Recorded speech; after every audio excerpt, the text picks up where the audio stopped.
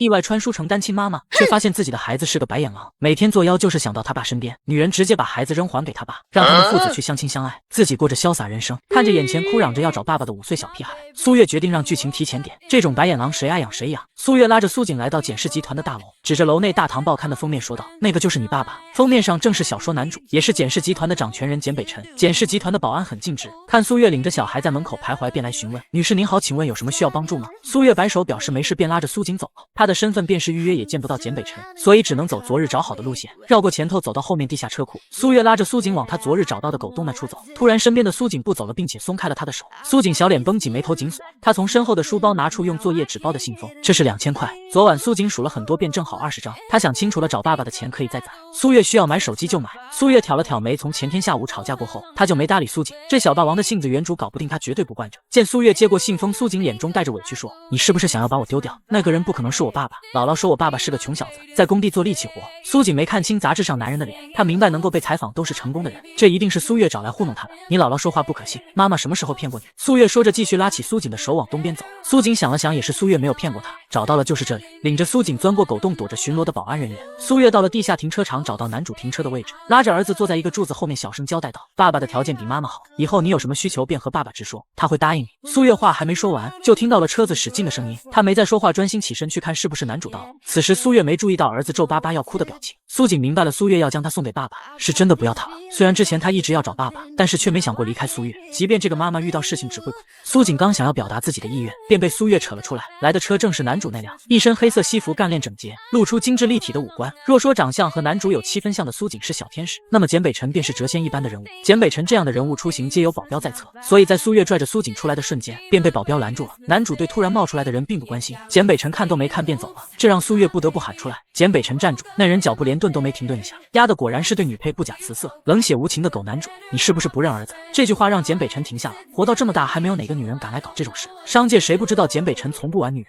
这时候冒出一个女人来让他认儿子，简直是无稽之谈。简北辰嘴角泛起冷笑，转过来走到苏月跟前道：“不要和我玩这种把戏，诽谤会付出代价的。”苏月丝毫不惧简北辰的气场，抬了抬下巴，说了个地名：6年前古水河畔酒店腿根红色水滴。听及此，简北辰眼神顿时如墨色深沉，眸底深处情绪翻涌。当年的确和一个女子在那里发生了关系，那时他被对手下药，对方试图让自己名誉扫地，他找机会逃脱了，然后遇到一名女子，神志不清下发生了关系。第2日醒来只剩下他一人，本以为是圈套，结果那女子却迟迟不露面。苏月又将一个纸条拍在简北辰手中道：“你儿子你可以做 DNA 鉴定，这是我的联系方式，过后联系我，咱们解决一下后续问题。”说完，苏月弯腰捏了捏一脸傻气的苏锦脸蛋道：“这就是你爸爸妈妈说到做到了，照顾好自己。”干净利落的交代好事情，苏月转身走了。在旁的2个保镖哪里敢拦着，他们恨不得没长耳朵，老板的八卦听不得。简北辰这才仔细去瞧女人身旁小孩子模样，他没注意到苏月已经走了，因为男主正看着苏锦的脸陷在震惊中。苏锦也是同样的反应，对上简北辰的脸，他有些相信眼前的人是爸爸，可他现在不想要爸爸了。早知道就不说要找爸爸的话，妈妈一定认为是他要爸爸不要妈妈。想明白的苏锦决定和妈妈解释清楚，扭头一看，苏月人已经走没影了。从未和母亲分别过的苏锦慌了，妈妈说他是男子汉不能哭，可是他要找妈妈。苏锦最后将希望放在简北辰身上，他搂着自己的小书包吸了吸鼻子道：“我惹苏月生气了，你能帮我求情吗？”简北辰看着面前的小男孩，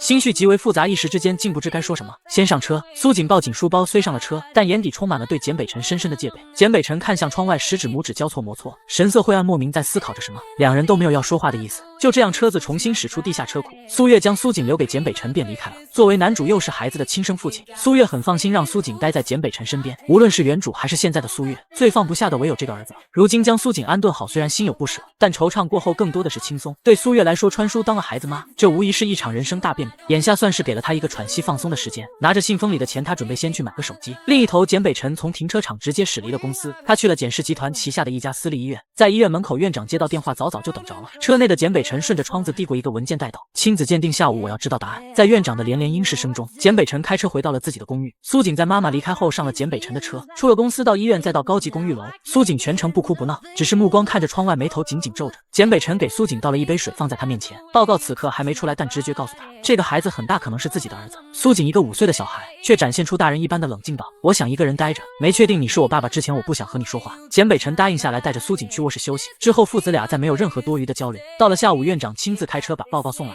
看着纸张上写着的符合遗传规律，概率大于99.9%的字样，简北辰有些恍惚，既没有为此感到难过，也没有多开心，这是他从没有想过的事情。但不可否认，他初次见到苏锦，便有种说不上来的亲近感。简北辰揉了揉太阳穴，起身到屋子里将苏锦叫了出来，然后将亲子鉴定报告给了他。苏锦接过来仔细看了起来，片刻之后，苏锦绷着小脸将报告放在桌子上道：“我看不懂，再早熟也只是个5岁的孩子。报告上各种基因点符合等等列表，他完全不明白。”简北辰眼中闪过一抹笑意，说出结论：“我是你爸爸。”本想让自己说话声音听起来柔和些，但从未和孩子相处过的他，说出来的语气反而听着别扭。苏锦并没有注意这些，他眼神看向简北辰，仔细的盯着，像是要把模样记心里良久后，说了一句：“我知道了，你可以送我回去找妈妈了吗？”这时突然门铃响起，张特助手里拿着一叠资料来了。简北辰站在门口没让人进来，他接过张特助手中文件，快速吩咐道：“将明天会议和工作都推掉，后日议程暂定，等我通知。”然后不等张特助说话，门啪的关上了。张特助很是惊奇 ，boss 撇开工作忙私事，这还真是大姑娘上花轿头一回。手拿资料的简北辰没有去苏锦房间，他特意拐到阳台先看了苏月的资料。大学毕业后在一家食品公司当文员，日常生活3点一线。资料里的苏月没什么特别，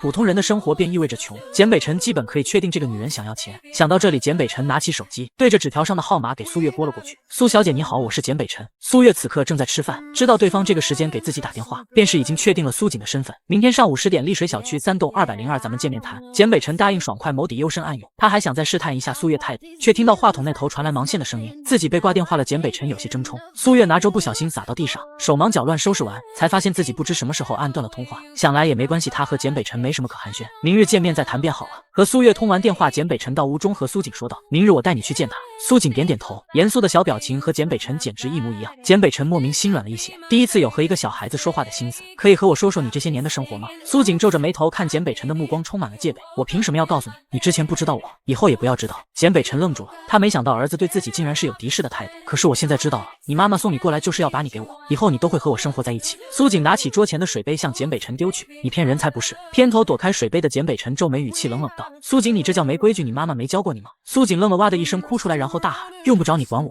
说完跑回之前所待的卧室，将门反锁了起来。简北辰太阳穴隐隐发胀，松了松领带，坐在床上拨弄着头发。他根本不会和孩子相处。过了许久，简北辰敲了敲门道：“出来吃饭，明天我带你去找他。”见屋子里迟迟没动静，简北辰又道：“你再不出来，我就让你永远见不到妈妈。”威胁的话说完，门被打开了。苏锦眼睛通红，冷着小脸走出来，坐在餐桌上，面无表情地吃着东西。简北辰捏了捏鼻梁，这比他开一天会议都要累。这边父子俩针尖对麦忙，另一边苏月吃了午饭后便醉心于网络世界，因着身体生病，苏月存的年假这回一下都用了。他请了5天，这是第2日。苏月虽然缺钱，但这个工作他不打算继续做下去。苏月前世在时尚圈，华夏国的服装设计领域可谓是独占鳌头。在网上，苏月特意查阅了资料，国内要举办服装设计比赛，前3名有奖金，夺取第1名还可以前往国外进修，这是一个提升自身的机会。待明日见完男主，他得想办法看看如何能参加这次比赛。当晚，苏月一夜无梦，躺在床上的苏月睡得很好，殊不知他儿子长相随了男主，那倔脾气却是10成10的像他。昨日定好了9点出门，早上7点苏锦便起床坐在客厅，背着自己的小书包乖巧的等着。他也不催简北辰，就坐在那里盯着。简北辰走到哪里，他的视线就落到哪里。只要简北辰和其对上视线，就能看出苏锦那脸上满是什么时候走的表情。最终拗不过苏锦，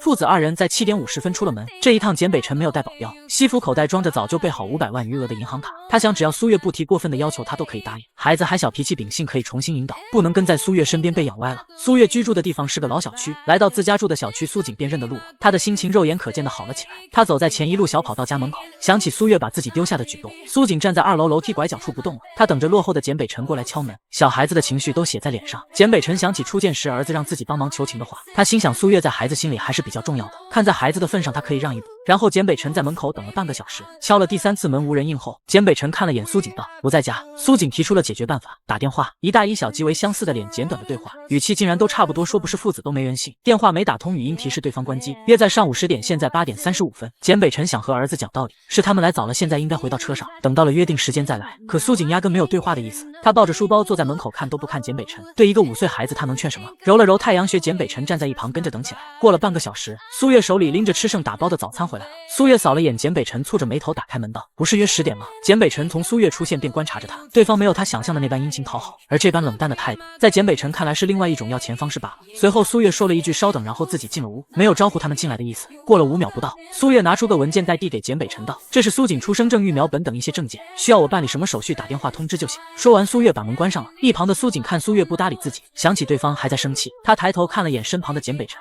父子俩四目相对，大眼瞪小眼。苏锦表情难掩怨念。念，明明说要给他求情的，结果一句话不说。苏锦越想越伤心难过的抽抽搭搭起来，这样他也不忘埋怨简北辰真没用。简北辰无奈再次敲了敲门，苏小姐，我想咱们需要谈谈。关上门的苏月听到外面简北辰的话，又转身打开门，面无表情道：进来吧。终于得以入室的简北辰不着痕迹的打量着，屋内不大却很整洁。简先生，不好意思，请先让我与苏锦单独说话。苏月起身看着苏锦道：跟妈妈去里屋。苏锦想梗着脖子说不去，可苏月并没有给他傲娇的机会，他想表达叛逆可没人看。苏月已经进到里屋去了，苏锦瘪了瘪嘴，将书包放在茶几上，跟着去了里屋。简北辰手指放在腿上，有节奏的敲着，他也不去想苏月要做什么，无非是为了多要2个钱罢了。他视线落在了电视后面的墙上，这里挂满了照片，全是母子2人的合照。他起身走过去看了起来，看着照片中极像自己笑容灿烂的孩子，简北辰眼底带有一丝柔和，他已经接受了自己有一个儿子的事实。这时房门打开，苏月从里面走了出来。简北辰看了眼时间，不知不觉竟然过去了20分钟。苏月径直走向简北辰，态度平淡的说：咱们去阳台谈吧。简北辰眸色微暗，划过沉思，随后跟了过去。苏锦，跟你过每月我需要有2日的探亲权限，当然如果孩子愿意来，你就送他过来我这边，若是他不愿意也可以免了。你还有什么想法可以提？苏月耐心用的差不多了，刚才劝便宜儿子他嘴巴都说干了，不想和男主再多浪费时间。简北辰从怀中拿出卡放在桌上道：这是500万，作为这些年你养育他的辛苦费。苏月不客气利落的接过来，他会把钱存起来以后给苏锦。关于孩子监护人的问题，需要我签字的话，最好提前1日联系我，一切手续我都会配合。苏月很好说话，他只是想将便宜儿子安排妥当。简北辰应了，顿了顿，继续道：你还有什么要求吗？苏月手指轻轻晃了2下，心中沈然。男主约莫以为他会狮子大开口，如今这样好说话，反倒觉得他这边有诈。只有一个要求，对孩子好，这孩子跟在我身边吃了不少苦。苏月说完站起身，伸出手，简北辰回握，2人算是达成了共识。苏锦不想跟简北辰走，是苏月劝着说，他去跟父亲接触一段时间，住上10天半个月，到时候回到幼儿园，别人就不会再说他没爸爸。苏月还说，妈妈这是你永远的家，随时可以再回来。在苏月看来，苏锦就是自小没有离开过妈妈身边，只要去了男主那里，发现生活更好，小孩子玩得开心，自己可能也不愿意回来了。若是苏锦哭闹要回来，只能说明孩子在男主那里过得不好，他接回身边照顾也可以。苏锦其实没什么东西，苏月刚刚就是忽悠苏锦去收拾东西，方便他和简北辰谈话。结果等他回到房间后，发现这孩子把床头柜掉落的一个角都装进了行李箱，什么台灯、省手机壳，什么乱七八糟的都有。苏小锦，你要不要把承重墙带走？听到苏月的问话，苏锦抬头呆愣愣的呀了一声。只见苏锦把小海豚行李箱里的东西推了推，愣是挤出一个角落，他拍了拍空处道：承重墙是什么？还有地方也可以带。苏月扶额无言。承重墙对小孩子来说的确是个难以理解的词。离开的时候，苏锦不愿意走，他想吃完晚饭再去爸爸那里，但苏月没有买菜，也不想面对男主那张冰山脸。不行哦，妈妈还有事情，让爸爸带你去吃好吃的好不好？苏锦撅撅嘴，抬头看向了身旁的人，他是想让简北辰帮忙说话，结果简北辰却拿过行李箱道：走吧。苏锦闷闷不乐地跟着离开了，走的时候眼巴巴往回看，心想自己在那里最多住10天，然后就回来找苏月。苏月离了他根本不行。开车的简北辰看出了苏锦的低落，孩子很依赖母亲，想起苏月利落收了500万，又干脆的交代好事情的样子，简北辰眉头微微皱起。在商场中，这样性格的人往往是隐藏最深的，看起来做事情光明磊落，实际上暗地里手段极多，心思难测。苏月本以为自己的态度会让男主有个好印象，哪里会想到自己这般问心无愧之举，反倒让男主心生忌惮。送走苏锦后，苏月把原来的工作辞了，接下来得为参加比赛做准备了。这个世界时尚服装方面，她还有许多资料要看。然而这样的日子，苏月只安逸的过了3天。第4天中午，苏月刚吃完饭，便收到了一通陌生电话。苏月接起来后，电话那头传来苏锦的哭声：妈妈，带我回家，我要回家，呜呜，你快来接我哇啊！话筒里苏锦哭得撕心裂肺，好似受了天大的委屈。儿子，你先不要哭，告诉妈妈你在哪里，然后发生了什么事好不好？苏月边说边起身往门口走去。苏锦是个极为坚强的孩子，能让他哭成这样的情况，在原主的记忆里几乎没有。电话那头的苏锦哭声一顿，然后带着哭腔继续道：不知道在哪，呜呜，没关系，妈妈现在去接你，妈妈知道你在哪，妈妈等下就到。苏月安慰着儿子，电话突然被挂断了，听着话筒里的忙音，心下一沉，再次拨打过去，那边传来忙音打不通。他翻了翻通话记录，找到了那日男主约他见面时打来的号码，回拨过去显示对方手机关机，电话打不通的苏月套了件外套，出门打车奔着简氏办公大楼而去。此时简北辰坐着飞机刚刚落地，就在苏月挂断的后1秒，他拿出手机关掉了飞行模式，随后坐上加长豪车后向公司驶去。出租车内的苏月仔细回想着剧情，对于可能出现欺负苏锦的人，他没有半分眉目。苏锦为什么会哭？在他身边时，原主的母亲那般对待苏锦，小包子都不曾掉过一滴眼泪。越想越浮躁的苏月心里渐渐有了气，抱着养不好孩子你就还给我的心态，苏月气势汹汹地来到了简氏大楼。简北辰是简氏集团的老总，所以苏月对着前台说要见简北辰时，前台小姐露出带有职业素养的假笑：请问小姐您有预约吗？如果没有预约的话，暂时无法为您联系简总。知道对方把自己当成想一步登天的女子，苏月气得垂了下手，他拿出手机打算再打电话试试，刚翻出号码就看到门口一群穿着西服的男子。随后苏月看见了后方进来的男主，他正往总裁专用电梯走过去。前台小姐看到苏月的视线，默默拿起了对讲机，打算苏月如果有奔向总裁的动作，就立刻呼叫保安。苏月大喊了一声简北辰，前台小姐听到苏月这一嗓子，本以为自己会看到简总头也不回的离开，谁知道听到呼唤的简总竟然转身朝这边走了过来。苏月带有质问的语气说道：“手机为什么打不通？”才下飞机，简北辰面无表情，他在想苏月来公司做什么？这才4天便坐不住来要钱了吗？大庭广众下，对方毕竟是苏锦的母亲，想到这点的简北辰道：“到办公室去说。”苏月哼了一声不必，然后冷着声道：“苏阳在哪里？”简北辰皱眉不言语，看着苏月的眼神带有审视。苏月气结，这人好意思这个眼神看他，他压低声音道：“这边过来说。”然后率先走向了总裁电梯那边，只有那处人是最少的。简北辰随后跟上，他倒要看看苏月想做什么。两人来到墙边，苏月快速说道：“刚刚苏锦哭着给我打电话，说让我接他回家，通话到一半电话就断了，我再回拨过去就打不通了。我把儿子交给你是认为你能够好好照顾他，这才几天他就哭着给我打电话，快点将地址告诉我，我要去见苏锦看他到底怎么回事。”苏月越说越气，到最后语气带上了训斥。简北辰一直都是没什么表情，只是随着苏月的话，他眉头越皱越深，这在外人眼里就有些不对味儿。这小姑娘是在骂简总吗？瞧着那小姑娘嘴巴一直不停的说着话，而简总虽然脸色难看，却没有回过嘴，蹙眉听着。众人猜测纷纷，只见那位小姐走出了公司，简总紧随其后，二人走了热闹没了。苏月对简北辰说了一堆话后，简北辰薄唇抿了抿，说了苏锦所在别墅区的位置。知道苏锦的位置，苏月便不在男主这里耽误时间，径直越过了对方往外走去。简氏集团不好打车，苏月拦了好几辆都是有客的出租车，一辆黑色豪车停在苏月面前，车窗摇下，坐在里面的是简北辰。上车，苏月双手抱臂没有动，他现在看男主很不顺眼。正巧这时后面有一辆空的出租车，看着苏月往后走的动作，简北辰快速道：“别墅区不许外车进入，出租车停的位置还需要步行20分钟才能到。”苏月动作一致，转身拉开车门上了简北辰的车。简北辰语气淡淡的道：“苏锦的手表定位仍在别墅区内，安全肯定没有问题。”苏月闻言心里松了口气，他转头看向窗外，一言不发。见苏月没有说话的意思，简北辰拿起一旁的文件看了起来。二人就这样一路无言到了苏锦所在的别墅前，大门开启，苏月坐着简北辰的车一路驶进院内屋门前。简北辰从右侧先下车，苏月紧随其后。指纹门锁识别过后，门一打开，满屋狼藉。宽敞明亮的客厅里，桌椅歪歪倒倒，地面上许多瓷器碎片，几名佣人在收拾卫生，还有许多佣人唤着小少爷满屋寻找。佣人们看到简北辰回来了，齐齐停下，叫着先生好。简北辰眼底带着怒气，沉声问道：“这是怎么回事？他们人呢？”经由管家的解释，苏月清楚了来龙去脉。苏锦来到简北辰身边后，表现得很乖巧，7点起床，9点睡觉。父子俩虽然没有太多的交流，相处的还算是融洽。昨晚简北辰要去 B 市参加活动，害怕苏锦孤单，便找邻居的2个孩子来别墅陪苏锦玩。3个孩子在房间里突然打起来了，佣人们见状赶紧将3人分开，另外2个小男孩回了隔壁。简北辰和苏月赶到时，佣人们刚发现本该在房间里的小少爷不见了。苏锦，妈妈来了。苏月先是在1楼喊了2句，然后往楼梯上走去。听到这个称呼，佣人们的视线不由自主地偷偷去瞄苏月。先生这个人从来没有领女人回来过，结果前几日突然领回一个儿子，这让大家惊讶极了。而今日他们终于看到了小少爷的母亲。苏月刚上到一半的楼梯，就见苏锦从2楼飞奔而来，一下扑到了苏月的怀里。妈妈来了，不怕不怕。苏月安抚地摸着苏锦的头，然后检查着儿子身上有没有伤，除了衣服皱了，头发有些凌乱。苏月将苏锦的胳膊、腿、肚子等处都捏了捏，见小包子没有躲闪，便知道是不疼的，没有受伤。苏月双手捧住苏锦的脸蛋，然后将他的头从他怀中抬起。只见苏锦因大声哭嚎而把脸憋得通红，但他面上却一滴眼泪没有。发觉自己正面对上苏月后，苏锦左右晃了2下，挣脱开苏月的手，把头埋在苏月的怀里不肯露脸。苏月好像明白是怎么回事了，他一把抱起小包子，下了楼梯，坐在沙发上，手一下下拍着苏锦的后背安抚着。简北辰也走了过来，坐在苏月的对面，看着自家儿子的后脑勺，他眉头皱得死紧。苏锦为什么和周平、周安打架？在苏月怀里的苏锦鼻子哼了一声，撅了撅屁股往苏月怀里靠得更紧，对便宜爸爸的话不回答。儿子告诉妈妈为什么和周平、周安。说到这里，苏月顿了一下，等等，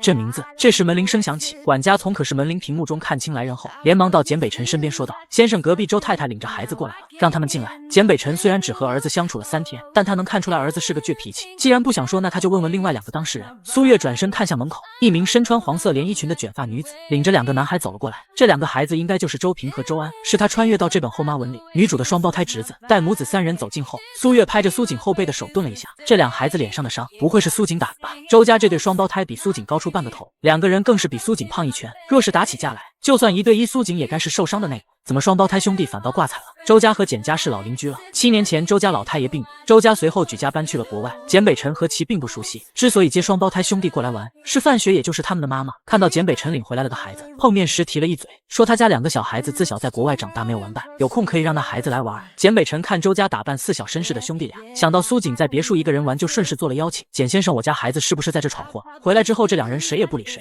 问是怎么回事也不说话。闻言简北辰看了眼苏月怀里的苏锦。苏月听范雪所言，眉尾微挑，女主的大嫂是个情商很高的人，这么说一来不得罪简家，二来还能弄清楚到底发生了什么。若真是简家有错，随后她再表达态度也不迟。范雪对着周平、周安美人的后脑勺拍了一把，严厉的斥责着：在简叔叔面前，你们两个臭小子还不说是怎么回事？兄弟俩对母亲很不服，他们也不怕范雪，但对面前这个简叔叔却有些心里打颤。若不是妈妈在家里非要他们来简家玩，他们一点也不想过来。简北辰话语温和，带有一丝不容置疑。周平、周安告诉叔叔发生了什么事情可以吗？两个小孩子不敢像对范雪那般不理睬。哥哥将苏锦的玩具弄坏了，非说是我弄坏的，不是，我是弟弟弄坏的。在两个孩子只言片语的对话中，苏月大概捋清了事情的发展。玩具坏了，兄弟俩谁也不承认，你一句我一句。最后苏锦说：“你们打一架吧，谁赢谁说的对。”然后兄弟俩打起来了。佣人过来看到三人扭打成一团时，其实是苏锦在拉架。佣人们以为是三个孩子闹矛盾了，当着大人的面，兄弟俩也不好意思说打架原因，便互相置气回家了。弄清楚来龙去脉后，范雪闹了个红脸，来时那么说只是客套，没成想真是自家两个儿子在捣乱。本想能得简家的人情来卖个好，现在竟然成了这样，还不赶紧道歉？瞧瞧你们把这屋子弄得这么乱，来做客一点礼貌都没有。周家兄弟俩眼底闪过迷茫，他们打架也没碰到东西啊，还是他们没注意？两人一起低头说着对不起。在这期间，苏月怀里的苏锦全程埋着脸，头都没有抬。都是5岁的孩子，苏锦显然更加降重，大人的介入并不能改变他的态度。苏月想让苏锦转过来，让他面对着兄弟俩。苏锦嘴里喊着妈妈，手死死搂着苏月的脖子不松开，这声称呼让范雪心中一惊，她以为抱着孩子的是小保姆，没想到竟然是亲生母亲。苏月让儿子坐直，苏锦偏偏往苏月怀里钻，搂得紧紧的，小孩子滑得像个泥鳅，一通折腾愣是让苏月额间出了层薄汗。范雪看着苏月和苏锦的互动，想要和苏月说句话试探的机会都没有，事儿都说得差不多了，也不好待在一旁傻站着。范雪提出了离开，简北辰让管家相送。苏月是故意冷着范雪，她看出对方有想和自己说话的意思。女主大嫂这个生物，作为女配，她既没兴趣又不想搭理。苏月起身对简北辰说道：“这孩子犟劲犯了，我先带他到2楼房间里和他私下说说。”说完，苏月便走了。在客厅的简北辰打开一旁的笔记本，整个别墅内的影像都出现在屏幕里。另一头，范雪没空管自己的两个皮小子，她第一件事就是回到房间给小姑子发消息：“强强什么时候回国？大嫂，我这边事情处理完就回去。”看着小姑子的回复，范雪收起手机，趁这段时间自己正好观察隔壁的情况。房间内没了外人，苏锦终于舍得松开了自己的手。苏月双手抱臂，靠在屋墙，居高临下的望着苏锦说道：“怎么不演了？”苏锦手指抠着床单，视线左瞟右瞟，就是不敢对上苏月的眼睛。他们兄弟俩打架是你撺掇的吧？这小霸王在幼儿园拳头硬的很。苏月以为是苏锦和周家兄弟两人发生摩擦，没想到这个小霸王不武斗改文斗，用一个玩具就将兄弟2人给离间了。沉默片刻的苏锦开始装傻：“苏月，这里的小孩子都好可怕，我不想待在这儿了，你带我走好不好？”说完又用力挤了2下眼睛，可惜挤不出眼泪。听完这句话，苏月可以确定了，自己猜的没错，搞出这些的事儿的小包子，最终目的就是让自己带他走。真不愧是男主的儿子，才5岁就能搞出这么多事情，一环扣一环的。见苏月定定地看着自己，苏锦努努鼻子，苏月现在一点都不好骗了。我想回家，苏月，我想回家，我已经知道爸爸是谁了，也相处过了，可以回去了。苏锦躺在床上来回滚着，滚累了就停下歇会，然后再接着滚。他心里不明白，为什么以前对妈妈管用的招数，现在都不好使了。苏月在旁冷眼看着苏锦耍熊。这时屋门被敲响，简北辰站在门口。苏小姐，看简北辰明显有话说的架势，苏月跟着出了房间。他让苏锦在屋子里老实待着。来到书房，简北辰将视频录像调取了出来，在电脑前，苏月完整的看到了便宜儿子耍心眼的全过程。他扫了眼简北辰，小时候他可没这样，定然是随男主。简北辰蹙眉道：“小小年纪不该这般心性，苏小姐，苏锦需要严厉管教。”苏月点头，简先生说的对，他很认同简北辰的话。苏锦很聪明，他需要正向的引导，只是在想着如何教育孩子的同时，简先生是否应该让自己先当一名合格的父亲。这才3天而已，苏锦就闹着要回来，可见在这个别墅里，没有让苏锦有半分留恋的地方。对于苏月的反问，简北辰神色深沉，他哪里知道怎样当一个好父亲。苏锦做这些只有一个目的，他要我带他走，离开你的身边。简北辰黑了脸，这模样若是让简氏集团的管理层看了，必会吓得战战兢兢。苏月不是简北辰的员工，对于男主的冷脸他丝毫不惧。最后总结一句道：“你想好好教育苏锦没问题，关键是你现在留都留不住弹劾教育。这3天的时间里，我不知道简先生都做了什么，但现在结果很明显，苏锦不喜欢你。”苏月这一顿输出听得简北辰心里凉飕飕的。苏月说的每一句话都化作利剑扎的简北辰千疮百孔。在商场上能言善辩的简总，此刻嘴唇微动，竟然一句话都说不出来。他眸色晦暗，眼底闪过一道极快的幽光。简北辰不缓不慢开口道：“我想请苏小姐帮个忙。”说着，简北辰从怀中掏出支票，在上面填了数额，放到苏月面前。支票金额是100万。相较于霸总文中动辄千万上亿的支票来说，此刻苏月眼前这100万支票显得是那样朴实无华。希望苏小姐能劝苏锦留下，其余我自有办法。这是苏小姐的辛苦费。苏月挑眉，拿起支票看了看。简北辰见苏月拿起支票的动作，心中暗道对方果然贪财。苏月反问：“这100万是我的了吗？”简北辰点头。苏月哦了一声，然后将支票推回男主跟前道：“这是我的食宿费，简先生收好。今晚我和苏锦住一个房间，我会好好劝他，希望简先生把握住机会，莫让让我白费力气。望着苏月起身上楼的背影，简北辰忍不住磨了磨后槽牙，抓起支票团做一团丢进垃圾桶。很久没人让简总有心梗的感觉了，因为兄弟俩打的这一架，苏锦到现在午饭还没有吃，他捂着咕咕叫的肚子，跳下床，从底下的行李箱拿出一袋小饼干，刚撕开袋子就听到敲门声，苏锦立刻将饼干塞到枕头下面，装作一副苦大仇深的表情。下楼吃饭，苏月没什么表情，说话也看不出喜怒。苏锦内心有些忐忑，不知道自己能不能回家去。他跟在苏月身后下了楼，楼下餐厅内，简北辰已经坐在了桌前，苏月坐在一旁，他没有什么不好意思的，毕竟自己交了100万的食宿费，只是心里有些惊讶，简北辰竟然没有离开。苏锦到苏月旁边坐之前，将椅子往苏月那边推了推，母子两人靠得更近了些。然后苏锦拿起筷子和碗自己吃了起来。5岁的苏锦吃饭很规矩，不会将食物弄得哪里都是。简北辰不喜欢小孩，但他不讨厌苏锦，自己亲儿子一方面主要也是性格原因。苏锦这几日来不吵不闹，吃饭睡觉不用哄，说起话来跟大人一样。这样的苏锦让简北辰不明白，他为什么要回家？他们之前不是相处的挺好吗？如果苏月知道简北辰的想法，一定对其啐一口，真当孩子那么好养的吗？一顿饭3人吃得非常安静。苏月吃饱放下筷子后，苏锦赶紧咽下嘴里的菜，然后也放下了筷子，他视线紧盯着苏月。简北辰早就吃完了饭，他坐在原处没有走。苏月拿着餐巾擦擦嘴角后对苏锦道：“再住一阵子。”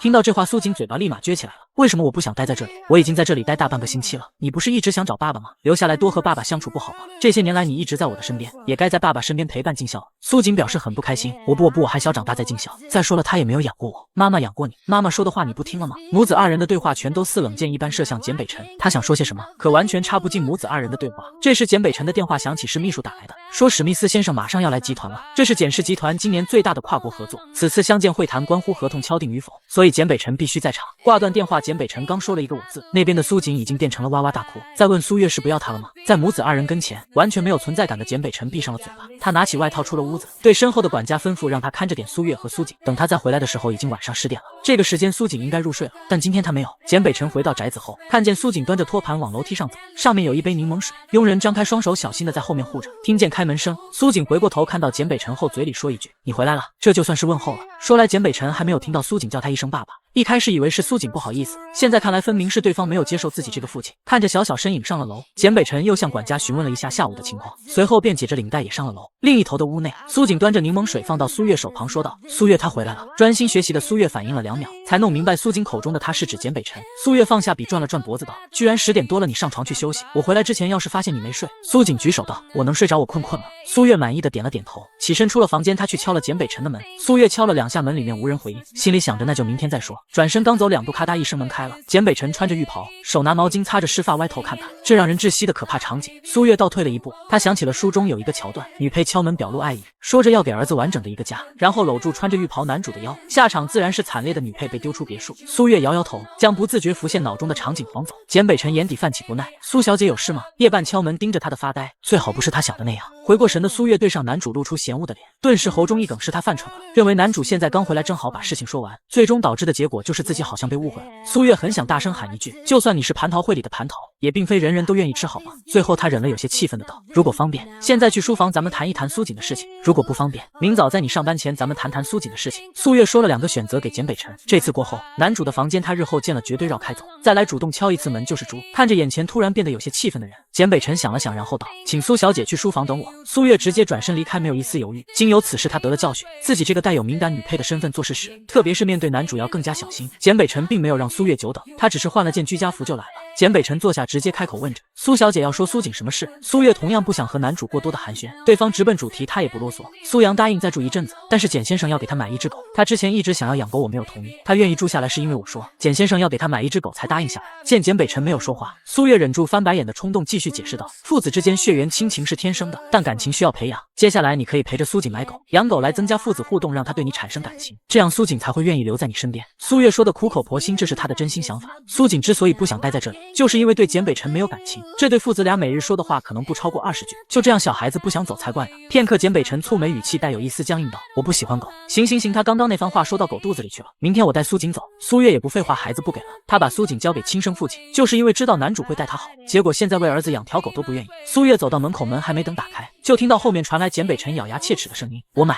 好，简先生说到做到。说完，苏月开门走了。他知道男主怕狗，一见到狗就心跳加速，手脚僵硬。后期好像因为女主而治好了这个心理恐惧。苏月就是想看看男主会不会为了苏锦让步。好在男主答应了，即便是知道书中剧情，苏月仍是忍不住试探一二。他要确定田野儿子的生活无忧无虑。苏月今晚睡在客房，他来到苏锦房间，看到小包子的确睡着了。他将小台灯关上，然后回了自己的房间。这一晚众人睡得都很好，除了简北辰，因为他要去领苏锦去买狗。早餐的餐桌只有2个人。苏锦喋喋不休地说着他想要什么样子的狗，要给狗狗买什么样的狗绳、狗盆等等。简北辰垂眸，苏月说得很对，答应了买狗后这一早上的时间。苏锦对他说的话比过去3天都多。简北辰扫了眼苏锦旁边的空位置，你妈妈呢？苏锦喝了口豆浆，然后拍拍肚子道：妈妈说我昨天吓到她了，今天要睡到中午才起。其实是苏月想赖床，但在便宜儿子面前又不想暴露这个事实，故此找了个糊弄孩子的理由。简北辰看着坐在椅子上拿着 iPad 来回翻着狗狗照片的儿子，缓缓开口道：你妈妈平日也睡到这个时候吗？苏锦放下 iPad， 坐直身子，表情严肃地看着简北辰。简北辰动作微顿，眉头挑起，看向儿子道：怎么了？苏锦感叹地说道：妈妈猜得好准哦。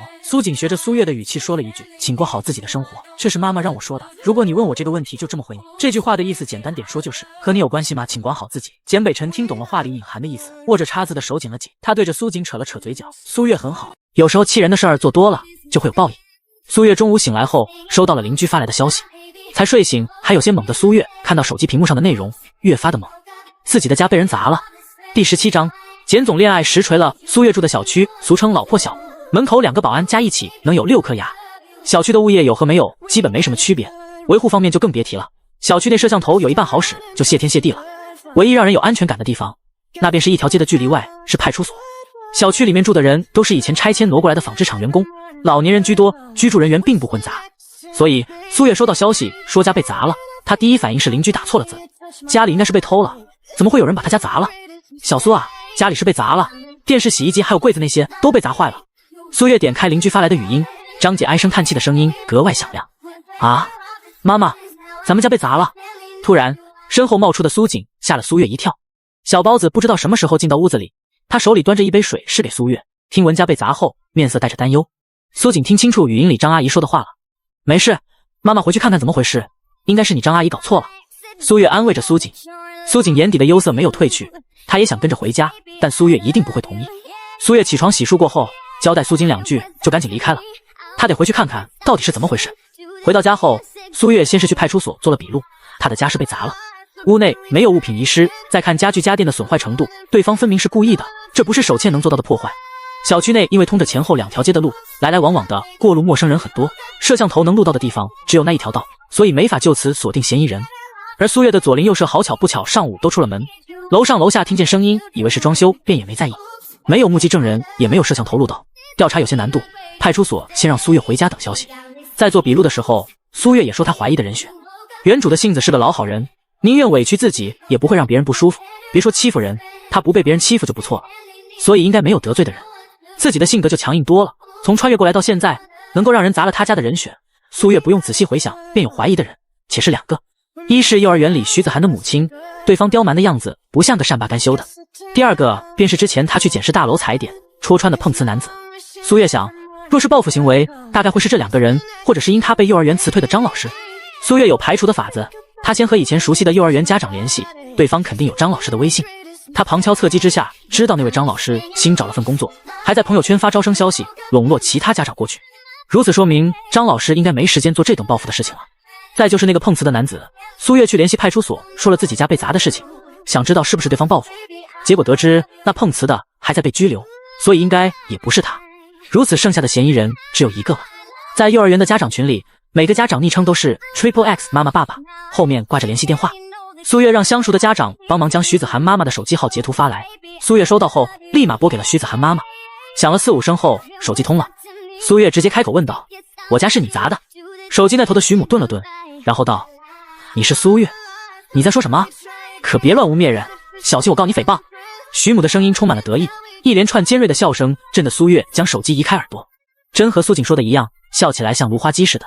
不用再问什么，苏月已经可以确定了，他的家就是徐子涵妈妈砸的。要知道在电话通了之后，苏月是特意夹着声音说话，徐母和苏月不熟悉，所以不会认出来，可对方却通过他说的话确定了苏月的身份。小贱人，你以为白打我一顿吗？往后你等着瞧吧。徐母说着威胁的话，他心里记恨极了苏月。苏月冷笑一声道：往后？你可能没有往后了，你也给我等着。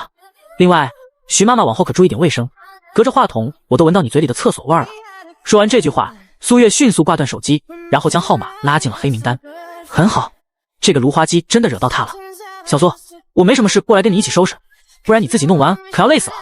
这时，邻居拿着清洁工具敲了敲苏月的门。这些年，对方一直非常照顾苏月母子二人。好，谢谢你张姐。苏月撸起袖子，拿起扫帚收拾了起来。她心想，幸亏把便宜儿子送男主那里去了，不然准保被吓到。先把屋子收拾出来，然后她再去收拾人。因为答应了儿子下午要陪他去买狗，所以简北辰将不可推的会议都提前到了上午。下午2点后处理完所有工作，便提前下班了。早退行为坐实了公司内总裁谈恋爱的小道消息。要知道，他们这位简总那叫一个工作狂魔。员工们常常以简总为自省人物，入了福布斯富豪榜的人都这样努力工作，他们还在懈怠什么？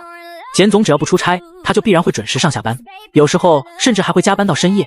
前台小姐来公司已经4年了，往前不知道如何，但他在的这4年里，简总都是这样的。而今日，简总竟然2点就走了，身边没有带秘书和助手，说明不是出去工作的。想起之前那个女孩子，前台小姐以弯腰从柜子拿东西为遮挡，用手机在6个人的小群里道：“简总走了，同志们注意时间，下午2点啊，疑似约会。”我送文件发现总裁办的秘书和特助都在，确定约会。小群传小群，一下午，大部分员工都知道工作狂魔简总2点离开公司去约会了。其实，若是别的消息，也不会有这么多人关注。主要是简总的感情问题是公司大家关心的话题，提起难免想听听。结合之前所传专门来公司骂简总的女孩一事，简总恋爱实锤了。第18章，要我等着瞧，你给我等着。简北辰不知道公司传着这些，他也不在乎。以前公司内还传过简总是同性恋的事儿，当然大部分人是不信的。当时简北辰身边的经理听了勃然大怒，说要抓源头辞退，并全公司通报。简北辰阻止了。这些他不在乎，也不必如此兴师动众。谣言止于智者，有脑子的人不信，没脑子的人你通报了他也会信。简氏集团是个比较活泼的管理制度，公司年会员工表演节目甚至可以吐槽领导，当时简北辰也是被吐槽的对象之一。只要工作完成的好，员工身心健康，偶尔八卦一下，只要不太过火，简北辰便也放任了。这也是员工们敢讨论的原因。若是碰到一些制度死板的集团，平日不对付的同事因为八卦言论过去举报，人被辞退警告，自然没人敢讨论。而简氏没有这样，简氏集团是离职率相当低的公司。话扯远了，说回简北辰这边，他回到别墅后，发现早上还活蹦乱跳的苏锦变得闷闷不乐。看到他回来了，纯简北辰以为苏锦会过来迎接他，问是不是要去买狗，自己回答是，友好的父子交流就这样开始了。然而事实是，苏锦看到简北辰回来后，深深看了他一眼，然后长叹了口气，又收回了目光。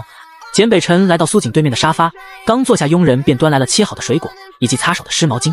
苏锦见此又叹了口气，这接二连三忧郁的表现让简北辰想忽视都不行。他问道：“怎么了？我觉得我很不孝。”苏锦这一句让简北辰挑了挑眉，等着他说接下来的话。妈妈在家受苦受难，我却跟着你在别墅里吃香喝辣，真的很不好。苏锦是个小混球，性格霸道是真的，心疼妈妈也是真的。解衬衫扣子的手顿了下，简北辰居然以为儿子会说和自己有关的。是了，自己之前又没养过他。简北辰的心里有些说不上来的滋味。我不要小狗狗了，你陪我去看看妈妈好不好？有人把我家砸了，妈妈还骗我，我都知道。张阿姨不是会说谎的人，她很靠谱，不会弄错事情。苏锦难过的低下了头，到底是谁那么坏，把她的家给砸了？简北辰看苏锦小小的缩成一团，被失落笼罩的样子，很是不忍心的脱口出：“走吧。”耶，谢谢你。苏锦猛地窜起身往楼上跑去，边跑边说：“马上就好，我去背书包。”简北辰他不敢相信自己竟然被小孩子摆了一道，然而再不信也得信了。在商场能够轻松躲开老狐狸圈套的简总，的确咬到了儿子的鱼钩。熟悉的地点，熟悉的场景，依旧是进不去车的小胡同。简北辰领着苏锦走在前，保镖守在楼下，并没有跟着上去。这回苏锦主动拉着简北辰的手，父子俩一起上楼。感受着掌心胖乎乎的小手，简北辰心里有些酸胀，这是他的亲生儿子。血缘是个奇妙的东西，在拿到 DNA 化验单的当天，他还对小家伙没什么感觉，现在才过了几日，他对苏锦就已经有一种喜爱掺杂在心里。即便这个孩子有时候会淘气，但他一点不讨厌。到了楼梯拐角，苏锦看到自家屋门没有关，立刻松开简北辰的手，小跑过去，嘴里喊着苏月。简北辰看着自己空荡荡的掌心，抬手推了推眼镜，孩子妈还是个问题。苏月此刻刚收拾完屋子坐下休息，邻居张姐帮他收拾了半个小时，随后家里有事出门了，剩下都是他自己整理的。那伙人就是来报复的，不仅将屋子砸得稀巴烂，还用喷漆将地砖墙面都弄脏了。苏月弯腰一点点将漆给抠掉，白色墙面用磨砂纸打好，又打电话约好了师傅明日来补墙。一通忙活下来，苏月坐在沙发上，她连起身关个门都不想，腰太酸了。做着这些事情的同时，苏月心中怒气值也在一点点累积。躺在沙发上的苏月想，别说徐子涵妈妈要她等着瞧，自己也绝对不会放过对方。等等，她累得出现幻觉了，怎么好像听到了苏锦在叫她的名字？随着哒哒哒的脚步声越来越近，苏月睁开眼睛，只见苏锦小跑进来，扑在了她身上。你怎么回来了？苏月下意识看向门口，看到了跟着进来简北辰。对方今日戴了一副金色框架眼镜，苏月移开视线，心里默默评价了句斯文败类。这是来自女配对男主带有森森恶意的评价。苏月，家里果然被砸了，你看这墙里面的电视机没了，这块的是洗衣机，还有这里。苏锦在屋子里转圈说着变化，少了许多东西的两居室一下变得空荡起来。苏月默然，小包子眼睛还真毒。苏锦自小就是比较看家的性子，原主的母亲过来，若是拿走什么东西，才2岁半的小苏锦就已经会拦在门口不让走了。因为是一个人带孩子，这个屋子里的大多数东西都是原主在下班的时候领着苏锦一同去买的，所以苏锦记得格外清楚。苏月，到底是谁把咱们的家给砸了啊？哇！一开始苏锦还算正常，发现屋子里少的东西越来越多，心里便控制不住悲伤，呜呜的哭了起来。苏锦一哭，苏月看得难受。他知道苏锦很多性格上的缺点都是因为没有安全感。这个家虽是比较小的出租屋，却是苏锦从小到大生活的地方，现在回来发现变得空荡荡，许多东西都没了，小孩子难免恐慌。苏锦也才5岁而已，原本听到家里被砸了的消息后，忐忑的心情在这一刻彻底释放了。没事没事，东西没了可以再买，不哭不哭，坏人已经警察叔叔抓走了。苏月哄着苏锦，心里又给徐母记上了一笔。苏锦是真的伤心，哭得上气不接下气。简北辰眉头紧蹙，开口问道：怎么回事？作为成年人，他当然知道那话都是苏月哄苏锦的，入室抢劫和偷窃可以当作意外，但屋子被砸，这里面就有文章了。苏月可是惹了什么人？当初调查到苏月社会关系非常简单，怎么会出现屋子被砸的情况？越是相处，简北辰越发现苏月和调查里面的内容完全不符。第19章，男主是个狠人。面对简北辰的问话，苏月心里有了别的想法，与其自己费力的去找徐家麻烦，不如让男主出手。自己现在的能力对徐家伤皮不伤骨，但男主出手就不同了，更何况他是孩子的亲生父亲，这事跟他也不是没有关系。苏锦，和你爸爸说这额头是怎么回事？小包子抽了抽鼻子，抬手指了指头上还有一道浅白色的痕迹道：这是徐子涵伤的。他说我没有爸爸，说我偷他橡皮，我根本没有偷。芦花鸡欺负妈妈，徐子涵的爸爸我见过，胳膊红红绿绿的很吓人。苏锦想到什么说什么，话语虽然有些囫囵，但简北辰也明白的差不多了。当时徐子涵的妈妈想用钱解决问题，我坚持让他儿子道歉，我们发生了肢体碰触，对方离开称去找她老公收拾我。我想这应该就是徐家做的。苏月说着叹了口气，然后摸着苏锦的额头忧愁道：还好家里没人，不然真不知道会发生什么。是徐子涵爸爸将咱们家弄成这样的。苏月，你送我去幼儿园，我要打他。苏锦挥了挥拳头。简北辰拧着眉头看向苏锦道：徐子涵经常欺负你，他总说我没有爸爸，说野种才没有爸爸，但我也揍他了。关于野种这个词，苏锦已经免疫麻木了，毕竟他姥姥从小就这么说。这话听在简北辰的耳中便非常刺耳了，在他不知道苏锦存在的时候，竟然有人这样欺负他儿子。说这种话是他缺少家教，父母没有教育好。你有爸爸妈妈，不是野种。简北辰神色阴翳，说这番话时心脏一抽抽的不舒服。苏锦懵懂地点点头，这件事情我来调查。你……简北辰刚说一半，就听外面传来当当当棍子敲墙面的声音。只见5、6名穿着黑色背心，手里拿着棒球棍、嘴叼香烟的男子走了进来。一行人为首的是身着灰色西装的徐父。徐父名唤徐东，早些年是个在道上混的人，后来接手了家里的民生用品公司，身边经常跟着一些看起来不三不四的人。这人在 B 市小有势力，是一般人家不愿意惹的人，下手极黑，很是猖狂，收拾得挺干净啊。我们兄弟岂不是白费劲了？徐东进来，直接坐到沙发上，说完这句话手一挥，男子将手中的球棒挥在门上，登时木质门被打了个窟窿。苏月看了眼门口，他猛然发现男主这次过来没有带着保镖，真是不巧。你是苏月？那你是他的姘头。徐东说话时舔了舔牙，一脸横肉，毛孔粗糙的徐父满是猥琐之感。徐先生，大人之间的恩怨不要牵扯孩子，我先把孩子送。苏月话没说完又被打断了。不牵扯孩子？他妈的，我儿子额头怎么肿了？就是你家狗崽子打的。今天别管大人小孩，谁都别想好。徐东面露凶相，话音刚落，他就被一个小球给砸了。小球咚的一声砸在额头，听着声响，徐父好似脑袋空空。丢出小球的不是别人，正是眼睛瞪圆、脸颊气得鼓鼓的苏锦。徐子涵的爸爸竟然又把厨房的门打坏了。你儿子是我打的，下次我还打你，我也打。若不是有苏月拉着，苏锦要冲到徐东面前动手了。看清形势啊，儿子。苏月看到徐东恶狠的眼神，他连忙将苏锦拽到身后。徐东，你这是犯法，知不知道？我已经报警了。苏月冷声道。他这是在吓唬对方，手机放在茶几上，对方坐在那里，自己根本没法拿。徐东笑了笑，那又如何？真出事了，自有替罪羊顶着，便是抓进去关几天，又能怎么样？打个人罢了，他还能牢底坐穿？徐东就是个魂不吝，家里的公司越做越大，是因为跟对了人。他是对方的小弟，平日为其做事冲锋陷阵，局子没少进。这徐东明面上是个公司老总，实际本性是个臭无赖。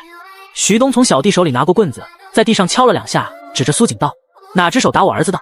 今天老子给你手指打断，自己说是哪个手，不然就把2只手都剁掉。”一般小孩子听了这话，早就吓懵了。小孩对徐东这样的大人，天生便有畏惧心理。小孩子会害怕，但小霸王不会。苏锦被苏月死死按在身后，他只能歪着探出头，饶是这般也不能妨碍他的无畏气焰。大蛤蟆呱呱咕，听你说，大家笑，没文化，是狗叫，略。听着自家便宜儿子的顺口溜一出，苏月忍不住扶额。徐东再没文化，也能听出来在骂他，这下局势彻底不可逆了。徐东，这次你若是伤了我儿子，此事便不会善了。苏月出声警告着，他回头看了眼简北辰。很好，男主脸色已经结冰了。善了？你一个寡妇带个拖油瓶能把我怎么样？靠你这个小白脸拼头！哈哈哈哈！苏月咬下嘴唇，看向简北辰。哦吼，又骂男主了。徐东拿着木棍站起身，一边往苏锦这边走，一边邪笑着。苏月拉着想要向前冲的儿子，一点点推到了简北辰的身后。可能是苏月这般反应取悦了徐东，他没有急着动手，将视线落在了简北辰的身上。你是……徐东只说了你是2个字，就被简北辰一脚踹飞了。在男主身后的苏月都惊呆了，徐东看起来最起码有200多斤，竟然被男主一脚踹得滚落在沙发上。不愧是主角，苏月心中感叹。他怀里原本气得眼红的苏锦也呆住了，随即眼睛亮晶晶地看向简北辰。好厉害！见老大被打，在旁的几个小弟愣了下，嘴里骂了句脏话，然后一起冲了上来。然而还没到简北辰身边，就发觉身后被人拽住了。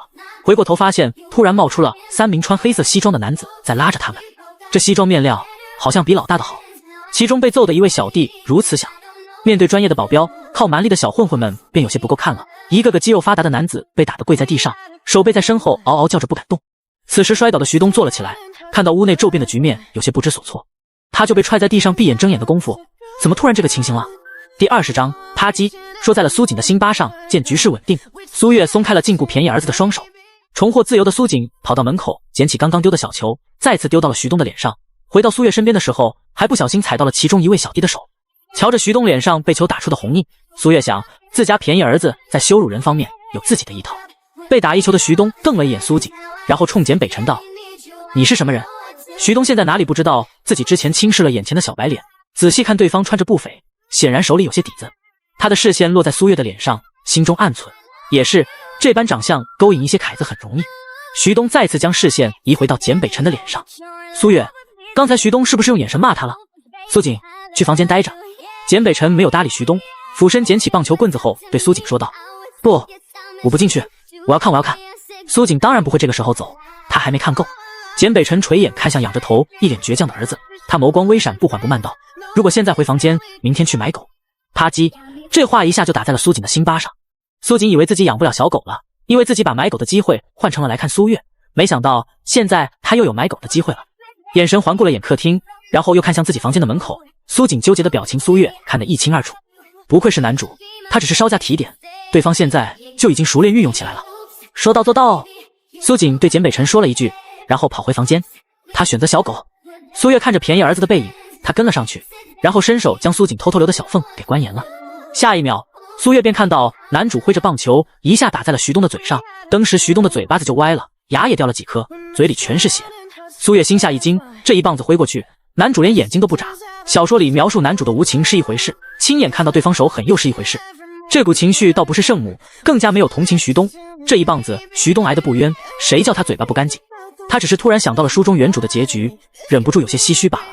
男主是狠人，自己可得记住这点。徐东也惊了，他没想到看起来文弱单薄的男子下起手来这么干脆利落。捂着自己的嘴巴，他扫了眼在旁边站着的3个保镖。徐东压着脾气，他将简北辰当做了不知事的公子哥。你可认识四化建筑公司的赵律赵总？说完这句话，徐东看到简北辰神色微变，心想对方一定是怕了。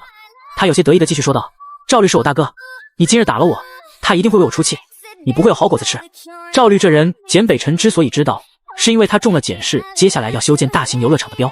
现在那份文件放在简北辰的办公桌上，里面详细写了哪些公司负责哪部分内容，还有一些完工计划等。只要简北辰签字，所有中标合同即可生效，游乐场开始动工。在地皮建筑方面，简北辰很在乎工程质量，所以会格外留意一下是哪家建筑公司中标。四化建筑这个公司，毕氏的人不可能没有听过，我大哥人脉广，哪里都有认识的人。你家公司若是不想受牵连的话，徐东冷喝一声，他站了起来，越说表情越嚣张，仿佛四化建筑公司是他的一样。他会管你？简北辰饶有兴趣地问道。当然，那是我10几岁便跟着的大哥，别人他可能不管，但他一定会管。徐东在这方面很有信心，他敢如此跋扈，正是因为背靠赵律这个大树。叫他来。简北辰坐在了徐东的对面，明明只是普通的坐姿，连二郎腿都没有翘，却莫名给徐东很大的压力。他刚刚怎么没有感觉到呢？我今天把他的事情解决，以绝后患。这句话是简北辰对苏月说的。苏月挑眉，这倒是男主的作风。如此也好，若是只赶跑了徐东，对方接下来肯定还有小动作，直接把他背后的人都给吓退，徐东自然不成气候。苏月坐在了简北辰的沙发旁，他看戏就好。看简北辰这不在乎的模样，徐东心想，等他大哥来了，看他怎么痛哭流涕。不过是依附家里的公子哥罢了，他大哥黑白两道通吃，四化建筑在 B 市可是龙头企业，那是和简氏集团都有合作的。大哥，救命！有人要杀我，对方点名要见你。苏月看着夸张的徐东，难掩鄙夷神色，这人戏还挺多，谁要杀他了？其实这是徐东的真实想法，眼前的男子每次眼神落在他身上，那股寒意都会叫他不寒而栗。参与过无数逞凶斗狠场合的徐东，对这种危险的视线尤为敏感。挂断电话的徐东瞧着对面人在摆弄手机，心里松了口气，不再看他就好。苏月在旁注意到了徐东的小动作，心想男主就是男主，气势全开后，徐东这样的臭无赖都心有畏然。事实证明，赵律的确很看重徐东这个兄弟，不到30分钟他就过来了。一阵敲门声响起，保镖接到简北辰的示意，将门打开了。赵律是个40多岁的中年男子，头发往后梳得一丝不苟，没有半分中年男人谢顶的危机，看起来颇为儒雅。赵律看清屋内情形皱起的眉头就没放下过，瞧对方盯着简北辰冷厉的目光，苏月确定对方不认识男主。幼儿园里小孩子之间的冲突，徐先生带着打手上门，将屋子弄得一片狼藉。过后说有四化建筑的赵总给撑腰，赵先生此事你怎么看？简北辰问道。大哥，是他家孩子先打小韩的，这女人又把我媳妇给打了，他们欺负到我的头上，我怎么能忍？徐东一副受了天大委屈的模样。这位先生，无论如何你将徐东打成这样，你便是不对，可我若不动手，他就伤人了。徐东并未伤人，我也没有看到有哪个人是他打伤的。听着自家大哥和对方你一言我一语的对话，徐东心中感动，大哥就是向着自己。说到最后，简北辰长长叹了口气，无奈道，原来赵总是个会对手下人无限包庇，对其错误视若无睹，强词夺理之辈。你小子敢这样说我大哥，活腻了你。有人过来撑腰，徐东又开始生龙活虎了起来。小兄弟，有些话是不能乱说的。赵律眼底划过一丝冷意，话里带着威胁。简北辰往后靠着沙发，胳膊搭在靠背，眼神倏地变得锐利起来。你这样的人，所带工程我无法信任。第21章，男主的天良王破，别人没听明白怎么回事，苏月却是清楚了。男主的简氏集团与四化建注定是有业务上的往来，所以才说了这么一句话。苏月穿越的小说是一本后妈文，不是霸总文。男主身份虽然是霸总，性格却并非天良王破的人，因此才会有了之前的对话。他是确定了赵律其人有问题，然后才表了态度。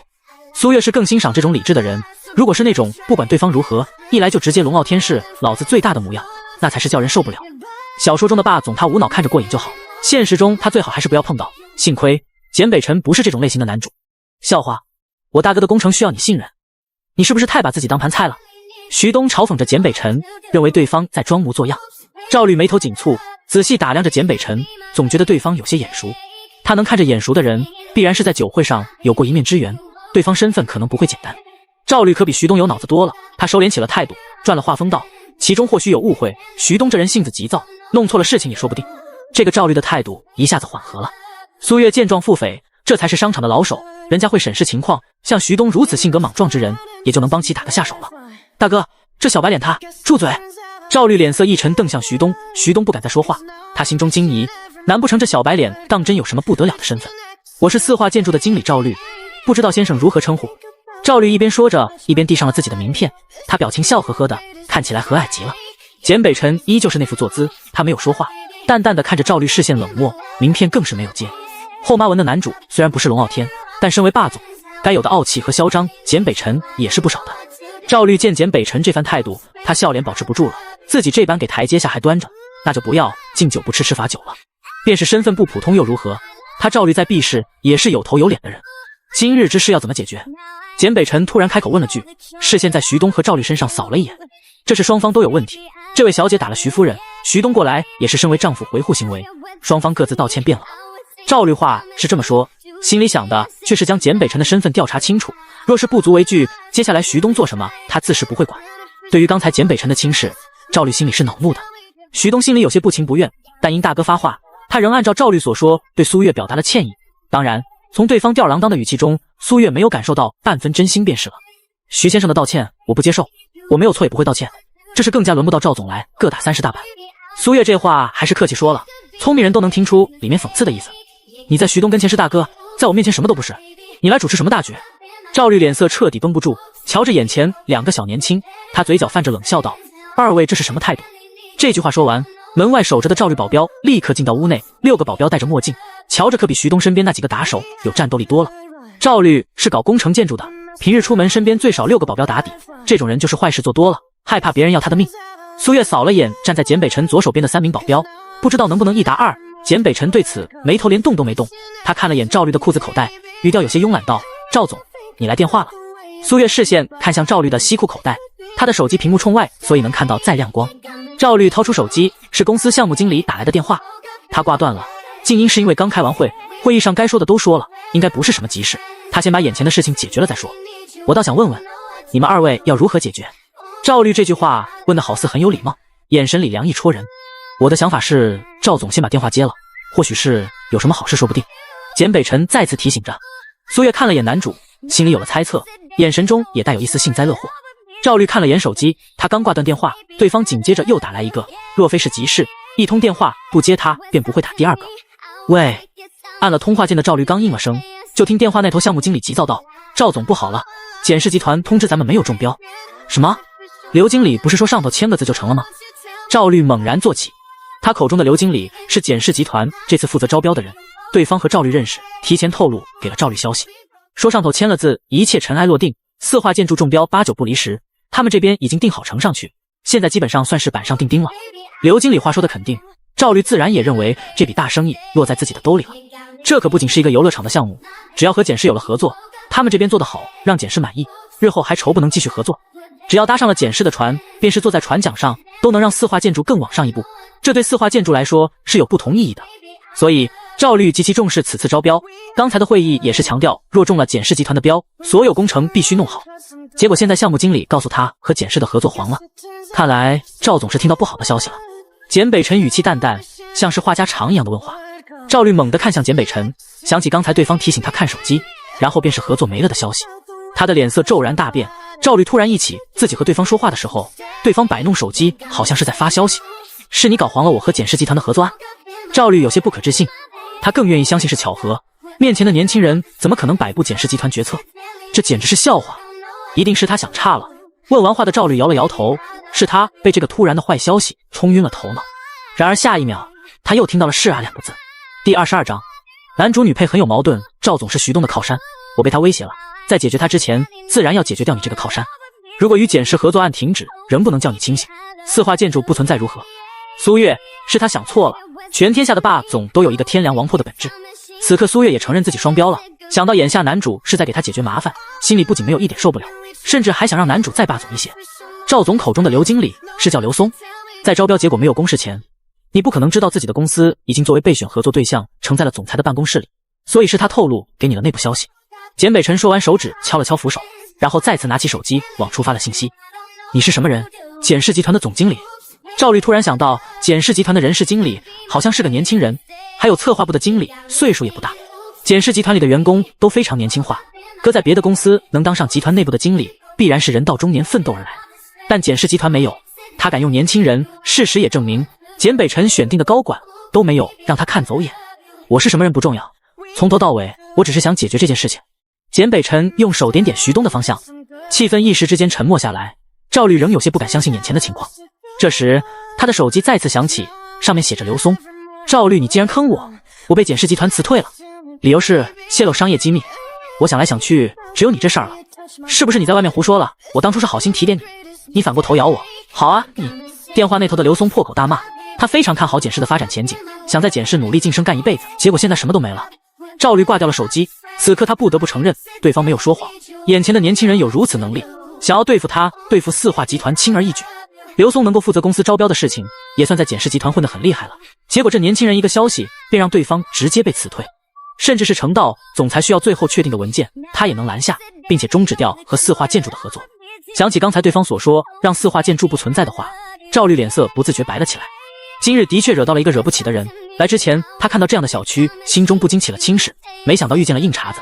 赵律从怀中掏出一张卡放在桌上，他说道：这里有10万块钱，用来赔偿损坏的物品以及这位小姐的精神补偿，本人对于这样的误会感到十分抱歉。徐东，你现在对二位道歉，明日你领妻子和儿子再来道歉。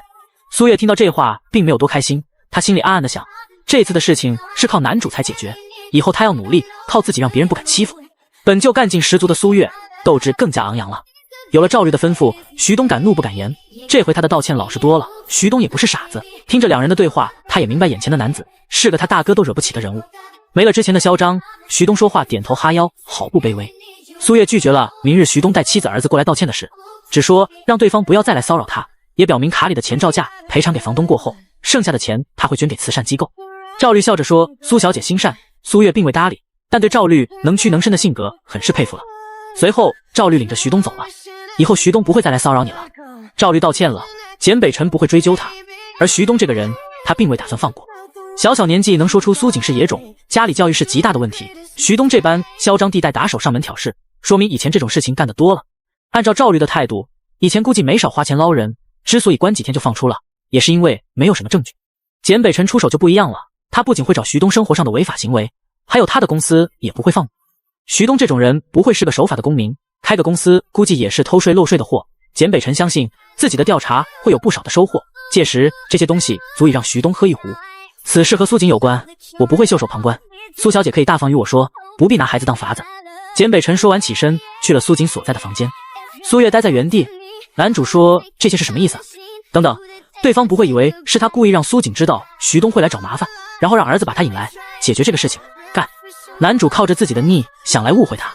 苏月知道女配不得人心，原主藏着自己的坏心思被人戳破，从而被讨厌，这都没问题，但自己没那坏心思却被莫名扣上了帽子，这就很有问题。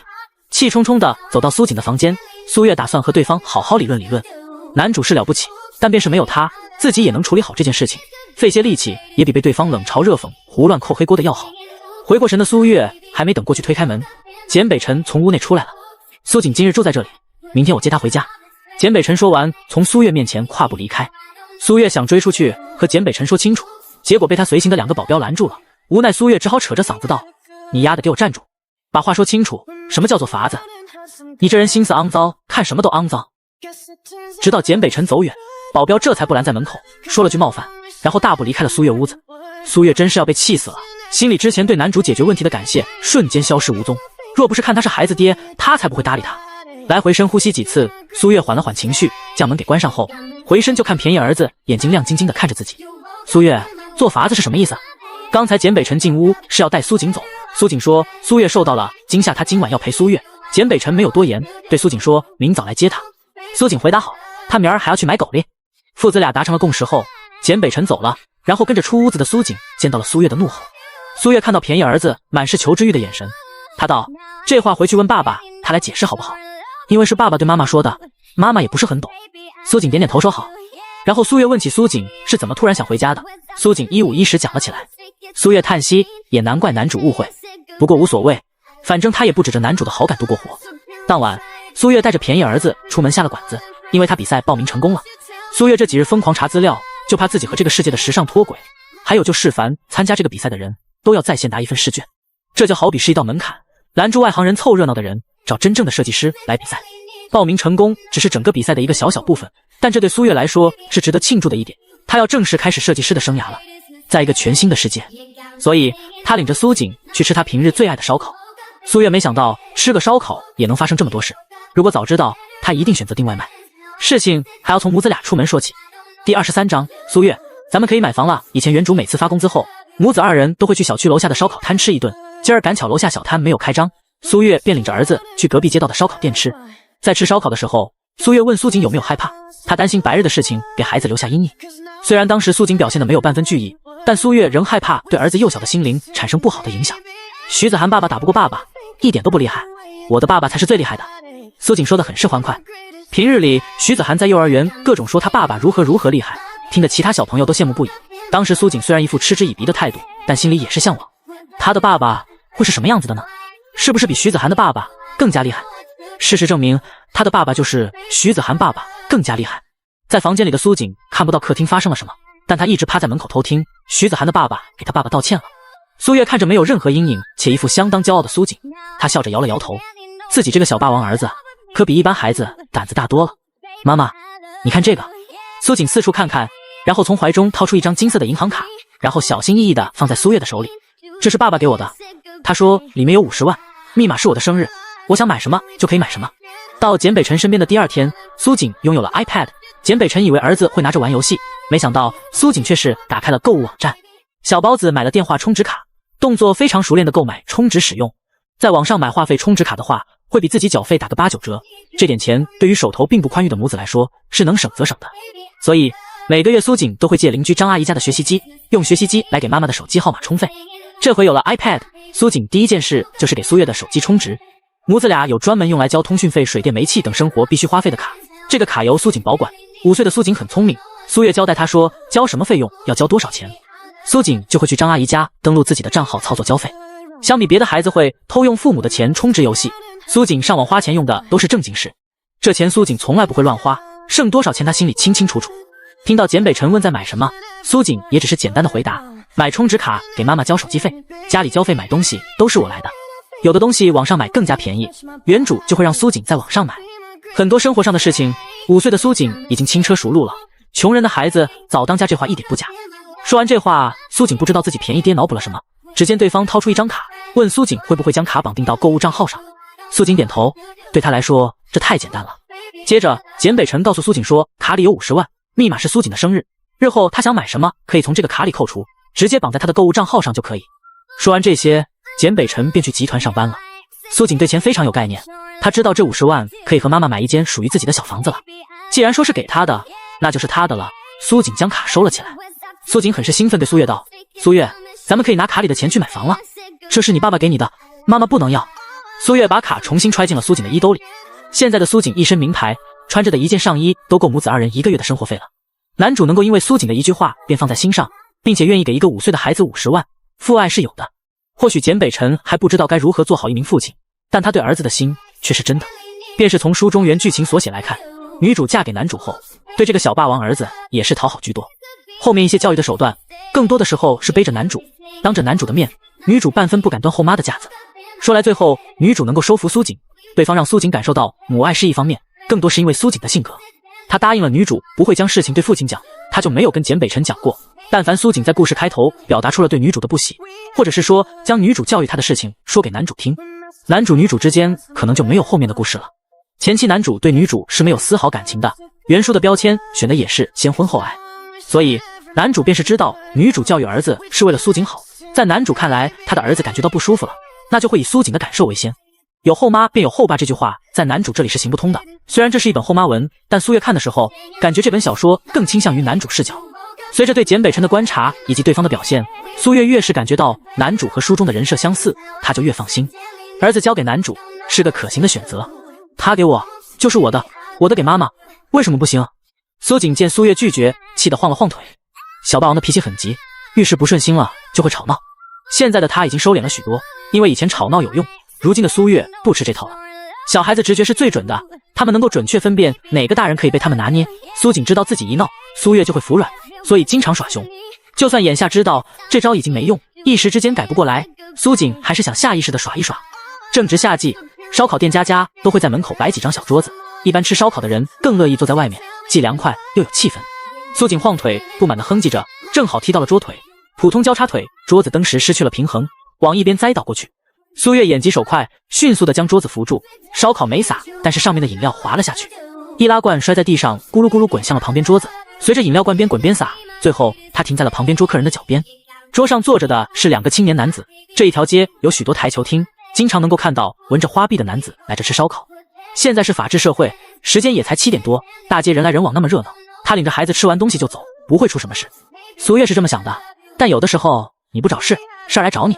第24章，接地气的霸总苏锦弄洒的饮料将人家的鞋子搞脏了，他第一反应就是道歉，并且表示愿意赔偿。结果对面那2个男人不依不饶，见苏月自己领着孩子好欺负，便狮子大开口，说他那双鞋要12万，是名牌限量款。有的鞋子价格的确达到12万，甚至更多都有可能，但那个男人的鞋子绝对不值。作为服装设计师，苏月这些天疯狂补课的内容便是这个世界的各大品牌服饰，其中自然也包括鞋子，就连腰带、项链等配饰他都钻研仔细。这男人的鞋子首先不是限量款，其次他是高仿，从外表就能看出来的 A 货。小孩不是有50万吗？拿出12万来赔偿，叔叔我已经很照顾你们了。男子笑得不怀好意，他旁边的同伴道，他家就是开鞋厂的，你们痛快给钱算完事，不然他这鞋就说是50万，我们也能拿出证据来，你们只能认赔。两人一唱一和的样子，让苏月明白对方听到了他和儿子的对话，并且打起了歪主意。这时候就没有必要多费口舌了，苏月转身领着苏锦进到店内，拿起手机拨打了110。男子注意到苏月按了3下手机，然后拨通了电话，立刻意识到是在报警，嘴里骂了句臭娘们，上前要抢手机。因为太过着急追人，男子路过隔壁客人时将对方的小桌子带倒了。这一桌坐着的3个男人看起来也不像是善茬，其中一个黑衣男子站起身骂着追苏月的男子2句，追苏月的男子回骂过去，随即两人扭打在一起。而要鞋子赔款的男人见状迅速跑回台球厅，很快领了一帮人出来，然后几息之间隔壁的台球厅也出来了一帮人，双方开始打群架。这个急转直下的情况着实让苏月惊呆了，一伙人打在一起摔椅子丢瓶子，好不激烈。苏月往出走的2条路都被堵住了，为了防止被误伤，他领着苏锦躲在店家前台里。大概不到10分钟，警察便过来了。两伙人开打，不管是在外面的还是在屋里的客人全都趁机开溜了。苏月带着孩子是唯一没溜出去并且还和这场打斗有关系的人，故此跟着一起回了警局做笔录。到了警局后，苏月才知道这不是他想的乌龙，而是2家相邻的台球厅早就不爽对方已久，借此要给对方个教训罢了。但他这事也的确算是个导火索。苏月从警局出来的时候已经9点半了，苏锦困得打瞌睡，本想出来庆祝一番，没想到闹出这么个事儿。背着苏锦的苏月刚出了警察局的大门，就看到了一辆熟悉的豪车停在道边，车窗摇下来后，他看到了男主那张熟悉的脸。苏月想，男主果然是不放心他，定然是让人盯着他这边，所以在他进了警察局后才会这么快赶过来。上车。简北辰的声音很冷，话里带有不同寻常的恼意。苏月蹙眉，这人在跟他发什么脾气？有事吗？苏月用着相同的语调态度回问。苏锦来找你，我希望你不要带他去不三不四的地方。简北辰不三不四这个词一出，苏月简直要气笑了。怎么，只有5星级餐厅是好地方，路边摊在简先生眼底便是不三不四？不好意思，路边摊苏锦从小就会去，他也很喜欢，只要儿子来找我，我就有权利带他去任何法律允许的地方。苏月直接呛了回去，可能情绪有些愤怒，说话声音大了些，在肩膀上睡着的苏锦哼唧一声，小包子吧唧吧唧嘴，嘟囔道：妈妈，50万买房子。苏月，得，男主又要误会了。简北辰眼底闪过一抹讽刺，他继续道：我可以给苏小姐一套房子，只要你日后不带苏锦去那种地方。在简北辰的眼中，苏月是个极其贪婪的人，他给了500万足够买房子，但他仍想要苏锦身上的50万。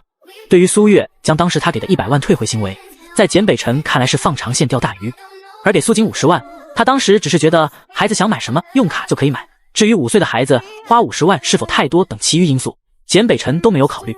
谁稀罕你的房子？有毛病！苏月觉得自己和霸总的脑回路不一样，话不投机半句多，他懒得和对方说话了。瞧着苏月头也不会离开的背影，简北辰上了车，面容阴沉的让司机跟上。警局离苏月住的小区很近，他背着苏锦走了几分钟就回到自己的小区了。他在进入小区前回头看了眼，男主的车一直跟在自己身后，再往里走就是胡同，男主的车子进不来了。苏月想了想，回头竖起大拇指，然后垂直反转，缓缓向下。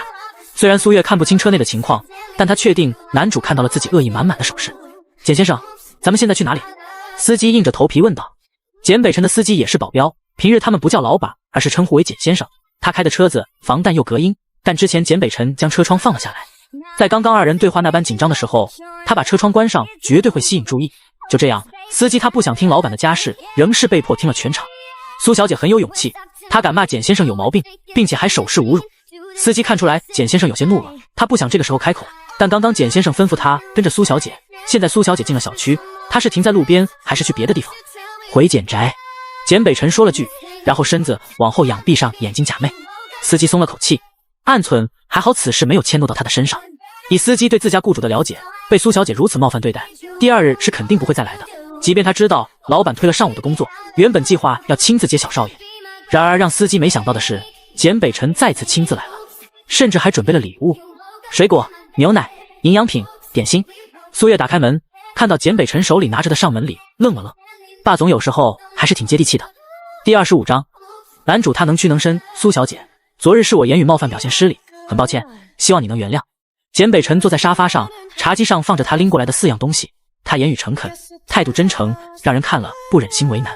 最主要的是道歉人身份，这可是简氏集团的总裁，一般人当不起他的赔罪。然而苏月哪里是会顾忌这些的人，别人怕简北辰的身份，苏月不怕。他更加清楚，简北辰根本不是诚心道歉，简氏集团能够在男主的手里越做越强，绝对不是书中所写单单性格孤傲冷漠就能做到的。对比书中描述的纸片人，他现在接触到的男主更加真实，性格也相对完整。简北辰是一个为了自己的利益可以改变态度与之虚与委蛇的人，而让男主对他服软最根本的原因便是他的便宜儿子。苏锦依赖他这个母亲，简北辰若想要儿子就不能和他闹得僵。原书中也写到过，男主看在儿子的份上，对原主最初极其包容忍让。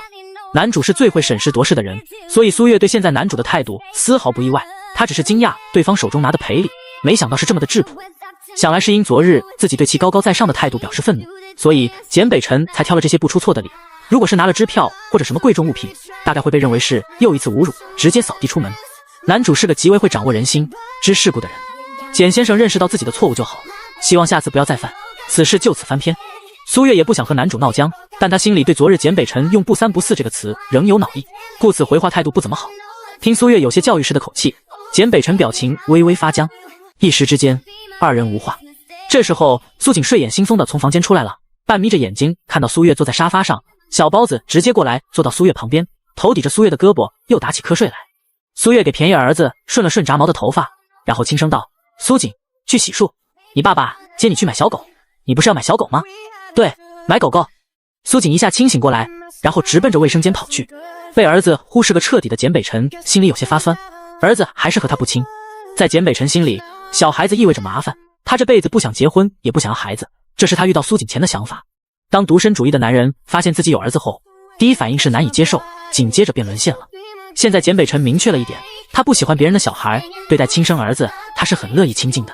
这种转变他也觉得新奇，且丝毫不排斥。俗话说得好，风水轮流转，现在变成小孩子不想亲近简北辰了，最起码苏锦对这个便宜爸爸半分感情都没有，即便对方答应给他买小狗狗。收拾妥当后，苏锦背上了他的书包，在出门之前，小霸王又开始耍穷了。我要妈妈陪着去。为什么妈妈不能去？苏月，我要苏月。苏锦哭闹着在地上打滚，当然了，又是典型的干打雷不下雨，扯着嗓子嚎的苏锦声音都哑了。听着儿子因哭得太大声而忍不住连连咳嗽，简北辰不忍心了。简北辰认为自己已经是很心硬的人了，没想到仍比不得苏月。他看向一旁无动于衷，甚至拿出手机对苏锦录像的苏月，犹豫片刻后开口道：苏小姐若是无事，便陪苏锦一同去。苏锦希望妈妈陪伴。苏月看向简北辰，没想到对方会开口邀约，以他对小霸王的了解，最多再哭3分钟就可以结束了。我有事。苏月回答，不然他是想和便宜儿子一同选小狗的，哪里用孩子因为这样的小事闹半天不理。简北辰一顿，没想到苏月拒绝了。3分钟后，苏锦仍在哭嚎。他这回能够坚持这么久，纯粹是因为有了新的发现。以前的招数对妈妈虽然失效了，但是便宜爸爸好像吃这套，所以苏锦哭得更加卖力，想让简北辰帮他劝妈妈。苏月此刻也没了耐心，隐约猜到小霸王这回哭闹这么狠是因为简北辰在。小孩子就是这样，发现有可仗腰的人就会变本加厉。妈妈今日时间很紧迫，要去很多家商场挑选布料，苏锦，哭解决不了问题。苏月一边教育着苏锦，一边往包里装钥匙、手机等东西，这是要出门的架势。苏锦见状哭得更大声了，他必须选一个自己喜欢、妈妈也喜欢的狗狗，不然到时候他回家妈妈不喜欢，不让小狗进门怎么办？简北辰看着磨蹭到自己身边，伸手抓着他衣袖的苏锦，心里软成一片。儿子对他还是有依赖的。苏锦，你快帮我说说话，总不能一点用没有吧？一片慈父心的男主，若是知道苏锦的内心所想，怕是要呕血了。苏小姐要选什么样的布料？简氏有子公司经营服装产业，原料厂的布料可以任你挑选，保证比商场的布料更加齐全。你先陪苏锦一同买狗，然后苏小姐再去选布料如何？简北辰说着解决办法，苏锦闻言也不哭了，湿漉漉的大眼睛紧巴巴盯着苏月。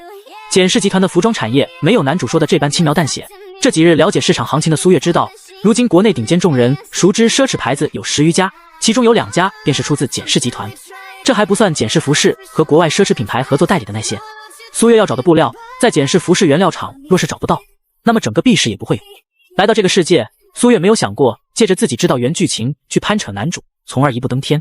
他有自己的人生规划，不会将自己的人生指望在别人身上。苏月有原则，却也不是那种认死理的人。譬如现在，男主已经说了更好的办法，苏月便不会一副我全要自己动手的出言拒绝。这种不违背原则的捷径，苏月还是愿意走的。毕竟他也不想大热天四处奔波找布料，省下来的时间多多充实自己，为接下来的比赛做准备更好。就这样，苏月坐上了男主的车，三人没有去宠物医院，而是先找地儿吃了个早饭。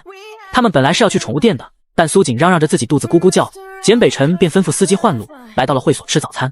没错，是那种会费高的离谱，外人进不得的私人会所。看到门牌上写着上善若水4个大字，苏月脑中不由自主想起了小说里的剧情。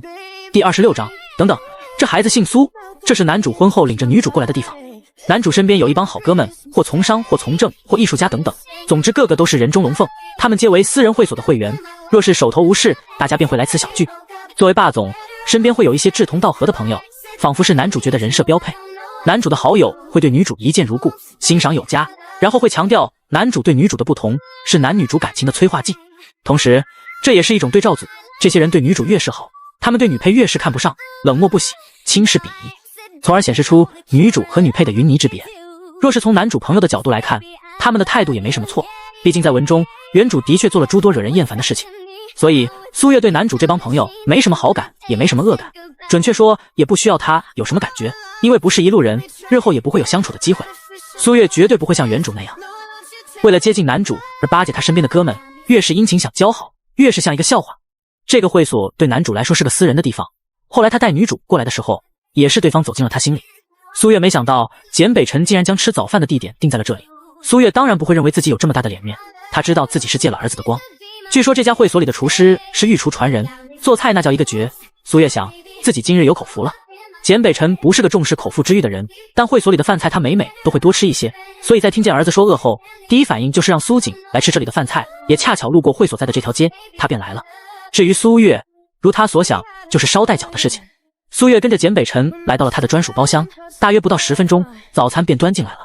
上辈子的苏月功成名就，以他的身份，想吃什么没有吃不到的，什么名家名店，甚至国外皇室的宴会，他也参加过。毫不夸张地说，这顿早饭是他吃过最美味的一顿。吃到最后，苏月的嘴告诉自己还想吃，而他的胃却表示再吃就吐给他看。苏月不舍得放下筷子，民以食为天，他只是犯了世人都会犯的错误，吃撑了。被美食占据脑子的苏月甚至在想，如果和男主在一起，是不是就可以天天来这吃东西了？上善若水会所的会员不是有钱就行，这里诸多条件要求极为苛刻，能是这里会员的人都不是一般人。当然了，这个念头苏月也只是想想而已。苏锦在苏月放下筷子后，他又夹起一个小笼包，吃的实在是饱了，这才满眼留恋地放下筷子。这小表情和刚刚苏月露出的表情一模一样。简北辰看了苏锦道，以后想吃随时可以来。真的吗？苏锦眼睛一亮，他好喜欢这里的饭菜。是，简北辰肯定回答，这一点他还是做得到的。听见父子俩的对话，苏月难掩羡慕，如果简北辰愿意，他也可以叫他爸爸，自己不会为5斗金折腰，但可以为5斗米折腰。这里的饭菜太好吃了，仗着别人听不到他的内心所想，苏月心中口嗨着。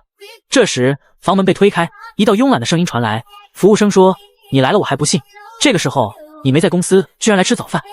你进来的男人一只手挠着头，另一只手揉着眼睛，嘴里嘟囔说着话，很明显对方和男主相熟。瞧这身打扮，应当是在会所这过夜了。苏月不动声色地观察着进来的人。男人打了个哈欠，眼神迷蒙，说到一半他看清包厢内的情况后，登时止住话，看到苏月还有苏锦后，揉了揉眼睛，像是见鬼一般往后跳了一步。北辰居然领着女人和小孩来会所，做梦，一定是我在做梦被眼住了。孙林月，你快醒来，快醒来！男人这般说着，然后抬手冲着自己的脸狠狠掐了一下，他发出嗷的一声，很痛，非常痛，不是做梦，是真的。意识到这点，人呆愣在原地。苏月没认出这个男人是谁，小说里的纸片人和现实接触的人还是有些差距的，很难对上号。随后听到这个男人说什么孙令约，他这才对上了身份。孙令约，现代画家，其画作曾在国外拍卖1亿2千万，此事还上过热搜，因俊朗的外表以及出色的才华吸引了不少粉丝。他微博粉丝关注有好几百万，每次发一条微博，底下就会有无数条叫老公的评论。这位也是采原主最狠的那个，他的性格有些像小孩子，直来直往那种，故此在很多的场合里，因率直的话语让原主极为没脸面。苏月淡淡收回视线，惹不起躲得起，这回自己不会像原主那般了。孙令约若是敢对原主那般冲他，自己可不会像原主那样只会哭。拿起餐巾纸擦了擦嘴角，苏月挡住自己嘴角露出恶意满满的笑容。北辰，你这有情况。孙令约迅速凑过来坐在一旁，对简北辰挤眉弄眼。他叫苏锦，是我的儿子。简北辰简单的介绍了一句。确定苏锦的身份后，简北辰就没有对外隐瞒的想法。孙令约被自己的口水呛到了。儿子，在他看来，这个男孩应该是女人的侄儿或者外甥，简北辰则是铁树开花，在和对方交往。没想到大家认为会单身一辈子的简北辰居然有女朋友了。孙令约想他待会儿就在群里爆料这件大新闻。然而让他没想到的是，更爆炸的事实在后面。简北辰的话直接让他人傻了。交女朋友什么的都算想浅了，那不是外甥或侄子，而是北辰的亲生儿子。孙令将目光落在苏锦的身上。是了，北辰小时候就长这个样子，是亲生父子没跑了。一群朋友中，别的任何人都有可能拿这件事情开玩笑，但唯独简北辰不会。孙令约看向苏月，这回他的眼神换了个态度，目光里充满了敬佩。居然能够拿下北辰，并且给他生了孩子，是哪路神仙这样牛？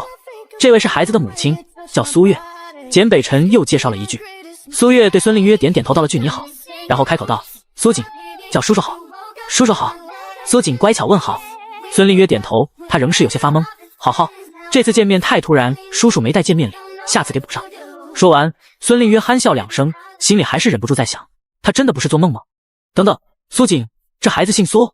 第27章，兄弟们，重大发现，苏锦、苏月。心里仔细琢磨这两个名后，孙令约双目微张，他是不是发现了一件不得了的事情？北辰的儿子跟母亲姓，之前没有任何风声说北辰有儿子，这难道是带球跑文学？孙令约眼中难掩兴奋。作为知名画家，孙令约另一个最大的爱好就是喜欢看各种狗血的言情小说，这是唯有他身边亲近的人才知道的事。孙令约对此美其名曰说是能够激发他创作的灵感，但众人心里明白，孙令约这人对外是金贵清冷的美男画家，实际上本性就是八婆，爱听家长里短的事，越狗血越好。苏小姐你好，不知道苏小姐在哪里高就？对上孙令约非常有探知欲的双眼，苏月没什么表情说道：无业游民。简北辰看了眼苏月，他知道苏月辞了工作，面对孙令约的问话，他以为苏月会美化自己，说自己刚辞职，打算歇一阵子之类的场面话。乔苏月看都不看孙令约，完全把对方当作不相干之人的态度。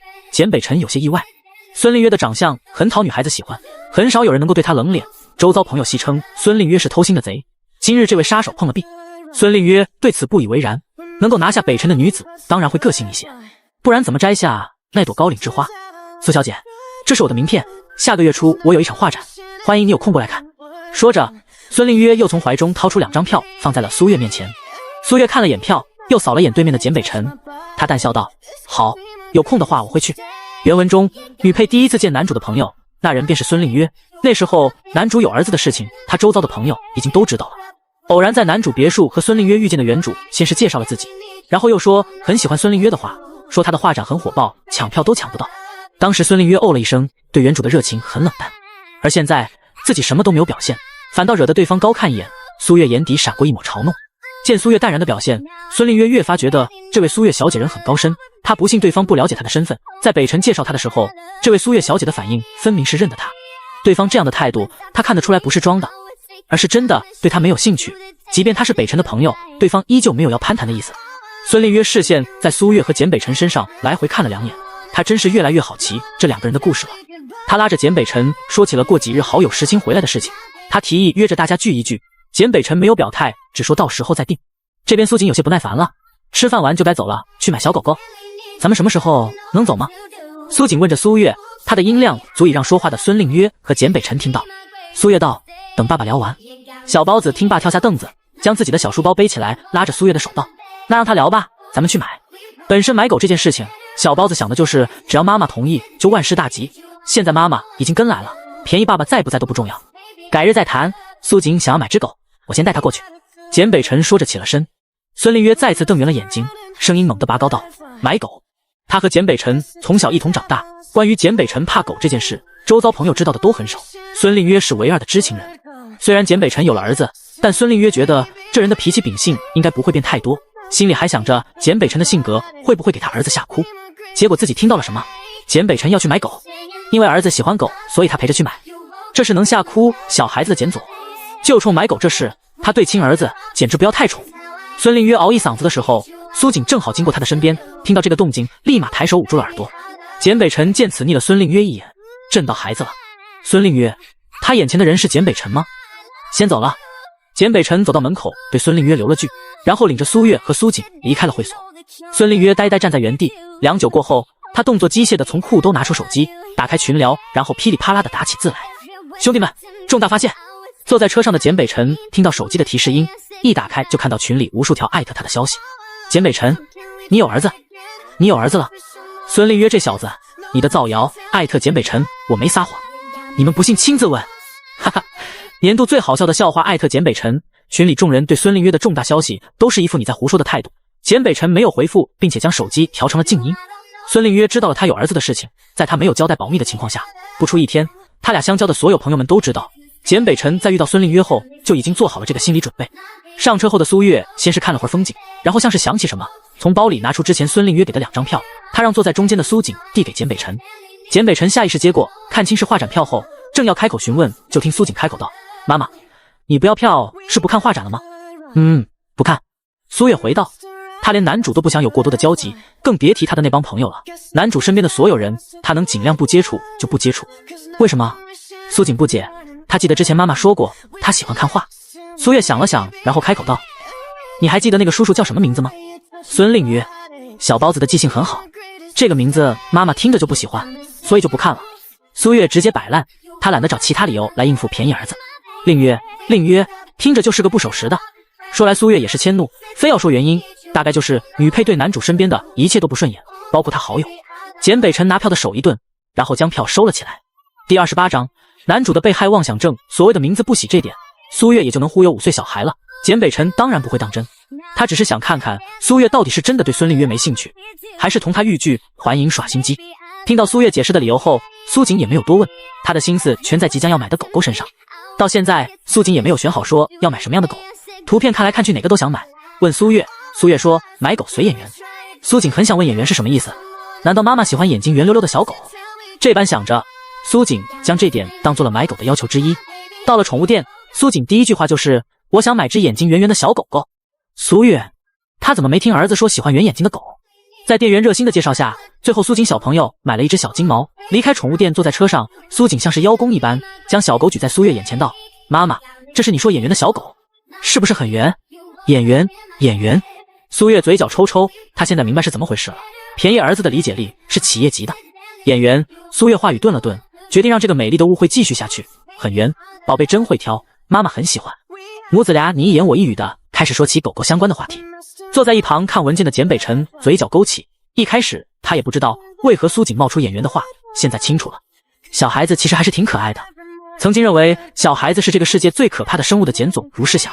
买完狗后，苏月让苏锦带着小狗回别墅给他安置新家，苏锦则是说要带着狗狗一起去帮妈妈选布料。最终苏月拗不过苏锦，不想让儿子扫兴的他答应了。最主要的一点是男主竟然也要去原料厂，苏月不想路上和男主单独相处，便让小包子跟着。苏月想好了，日后少和男主接触，无必要不相见，如此就能杜绝大部分麻烦。便是再不得不见的场合，也要规避和男主单独相处的机会。自己在男主这里印象不做好，剧情大神发威的情况，真有什么事儿便不是他做的，最后都有可能背上黑锅。所以明确一条中心思想即可，少见面。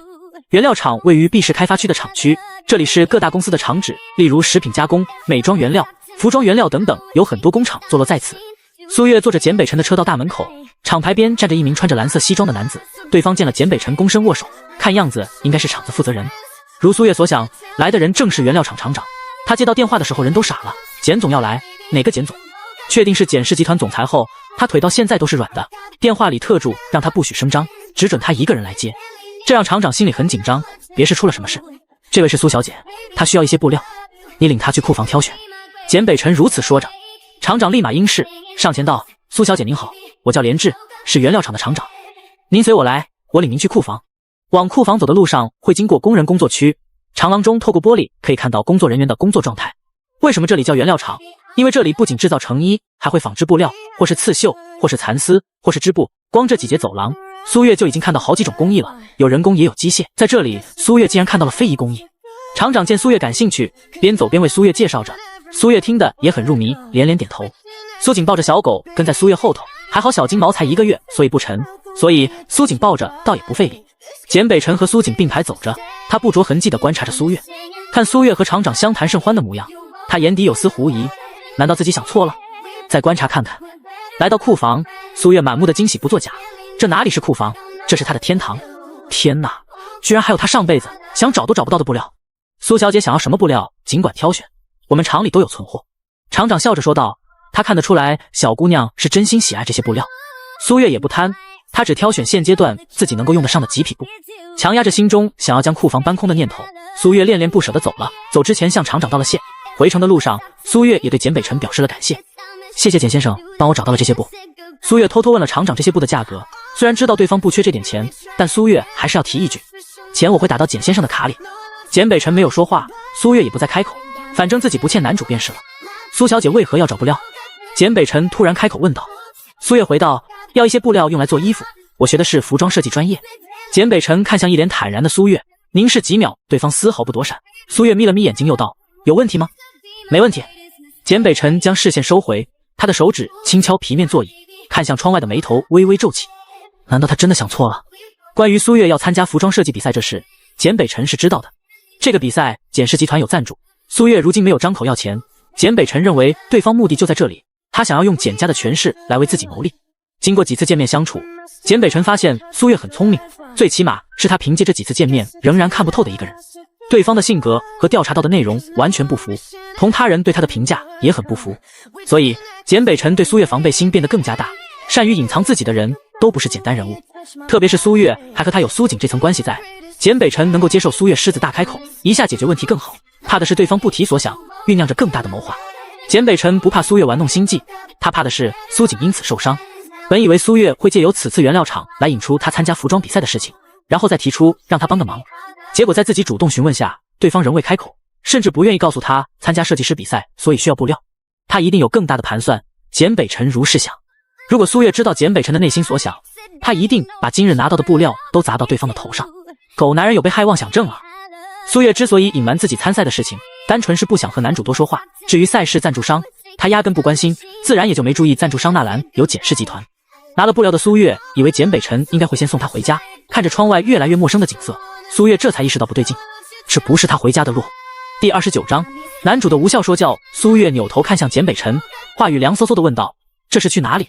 简北辰淡淡回道：“顺路将上次的事情解决完，再送苏小姐回去。”上次的事情？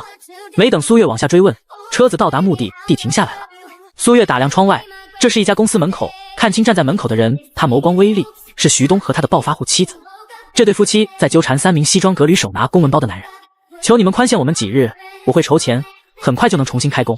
我这就回去卖包包首饰，求你们了。夫妻俩一改往日的跋扈，卑躬屈膝，好不可怜的模样。苏锦见状，搂着小狗撅嘴道：“如花鸡不咯咯咯了。”以前苏锦在幼儿园看到徐母，对方都是昂首挺胸，像只斗胜的鸡，现在弓着身子，双手合十的求饶，差距很大。昨晚徐东的公司连夜被查，因税务账目问题导致公司被封，所有名下工厂全部停工。这3人是之前徐东公司的合作方，今日是来取消合作以及索要赔偿。徐东夫妇求饶是为了让对方不取消合作，与徐东家公司的合作商听到风声都着手与之取消合约。简北辰解释着徐东现在的情况，他说得很轻巧。苏月知道徐东公司的倒台应当是他的手笔，徐东工厂能被连夜查封，说明相关部门收到了确切的证据，提供证据的人不言而喻。那些合作商能够如此快地听到风声取消合约，绝对和男主脱不了关系。眼下徐东这般低声下气的恳求，说明这3人身上的合作已经是徐东夫妇最后的稻草，所以向来傲气的夫妇俩才会这般放低身份，同时也说明了赵律没有护他们。而这一切都是男主所为，仅仅用了1个晚上的时间。门口的3名男子甩开徐家夫妇的纠缠，大步离开了。徐东看着几人的背影，满目绝望。突然他的视线落在了简北辰这边，徐东透过放下的车窗看到了简北辰的脸，夫妇俩大步走来。徐东一改昨日的傲气，他扑通跪在车旁，抖着嗓子道：“这位先生，您大人有大量，放过我，我知道错了，求您放过我。”到现在徐东也不知道简北辰的真实身份。徐夫人看到车内另一侧的苏月后，她立刻抬手扇了自己2个巴掌，然后说道：“苏小姐，是我有眼不识金镶玉，得罪了您，是我的错，求您放过我们家吧，我给您赔罪。”徐东跟了赵律后水涨船高，他本就嚣张的作风愈发癫狂起来，徐夫人更甚，稍微有不顺心就甩人巴掌，打人打惯的他，所以才会因被苏月打了而耿耿于怀。夫妇2人这回终于踢了钢板。徐东在从苏月家出来时还不觉得有多严重，他一路跟着赵律回到了4化建筑办公楼内。徐东被赵律狠狠打了一顿。你他妈知不知道自己惹了祸？四化和检视的单子黄了，就因为今日你的行为。回到自己地盘的赵律终于压抑不住自己的怒火，现在他不仅损失了一个大订单，还少了一处人脉，都是因为徐东这个蠢货。今后我不会管你，你也不必为我做事。赵律将徐东赶走了。再深的兄弟情也抵不过自身利益。赵律清楚地知道那个男人不会放过徐东，他若是包庇会祸连自身。这次的教训他已经吃够了，不会再糊涂第二次。徐东从四化建筑离开时有些浑浑噩噩，他不明白为什么大哥这次发了如此大的火，以前大哥明明都会护着他的。四化建筑在 B 市就是常青树，简氏集团又如何？之前见的那个服装集团公司的老总不也和绿哥称兄道弟，好言好语的说话吗？徐东这个脑子没货，只知打架斗狠的人，并不知道集团和集团之间虽然称呼相同，这之间的差距却是云泥之别。然后接下来的变故让徐东明白了，自己招了一个惹不起的人。半夜公司突然被查封，凌晨各大合作商纷纷发来解约通知，银行贷款开始催缴，仅仅是一夜的功夫，他的处境发生了天翻地覆的变化。正常流程来说，公司出问题不可能如此集中，很明显是暗处有人在搞他。徐东立刻想到了简北辰，前一天还业绩蒸蒸日上的公司，转眼间变得萧瑟起来，这种大势已去的无力感让他彷徨。看到简北辰后，徐东没了任何底气，他只想求对方高抬贵手，能够一夜之间将他的公司击垮的人，他惹不起。徐夫人的嘴角淤青，脸颊红肿，这是徐东打的。平日对她很是包容的丈夫说她是绞家精，说如果没有她惹事，公司不会成为这样。这顿打徐夫人认了，她没想到自己的一时义气会造成这般局面。苏月看着求饶的夫妻，心中没什么波澜，因着和徐家有了矛盾，后来别的同学家长听说后，还特意给苏月发微信，告诉她如果能躲，就离开 B 市躲一阵子。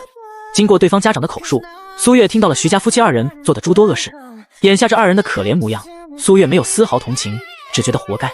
简北辰将车窗关上，然后让司机开车，将徐家夫妻远远落在了后面，无视对方的求饶。苏锦，看到了吗？让别人认错求饶的方法，不是只有使用暴力一种。苏月深深看了眼简北辰，素锦小霸王性子喜欢用拳头说话，男主是察觉到了这点，所以故意用此事来教育苏锦。可是你昨日打他了。苏锦还记得当时简北辰踹到徐东的那一脚，后来便是他进了房间，但凭借对话也能猜出大概情况。他聪明着呢。看到男主因小包子这句话而噎住的表情，苏月移开视线，嘴角偷笑，也该让男主感受一下小包子的难缠程度了。当时只是为了保护你和妈妈不被他所伤，实际上让对方认错，主要原因并不是因为我动用了暴力。就算是我当时打赢了他，过后他心里不服，好了伤疤忘了疼，他还会来找你妈妈的麻烦。简北辰解释说着，也不管苏锦能不能听懂。所以你要说什么？苏锦搂着小狗往苏月那边靠了靠，觉得这个便宜爸爸好啰嗦。遇到问题要先冷静分析情况，暴力是最愚蠢的解决办法。例如徐东将他的公司击垮，在这方面的打压会让他分清局势，不敢再刁难。第30章，什么鬼？视线落在窗外的苏月暗暗摇了摇头，简单的道理苏锦会听也能记住，而简北辰讲的这些苏锦不乐意听也记不住。苏锦这个年纪的小孩，他头一天将手指撕碎丢了满地。你说好多大道理，什么保护环境，只是树木造的，要珍惜等等教育的话，当时他会乖乖听话，点头说知道了。然而第二天，小霸王就能证明他知道了个屁。地面依旧是满地碎纸屑，他玩得欢快。从原主的记忆中来看，之前他就是男主这么教育的，显然很不成功。小孩子是要讲道理，但有时候也要有惩罚才行。这是苏月的个人见解，简北辰并没看透这点。他试图用举例和鼓励的方式来教育苏锦，苏月能猜到对方在网上没少做功课。这招或许对旁的小朋友有效果，但对苏锦，你说的那些是我长大后才能做的事情，现在谁惹我打谁。听到苏锦的回答，苏月刚刚平下去的嘴角又翘了起来，看男主吃瘪的表情，真是让人身心愉悦。简北辰深深吸了口气，他在网上搜索育儿专家视频里的小孩，明明不是这样回答的。你只需记住，若是碰到心术不正的人，暴力不是解决问题的唯一途径就好。简北辰放弃了，他把刚才的话浓缩成了一句。苏锦哦了一声，左耳进右耳出的模样让简北辰无可奈何。他开会时哪个下属敢这番态度？苏小姐，徐东一家已经不成气候，你可以放心了。听到简北辰突然对他说话，苏月双眉轻抬道，简总确定徐东不会狗急跳墙？穷途末路的人可是什么都能做得出来。苏月怕简北辰将人逼急了，他成了徐东报复的对象。男主搞事情因为主角光环的原因，通常都是旁人遭殃，现阶段他这个女配倒霉可能性最大。不会，他不敢。徐东看似是个不要命的人，实际上这人最怕死。简北辰查到对方有小三，还转移了不少钱财到小三那里，等下这个消息徐夫人便会知道。公事上徐东束手无策，家里方面也会让他焦头烂额，他没时间也不敢对苏月下手。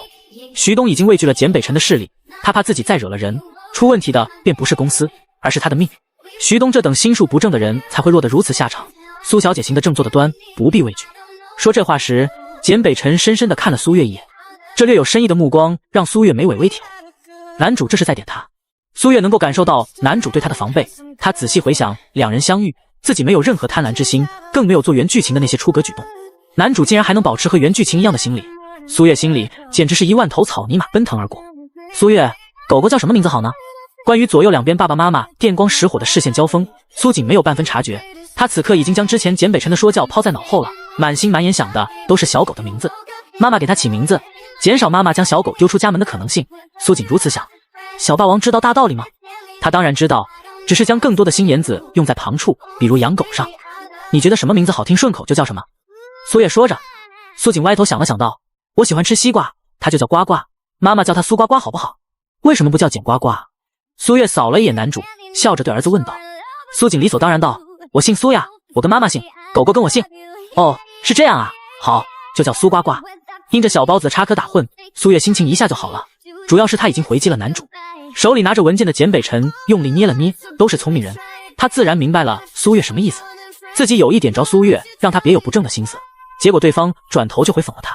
儿子还姓苏，连儿子的心都没有收服，就少操心旁人是何等心术啊。简北辰将苏月想要表达的意思理解得相当透彻，不得不说，男主和女主的脑回路是相同的。苏月更加清楚，男主特意绕一圈来看徐东，不仅是为了给儿子讲道理，也有给他看的意思。对于男主这番小心防范的样子，苏月倒没有生气，只是觉得好笑，就让对方自己演独角戏去罢，他做好自己便是。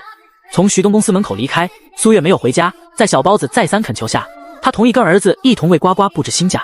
坐着简北辰的车，他一路来到了别墅。正值中午，别墅的佣人已经将午饭备好，简北辰没有下车，他为了陪儿子买狗，将所有工作都推到了下午，他现在必须回公司。没有男主，苏月反倒自在些，母子俩先是吃了午饭，然后开始为苏呱呱装饰他的家。在宠物店买了狗后，简北辰大手一挥，十分豪爽地将狗子所需的狗窝、狗玩、小栅栏等物全都买了。这些东西由宠物店专车送到指定地方。苏月和儿子吃完饭，正好宠物店的货品都到了。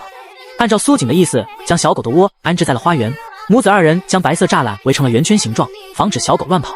因为院子里有假山水渠等远景，小狗不注意四处跑跳，很有可能给自己摔伤或淹到。屋内，佣人们不着痕迹地观察着苏月，大家都在想，这会不会是未来女主人？毕竟是孩子的妈妈，入住简宅极有可能。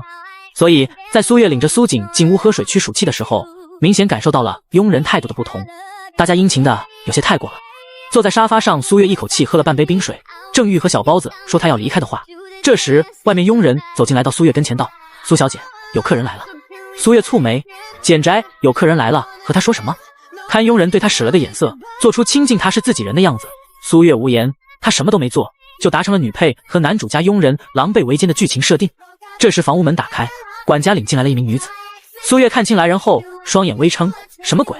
第31章，原女主的人设有问题。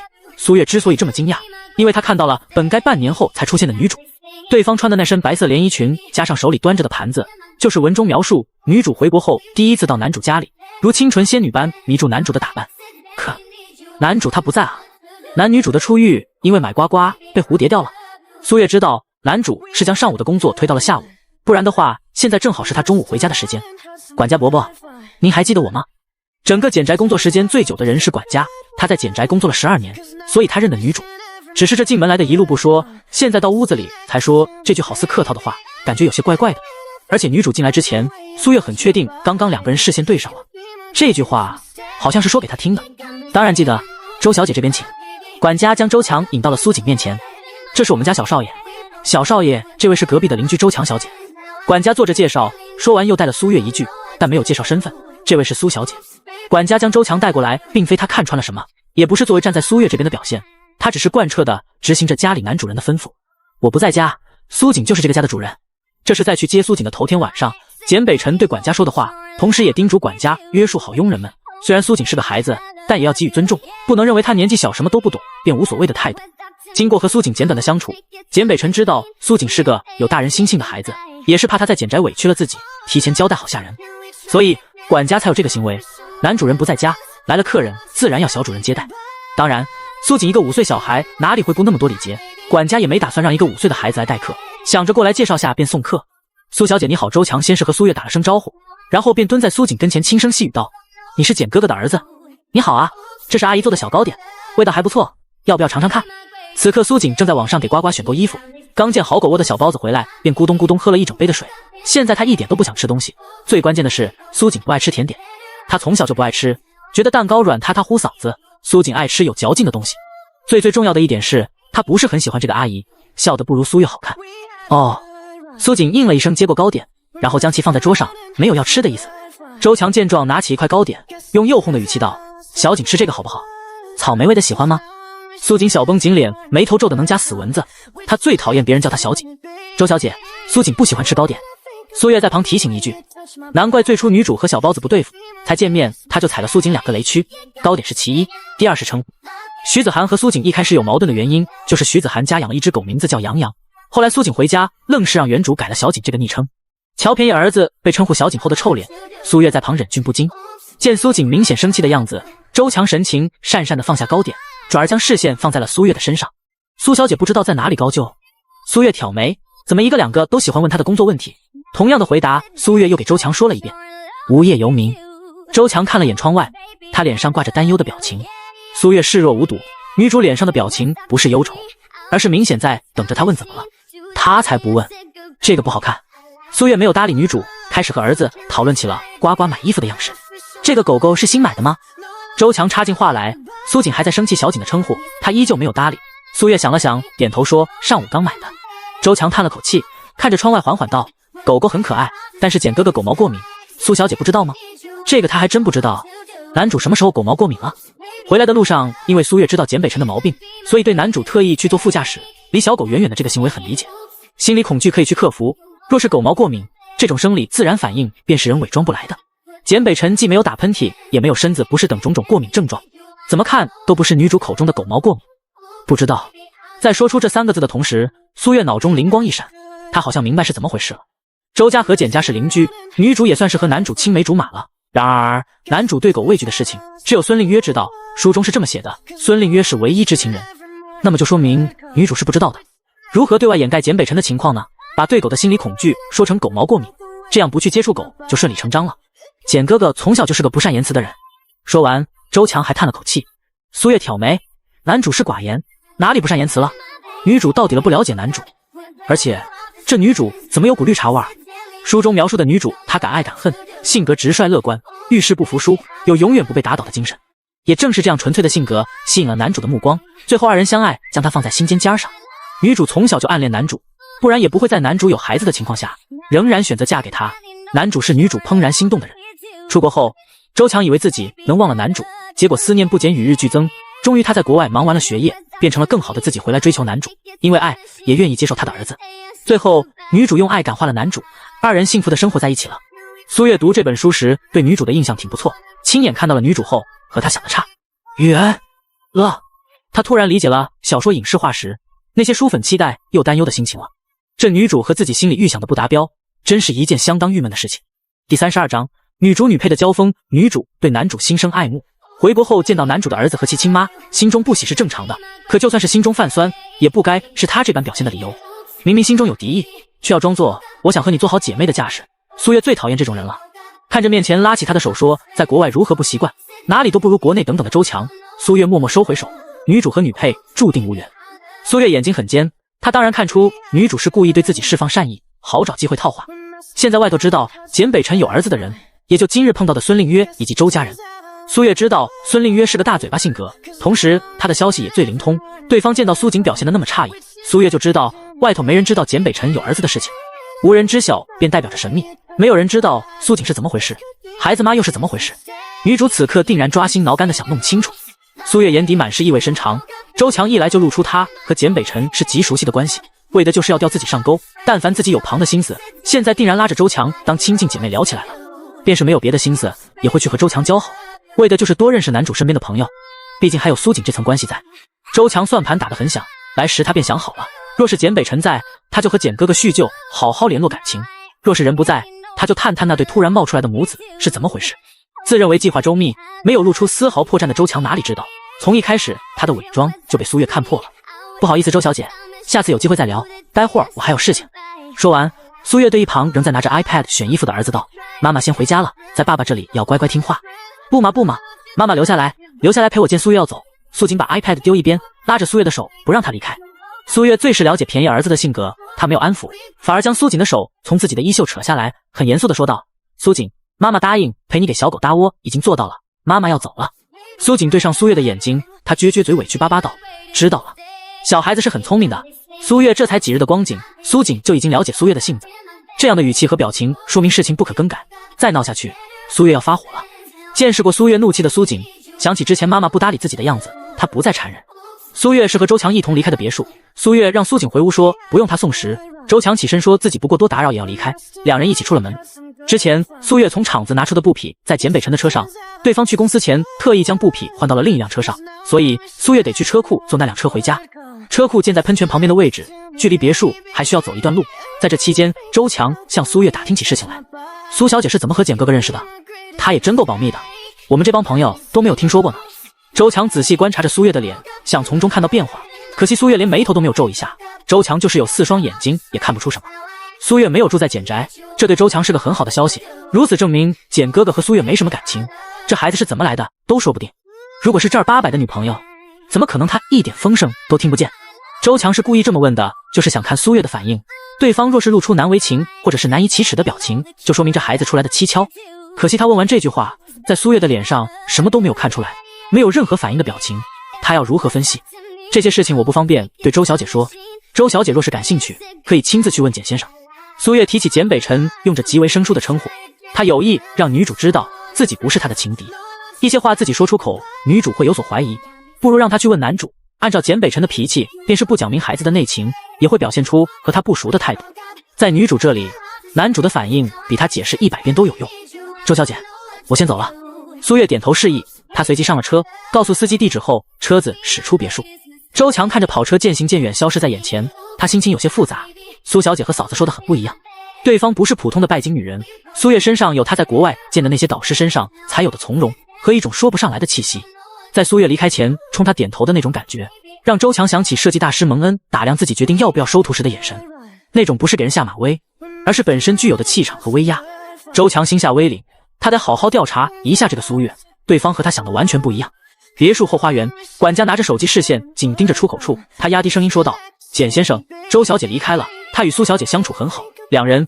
管家顿了顿，想起沙发上2人相握的手，他继续道：相谈甚欢。一辈子未娶妻的管家丝毫不了解什么叫女人之间的塑料情谊，他看到2人说话眉眼含笑，便以为是一见如故了。管家事无巨细地将2人交谈的话以及离开时相伴行的情况一一对简北辰说明。电话那头的简北辰沉默片刻，转而问起了苏锦。聊了大约10多分钟，简北辰挂断了电话，他坐在沙发上将金丝眼镜摘下，抬起左手揉着鼻梁。简北辰知道周强回来，孙令约这个大嘴巴甚至是特意打电话来告诉他。孙令约也是和周强从小玩到大的人，自然知道周强暗恋简北辰的事情。周强是否回来，简北辰没有放在心上，他只是没想到对方会去他家，并且还和苏月遇到了。管家在周强进到别墅后，便给简北辰发了消息。简北辰没吩咐管家拦人，他想让周强去和苏月接触，或许有人刺激，苏月会更快暴露出目的。这是简北辰的想法。不知为何，苏月越是表现的和调查资料不同，给他的感觉便越奇怪且强烈。听管家描述2人的对话，周强没问出苏月什么，反倒把自己在国外的事情说了一堆。周强不是苏月的对手，没有亲自见过2人相处的简北辰脑子里突然冒出这么个结论。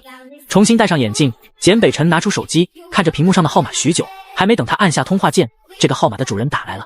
简北辰双眸半合，他接起了通话。苏小姐，第33章，晦气，简先生在忙吗？苏月问这番话的时候，总裁特助手里拿着文件，来到敞开门的办公室外，正欲敲门，看到 boss 在打电话，他停下了动作，见简北辰视线投了过来，特助指了指手中的文件，用口型说了加急2个字：不忙，请说。简北辰回道，然后他抬手对着特助挥了挥，手指还点了点门。特助先是懵了一下，明白简总的意思后，他将门小心地关上。刘特助，你怎么了？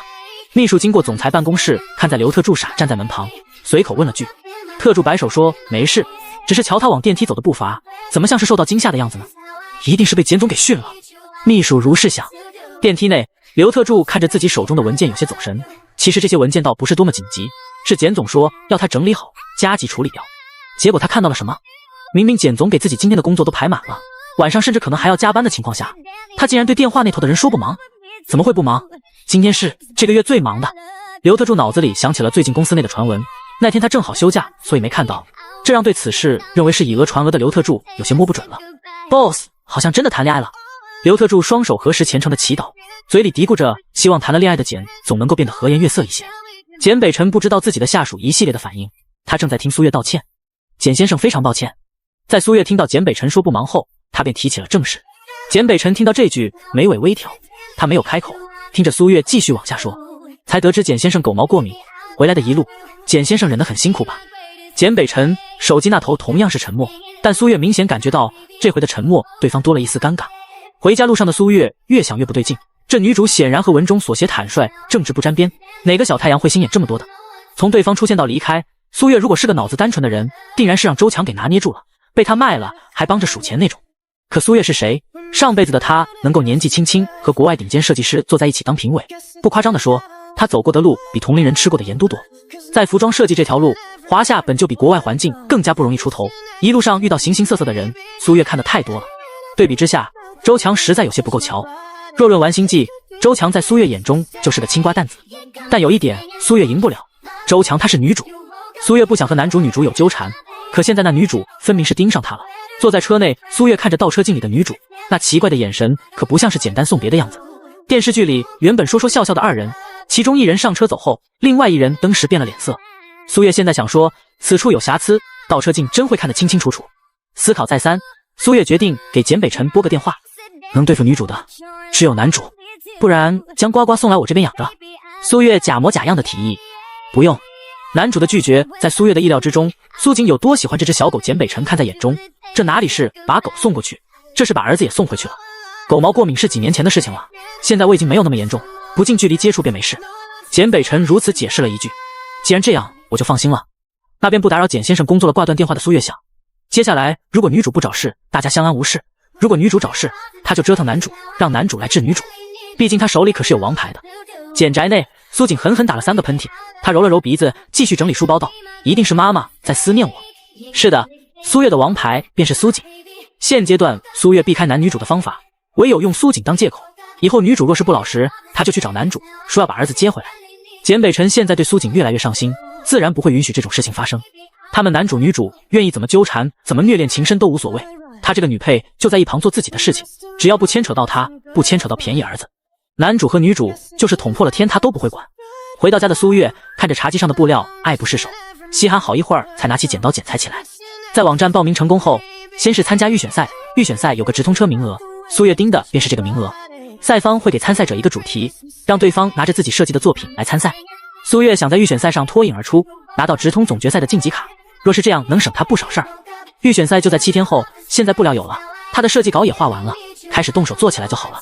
因为是预选赛，题目并不难，对苏月来说，做好自己设计的主题只需要3日即可，所以时间相对来说很充裕。他也有时间去参加苏锦的入学考试。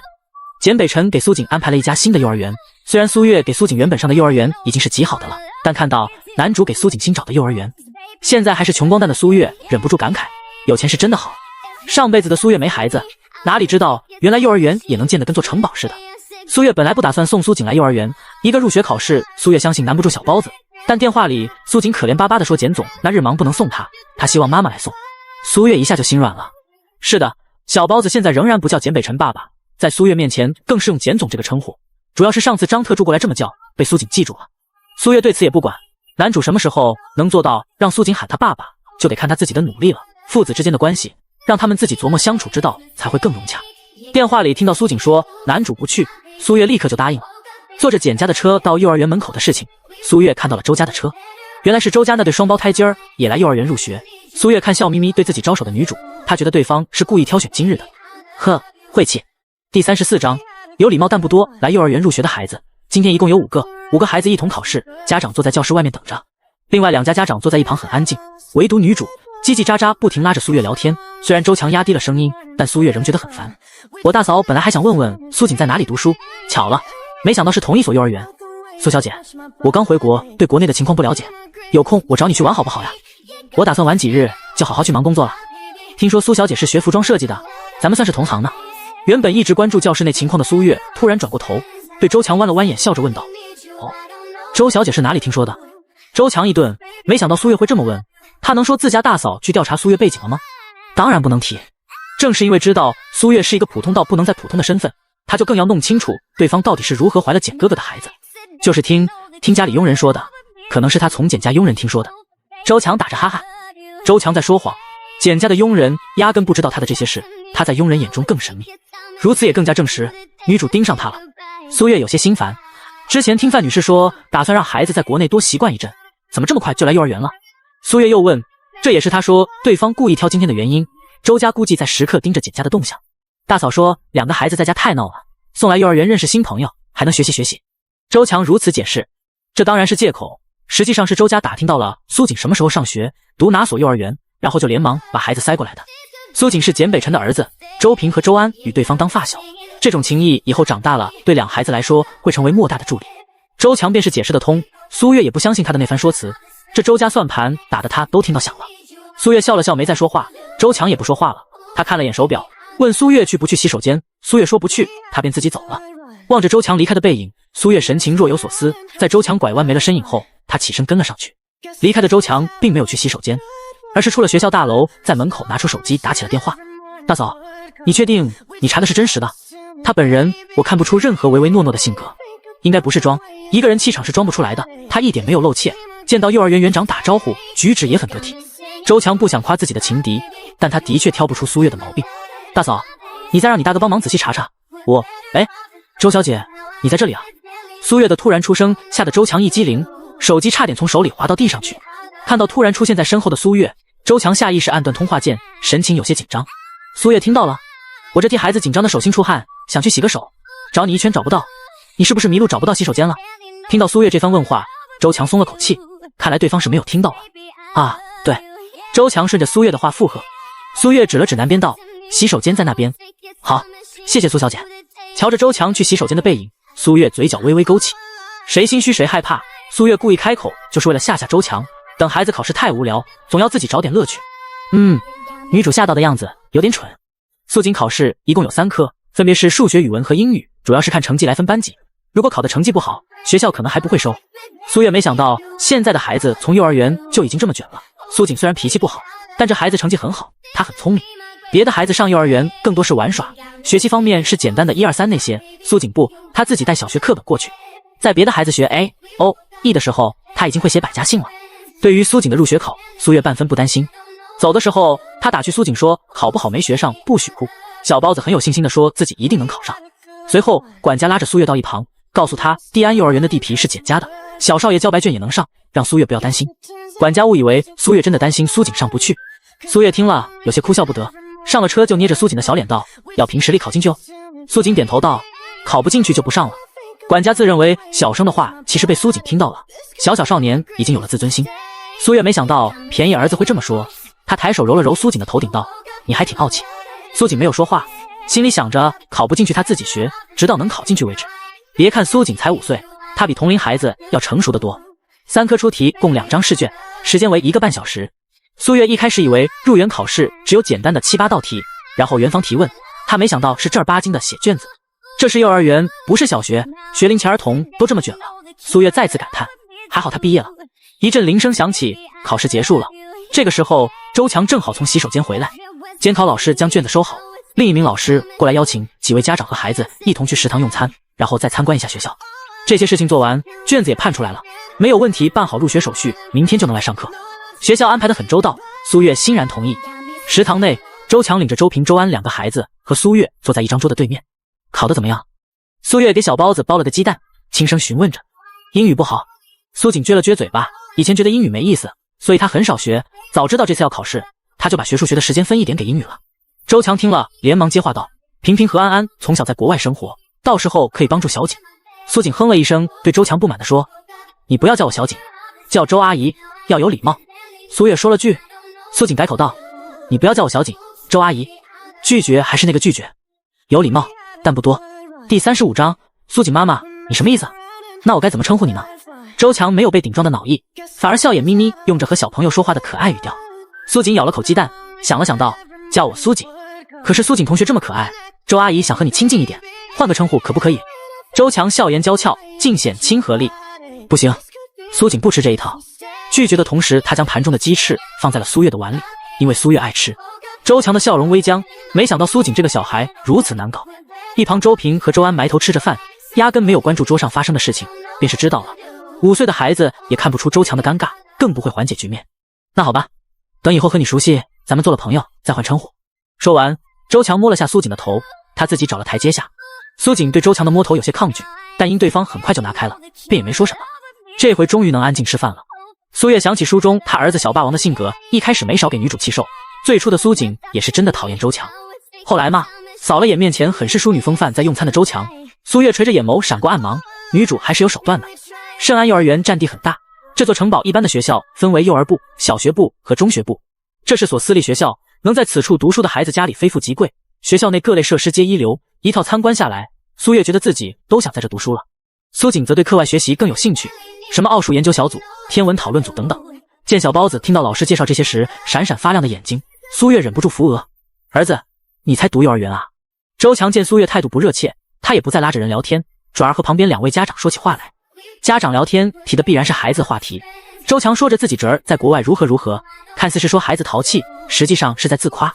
比如说和同龄孩子参加算术比赛，结果自己淘气跑到了小学组，最后只得了第2名回来之类的话。幼儿园参加小学算术还能得第2，多棒！周强有意让苏月听到自家侄儿的优秀。卓老师，你这是在迎新？一行人看完儿童小剧院，走在教学楼的长廊时，碰见了一位身穿粉色西装的年轻女子。咦，强强，你什么时候回国的？女子话语熟稔，俨然见到老友的态度。娉婷，本想过阵子联系你，没想到咱们在这里遇到了。2人立刻热络地寒暄起来。通过2人对话，苏月得知女子的身份，她是圣安幼儿园的老师，女主的高中同学。大人在寒暄，小朋友在拌嘴。周强之前让周平和周安找苏锦玩，叫他们教苏锦英语。小孩子哪里懂什么人情世故，认为自己能教苏锦他们便是小老师，苏锦就得听他们的。苏锦，我们教你英语，你要听话，不然就不教你了。谁有你们教我了？你都不会写，考试零蛋看你不哭，你们才会考零蛋。你学习不好是笨蛋，为什么不承认？就这样，3人吵起来了，互相说对方会考零蛋是笨蛋。周强，你在国外结婚了？娉婷看向一旁的小孩子，很是惊讶。不是，我还单身呢，这是我的2个侄子。周强将2孩子搂在怀里摸了摸头，真可爱。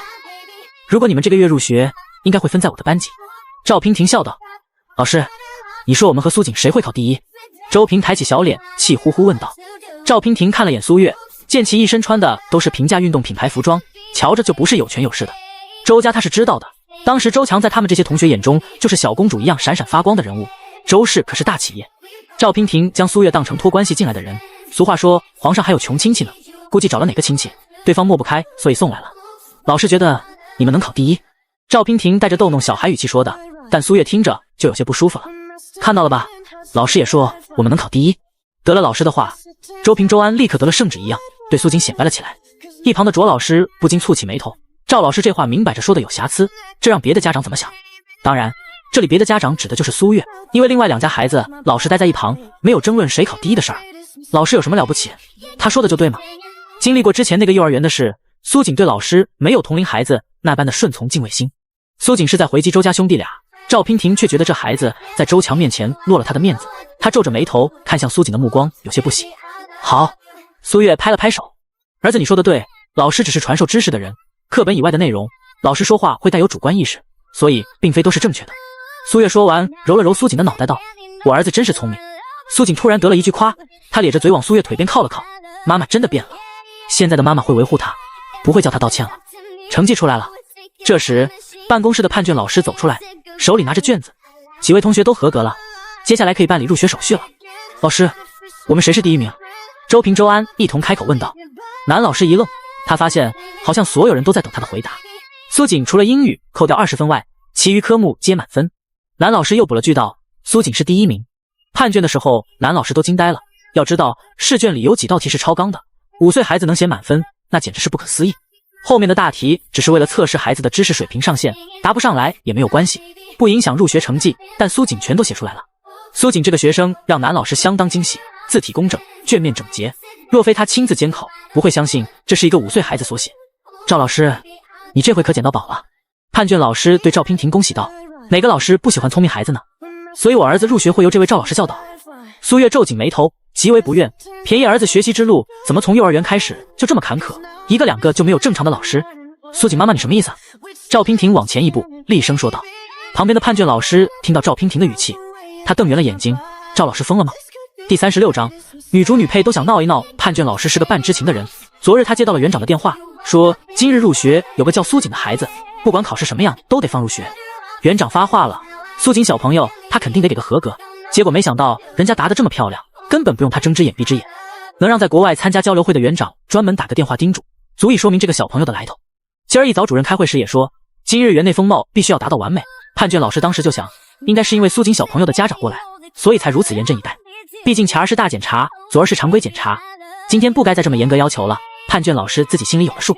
能让园长主任都这么重视的人，赵老师居然吼人家。他忘了今早开会时主任交代面对所有家长要有礼节，体现教师风貌那些话吗？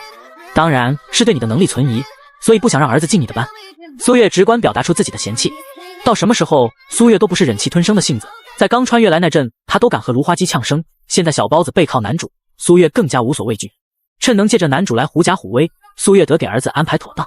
就冲这位赵老师的表现，苏月已经透过表象看到了对方的小人嘴脸，自家儿子绝对不能在这样的老师名下学习。苏锦，你喜欢这位老师吗？苏月问道。苏锦摇头，很大声道，不喜欢。苏小姐，娉婷她是国外知名大学研究生毕业，在学前教育方面是。周强开始介绍赵娉婷亮眼的履历，见周强站在自己这边，赵娉婷底气更加足了。所以呢，刚刚他的表现可不像是个让人信服的老师，在两个孩子有争吵的时候，他不是调解问题，反而激化矛盾，偏站在一方的态度，让我很难相信他会是位好老师。我说的这个问题和学历没有一点关系。苏月说完这话，赵娉婷脸色已经变得铁青。这批新生分进我的班级是园内规定，这位家长你若不满可以不读，不读就不读，谁稀罕？妈妈，我们走。苏锦对赵娉婷回怼道。园主是个软绵的性格，嘴笨又胆小，通常吵架都是苏锦在旁给园主撑腰，就像现在明明该躲在大人身后的小孩子，却坚定地拉着妈妈的手为他出头。我不相信，我要看卷子，苏锦不可能考第一。这时候双胞胎兄弟也叫嚷起来，他们在国外的幼儿园永远都是小红花最多的两个人，不可能考试比苏锦低。妈妈说他们是天底下最聪明的孩子，一定是卷子判错了。没有错啊，你们可以看。判卷老师将几张卷子摊开给众人，看似2张卷子很多，其实里面出题数并不多，说到底才是5岁的孩子。幼儿园再如何严格，也不可能像要求天才那样对待刚入学的小朋友。试卷上判得清清楚楚，周平周安两兄弟因为大题不会，所以扣分。再就是英语，小孩子在国外长大没错，但他们粗心大意，很多单词都很写错了。现阶段的周平周安兄弟俩对外语更多是会说不会写，就像是5岁的小孩子，他会说吃雪糕，但不会写吃雪糕3个字。周平周安兄弟俩就是这么个情况。这样一通判卷下来，他们的英语成绩还不如苏锦的好。兄弟俩傻眼了。妈妈，咱们走呀，不和笨蛋待在一起。苏锦说着对周平周安比了个鬼脸。好，咱们走。苏月抱起苏锦要往外走。赵娉婷轻哼一声，神情不屑，她觉得自己占了上风，赢了。周强去拉着苏月劝道，苏小姐，你莫意气用事。面上看似担心拉劝，实际上周强恨不得苏月闹起来，果然是个没眼界的，这般闹起来简哥哥肯定对他不满。大嫂说的对，苏月这样的女子不堪为简家女主人，你看看你爸爸找的这个幼儿园真差劲。苏月说这话时扫了眼旁边发呆的男老师，苏锦在旁附和，就是。被苏月看了这一眼，男老师顿时如梦初醒，如果是他想的那样，人被气走了，在场的老师都得被牵连。男老师拿出手机连忙给主任发了消息，出大事了，3楼男办公室，主任快来。赵老师和今日报道的学生家长吵起来了。男老师想，如果他猜想的没错，主任会迅速赶过来，如果是他想多了，这种和家长起摩擦的事情，主任会让副主任来处理，反正他是通知到了。看到男老师发消息的动作，苏月眼底闪过笑意，他这场闹一开始是意气用事，后来嘛，苏月视线落在面前拦着自己的周强身上，女主盯上他，他得给对方找点事情做。让女主100%移开视线的人唯有男主，女主就该和男主纠葛，他这个女配推波助澜一把不过分。我意气用事，周小姐是觉得那位赵老师做的对了，你误会赵老师了，他不是你说的那种人。周强，你不用解释，他不读没人求着读，是他自己放弃的。苏月看出来了，女主在这块拱火呢。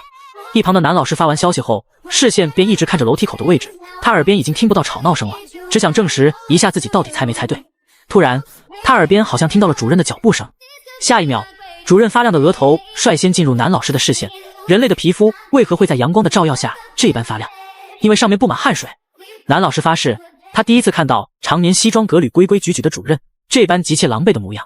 第37章，打成一片的擂台。蒂安聪明的孩子有很多，不差你家这一个，不读就赶紧走。这是冯主任过来后听到的第一句话。殷快跑过来，和发红的脸庞瞬间变得惨白。判卷老师看到主任的嘴唇都在发抖。赵娉婷，冯主任的声音向来是浑厚有力。判卷老师头一回听到冯主任发出这么尖锐的动静，最后的那个停字，声音都劈了。冯主任。见到冯主任过来，赵娉婷眼底瞬间有些慌乱，随即他见周强站在自己身边，立刻有了底气。冯主任是他胡搅蛮缠，这位家长可以给我作证。赵娉婷指了指身边的周强。周强看着冯主任道，这里面有些误会，似是而非的话好像是中立的态度，实际是在应承赵娉婷说的话。我妈妈才没有胡搅蛮缠，是你坏女人。苏锦小手搂着苏月的脖子，扭头冲赵娉婷喊着，冯主任，你看看这孩子。赵娉婷一副孺子不可教的表情，好似受了多大的委屈。你在说什么鬼话，给我住嘴。在这几句话的功夫，冯主任终于迈着他的小短腿来到了苏月面前。一身黑色西装，头发3-7分梳得发亮，中年发福的冯主任胖得像个球，汗流满面的他轻喘着气。赵娉婷被这一嗓子喉懵了。冯主任是最维护老师利益的人，有时候蒂安学生家长过来无事生非找老师麻烦，即便对方身份不一般，冯主任也会讲道理，没有硬按着老师让认错的时候。所以赵娉婷一见冯主任，赶紧表态是家长不讲理。苏小姐，实在抱歉，让您不开心了。您抱着孩子怪累的，咱们去办公室坐下歇会，咱们将这件事情处理一下。您放心，园方绝对不会偏颇老师，我们一定给您一个满意的答复。冯主任陪着笑脸。赵娉婷来到蒂安幼儿园部2年了，第一次看到冯主任露出这副模样，他心里隐隐有一种不好的预感。从和赵娉婷吵架起，苏月都是在有理有据的说话，没有愤怒到让脸部显得狰狞的表情。对于过来的冯主任，苏月礼貌地点了点头，顺着对方手指的方向进了办公室。一旁看了全程的卓老师心中感慨，明明是身最普通的打扮，但这大方有教养的姿态，真是旁人学不来的优雅。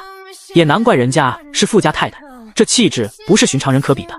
卓老师看了眼赵娉婷身上自称近6位数的西装，他默默摇了摇头，有时候衣服也需靠人来配的。进了办公室后，赵娉婷率先开口要为自己辩解，刚说了个我字，就被冯主任打断了。赵老师安静，苏锦妈妈您先说。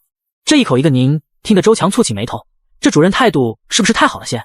苏月将情况前因后果简单的说了说，最后的结论就是因为赵老师，我对蒂安幼儿园整个教育水平都产生了怀疑，我带孩子会选择别的学校。这句话一出，冯主任肉眼可见的慌乱了起来。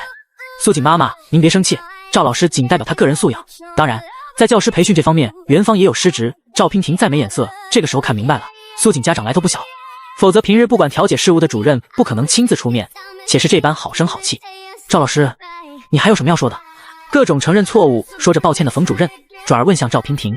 冯主任，我没有，你是否说另外2名小朋友会考第一的话？被打断的赵娉婷听到赵主任的质问，他呼吸滞了滞，然后说是我那是哄小朋友的，没。你是否在和家长有了争吵后说不读就不读，蒂安不缺学生等言论？是。赵娉婷承认，他这回没有说别的话，冯主任2次打断就是没有要听他解释的意思。几个提问过后，冯主任足以确定苏月说的事情属实。在场还有旁人在，问完了话的主任看了眼卓老师，见对方点头，便知道事情就是这么回事。2年前赵老师便是我招进来，当时他是国外回来的高材生，本是想让蒂安幼儿园可以和国际教育更加接轨。冯主任长长叹了口气，对赵娉婷道，你太让我失望了。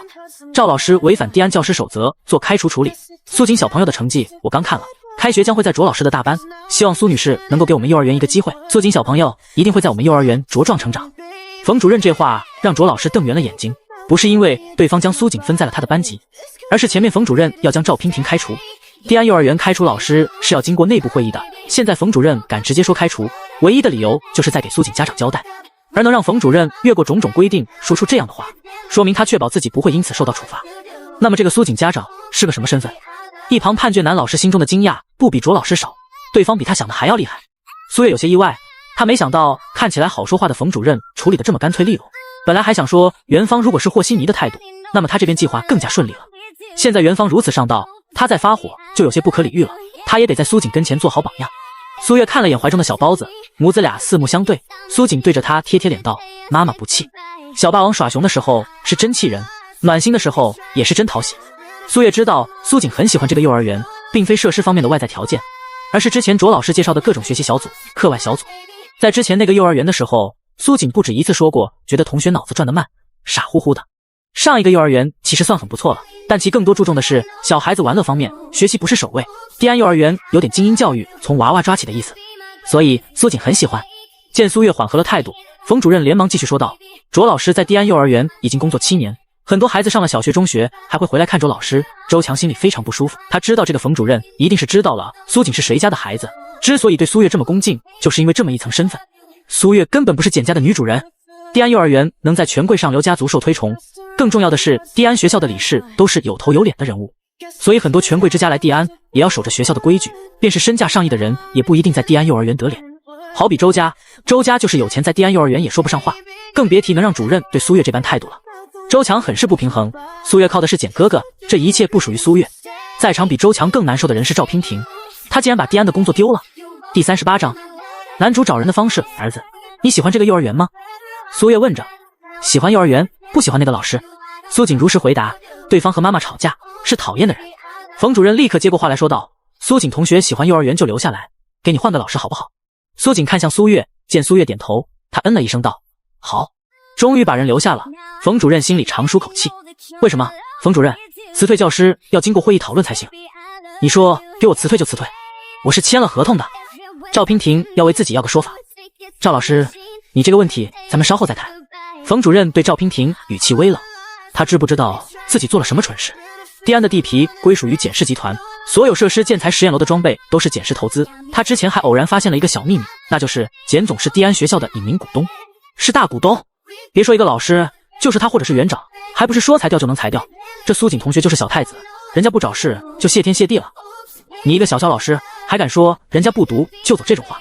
不用他说辞退，园长在估计恨不得给他一巴掌。这次园长去国外参加国际教育交流会，这还是简氏牵线的。这个学校能达到如今的规模以及威望，少不了背后的简氏集团相助。他们园长说，最近听到风声说简总有儿子，能让简总亲自打电话说孩子入园的事情，不是他儿子还能是谁？今日他要是让简总的夫人和儿子离开了学校，明儿蒂安管理层就能来个大换血。他一早就开始忙活园内的事情，差点就让赵娉婷全都搞砸了。家长们，咱们现在去隔壁填个表格，录入下信息，明日就可以来上学了。诸位请一步。主任亲自领着往隔壁走去。若非园长交代说简总让园内照常，他们哪里用得着老师接待？隔壁小学部和中学部的校长都恨不得亲自过来呢。走出门的主任对判卷老师点点头，眼里满是赞赏，这次干得不错。赵娉婷知道这个时候闹起来只会让自己更加难堪。走之前，周强还特意拍了拍他的肩膀做无声的安慰。女主当真是无时无刻都在装好人。苏月看到对方的举动，内心如此评价。屋子里的家长们都出去了，赵娉婷终于忍不住蹲下哭了起来。判卷的男老师僵在原处，最后想了又想，还是决定给赵娉婷留下个单独的空间发泄。他关上门走了出去。对赵娉婷来说，这无疑是晴天霹雳，能够进整个毕氏教师待遇最好的蒂安当老师，这是一件说出去倍儿有面子的事情。不光是这些，最重要的是他所教的学生家长都是非富即贵的人物，之前许多家长妈妈还约他一起做美容，那都是高级场所。现在什么都没有了，什么都没了。鼻涕一把泪一把的赵娉婷没有注意手机的消息提示，屏幕主页面上显示她收到了一条新消息，发信人强强。入学手续很简单，填一些基本信息，去领校服、书本等所需用品，然后就可以回家了。校园很大，其余家长的车都等在校门外，唯有简家的车可以等在教学楼门口。上车的时候，周强对苏月说道：苏小姐，我家司机去接我大嫂了，你们回别墅可不可以带我们一程？司机走了，苏月都懒得拆穿他。周小姐，我是简家的客人，你应该问简家的小主人。苏月客气的语调中透露出一丝疏离。周强咬了咬嘴唇，然后对着苏锦道：苏锦，可以让我们搭便车吗？苏锦看了眼周家兄弟俩，他问：你们没有考第一，承不承认自己是笨蛋？兄弟俩低着头不说话，周强竟然也不出言解围。苏月内心啧啧两声，这是书中的女主，越相处越觉得小说里描述女主的词汇和现实有很大的出入。还好男主不是。姑姑，咱们。周安抬起头想拉着周强走，这时他的后背被轻推了一下，他知道姑姑在让自己退让。周安平日最听周强的话，可这回他一点都不开心。我们是笨蛋。苏锦打开车锁，轻哼了一声道：那你们上车吧。苏月见状心中暗忖，自家儿子有时候做事很解气，但也很讨打。他也是后来才知道，原来那日小包子在离开幼儿园前还收拾了徐子涵一顿。眼下想必周家兄弟俩心里肯定是很想打他儿子一顿，而女主非要坐车一同回别墅，甚至宁愿委屈了亲侄儿，一定没打好主意。现在的苏月对小说中的女主滤镜已经碎了一地。回程路上，女主接了一通电话：谢谢你，不然我还真搞不清楚怎么报名。哪里，谬赞了。好，改日请你吃饭，拜拜。挂断了电话的女主对苏月笑道：我打算在国内从零开始，苏小姐也知道我是学服装设计的，近来国内有一场大赛，算是国内设计领域金殿堂级的赛事了。苏小姐也是学习这方面的专业，有机会咱们交流交流。苏月听着直皱眉头，周强以为对方是嫉妒了，毕竟身为名校毕业的学生，毕业后居然去食品公司当文员，没有从事服装设计行业，一定是对他很羡慕。周强扬了扬下巴，心里终于有了些优越感。其实女主完全想错了，苏月表情不好是因为她想起了一段剧情，作者只是一笔带过说女主回国参加比赛，拿了金奖，得到了大众的喜爱，在网上红火好一阵子，然后她创立了自己的品牌，有了自己的事业。文中女主事业线内容不多，更多是和男主感情流的描写。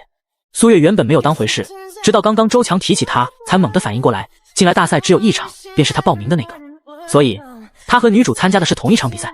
该死的剧情便是她将原著蝴蝶成了现在这样，仍然改变不了女配和女主的纠葛，因为她不勾引男主，所以把两人的摩擦转到事业上来了。苏月现在的心情应了那句俗语，癞蛤蟆爬脚面，她不咬人但膈应人。这时一阵铃声响起，苏月没有反应，司机看了眼后视镜，清清嗓子道：苏小姐，车内电话是简总打来的，他要您接。刚才司机好像是接了个电话，然后说我给您转过去就挂断了。苏月虽然陷入了自己的思绪中，但她也能关注到别的事情。看了眼挂在车窗上方的电话，苏月嘴角抽抽，男主为什么要通过这个方式联系她？第39章，没想到简总如此重视夫人和儿子。苏小姐，你的手机打不通，我想你应该在车上，所以用了卫星电话联系了你。苏月看了眼自己的手机，不知道什么时候没有电量自动关机了。她刚把手机揣好，发现周强一直在盯着她这边看。苏月勾勾嘴唇，故意放柔声音道：有什么事？苏月如愿看到了女主喷火的眼睛。今天晚上我临时有工作，回去的比较晚，答应了苏锦晚上陪她吃火锅。简北辰的意思是他回不来了，如果苏月有时间，希望他替他陪苏锦吃火锅，家里都准备好了食材。今天晚上吗？好。然后苏月挂断了电话。苏小姐，可是有什么急事？周强状似随意地问道。苏月摸了摸自己头发，往后甩了甩，故意露出小人得志要笑不笑的模样道：简先生让我留下吃火锅，他晚些回来再陪我和儿子吃。这就是语言的艺术魅力，描述一件事情，换个说辞角度，造成的就是不一样的效果。周强眼中闪过妒火，随即很好的掩盖了过去。他笑道：是这样啊，真好，火锅很好吃，很好吃。见周强强颜欢笑的模样，苏月的眼底闪过暗芒，这可是把机会递到你的手上了。两人谁都没有注意到，在前面开车的司机偷偷用左手按了手机上的发送按钮。陪我和儿子吃火锅，很好吃。简氏集团的大楼，简北辰听完了整段话的录音，他的手指敲击在桌上，发出有节奏的响声。这次送苏锦去幼儿园，他是故意没有去。苏月在他面前伪装得很好，但对待旁人便不一定了。以前只是平平无奇的小职员，现在有了简氏做靠山，那么会不会趾高气扬起来？简北辰想苏月在自己装的再如何完美，届时他将他在外的所作所为记录下来，然后将证据放在他面前，不怕这人不承认。对待苏月，简北辰只想让他莫耍小心思，趁早分割开他和儿子的牵扯，防止过度影响苏锦。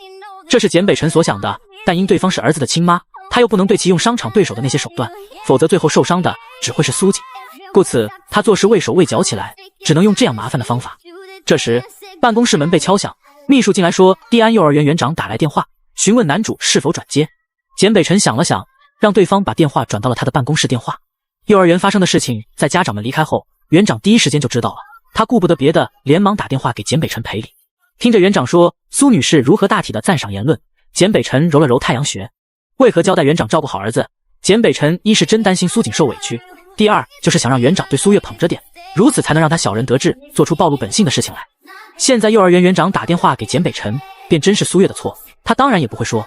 简北辰也不耐听园长的吹捧，他说道：将事情的起因、经过、结果以及所有对话都整理成文档，发到秘书的邮箱。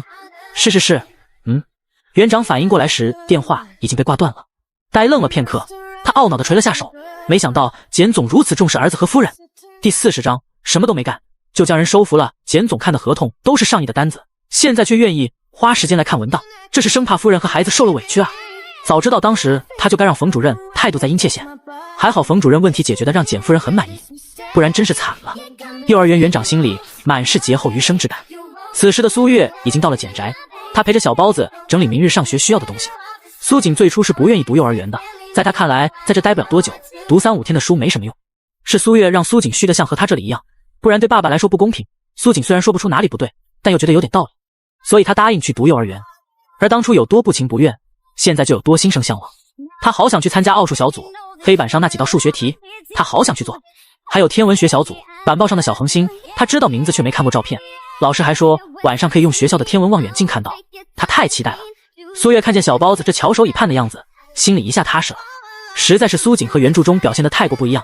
书中小霸王对男主这边很喜欢，结果现在苏月发现便宜儿子对男主这里没有任何留恋不说，还心心念念的总说要回他那里。眼下终于有个让小霸王喜欢的地儿了。在一旁的女佣想帮忙整理，让苏月去休息。现在别墅内的佣人们俨然拿苏月当半个女主人看，苏月都搞不清楚这是怎么回事。明明书中原主过来这里指使佣人，不仅说不听，对方还冷嘲热讽。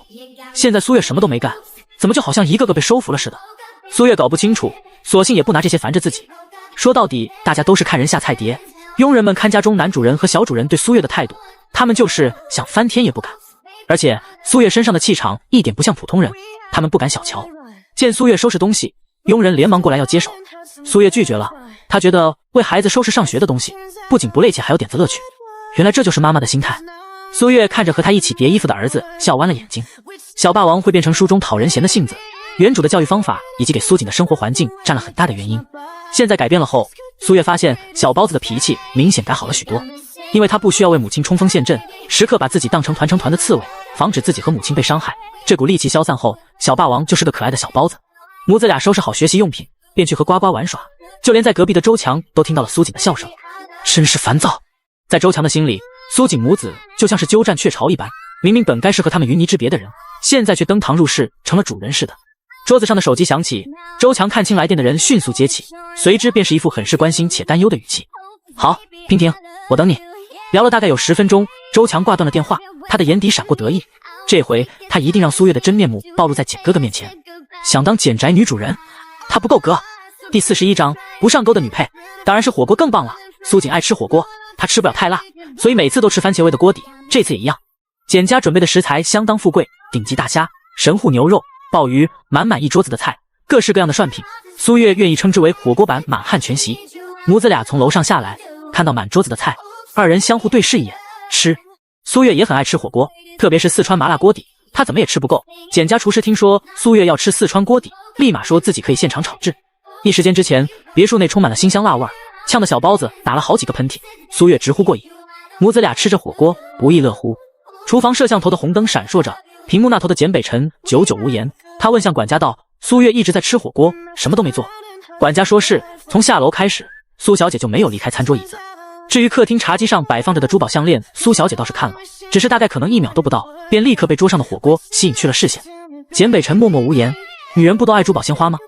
桌上的粉色钻石是让所有女子趋之若鹜，移不开眼睛的珍宝，就这么被火锅食材给比了下去。将粉钻摆在客厅是为了让苏月动心，她必然会问钻石为什么摆在这里，管家便回答是先生拍卖下来还没有收起来，然后告诉苏月简先生有收集钻石的癖好，日后这些都会是女主人的。简北辰不信苏月不会动心，他必然会加快动作，如此更容易暴露出马脚。但谁能想到世界上最大的天然粉钻在火锅食材面前是那样的暗淡无光，甚至不能让苏月在上面投入超过1秒的注意力。周强一直站在3楼的阳台，他视线紧盯着隔壁，发现熟悉的黑车进了院子后，连忙到屋里拉着赵娉婷道：“快拾掇，咱们可以过去了。”没错，此刻赵娉婷在周强的家里。在苏月和赵娉婷发生摩擦后，周强心里就有了想法，他偷偷给赵娉婷发了消息，让她过来。赵娉婷在学校等着，最后没有什么说法不说，还被园长打电话呵斥一顿。地安学校教务处各个管理人员也都表态了，认同冯主任给的处分。现在的结果就是地安不用他赵娉婷，解除合同需要做的赔款，地安全部照付。赵娉婷哪里是要这点钱，他是想在地安继续教书，能在地安任职的好处，相比这点赔偿费算什么？有多少老师花个几十万打点都来不到地安？他不明白自己怎么会因为这点小事被开除。心灰意冷的赵娉婷来找周强，周强告诉他说能帮忙想办法。到这里赵娉婷才知道，原来苏锦竟然是简氏集团老总的儿子。天哪，他这是惹了什么人物？难怪地安不敢对他有通融。周强劝赵娉婷说他知道他并不是有坏心思，当时只是玩笑话，结果是苏小姐较真了。争论起来这些都不算问题，他们趁着简先生回来，当着他的面求苏月，苏小姐碍于脸面肯定会大事化小，或许他的职位还能回来。赵娉婷一听是这么个理，他满口答应。第42章，当阴谋对上阴谋，女配对上女主。在去隔壁之前，赵娉婷特意换上了周强的白色连衣裙，铺了粉的脸苍白可怜。帮助赵娉婷的周强认为自己在做好事，既能帮赵娉婷要回工作，又能戳穿苏月的假面具。二人来到简宅时，打死也没想到会出师位洁身先死。他们被拦在了门口，保安说晚上检府不见客。周强愕然，那他们怎么进去？哭，大声哭。佯装不打扰，转身往回走的时候，周强叫赵娉婷嚎出声。对赵娉婷来说，蒂安的工作就是他日后进上流社会的敲门砖。为了能重新有资格站在上流社会的门外，他哪里还要什么面子？苏女士，我是来道歉的，求求你见见我吧。赵娉婷拉着大门放声大哭起来。大学时期，赵娉婷加入了美声歌剧部，眼下派到了用场。因为周强和简家是邻居，所以他们来到的是简宅内门。这个距离足以让屋内的人听到赵娉婷的哭声。拿着筷子的苏月动作一顿，外头这是怎么了？有人唱戏？这是哪个有钱人癖好如此特别，唱得这么难听都请来？紧接着，苏月看到男主从外面回来了，刚踏进屋内就听到这个动静。简北辰询问管家外头是怎么回事。管家接到门口保安发来的消息，明白情况后，他转述给简北辰听。因为来者还有周家小姐，如果是陌生人保全，便直接驱逐走了。碍于周家的面子，所以他特意询问管家该如何处理。男主是往厨房走的，一路管家跟在他身后说着情况，所以苏月也听到了。他微微挑眉，看来女主抓住了自己给的机会，对方必然是看到男主的车子回来，便立刻领人过来了。瞧着和男主回家前后脚的哭声，便能看出周强有多么急切过来告状了。简北辰一个眼神，管家便明白意思了，立刻到苏月跟前道：“苏小姐，您见不见此人？不见的话，我这就吩咐保安将人赶走。”简先生没有提周强，便说明不用看周家的面子，所以管家如此问：“让他们进来吧，正好我也看看对方要说什么。”苏月心想，若是不让进来，今儿白天的架他不是白吵了。一旁的小包子咽下嘴里的虾，哼了一声道：“讨厌的人来了。”简北辰听到这话微微挑眉，他坐在到了小包子旁边，佣人见状立刻放上了调好锅底的小锅。他和苏景一样吃的番茄锅，父子俩都不能吃辣。跟随保全过来的赵娉婷一路上哭哭啼啼，每抬手擦眼泪的时候，就会偷偷看一眼周遭环境。瞧见喷泉旁没有关门的车库内几十辆豪车，他的心脏砰砰跳。这才是有钱人家啊！一路来到屋内，入鼻的便是火锅的香味，这让哭了一下午未进食的赵娉婷忍不住咽了咽口水。在他旁边的周强心里满是不愉，简哥哥为什么要如此惯着苏月这个女人？他不说自己是客人吗？为什么坐在餐桌的主位？说来苏月还真没有注意这点，他和儿子二人就是随便坐的，当然回来的简北辰也没有在乎这些。然而这样的小细节却让周强乃至简家佣人都认为苏月是得男主看中的表现。第43章，男主受不了了。如果说院子里的景色让赵娉婷心中惊叹，那么进到屋子后，他已经到了找不出形容词的地步。客厅的话他在地安教务处看过，只不过那是一幅大师临摹，便不是真品，元芳也是花了10几万买来的。光是临摹品都这个价格，原版画的多少钱？当时赵娉婷很是啧舌，如今在简家客厅看到了这幅画，既然能在简家被挂出来，必然是真的了。不仅是画，整个客厅看起来富丽堂皇又不失优雅，给人的感觉既豪华又有底蕴。赵小姐来到找我是有什么事？苏月没有称呼对方为赵老师，因为他已经不是了。赵娉婷微微回神，她砰的一声跪下了。不光是苏月，就连周强都有着惊讶，赵娉婷真是太卖力了。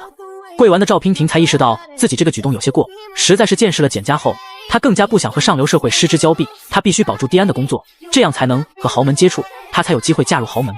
她也想有开不完的跑车，用着一套10几万的餐具吃火锅。苏小姐，求求您原谅我吧，当时那个情况真是您误会了，我没有偏颇一方。赵娉婷声泪俱下，受了极大委屈的模样。苏小姐，我求求你，让我回蒂安学校吧，我很喜欢老师这个职业。还有班里的孩子们。越说越伤心的赵娉婷哭倒在地面。周强这时在一旁帮腔：苏小姐，我和娉婷是高中同学，当时她只是因为和我熟悉些，便开了个小玩笑，或许没有注意到分寸让你误会了，但是绝对没有坏心。她家里的母亲刚刚经历手术，失去这个工作的话，两人一唱一和下，显得苏月像个大反派。等等，女配本身不就是反派？得，绕来绕去，她这人设又套上来了。苏月看了眼在旁边吃火锅的简北辰，这人倒是一点没有受影响。赵小姐这种情况应该去找元芳解决问题，而不是来求我。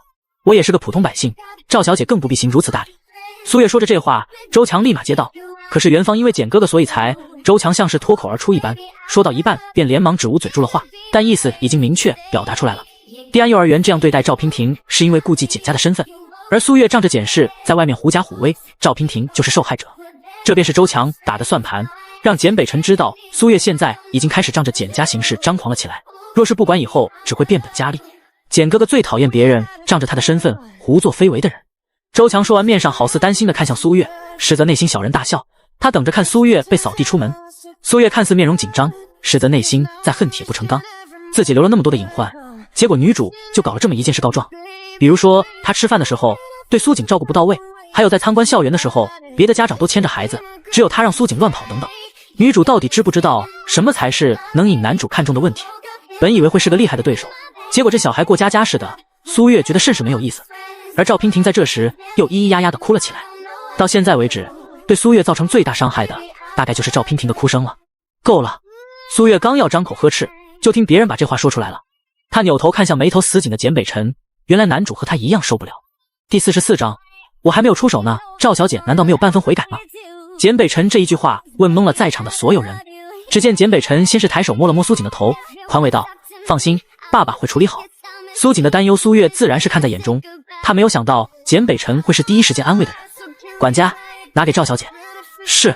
管家走到沙发旁，从茶几上拿过来一本文件，也正是这番举动，让赵娉婷和周强注意到了桌子上面的钻石。粉钻，很大一颗的粉钻，二人眼底皆闪过痴迷，真的好漂亮。这才是正常女子该有的反应，见到漂亮的东西不该迷了眼吗？不管是否贵重，好看的东西总该吸引视线停留一下。而苏月这次依旧是扫了一眼，没有过多的关注。简北辰眯了眯眼睛，究竟是真的不在乎，还是刻意为之？说来其实是男主阴谋论了，苏月只是单纯的没看见。下楼时管家所说的视线极短暂的停留，是因为他当时没注意看，而现在他坐在餐厅最里面的正位，苏月只能看到个盒子边，便是世界上最大的粉钻，也大不过装他的盒子，所以苏月实际上仍是什么都没有看到。瞧着赵娉婷看手中文件夹越来越白的脸色，苏月很好奇上面到底写了什么。周强一直在赵娉婷的身边，从他的角度也能够看到文件上的内容，他的脸色同样不好。赵小姐，苏锦入学前我便查了各位老师的情况，此举并非针对你，即便是没有你和苏小姐的争吵，我也不会让你任苏锦的班主任。今日你没有被辞退，下个月的教师会议你也会因此被辞退。收受贿赂，私联学生家长，对外泄密地安教学规划，每一桩都足以将你在地安除名。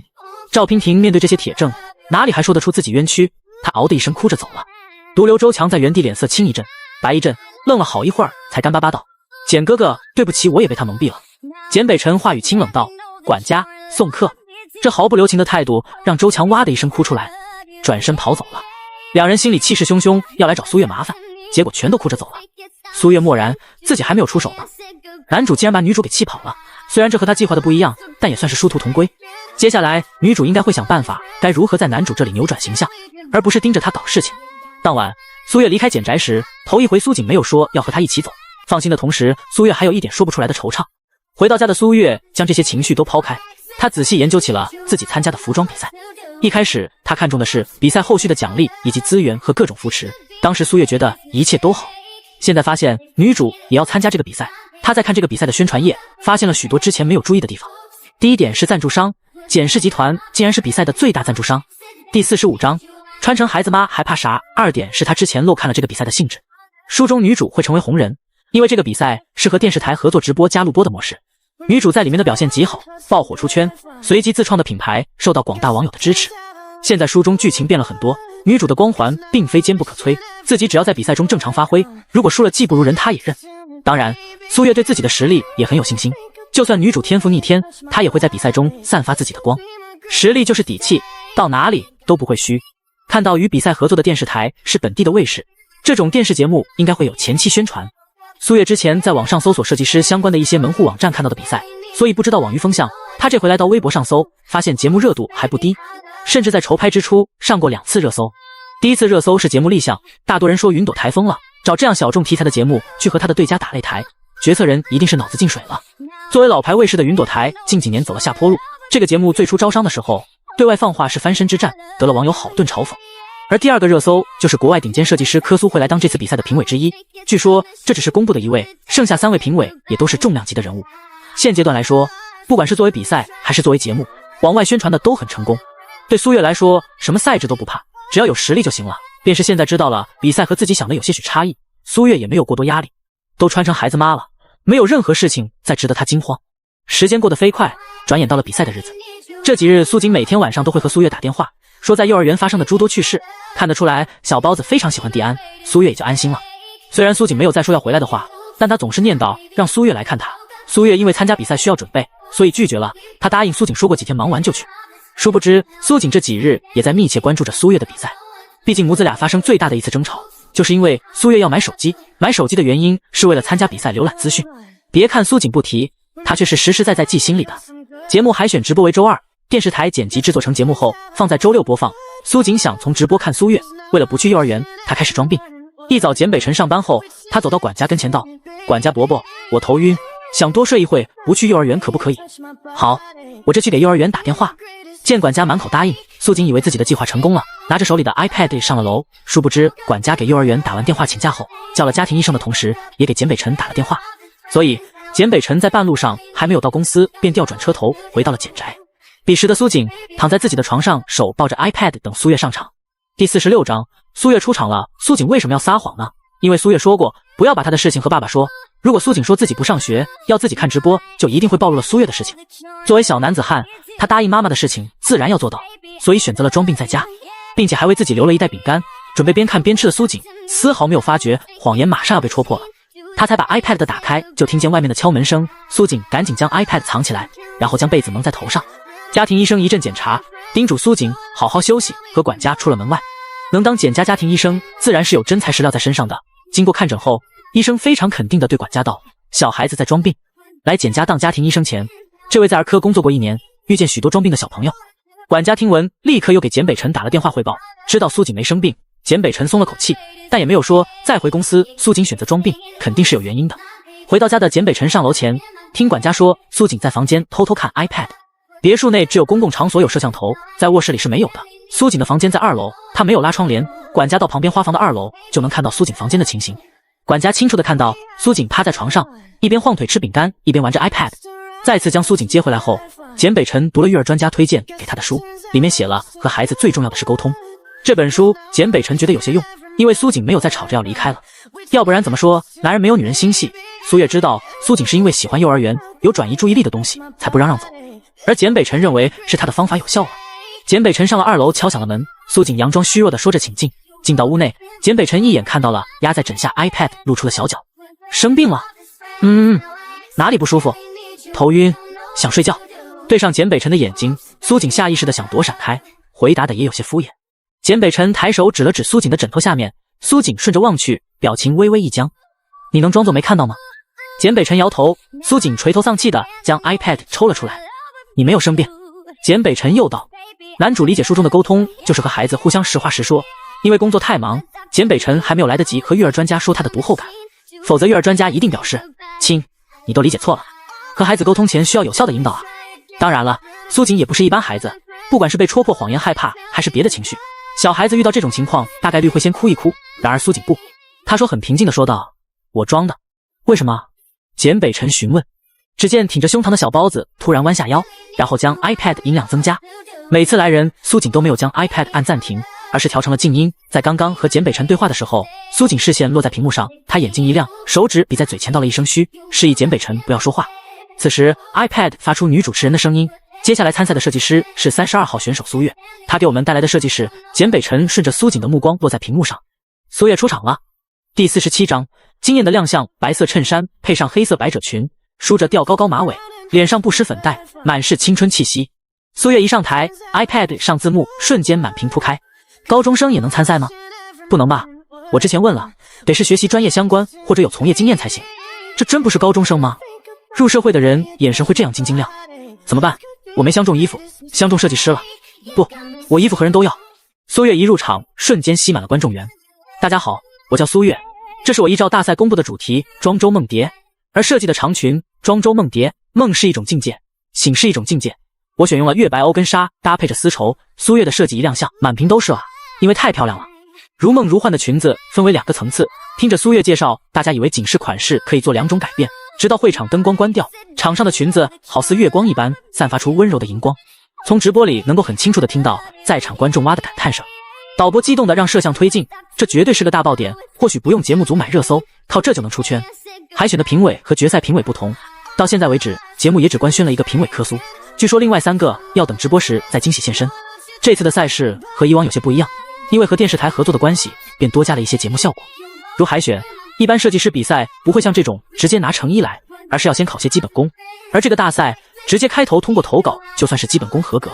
在得知周强也要参赛，苏月仔细地研究了赛制，发现这比赛并非专业赛，有一半占着娱乐性。当然，苏月看重的是最后奖励，比赛性质倒也不重要。所以他最初的计划仍不变，他要海选便夺人眼球。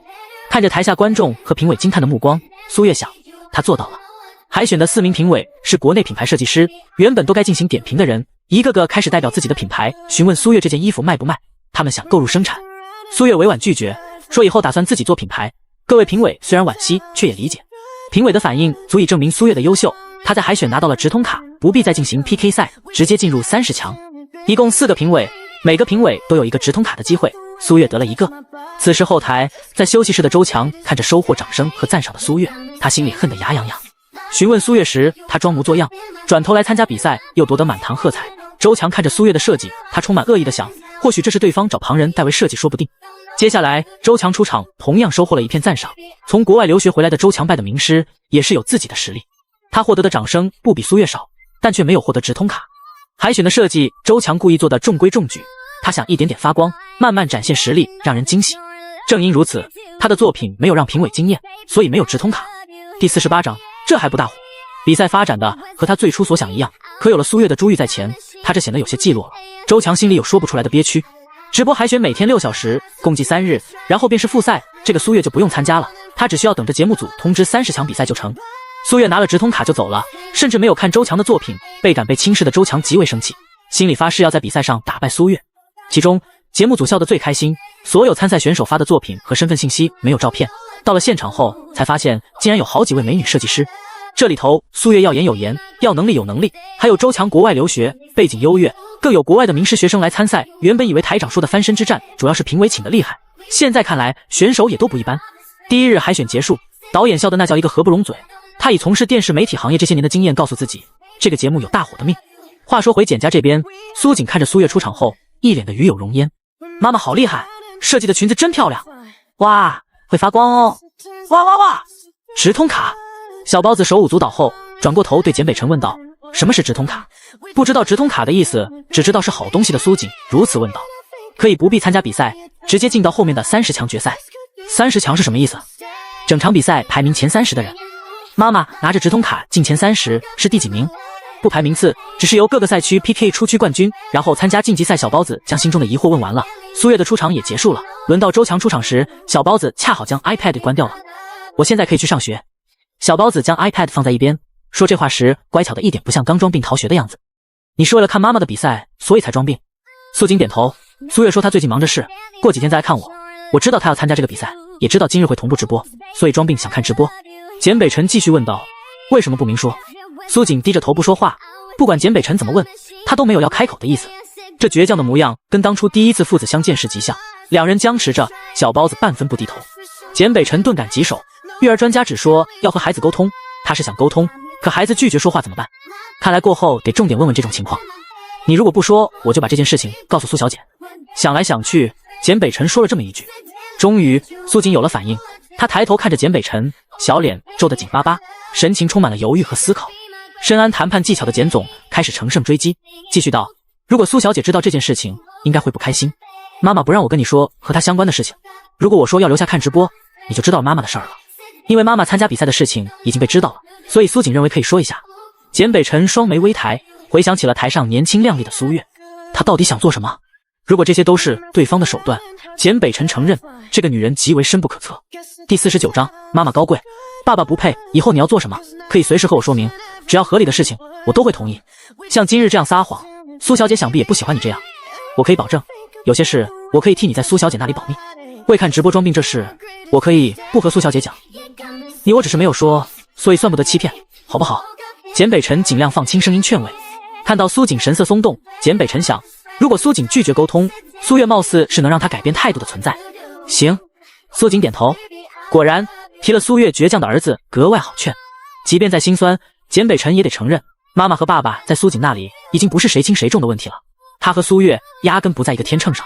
父子俩谈完话，苏锦便背着书包去幼儿园上学了。简北辰给张特助打了电话，要了这次服装设计大赛的资料，关于这次赞助是公司副总参与的项目。仔细看了赛事流程和签约的投资合同，是一份正常的商业合作。根据文件上所写的市场评估以及第一次网络直播热度来看，情况较为不错。简北辰看着张特助发来的消息，苏月的礼服上了热搜，虽然排名较低且很快就调出了热搜，但这是一个好的开始。毕竟只是根据一个直播的裙子截图，还引不起大范围的讨论，到时候云朵台节目上了后，影响力会更大一些。能在检视工作的都是有能力的人。简北辰说是要资料，张特助当然不会只把关于比赛的资料发过来，他还在文件上标注几处重点。参赛选手中，简北辰一眼就看到了苏月，然后便是他下面的周强。先生，周小姐和范女士来访。管家过来，对坐在沙发上看文件的简北辰汇报着。经过上次，管家知道简北辰不喜欢隔壁一家，所以特意先来问问，若是简北辰不愿见，他这边便找个理由给打发了。周小姐带着朋友过来指责苏小姐，最后竟然是误会。当时的情景，管家现在仍觉得很无理。周家小姐不再是儿时单纯的小姑娘，周管家也变得公事公办了起来。不见。说罢，简北辰上了2楼书房，他还有一个会议要开，原本是在公司召开，现在只能改成视频会议了。管家出去，在门口对周家人说简北辰刚刚离开，周家姑嫂便走了。在书房开完视频会议的简北辰又给张特助打了个电话，让他调查周家这些年在国外的情况。他怀疑周家在国外经营不善，是公司出了问题。简北辰也不是傻的，周家的殷勤他都看在眼里，这里面肯定有猫腻。随后简北辰拿出手机开始发着消息，微信那头的名字写着的是育儿专家。简北辰发现自己儿子和别家小孩有很多的不同，与育儿专家口中的孩子各种反应更是差异较大，他得好好咨询一下到底是怎么回事。女主上心着男主，男主上心着儿子，女配嘛，在忙事业。现在的苏月因为比赛时的夜光长裙让她在网上小火了一下。第50章红红火火的事业，苏月没想到自己才刚刚参加了一个设计师比赛，仅仅是因为作品在网上有些热度，就开始经历人红是非多的阶段。首先是班级群里，苏月已经很多年没有在这里说过话了，每年的聚会因为孩子再加上手头拮据工作等等原因，她都没有不参加，大家默认苏月不在群里。有一个女同学发了直播的截图在群里，众人的讨论话题就变成了苏月。虽然学的是服装设计行业，但在国内这行很难做，群里大部分人都选择转行，最初报这门靠着一腔热爱，最终败给了金钱的饭碗。有的人跃跃欲试也参加了这个比赛，但因为好几年没有从事服装设计，画稿和设计理念都不合格，被刷下来了。还有人说这个裙子不像是苏月的水平，当年她上学的时候成绩并不好等等。说话的人没有考虑到毕业这些年所有人都会成长的因素，他的语气充满了高高在上的讥讽和看不起，完全是为了贬低而贬低。如果说上学的时候苏月人缘不好，这点没错，因为性格原因，苏月上学的时候很孤僻，独来独往没什么朋友。但在学习方面，她是年年拿奖学金的，水平不高，这话是绝对不认的。苏月直接艾特了那位说她成绩不好，暗指她作弊的同学，然后找到学校奖学金公示的文件，截在一张图上，每张图都写着因为以下同学专业课优异，所以获得了奖学金，不管别的同学如何变化，苏月永远是第一排第一个。苏月将群里自己的网名改成了真名，这样众人更加知道她是谁了。见苏月出来，群内一下就安静下来，过后有人想要上前寒暄，那个女同学也想解释一下，却看到了苏月退群的消息。有人开始阴阳怪气说苏月看不起他们如何。这仅是同学方面，以前的同事也联系到了苏月，询问那是不是她。苏月承认了以后不想多聊，找了借口说有事要忙。过了一会儿，他看到对方发了条朋友圈，说和红人以前是同事，内容是2人的对话截图和苏月参加节目的照片。在食品公司时，苏月是个老好人，谁的工作都能找他帮个忙，如此你来我往，互相帮忙叫同事情谊。但对方总是将自己不想做的甩过来，那便是欺负老实人了。所以苏月在公司和谁的关系都不错，和谁的关系都不好。现在仅仅是他参加了比赛，拿到直通卡，周遭人就这个样子，苏月很难不感慨这是个现实的社会。在网上搜索节目相关的内容，苏月发现网友提及自己的次数非常多，基本上每个说起天路设计大赛都会说到他的夜光裙子。哪怕现在已经直播海选了第2日，依旧是他的梦须成为了观众的记忆点。其他的裙子也漂亮，但也就仅限于漂亮。说到惊艳，还是那个关了灯犹如仙子裙摆的长裙。苏月的本意是让这条裙子对评委形成冲击记忆，这样以后自己每次比赛的作品直接垫高了起跑线。但他没想到同时被冲击的还有网友们。眼下的情况是苏月没有想到的，难道是女主光环的原因？当初女主就是凭借这个节目大火特火，苏月没有想要重复女主的路，她仍打算按照自己的计划一步步走。看着女主的微博号在网上活跃，对每个在她的微博下评论说她设计裙子漂亮的网友道谢，苏月想，女主难不成从一开始就打算借着节目走这样的路线？那他俩还真是选择了2条路。看到许多网友求梦须裙子设计师的微博，苏月仍然没有选择注册，她的重心更放在比赛上。整理好手头的事情，苏月在比赛前空闲了下来，她去幼儿园接苏锦，打算给她个惊喜。苏月想着，如果小包子适应了，她就把过户手续办了。这些日子男主一直没提，苏月也没说，怕的就是男主和书中不一样，小包子受委屈。经过观察，男主对小包子的心是真的，他也放心了。然而苏月的心仅放到了来接苏锦之前，到了幼儿园门口看到儿子，他又提起来。第51章，简总是坏人。苏月是悄悄来幼儿园的，他想给苏锦一个惊喜。来之前，苏月想着要不要和男主那边说一声，后来觉得好像没有必要，反正在幼儿园门口也能见到管家。苏锦和苏月说过，他上学放学如果简北辰没空，就是管家负责接送。接下来的日子，苏月忙于比赛，看苏锦的次数会减少，正好借这个理由让小包子在男主这里多住些日子。虽然苏锦没有嚷嚷着要回家，但没准他过几天想起来又提，所以苏月提前给打个预防针。待他比赛结束，苏锦在男主这里待的也该习惯了。来之前，苏月想着这些心情很好，现在为止一切都非常好，自己也没有走女配的老路。这份好心情在看到苏锦的瞬间就消散了，因为苏月看到苏锦从幼儿园里跑出来，差点撞到周遭行驶的汽车，好在因为是学校门口，车子开得都不快。小包子因为躲避车子，重重摔在地上，他不哭不闹起身继续往左边跑，在注意车的同时还回头看，好像有人在追他似的躲着跑。苏锦跑的方向正好是苏月这边，看到苏月后，苏锦眼睛一亮，加快速度跑过来，抱着苏月的腿，仰着头欢快地叫着妈妈。直到这时，苏月才看到后面跑过来的管家以及司机，二人在看到苏锦在苏月身边，重重地松了口气，告诉妈妈，你跑什么？苏月一边说一边检查儿子身上有没有受伤，除了掌心擦破点皮和膝盖磕青了一块，没有别的伤口了。小孩子皮肤嫩，两处不重的伤看起来有些触目惊心。苏月将苏锦抱起来往管家那边走去。面对苏月的询问，苏锦没有说话，苏月没有逼问，他走到管家跟前道，发生了什么事？此刻管家靠在车边，腿有些软，在苏锦离开自己视线不见的时候，这辈子他的心跳都没有这么快过。没有发生事情，原本小少爷在乖乖排队，转眼一下就跑不见了，我们也不知道原因。正是因为一切没什么异常，所以管家才没有想到苏锦会一下跑走，否则两个大人怎么可能看不住一个孩子？听管家这么说，苏月心知还是得问小包子才行，他跟着管家上了简家的车。车内，苏月又问了一遍，这回苏锦开口了，我想去找你。说着，苏锦从书包里拿出一张路线图，这是苏锦自己画的，他甚至还在上面标注了到哪里坐几路公交车，需要多少钱用多少时间，内容极为详细。地图里卷着的是坐公交车的零钱，一看苏锦之前就没少做功课，准备的相当充分。一旁的管家眼睛瞪得溜圆，他家小少爷可太聪明了，现在一些年轻人可能都做不到这样。想起之前看到新闻说21岁小伙迷路转一整天的事，管家在内心由衷的感叹，甚至还有点自豪。你可以给妈妈打电话，让妈妈接你，或者和爸爸说，让他送你，为什么要选择这样的方式？简总是坏人。苏锦如此说道。第52章，男主不是个好东西。听到苏锦称呼男主为简总，苏月嘴角抽了抽，还是没有认作爸爸。坏人。苏月重复了一遍，不知道这个坏人从何说起。苏锦点点头，正欲继续说，突然话语一顿，然后视线戒备地看着管家和司机，他们和坏人一个阵营，也是坏人。苏月从小包子脸上看到了这个意思。妈妈和你回别墅，然后咱们说悄悄话好不好？有问题咱们一起解决。苏月凑到苏锦耳边小声地说着。苏锦点点头，严肃的小脸终于露出一丝笑意，妈妈还是站在自己这边的。一路回到别墅，苏月想和儿子说说话，但见儿子万分防备地盯着管家和司机，想起之前他跑走差点被车撞的样子，心里又好气又好笑。苏月想着待会一定要好好说说这个问题。回到别墅的时候，简北辰不在，管家说男主今晚会迟些回家，自从家里有了小少爷，简先生会往家里打电话说行程，哪天不回来吃饭会打电话和苏锦说，让他先吃饭。管家对此很欣慰，简宅终于有了点家的样子。看着小少爷上楼的身影，管家想了又想，决定还是给先生打个电话，毕竟被小孩子说是坏人，问题有点严重嘛。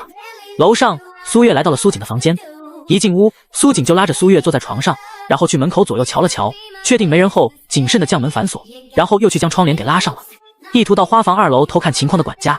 走出花房时，管家心里再次感叹，小少爷真聪明。屋子里，苏月听苏锦说简北辰是坏人的几点罪证。简总在有了孩子后，对孩子和孩子妈妈不闻不问，不负责任。他试图对孩子使用美食和金钱的诱惑，让孩子倒戈不要妈妈。简总想要让孩子与妈妈母子分离，不是个好东西。听着这3条，前面2个苏月还能理解，后面这个是什么鬼？对于苏月的疑问，苏锦说了自己发现的事情。总的来说，这次苏锦的逃跑主要是因为父子有了矛盾。首先是简北辰将 iPad 给没收了，每天只许他玩1个小时，然后便是说了苏月的坏话，其实算不上坏话。简北辰的原意是以后让苏锦和他妈妈尽量少接触，这话当然不是对苏锦说的，而是他交代管家，苏锦路过听到的。原本因为 iPad 的事情，苏锦就有些不开心，这一听到简北辰说不让他和妈妈接触的话，小霸王一下就炸了。妈妈让我来陪你，你却这样说妈妈。苏锦确定了，他这个爸爸就是个坏人。有句话说得好，叫人在屋檐下不得不低头。苏锦很聪明，他知道自己贸然闹起来只会被关起来，电视里都是这样演的，小孩子被关在大大的房间里，甚至还不给饭吃。接下来，苏锦不动声色，偷偷利用1个小时玩 iPad 的时间，将去自家小区的路线摸清了。然后发生了今日的事情。苏月本想给儿子一个惊喜，没想到被小包子给了个惊吓。本身苏月心里就因为苏锦差点受伤而压着一股火，听到这些，他也要炸了。男主果然不是个好东西。第53章，喝醉了的男主自己帮他和孩子缓和关系，那厮转身竟然这样回报，他又没有像原主那样对他别有用心，且原主以前的资料说来也没什么黑点，怎么就不能和孩子多接触了？男主狗眼看人低。想到这些，苏月心里暗骂狗咬吕洞宾，不识好人心。这时，苏月听到外面传来车声，他到窗户旁向下看去，瞧到了男主从车上下来。他磨了磨牙，浑身冒着危险的气息。很好，人回来了。儿子，我去和简总沟通一下，你放心，妈妈一定要个说法。苏月这回也不称呼你爸爸了，狗男人就该叫他简总。苏锦点头，如果是以前，他不信妈妈能做什么，但现在不一样了，他相信妈妈一定能打败坏人。妈妈，我等你。在小包子饱含期待的目光中，苏月出了房门。简北辰今日晚回来是因为和朋友聚会了，孙令约这个大嘴巴已经将他有孩子这事宣传出去了。这顿饭对简北辰来说就是拷问的鸿门宴，当然了，简北辰不想说的话谁也套不出来。到最后，直到他离席了，桌上的朋友们喝得七荤八素，也仅仅知道简北辰的儿子今年5岁，很聪明，其余竟然是一点都没有打探出来，这还不如孙令约对他们说的多。众人没得到消息不说，反而答应了简北辰说没带孩子来见他们之前，他们不准去打扰。到了第2日，醒酒的众人才反应过来，这哪里是他们设下的鸿门宴，反被套路了啊。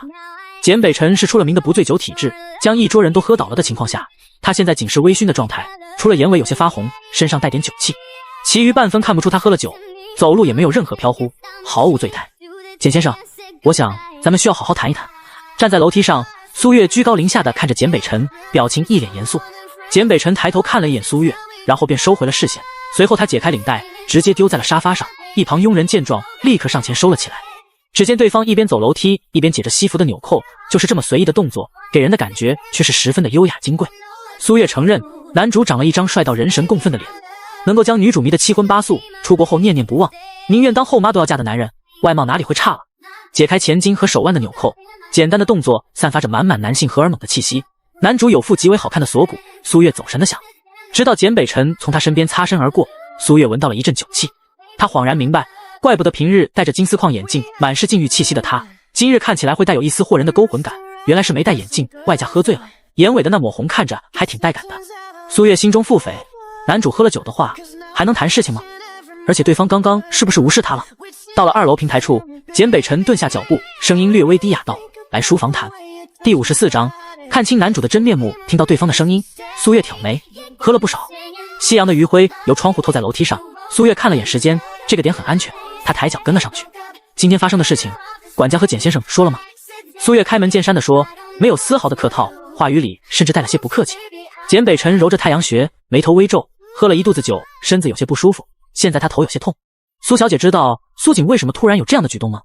简北辰如此问着，苏月便知道管家已经对他说了，简先生该反省自己到底做了什么。苏月眼底划过一抹讽刺，男主这几回对他表现得较为客气，看似很尊重的模样，实际上心里防备且轻视着他，让苏锦不与他接触，很明显是怕自己影响孩子。书中所写的男主高傲冷漠不近人情，真是半分不作假，看似说话客客气气，实际心里隔远着呢。想到这里，苏月心里稳下来的气儿又有些冒出来了。苏小姐想说什么？简北辰的话语冷了几分。苏月冷哼一声，心中暗暗腹诽，现在露出些许锋芒才是男主的本性，之前和他交流，他还真是委曲求全了。苏锦之所以做出那样危险的举动，都是因为简先生作为一个孩子的父亲，你让他想逃离。苏月用最平淡的语气说着最狠的话。简北辰猛地抬眼，视线凌厉。电话里管家只说了苏锦放学时往外跑，险些让车给撞了，他们追上去的时候发现小少爷在苏小姐的怀里。关于车上2人的讨论，管家还没等说，那边简北辰的朋友就抢着手机给挂断，叫简北辰喝酒。过后大约10分钟，简北辰坐车往家赶。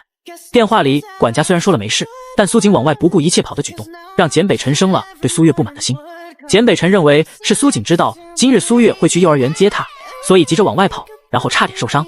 万万没想到，现在竟然听到苏月说苏锦的举动是因为他。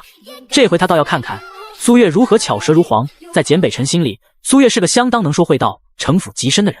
对上简北辰那明显不是很信任的眼神，苏月直接出了房间。过了大约1分钟，他回来，然后直接把手中的东西摔在了简北辰的桌上。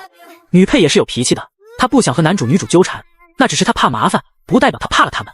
苏锦存的零钱里面还有钢镚，苏月丢在桌上，钢镚磕到红木桌面上，发出叮当几声，然后顺着桌面滚落在地上，转了好几下才停。嗡的一声，在安静的书房内格外刺耳。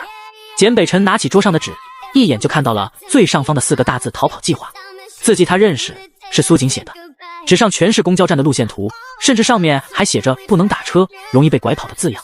从这张图就能看出来，苏锦是在很用心地策划着逃跑，底下标注逃跑日期写的也是今日，这应该是准备许久了。第55章，2个人捅破了窗户纸，苏锦怎么会突然这样？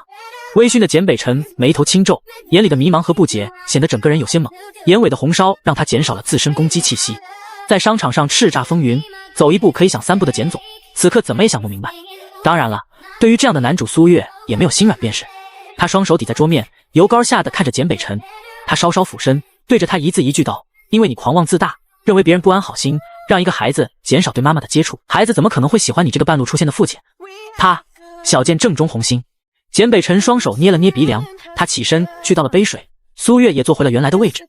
苏小姐知道了。简北辰表现得相当淡然，没有任何被抓包的心虚。简先生凭什么让苏锦与我少接触？自己和儿子联系的少些，和旁人强制母子联系少，这是2个性质。无论是他还是苏锦，对此都很不舒服。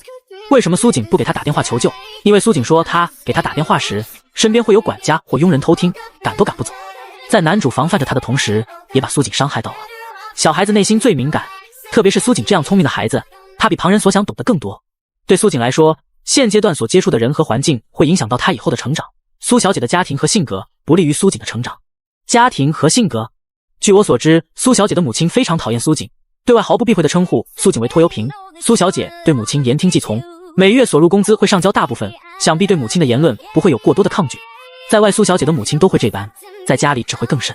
苏小姐本人是什么心思，我不再多言。种种权衡下，苏锦不适合与你接触过多。她本人什么心思？她倒是说完啊！你在说什么屁话？苏月没忍住爆了句粗话。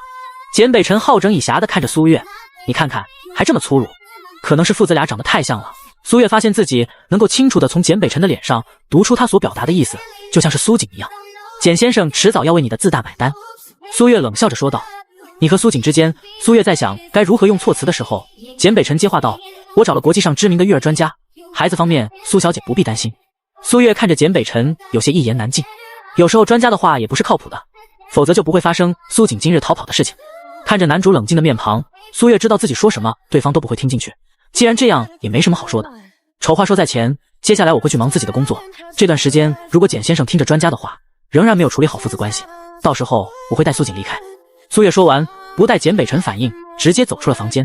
面对这样的男主，苏月一个字都不想多说，就让现实教他做人。在商场他或许能够运筹帷幄，但对苏锦的事情他还不够格。第56章，女配对男主的威胁感。离开简北辰的房间，苏月重新回到苏锦的屋子里，他问苏锦这些日子过得如何。苏锦回答，如果没有听到那番对话，其实一切还好。iPad 虽然每天只能玩1小时，但跟在苏月身边的时候，他连1小时后都没有。去隔壁玩学习机也不是天天能玩的，所以苏锦对此没有太大的感觉。唯独让他不能接受的就是不许他和妈妈多接触的事情。小锦知道妈妈最近在参加比赛吗？苏月问道。苏锦点头，还说他看了直播，吹了好一阵的彩虹屁，说那件衣服多么好看。他在幼儿园那些女同学扮佳佳，还说自己穿的礼服是梦虚。梦虚是妈妈设计那件衣服的名字，苏锦知道。所以在女同学玩的时候，苏锦没有说话，但脸上的笑容满是自豪。大家都很喜欢妈妈设计的衣服。妈妈接下来要参加比赛，所以会非常忙。苏月才说了一句，苏锦就点头道：我知道，妈妈加油努力，我会支持你的。现在的小包子很少叫苏月名字了，提起来更多是妈妈妈妈的叫。看着越来越懂事的苏锦，苏月心中有些酸涩。书中写的小霸王其实都是小包子的保护色罢了。苏月跟苏锦说，因为比赛，所以让苏锦在简宅多住一阵子，等他忙完了再来接他。看小包懂事点头的模样，苏月摸了摸他的脑袋，怜爱道：咱们约定个暗号好不好？如果你在这里过得不快乐，电话里你说这句话，妈妈就知道了，然后立刻过来接你离开。苏锦眼睛一亮，点头道：好。苏月是顺着苏锦说着，因为小包子认为管家和佣人会监视他，所以苏月才说定个密语，为的是安孩子的心。母子俩商量好后，又说了许久。他也教育了苏锦之前乱跑的事情。当晚苏锦想让苏月留下来住，苏月拒绝了，说要赶回去画参赛的稿子。苏锦没有再闹。明明没有过几天，苏锦成长速度快得惊人，现在简直就是个惹人喜爱的乖宝宝，懂事的让人心疼。看着在2楼窗户目送自己的小包子，苏月心里有些发酸，她得好好努力，这回不仅是为了自己，也是为了孩子。倘若男主让苏锦受了委屈，她也有底气将孩子接走。放话说，照顾的不比在男主这里差。坐上车的苏月看着倒车镜里还在认真挥手的苏锦，笑得很温柔。其实有个孩子挺好的。在苏月没看到的地方，同样有个人站在窗口望着他离开，是男主。在窗边的简北辰目光晦暗莫名。今日的谈话不在简北辰的预料，苏月的反应也同样不在他的意料。对方没有歇斯底里，没有狮子大开口，好像认了他的话，但又没有认。站了良久，简北辰掏出手机给张特助拨打了通电话，让他派人时刻注视苏月的动向，包括和什么人接触。不知为何，他对苏月心里总有着不确定和不放心，仿佛对方能够颠覆他的现状一般，那是一种来自直觉的危险感。第57章，云朵台的格局大了，天路设计大赛在电视上播放了。云朵台今年将所有的筹码都压在了天路，节目对标的就是浪花台的选秀。如果这次再败给浪花台，云朵台卫视一哥称号就要拱手让贤了。这回云朵台在宣传下足了功夫，电视台内收视率最高的随拍随播情景喜剧里，都为其特意加上了天路的宣传台词。网友们调侃头一回见云朵台这般下猛力，也有唱衰的人说越宣传越糊。在各种各样的声音中，节目在电视台上播出了。经过剪辑后，苏月出场顺序放在了最后压轴播出。节目组总共买了3个热搜，全都和苏月无关，因为节目组相信孟虚这条裙子绝对能够凭借自身去上热搜。事实证明，孟虚很争气，她不仅上了热搜，还直接跃上了第4名。节目组花的营销费狠心买了7位热搜，而孟虚自己登上了4位。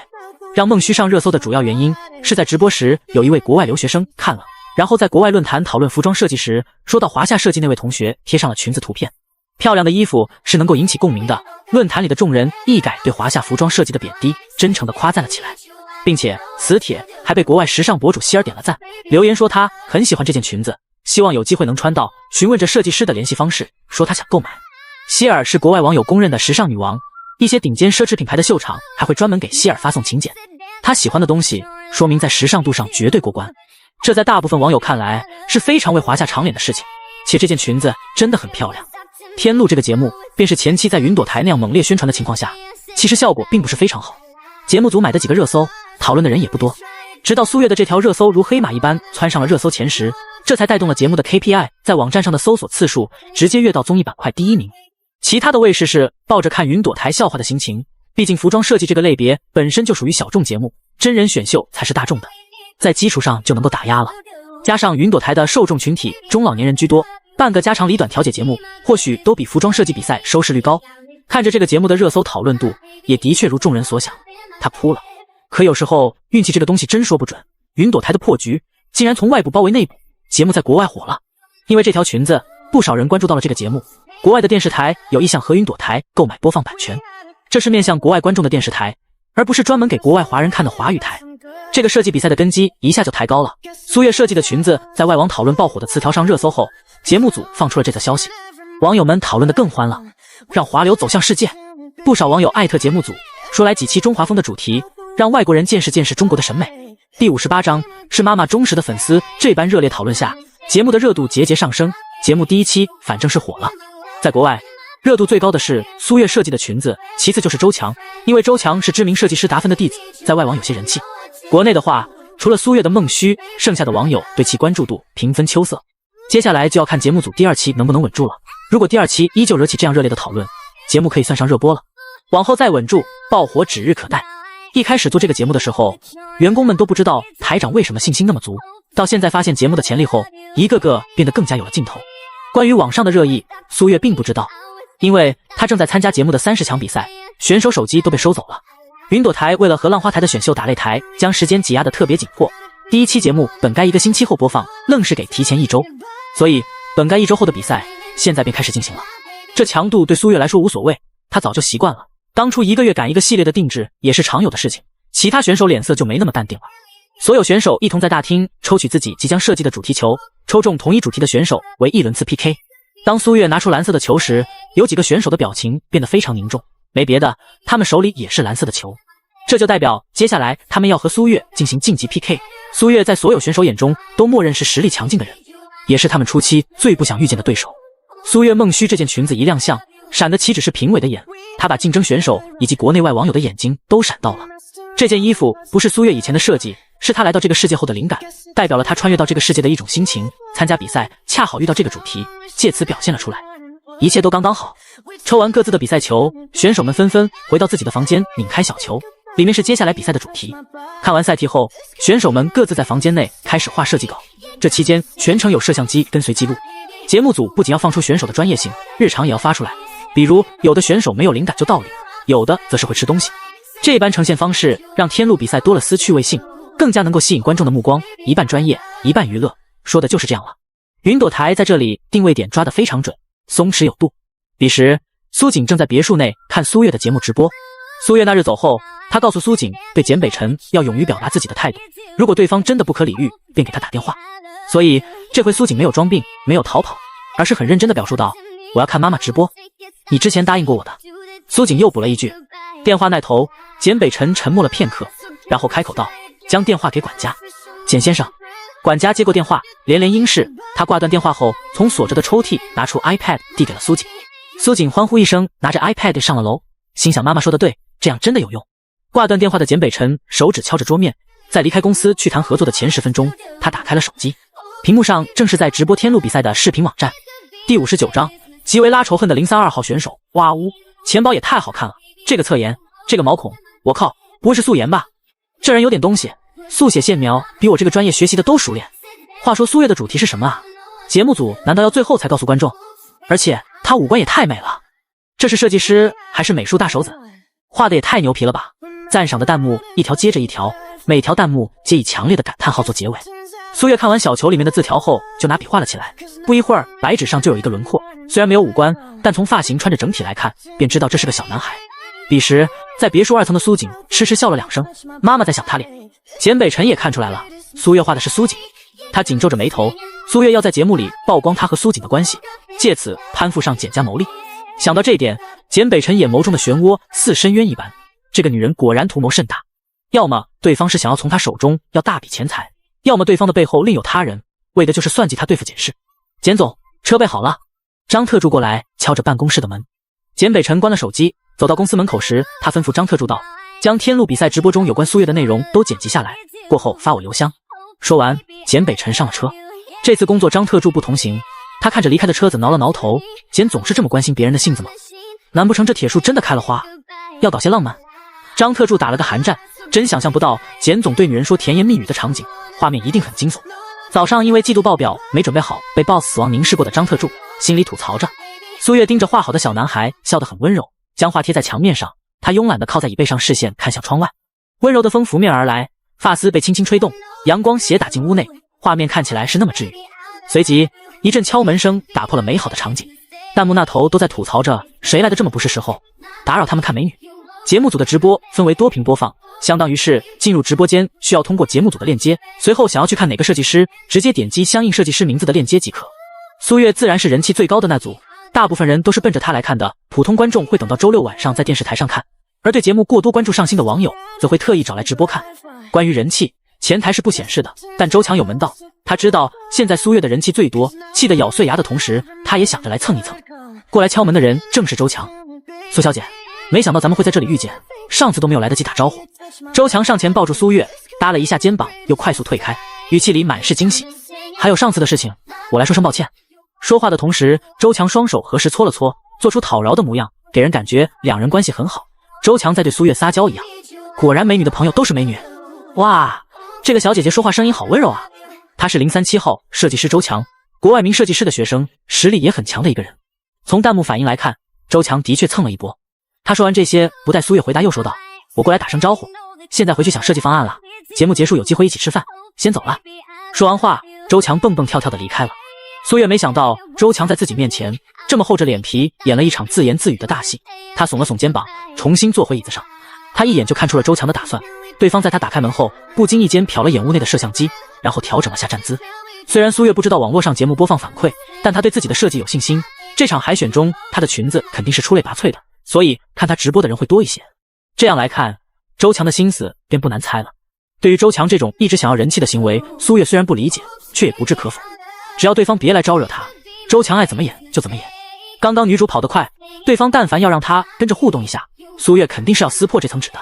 她来参加比赛，可不想和旁人扮演塑料姐妹情深。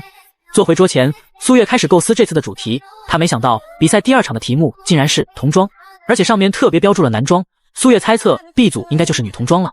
苏月上辈子更多设计的是女装，男装方面虽然设计的少，也算有所涉猎。童装的话，她只做过1次。上辈子苏月能够被称为女魔头，设计全能便是其一。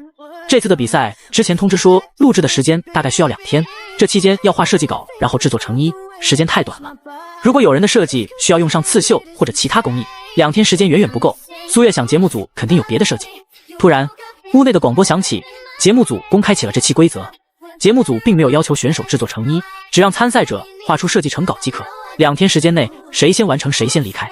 待到下周6，云朵台电视台会直播30进20的比赛。这几天的时间里，选手用自己制作出的成衣进行 PK， 到时候4名重量级评委也会在场，开着直播将观众的胃口吊起来，然后等着周6播放，这样不会分流观众，还能拉高收视率。云朵台这回是真花费心思了。苏月视线落在墙上的画，想了想后，拿起白纸动笔画了起来，用了大概1个半小时。网友们看到苏月起身伸了个懒腰，接着拿纸出了房间。一众网友连忙退出房间，开始在别的分屏摄像头里寻找苏月的身影，结果竟然都没有。所以苏月去了哪里？网友开始去节目组那里刷屏，节目组回复说后期电视节目播放都会有，说虽然固定机位没有拍到，但在外面的摄影师都跟拍呢。就在网友怂恿导演组去拍苏月给大家看的时候，就听屋内广播播报道032号选手已完成设计稿，现离开天路设计大楼。所有人都傻眼了，疯了吗？这才不到2个小时，就算思路如泉涌，那做出的设计不得斟酌斟酌。交好设计稿，回去做成衣的时候是不能和设计稿有差别的，后期想修都修不了。这就好比参加奥数考试，开考20分钟，人家交卷了，这不闹呢吗？周强在房间里还在冥思苦想，在那里又撅嘴又敲头的装可爱。这则广播一通知，显得他成为差生了。国外名师的学生还没动笔，苏月的完成稿都交上去了。032交卷了，换个号码播报，众人不会知道是哪个，可032是谁，他们记得不要太清楚。这位海选惊艳全场的选手，晋级赛也这般夺人眼球。天路比赛非常严格，苏月拿了直通卡后来参加了30强比赛，其他没有拿到直通卡的选手都是在这1周内经历了2场比赛后才来到这的。虽然赛制规则说他们可以用以前的设计，但那也压力大啊。原本整个人就已经够疲惫了，现在听到已经有人交稿走了，那种说不上来的心梗，每个人或多或少都有一点。便是从头到尾表现出两耳不闻窗外事，几位看起来性格冷冷的设计师都没忍住惊讶地张大了嘴。若是别人，他们会认为是选手受不了比赛的强度摆烂，但一听是032号，那就不一样了。现在参赛选手们和网友的想法一样，他们好想看苏月到底这回是什么设计。按照对方第1场的作品质量，这回应该也不会太差，可这么短的时间又能设计出什么好作品？他们太好奇了。这次晋级赛要求的可是全新设计稿，这回节目组给苏月买了热搜，关于他2个小时内完成设计的事情吊足了大家的胃口。导演组对苏月交稿这件事情惊讶过后就是狂喜，苏月真是他们节目的福星，这一下又有宣传的噱头了。苏月走出天路设计比赛的大楼后，他发现摄影师还跟在自己身后。我要走了。苏月指了指马路方向，摄影师点头道，导演说让我们拍苏小姐潇洒离去的背影。苏月摸了摸鼻子道，可能没有那么潇洒。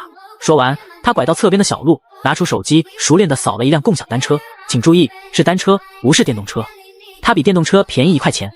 苏月骑上走了，蹬了2圈后停下，转身对摄像机挥挥手，然后头也不回地离开了。摄像师，导演叫我给汽车尾气来的特写，特别是后轱辘转起来的那刻，要显出苏月那种嚣张范。现在看对方骑着自行车离去的背影，他只看到了质朴。没有完成任务的摄像师有些泄气，早知道自己拦辆车给苏小姐坐了。他以为这些设计师们或便宜或贵都有一辆自己的代步车，没想到苏小姐会骑自行车。回去将情况说给导演听后，导演沉默不语地看完了刚才录到的内容。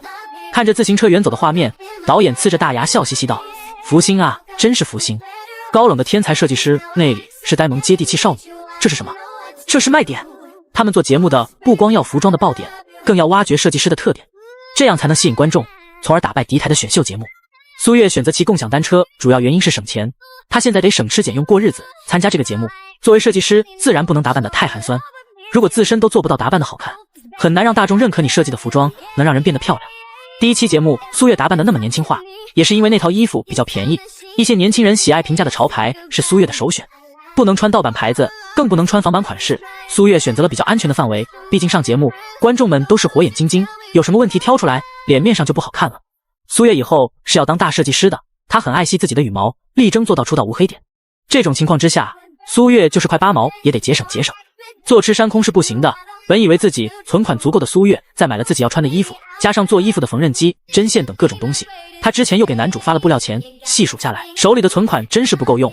从工厂拿的布料也就够这期节目制作衣服，下次他又得买。所有开销算在一起，当真是一分钱难倒英雄好汉。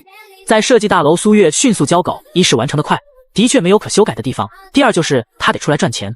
苏月虽然不似其他比赛选手那样高强度的参赛，但他的生活节奏也不慢。他争取2天内将参赛衣服做出来，然后挣钱。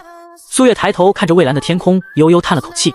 谁能想到她这个被称作时尚女魔头的设计师，会到如今穷途末路之境地？即便是这样拮据的情况，苏月也没有想过动男主给的500万。在苏月看来，这是属于原主和小霸王的，他没资格挪动，除非是用到孩子身上，否则这笔钱他就当作没有。苏月已经找到了挣钱的门路。来到这个世界后，他发现一款游戏和他以前玩的一模一样。这个游戏有陪练和代打。在游戏方面，苏月敢说是自己是1等1高手。如果没有当设计师，他大概会是电竞女王。苏月自恋的想，毫不谦虚。他已经接单了。苏月为自己报了最高级别，100元1小时。在平台方审核员测试过后，肯定了苏月的游戏技术，给他开了权限，随时可以后台接单。这期间，苏月打算靠这个糊口了。工作时间灵活自由，且也算是自己的小爱好，可以当作放松。重活一回，苏月干劲满满。对他来说，美好生活全靠奋斗，人只要有冲劲，就不怕难题。骑着车子到小区前，苏月接到了苏锦打来的电话。妈妈，你真厉害！妈妈，我看到你画我了，我明天就穿那套衣服去上学。妈妈，我想你了，等你比赛完，第一时间要来接我。小包子奶声奶气的声音，听得苏月心都化了。怎么办？他好像越来越喜欢这个儿子了。锁上共享单车之前要在软件上点击还车，小包子那边也到了写作业的时间，母子俩挂断了电话。还了车，哼着小曲走去单元门口的苏月看到一名中年妇女。对方身材滚圆，穿着一件碎花裙子，头发盘在脑后，多年前纹的眉毛现在看起来有些发红，手腕上挎着粉包，嘴上粉色的口红鲜艳夺目，狭长的眼睛目光极为凌厉，看起来就是非常不好惹的大妈。对方看到苏月踩着黑色高跟鞋的脚走了过来，苏月认出了女人身份，她抿抿嘴叫了一句赵女士，这是原主的母亲。第60章电竞苏神的崛起。你这个小崽子，要不是刘家小丫头说在电视上看到你了，我还什么都不知道叫我赵女士。你翅膀硬了，上次我说断绝母女关系，你还真就不叫妈了是不是？作孽啊，我养了个白眼狼哦。看着面前干打雷不下雨的母亲，苏月这回知道苏锦那假哭是跟谁学的了。苏月之所以叫赵女士，是因为之前母女俩爆发了一次争吵，苏母每月都会来看一次女儿，然后拿走她的1半工资。原主愿意给，是因为她母亲自小供她读书上大学，学服装设计的专业学费高昂，苏母没钱给苏月花销。当初原主选择生下孩子，苏母就说把她这些年花的钱还回来，所以母女俩定了每月的1半工资慢慢还。上个月因为苏锦要参加夏令营，所以原主想少给500，下个月再补上，苏母不干，又骂苏锦是拖油瓶，原主终于忍不住，两人发生争吵。苏母最后少拿500块，她点着原主的脑门，气呼呼离开。走之前说你以后别叫我妈，我是你债主。所以在见面时，苏月想了想，叫了声赵女士。显然这个举动激怒了眼前的中年妇女，一看对方撒泼功力极深的样子，苏月决定退一步海阔天空，谁让血缘关系剪不断。妈，咱们先进屋。苏月说完这句话，苏母拿帕子捂着眼睛的手放下了，走了2步，回过头瞪了苏月一眼道，还不跟上，不想让我进屋？这语气想起小霸王发脾气的样子，苏月暗忖，合着苏锦活成了他讨厌之人的模样。屋内，苏母环视一圈道，那小拖油瓶呢？妈，我说了别这么叫小姐。苏月想想决定还是据实相告，给他送去亲生父亲那里了。反正他不会像原主一样听从苏母的撺掇，苏月这般想着，转身坐在了沙发上。苏母闻言手一顿，眉头皱了皱，送走了？我早就告诉你把他送亲爹那去，不然你用得着受这些苦。苏母说着叹息一声，然后状似无意道，孩子亲生父亲什么家庭情况？小拖油瓶哭没哭啊？他肯定哭了。我告诉你，妈之前找的领养那家，男的是大学教授，女的是公司白领，孩子父亲那条件如果不行，我再去联系那家，人家很喜欢苏锦。苏叶想起这也是上次争吵爆发点之一，苏母又提起要将苏锦送走的老话。当时原主满心愤怒，但此刻苏月却看出了苏母对苏锦别扭的关心。当年问你孩子亲生父亲是谁，你也不说，你说说你那时候才多大？大着肚子告诉我说要生孩子，真是气死我了。提起当年，苏母仍是充满怒气。苏月默然，其实他能理解苏母，谁家娇生惯养的女儿突然回家说要生孩子，还不说孩子爸爸是谁，当家长的都很难淡定。特别是苏母这种性子，迁怒到小孩子也情有可原。虽然苏母总是说苏锦小也中拖油瓶，更多实质的伤害却是没有了。也好在小包子没有因此长歪了，不然养成唯唯诺诺的性子，心里有阴影才是头疼。从3、4岁开始，说话流利起来的小包子就能气得苏母嗷嗷叫了。苏月见了苏母后，很多和母亲相关模糊的记忆都想起来了。其实苏母并没有像原著中所写的那般十恶不赦，她只是嘴巴坏。苏月忍不住叹息一声，叹什么气叹气？当初我就让你从事自己所学专业，结果为了孩子非得去食品厂，你还不让我说他是拖油瓶，你为了他自己都毁了，知道吗？苏母说到这里眼眶发红，她好好的一个女儿，不知道被哪个男人骗了，原本大好的光明未来瞧瞧现在变成了什么样子。这些话苏母都说累了，到后来甚至懒得再说。今日看到苏月打扮的终于和以前那般，她没忍住又说了起来。苏月垂眸不说话，她能感受到苏母的悲痛以及恨铁不成钢。原主是苏锦的妈妈，但也是苏母的女儿。我不知道你这回因为什么将孩子送走了，只要苏锦在那边过得好，你就不要再管了。这些年你这妈当的也可以了，比赛好好比，人生是你自己的，你以后别指望我养你，还有养那个拖油瓶。边拍桌子边说的苏母突然话锋一转问道，参加比赛后食品厂的工作是不是辞了？苏月点头，面对这样的苏母，她不知道说什么。如果对方是说些不好的，她可以反驳，但现在苏母字字句句都是为她好，苏月又不是4、6不懂的人，哪里还能再顶嘴？虽然语气坏了点，可苏母性格如此，强势了一辈子，照顾好自己。或许是好久不说关心的话，这句话的语气苏母说的有些生硬，对上苏月清澈的眼眸，她叹息一声，儿女就是父母前世的债，这是你小时候爱吃的麻花，我走了。苏母从包里掏出红色塑料袋，往茶几上一丢，起身走了。待苏母走出屋子，苏月才反应过来，跟上送了送，这就走了。苏月看着苏母离去的背影，她喊道，妈，路上慢点走，注意车。苏母头也没回的挥了挥手，好像极为不耐烦，脚步都快了许多。回到家里，苏月打开装麻花的袋子，发现里面还有一个白色塑料袋，看清什么东西后，她愣住了，是一本存折。翻开后看到存款，苏月眼眶有些发热，一笔笔都是苏月这些年交给苏母的工资，最后一笔是苏母打进来的5万块钱。苏月给苏母打了电话，声音有些沙哑道，妈，你存折落下了。电话那头苏母呼吸一滞，然后骂道，我怎么生了你这么个榆木脑袋？这些年前要不是我给你存着，你都得搭在那小拖油瓶身上。你能想开，妈妈很开心，钱拿着好好参加比赛，别给我丢人。说完，苏母不等苏月说话就挂断了电话。苏月脑中突然浮现起当年报专业时的场景，家里亲戚都说服装设计这个专业前景不好，唯独苏母豪爽地说，我女儿乐学什么就学什么，360行哪行都能养活自己。其实苏母不是讨厌苏锦，她只是心疼女儿，想起女儿受的苦都是因为这个孩子，哪个当妈能好受呢？每个人表达的方式不同，苏母就是这样做好事也跟个坏人似的。挂了电话的苏月看着手中的存折发了会儿呆，咋办？来到这个世界怎么都是甜蜜的负担。她蹭地站起身，双手握拳，去做衣服，自己上有老下有小呢。苏月干劲满满的去了自己的工作间，现在苏锦的房间变成了苏月的工作间，衣服都是在这里制作的。如苏月最初计划的时间，她2天内将衣服做好了，然后租了台电脑。要不然怎么说苏月会过日子？她打算先租一阵子，等到过些日子大促再买台电脑。不管是查资料、发邮件、做电子设计稿等，还是电脑比手机更加方便一些。毕竟妈妈给钱了，苏月这回好意思花了。以后她是要给赵女士养老的，和男主给的补偿是2个性质，并非苏月见钱眼开，她只是理清了和苏母的情况。和苏母撕破脸相比，她希望对方好好的，她也好好的。结果没想到苏母比她想的好太多了，甚至让她有些觉得原主以前才是不懂事的那个。只能说各自有各自的立场。滴滴滴，这时电脑桌面右下角企鹅闪烁，苏月回过神，点开消息，苏神有个任务，1小时500，做不做？正要在大厅接单的苏月看到这个消息，立马回了接，然后才问道为什么给这么高价。对方是技术主播，挨个平台挑战，赢了给平台宣传5天，输了平台给他1000，他发粉丝福利。这是个大主播，宣传5天相当于10万块钱广告费了。这位审核员也是在看了苏月的技术后才放心让他上的，一共有3个名额，平台前2个技术陪玩已经输了，他们是平台内技术最高的技术陪玩，审核中没办法，最后把希望放到了苏月的身上。这种打擂台的直播内容让那位技术主播热度很高，所以他最近一直在以这种方式发战帖。如果你赢了，再给2000元奖励。好，苏月敢把自己起名苏神，听着名字霸气好接单是一方面原因，再者就是他看着榜首第一的操作视频，他也能达到，甚至更加熟练流畅。对方叫尊魔，他就叫了苏神，他迟早要和游戏排名第一的人对上。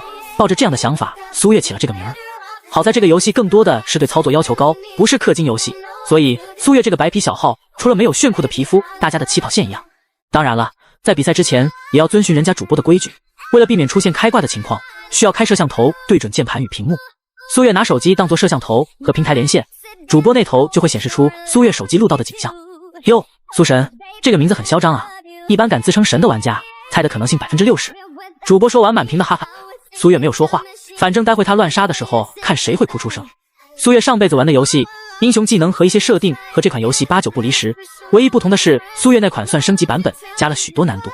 现在玩的这个游戏，好比是最初版本，没有丝毫升级改进，所以苏月玩起来犹如在新手村一般。审核员正是因为苏月打起来非常猛，才破格推荐的他。比一比就知道了。小林，技术主播的名字叫林州，一般人都叫他林哥。成为大主播后，鲜少有人叫他小林。网友们 diss 苏神就会吹，屏幕一片到喝彩。随后大家发现，这次来比赛的居然是妹子。看到对方手放在键盘上打字后，公屏立马疯了。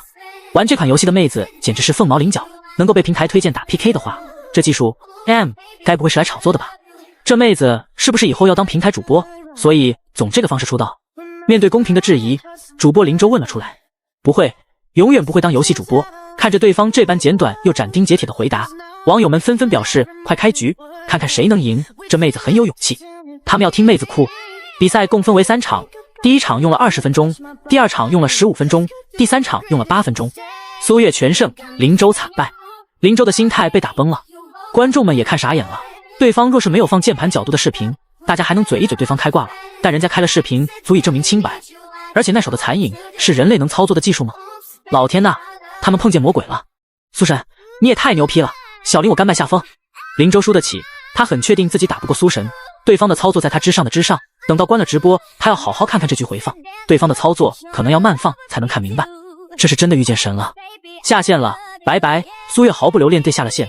自此，这个游戏的论坛有了苏神的一席之地。苏神一战成名。说来，苏月用的也是老套路罢了。这次的事情给了他灵感，想着自己完全可以利用这次比赛一鸣惊人，就像是参加设计比赛一样。苏月的确不打算开直播，但他想扬名，提高身价。比赛结束后，苏月不用去找审核员，审核员直接找到了苏月，表明他以后若是愿意签约他们平台，可以按月发工资等等。苏月拒绝了，他分得清什么是副业。最后的结果就是苏月承诺不去别的平台接单，只在这个平台接单。平台的让步是苏月可以1小时300块，且平台不抽成。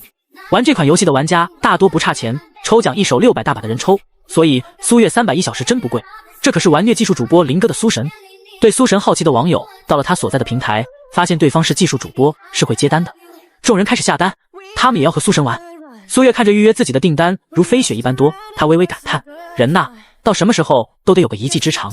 就这样，苏月没有靠着自己的本职，反而是通过自己的爱好，收获了来到这个世界的第1桶金。对于苏月在电竞圈掀起的腥风血雨，简北辰完全不知道，他只是在想，原来电脑还能租着用。先生，周小姐又来了。周强在苏月走后，像是赌着气似的，在3个小时后也交了稿子，这已经是他求稳情况下最快的速度了。自己努力过后，更加对比出苏月2个小时内交稿到底是有多变态。让他进来。上次周强哭着跑走后，这已经他来的第3趟了。之前管家都打发走了，这次简北辰看对方没完没了的，到底想说什么？在管家领着周强进到书房后，苏锦从拐角处偷出来，然后趴在门口偷听。这个坏女人一定是要说妈妈的坏话，电视里都是这样演的。她要拆穿对方的谎言。苏锦如是想。第61章，苏锦出事了。苏月现在成了技术指导员，手中的订单接到飞起。现在游戏内流行起一句话：过不去的 BOSS 关卡，只要找苏神就对了。苏神虽然从来不说保过，但他接的单子任务全通了。除了做任务过不去的玩家来找苏月，还有一些主播也来排单，他们会询问一些操作技巧、诀窍等问题，苏月都会毫不吝啬的告知。一场比赛，大家受益匪浅，惊呼原来这个游戏还能这样，苏神怎么会知道那么多窍门呢？不愧是大神。所以有很多人在打游戏的时候就会问问题，苏月俨然成了这款游戏的指导老师。他解答问题的视频还被官方点了赞。对于苏神的缺点，有一处大家很认同，他的麦克很不好，说话的时候总有电流声，声音发空发远，听着一点都不真切。苏月看了眼从某多20块钱买来的麦克风，按到能发出声音就已经很不错了。虽然劣质了些，但很好隐藏了自己的原声。苏月不想像周强那样搞人气出名，苏神这层身份对苏月来说只是工作之一，现阶段还不要和设计师的工作掺和在一起比较好。完成今天最后一个单，苏月伸了伸懒腰，他每日工作6个小时，挣够下次比赛不聊那些花销就好。不指望这个发家致富的苏月，从来不做加班的打工人，不管对面加价多少都不为所动。这边刚退了游戏，苏月就接到了苏锦打来的电话。那日苏月说的话，苏锦听进去了，在对简北辰表达了自己要看直播的态度后，他第2件提出的事情便是要有电话手表。他说班级里的小朋友都有，所以他也想要。苏锦是个聪明的小孩子，他知道简北辰不愿意让他多联系妈妈，所以他拿幼儿园里的同学举例子。实际上，他要电话手表就是为了可以无时无刻的联系苏月。小孩子自以为是的小聪明，简北辰自然也看透。他没有点破，吩咐管家给苏锦买了电话手表。苏月比赛回来时的那通电话，便是苏锦用电话手表打来的。看着手机屏幕的来电显示，苏月的眼角眉梢立刻挂上了笑意。电话一接通，就听到苏锦语气邀功道：“妈妈，我把坏女人骂哭了。”苏月一听苏锦说坏女人，心里瞬间就有了人选。这个时间能去简家的也只有周强了。妈妈，坏女人说你坏话。别看苏锦才5岁，但他叙事能力极强。苏月很快捋清楚了事情的发展经过。周强在书房和简北辰谈话，先是对那日的误会道歉，说自己太过单纯，没有想那么多，又说在节目里遇到了苏月，觉得苏月是很有能力的人。一开始周强表现得楚楚可怜，满是愧疚的模样，接着便开始义正言辞说今日回家才知道原来这个比赛简氏集团有赞助，他也想问这会不会是一场公平的比赛。周强的原话是：我知道简哥哥和苏小姐都不是那样的人，但我怕简氏集团的手下会为苏小姐开后门，苏小姐想必也不会想要靠这些手段获胜。这是一段非常能够显现自己品格的话，并且还能试探苏月在简北辰这边关系到底在哪步，他的心腹属下知不知道等问题。周强是这么认为的，他心想简哥哥一定会觉得自己是个很棒的女孩子。先不说简北辰是如何看，这句话听在苏锦的耳朵里可彻底变了味儿。在2楼书房旁边的走廊有一处假山井，底下人工水潭里养了几条鱼，恰巧在周强说话的功夫，鱼儿蹦跶的欢。苏锦听到的话变成了苏小姐是那样的人，简氏给苏小姐开后门，靠手段取胜。这话苏锦听后能忍得了，果然在污蔑妈妈。他当即怒气冲冲地进了书房，指着周强道：坏女人，你敢说我妈妈的坏话，我打你。说着苏锦就拿起书房里的书砸向周强，书砸在身上也挺痛的。周强见状连忙往简北辰身后躲，苏锦便追着砸，期间简北辰的呵斥根本不管用，直到简北辰抱着苏锦不让他动，然后对周强道：抱歉周小姐，小孩子不懂事，你先回去。过后简北辰顿了顿，他竟然发现自己没法保证让苏锦开口道歉。周强眼里含泪，十分善解人意的挤出笑脸道：简哥哥没事，我不会往心里去的，我先走了，你先劝劝孩子，过后咱们再聊。说着周强擦着眼泪走了。确定周强离开了别墅，简北辰松开了苏锦，只见苏锦用力推了简北辰一下，结果因为推不动自己，反倒做了个屁股蹲。你这个坏人，和他一伙的，讨厌鬼！爬起来的苏锦大声谴责，然后跑回自己屋子，反锁了门。管家听见动静上楼，正好看到苏锦好像哭着跑进了屋，他去敲门哄了半天，苏锦也没开。简北辰眉头皱得死紧，正欲说什么，手机来了电话。他离开别墅前到苏锦门口道：苏锦，你今天非常不懂事，我公司有事出门一趟，回来咱们好好谈谈。门内的苏锦瘪瘪嘴，对于简北辰评价的不懂事半分没有往心里去。然后他给苏月打了电话：坏女人被我打哭了哦，让她嘴巴坏。苏锦觉得自己做了一件正义的事情。5岁的小孩子见到坏人要打，就是他们理解的正义。苏月听后无言，周强哪里是哭了，他怕是心里笑开了花。他的傻儿子可是给人家当助力了。什么打的坏女人一直躲在简总身后，小包子话语里在表示自己厉害。苏月看透表象，那个周强巴不得有这样的机会，而且周强再愚蠢也不会去到简北辰面前污蔑他。苏月问了当时苏锦在哪里偷听，又问明白他当时所处环境后，心里便清楚，这事十有八九听差批了。但小包子维护妈妈的心还是让苏月很欣慰的。苏锦，谢谢你维护妈妈。苏月先是肯定了小包子对他的这份心，想要再说什么的时候，他止住了话。你爸爸是什么态度？苏月转问道。苏锦说了简北辰走时跟他说的话，然后满不在乎道：他也是坏人。儿子，这件事你做的对也不对？什么叫对也不对？苏锦不了解这句话。苏月笑了笑，然后说道：等下次见面咱们再说好不好？好。妈妈你今晚吃了什么饭呀？母子俩聊起了别的。挂断电话后，苏月表情若有所思。简北辰不是不让自己和孩子过多接触吗？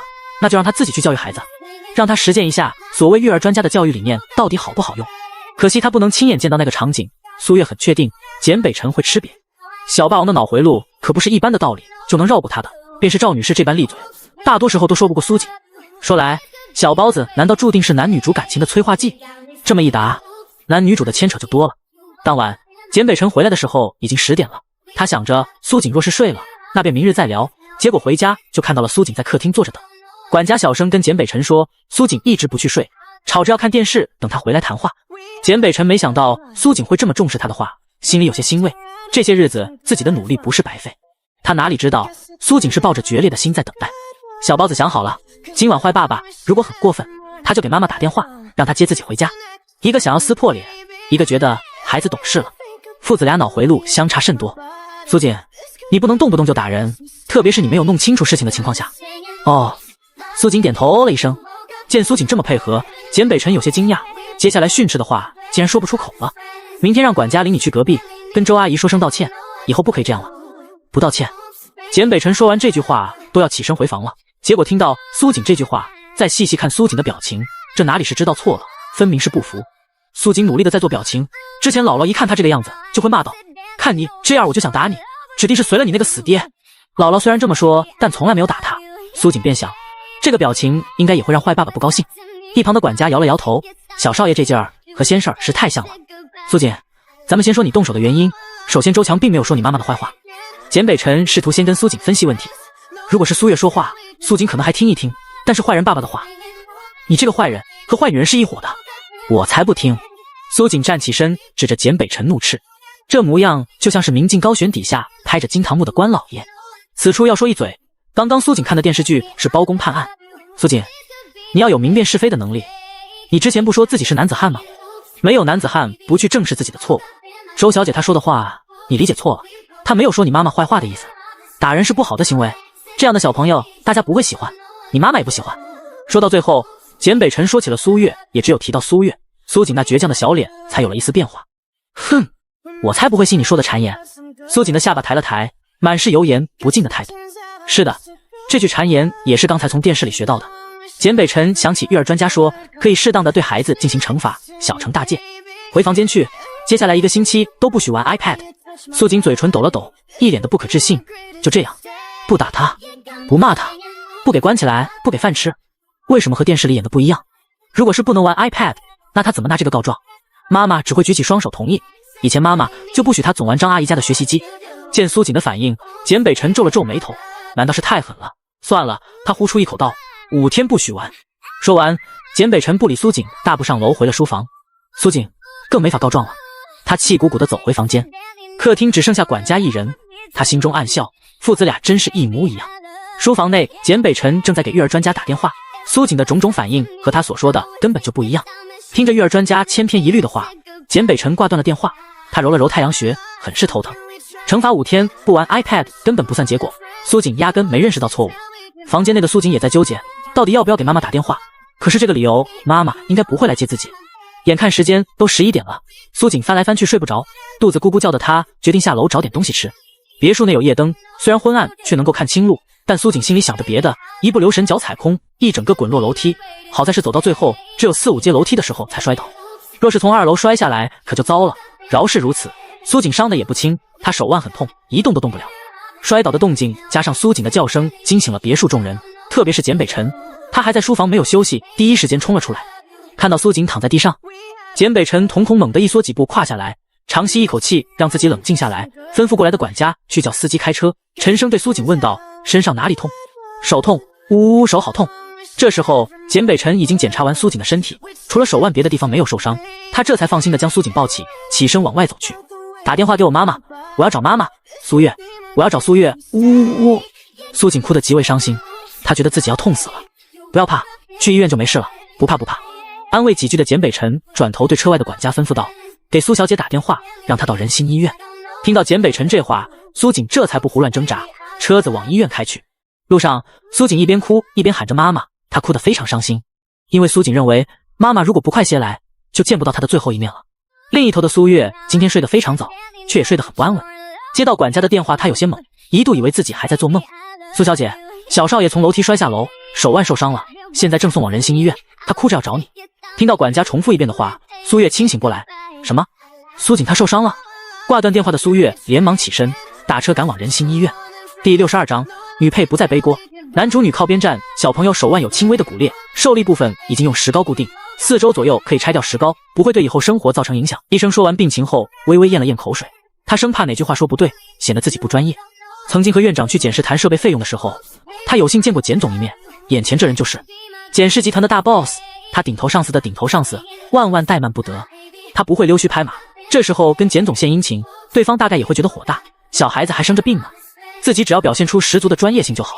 简北辰不知道医生内心这么多戏，他听到苏锦没大碍，心里松了口气，孩子没事就好。此时苏月也到了医院，他向护士询问有没有一名手腕受伤的小男孩送来医院。仁心医院很大，夜诊足足开了2层楼。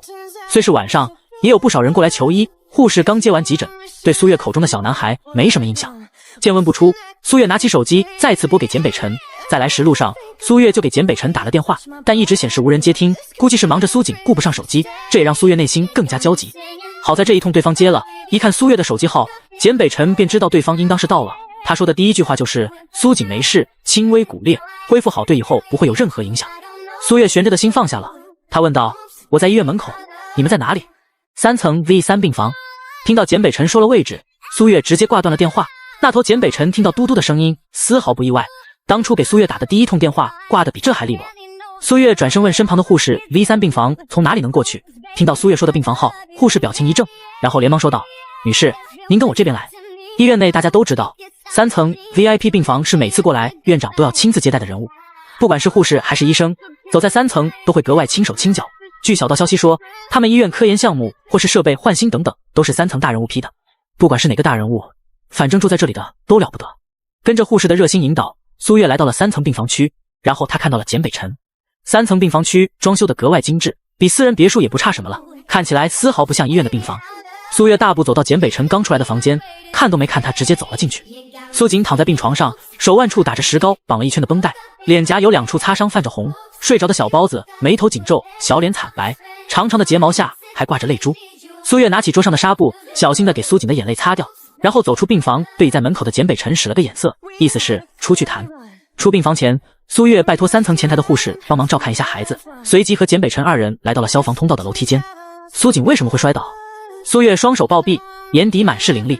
男主遵循的是所谓育儿专家的教导方式，且还说过是国际育儿专家，那么对方的方式必然很温和。这也是苏月知道小包子会气着男主，也放心让对方教育的原因。结果转头他接到电话说孩子出事了。小包子在他这边那么皮实，从来就没见过他如此虚弱的样子。苏月甚至在想自己的决定是不是错的，男主能够照顾好孩子吗？苏锦下楼脚踩空了，简北辰靠在墙边没什么表情的解释着，能听出他的声音有些发哑。从苏锦受伤后，简北辰也一直紧绷着。周小姐那件事情，最后简先生如何对待苏锦了？苏月蹙眉问着。简北辰看向苏月，眼神中带有一丝审视。苏锦会突然冲出来打人，有没有他的教唆？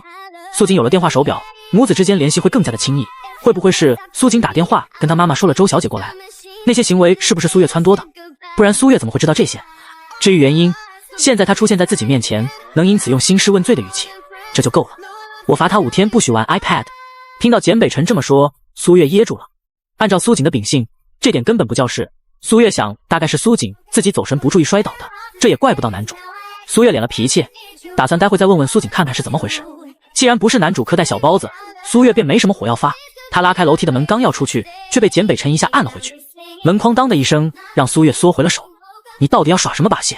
简北辰眼神如寒风般凛冽，他说出的话语听在人里都是凉飕飕的。苏小姐，你要知道，我对你出手比捏死一只蚂蚁都简单。听到男主威胁的话语，苏月觉得莫名其妙。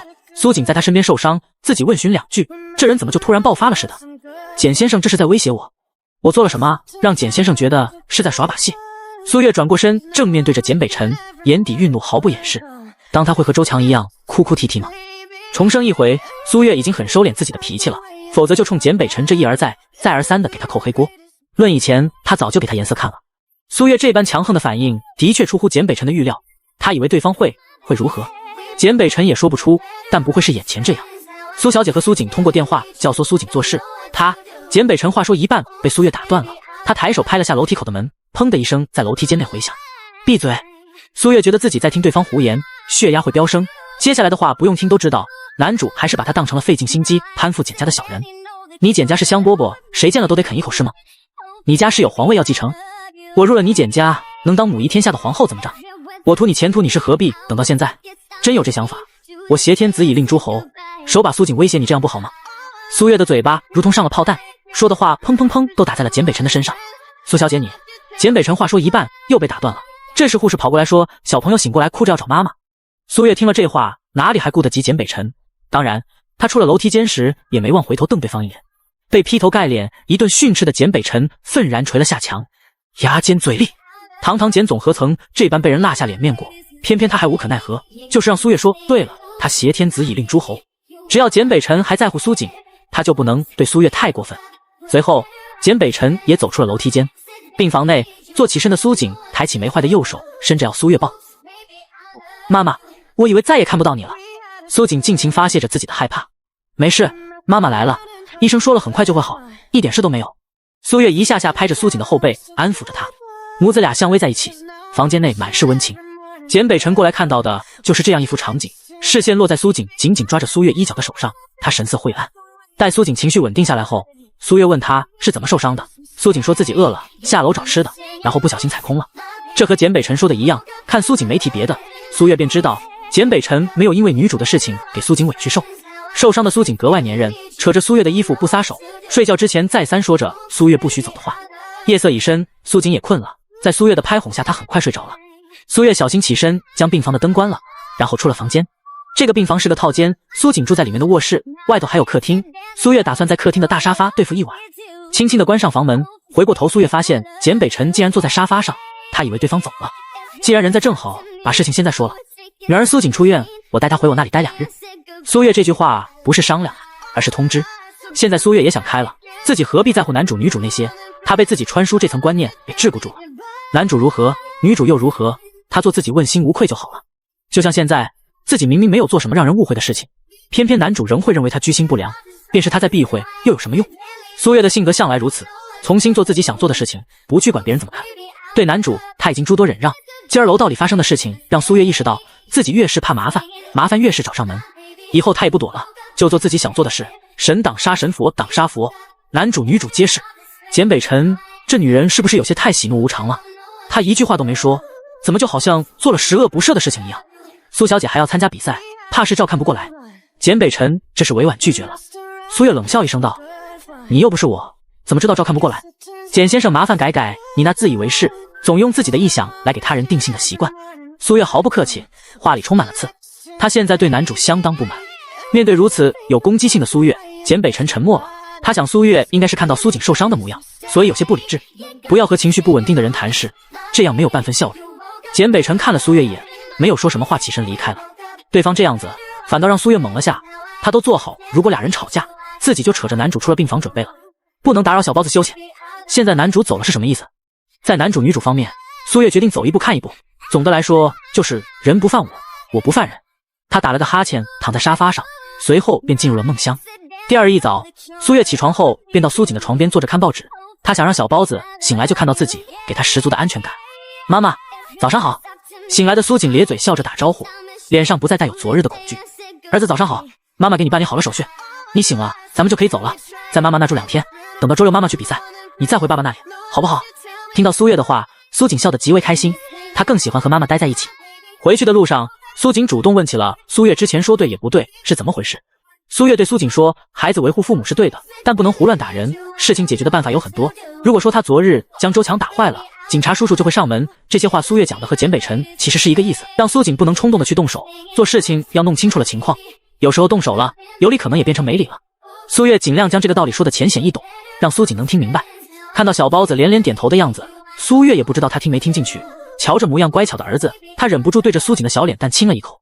苏锦脸一下就红了，自从上了幼儿园起，他作为小男孩子就不让妈妈亲了。妈妈，你不可以亲我了，我是男子汉了。当时听到苏锦这么说，原主立马依着孩子的意愿，苏月才不会。他道：谁说变成男子汉就不能让妈妈亲了？话落，苏月又亲了一下。苏锦很想板着脸生气说不可以，但苏月说话的时候又挠了挠苏锦的胳肢窝，母子俩闹作一团。苏锦也忘了再说这事。男子汉不能亲这些是小包子胡乱理解来的，现在苏月打破也就打破了。回到家的苏锦看到自己屋子被改成了苏月的办公间，丝毫没有生气，反而期待地问妈妈，那咱们2个人睡一个屋子吗？是啊。苏月点头，他发现苏锦变得特别喜欢黏他，这回从楼梯滚下来，想必是真的吓到了。苏锦已经把小男子那套理论抛在脑后了，他想和妈妈睡。接着苏月给苏锦看了他设计的衣服，说这是想着他设计的。从回家开始，苏锦红扑扑的笑脸就没停下过。看着苏锦围着他设计的衣服打转，苏月想，果然不管是男人还是男孩，哄着他们总是容易飘的。最起码现在小包子已经有点找不着北了。母子俩在一起有多欢乐，另一旁被抛弃的简北辰便有多不开心。接了一通电话后，简北辰身上的气压低到管家见了都找个理由躲开了。暮色降临，书房里的简北辰望着窗外，神情凝重。突然他像是想到了什么，拿着车钥匙独自一人开着车离开了简宅。而他驶离的方向正是去往苏月小区的那条路。第63章，男主那欠收拾的一家子。9点钟到了苏瑾入睡的时间，苏月躺在床边哄儿子睡觉。小包子的睡眠质量极好，苏月哼了不到1首歌的功夫，他就打起轻鼾来。看了眼时间的苏月，想着自己也早点休息，正要关灯，他看到手机提示灯在闪烁，拿起来一看，上面显示30分钟前简北辰给他发了一条信息。因为哄着苏瑾睡觉，苏月特意将手机调成了静音，所以这条消息他没有注意到。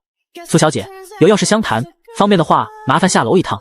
给苏瑾露出的小肚子盖上被子，苏月小心起身，她出了门来到外面阳台，左右看了看，楼下没见到人，心想着男主应该是走了，然后拿起手机回了条短信。刚刚在哄苏瑾睡觉，才看到消息，有什么事？发完消息的苏月正欲回房间，突然看到胡同拐角处有一丝火光，那处是路灯背身墙后，昏暗的角度不仔细看瞧不真切，隐隐约约的好似站着一个人。随后那人拿起手机看了眼屏幕，手机的微光映亮脸庞，苏月认出来了，是简北辰。刚才苏月看到的火光便是简北辰指尖夹着的香烟。他的神情若有所思，书中所写男主不是个爱抽烟的人，他若是抽烟多半因心有烦闷之事，而能让男主心生烦闷的除了女主便是家人。简北辰要说的事情多半和他的家人有关，而对方来找他说明有苏瑾的原因。苏月在楼上已经猜到了七七八八，我在楼下，咱们下来谈。苏月去看了眼房间里还在熟睡的小包子，拿起纸笔写下留言，说他下楼去趟超市，防止孩子醒了找不到他。苏瑾习惯了醒来找不到妈妈，就去冰箱贴上看有没有留言。苏月一个人带孩子，很多时候不得不将孩子独自放在家里，冰箱留言是母子之间的习惯。到了楼下，简北辰已经将烟掐了，两人往外走了一段路，到小区警员的凉亭里。白日里大爷大妈会坐在凉亭内打扑克，所以木头椅子上都垫了垫子，苏月不觉得有什么，坐下了。简北辰看了一眼站在一旁，苏月对男主的洁癖行径不置可否，他更关心对方到底要说什么事情。简先生要说什么事？还是又来警告不要我痴心妄想？苏月是个记仇的，好心被当作驴肝肺，总归是会让人恼怒。简北辰便是心里这么想，现在也知道不能说，在医院他可见识了对方的脾气，今日来不是吵架争论的。我有一个妹妹叫简占薇，她知道了我有儿子的事情，并且把这个消息告诉了我的父母，他们大概半个月会从国外回避时。苏月挑眉，简家父母和男主关系极为僵硬，后期便是有女主从中调和，也未见什么效果，甚至男主和女主因此争吵，还差点离婚。由此可见，男主对父母的心结极深，这部分作者并未过多描写。最后也是女主退了一步，不再去管男主和父母的关系，所以苏月也不知道这里面的缘由。他们会调查你，并且给钱，让你永远不许出现在苏瑾的面前。提到自家父母的行事作风，简北辰眼底闪过一抹厌恶。剧情中简家父母是非常开明的人，他们对女主犹如亲女儿一般，是非常讨喜，许多人留言夸可爱的角色，和男主所说的感觉完全不同。然而苏月更相信男主口中的简家父母，一来他不是女主，得不到后代，第二点便是剧情中的人设不可信，女主就是例子。书中的剧情有参考作用，但绝对不到左右他的地步。苏月更相信眼见为实，苏小姐不必理他们便好，他们不会代表我的态度，这是简北辰想要表达的意思。苏月这个人他不了解，但对方的脾气他见识过一二，如果自己的父母将他惹急了，到时候苏月指不定做出什么事儿来。简北辰很肯定苏瑾和他妈妈一条心，苏月若是让苏瑾做什么，苏瑾会毫不犹豫地去做。从医院离开后的简北辰想明白了这点，心里盘算着自己先不要惹苏月，先和儿子相处出感情再说。这么打算的简北辰，没想到回家就接到了父母打来的电话。他不想让自己平衡好的关系被他们回来打乱，成为一团糟。这事儿可以明日说，但简北辰实在心烦。提起父母，他总是控制不住心中造诣，所以他想着来找苏月说一说这件事，顺便当作散散心。发了短信没回，看着楼上还亮着的灯光，简北辰不知为何没有走的想法，索性靠在墙边静一静思绪。事情不急于一时，今晚他有些冲动了。正要离开时的简北辰手机收到了苏月的回信，知道了。听到简北辰的话，苏月点点头，脸上一副还有别的事吗？没有他就要上楼的表情。简北辰对于苏月的反应有些意外，他甚至想过如果苏月继续追问他要如何说，结果对方竟然没有半分兴趣的模样。先说好，他们对我如果不客气，我也会不客气。苏月想了想表明下态度，对方若是用长辈的姿态对他指指点点，自己是肯定不会容的。他受不了电视剧里窝囊媳妇那种气。好，简北辰点头，没有事情我先回去了，苏瑾自己在楼上我有些不放心。苏月指了指身后，简北辰嗯了一声，苏月点了下头，算是作为此次谈话的结尾。直到苏月的身影不在，简北辰嘴角勾了勾，凭对方口齿伶俐的劲儿，想必他的父母也落不得什么便宜。不管是苏月有什么目的，只要对方不踩在他的底线，看在孩子的份上，他便不会如何。简北辰转身出了小区，驱车赶回简宅。他和来时的心情完全不一样。以往提起父母，简北辰总是会受到影响，心烦好一阵子。眼下他心中那股烦闷莫名其妙不见了。不得不说，在简北辰提起父母后，苏月没有露出探究的眼神，更没有表现出对简北辰提起父母时语气冷淡的不理解。偏偏就是这样平淡无波的反应，大大取悦了简北辰。他又在意什么呢？自己该像苏月这般，不让不该在乎的人影响心情才对。以为听闻此事会如临大敌的苏月，表现得分外云淡风轻，连带简北辰心情都放松了一些。事实证明，简北辰半夜来说这事还是很有远见的。因为第二日一早，苏月接到了一通电话，对方声称是苏锦的奶奶。一开始，苏月还因为这个称呼而愣了一下，然后他反应过来是简北辰的妈妈。对方先是要求苏月添加他们的微信，说想要和苏锦视频。简家父母打电话的时候是早上7点，这个时候小包子还在睡，苏月特意到阳台接的。如苏月所料，他这个女配的确得不到简家父母的厚爱。对方电话接通问清楚他是苏月后，话语便带有高高在上的姿态。全程苏月说了对，我是苏月后，便一直在听对方在提要求，什么加微信和苏锦视频通话，要苏月在他们回国之前照顾好苏锦。简北辰小时候对芒果过敏，问苏锦会不会也过敏，杂七杂八的问题说了一堆，到最后口干舌燥的简母才反应过来，自己一直在说话，对方都没有给他回应。他这是爱孙心切可以理解，孩子妈妈是怎么回事，一点礼貌都没有，长辈说话他不该应答吗？简母对苏月又多了一分不喜，他是听女儿的话才知道，原来有女人给他儿子生了孩子，无名无分的生孩子能为了什么？定然是想谋简家的家财。简母心中自然而然对未曾谋面的孩子妈多了一份优越感，想要嫁进简家，对方必然得对她讨好，自己提些要求，孩子妈必是乐不得答应。今早得知有了孙子后，简母便急不可耐地打了电话，若非他们要留下参加老友重要的大寿，他们现在应该已经坐上回国的飞机了。简夫人，你如果想知道苏锦的消息，可以给简先生打电话，我没有义务为你服务，这边还有事情要忙，便不聊了。说完，苏月挂断了电话，然后将这个号码拖进了黑名单。简母听到电话里的嘟嘟嘟声，过了10多秒才反应过来自己被挂断电话了。她捂着胸口气地坐回床上，这些年养尊处优的她，身为简夫人，走到哪里都是众星捧月，这般直接给她难堪的事情已经许久不曾发生了。简母再次回拨了电话，她要好好教训教训这个没有家教的女人。连打了4通电话，对方都显示正在通话中。一肚子气正欲拨打第5通的简母，动作一顿，她是不是被拉黑了？简母给自己倒了杯水顺顺气，心里愤怒地想，这样的女人绝对不允许进简家的门，即便对方生了个儿子，也别想母凭子贵。越想越气的简母拿出手机给女儿拨打了一通电话，电话另一头的简占威正要登机，他嘴嚼口香糖吹着泡泡，接起手机道：妈，有事快点说，我还有5分钟上飞机。刚刚我和那女人通电话了。简母电话里将苏月说成了不礼貌没教养，不孝顺嘴巴里的拜金女人。闺女，你回国好好查查她，我是绝对不会认这个儿媳妇的。简母大吐苦水，刚才生的气总算发出去一些，想到自家女儿小辣椒的性格，肯定不会让苏月好过。这么想着，简母气顺了不少。知道了，妈你放心，交给我先挂了。简占威挂断了电话，他最不喜欢听妈妈唠叨了。坐上飞机的简占威脑子里想着周姐姐说的话。周强不仅是和他从小玩到大的姐妹，还是他在国外的学姐。对简占威来说，周强是个极好的人。关于自家哥哥有了孩子这事，简占威是从周强那里听说，然后他又说给了简父简母。听周姐姐讲了几件关于孩子妈相关的事情，简占威脑子里勾出了一个斤斤计较、心机极重、撒泼无礼的女子形象。对方给哥哥生孩子，不就是觊觎简家女主人的位置？他这次回国便是打破那个女人的算盘。周姐姐性格软好欺负，肯定不是那个女人的对手，他得帮忙。在电话里，简占威问周强是不是还喜欢他哥哥。当时周强虽然没有明确回答，但对方的反应显然是默认了。周姐姐在男女感情上脸皮极薄，当初若不是她意外看到周姐姐的日记，根本不会知道她暗恋哥哥这么多年。明年才毕业的简占威想着这段时间周姐姐和哥哥没有在一起，等她也回去亲自撮合。没想到现在冒出来一个女人，还带着一个5岁娃娃，说是哥哥的儿子。5年，整整5年隐忍不发，等到孩子5岁不会忘记妈妈的时候出现，不就是为了防止他们家去母瘤子吗？有她在，那个女人的美梦注定破碎。简占威心中暗暗发誓，这次回国一定好好收拾不安好心的拜金女。苏月不知道自己被男主那家子记恨上了，便是早上接到了简母的电话，她也没有当回事，自己不对简家有所求，简家再富贵也与她无关。抱着这样想法的苏月，简母的出现在她心里就是风过无痕。不过如果昨日简北辰没有过来说那些话，苏月肯定要找一找男主查的。既然对方连夜来说，苏月便也没有去找事。说来她现在也没时间寻思别的，此刻苏月在想该如何劝苏锦别出镜。吃过早饭后，节目组突然打来电话，说在节目里需要插播一些选手在家里的状态，这次的拍摄形式为突袭，会放在周5的天路衍生节目中当花絮播出。虽说是突袭，但那只是对观众的说辞。实际上，节目组提前1个小时给苏月打了电话，和他说了这个事情。当然，对方也没有给苏月拒绝的机会。电话一开始便用糖衣炮弹来轰炸，说总导演最看重苏月这 part， 其他选手都配合录完了，他们来录完苏月就可以下班了等等。在进入30强时，所有选手都签约了配合节目组录制的合同，于情于理苏月都应该答应。那头节目组察觉到苏月的迟疑，他们承诺到时候苏月不让录的地方他们不会录，播出时也可以让苏月看他的 cat 部分，经过他同意再播放。这是给很大面子了，苏月抹不开也只能应了。节目组很好说话，苏月万万没想到苏瑾成了死犟的那个。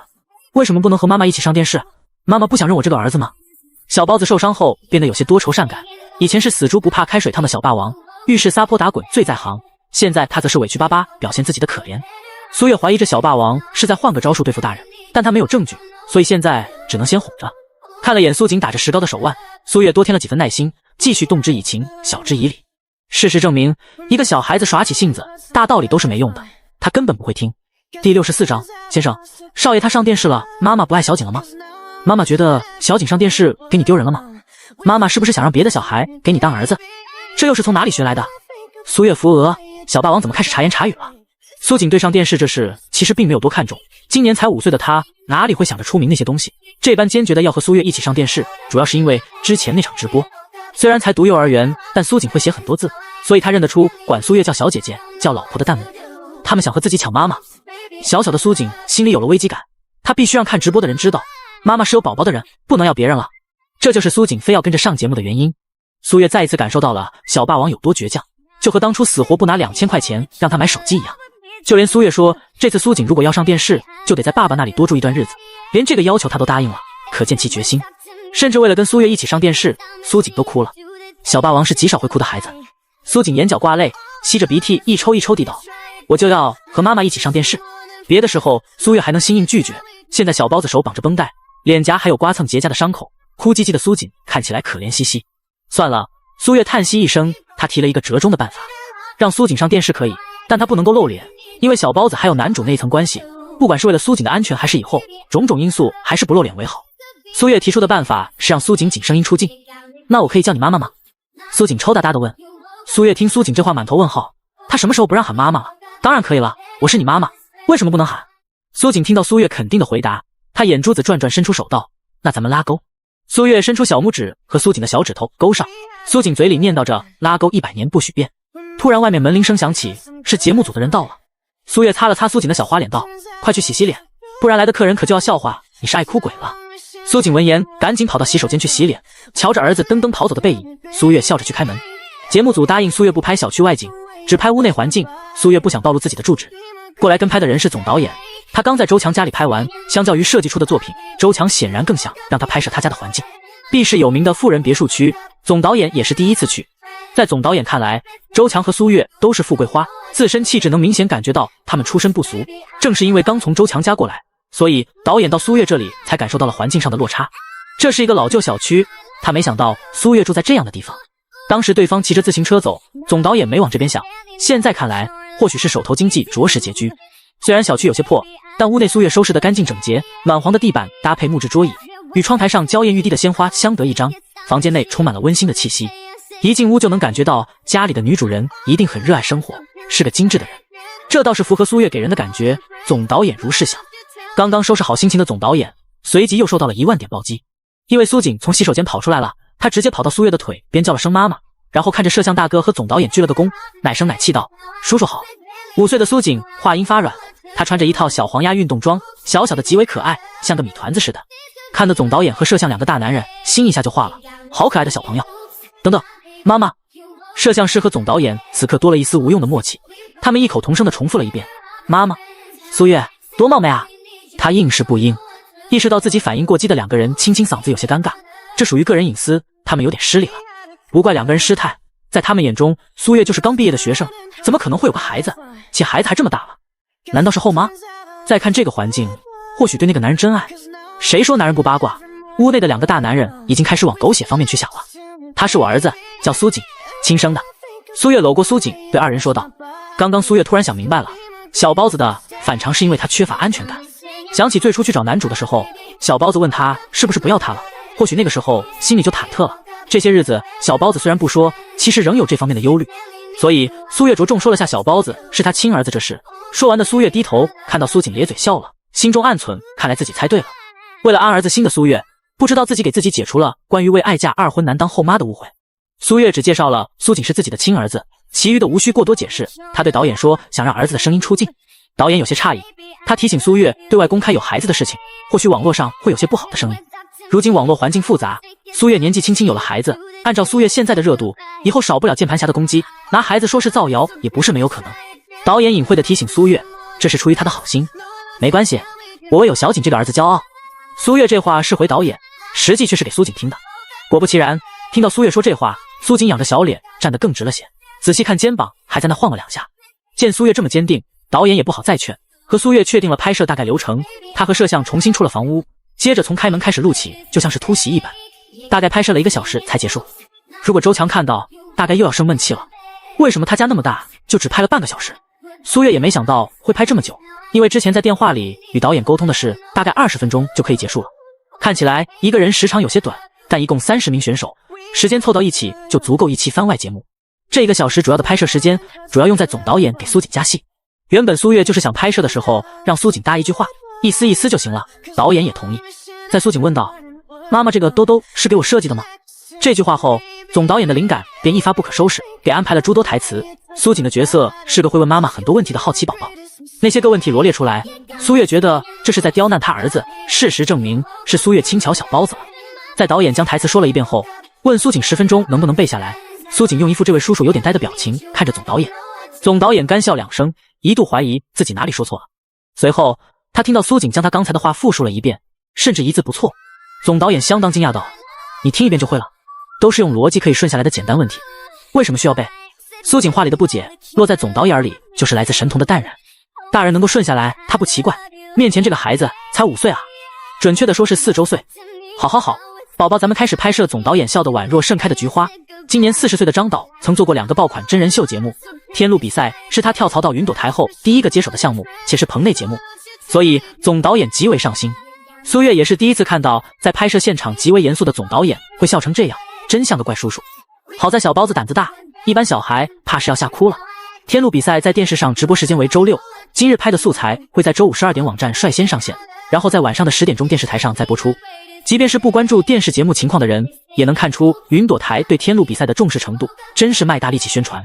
中午的时候，苏锦和苏月俩人一起坐在餐桌旁，桌上摆着水果零食。苏月用手机打开了云朵台官方网站。拍完后，苏月特意问了导演播放时间，小包子今儿一早就迫不及待等着要看了。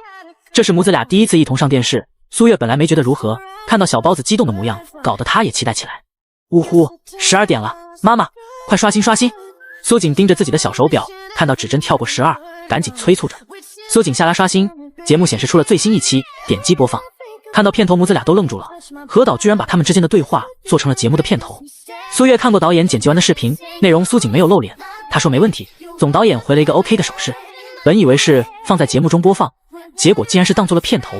苏月给张导发了微信，那头很快就回复了，意思是因为这一期拍摄的是童装主题，所以片头用了母子对话，每期随着主题不一样，片头都会更改。这时苏月才明白之前导演说当宣传片是什么意思。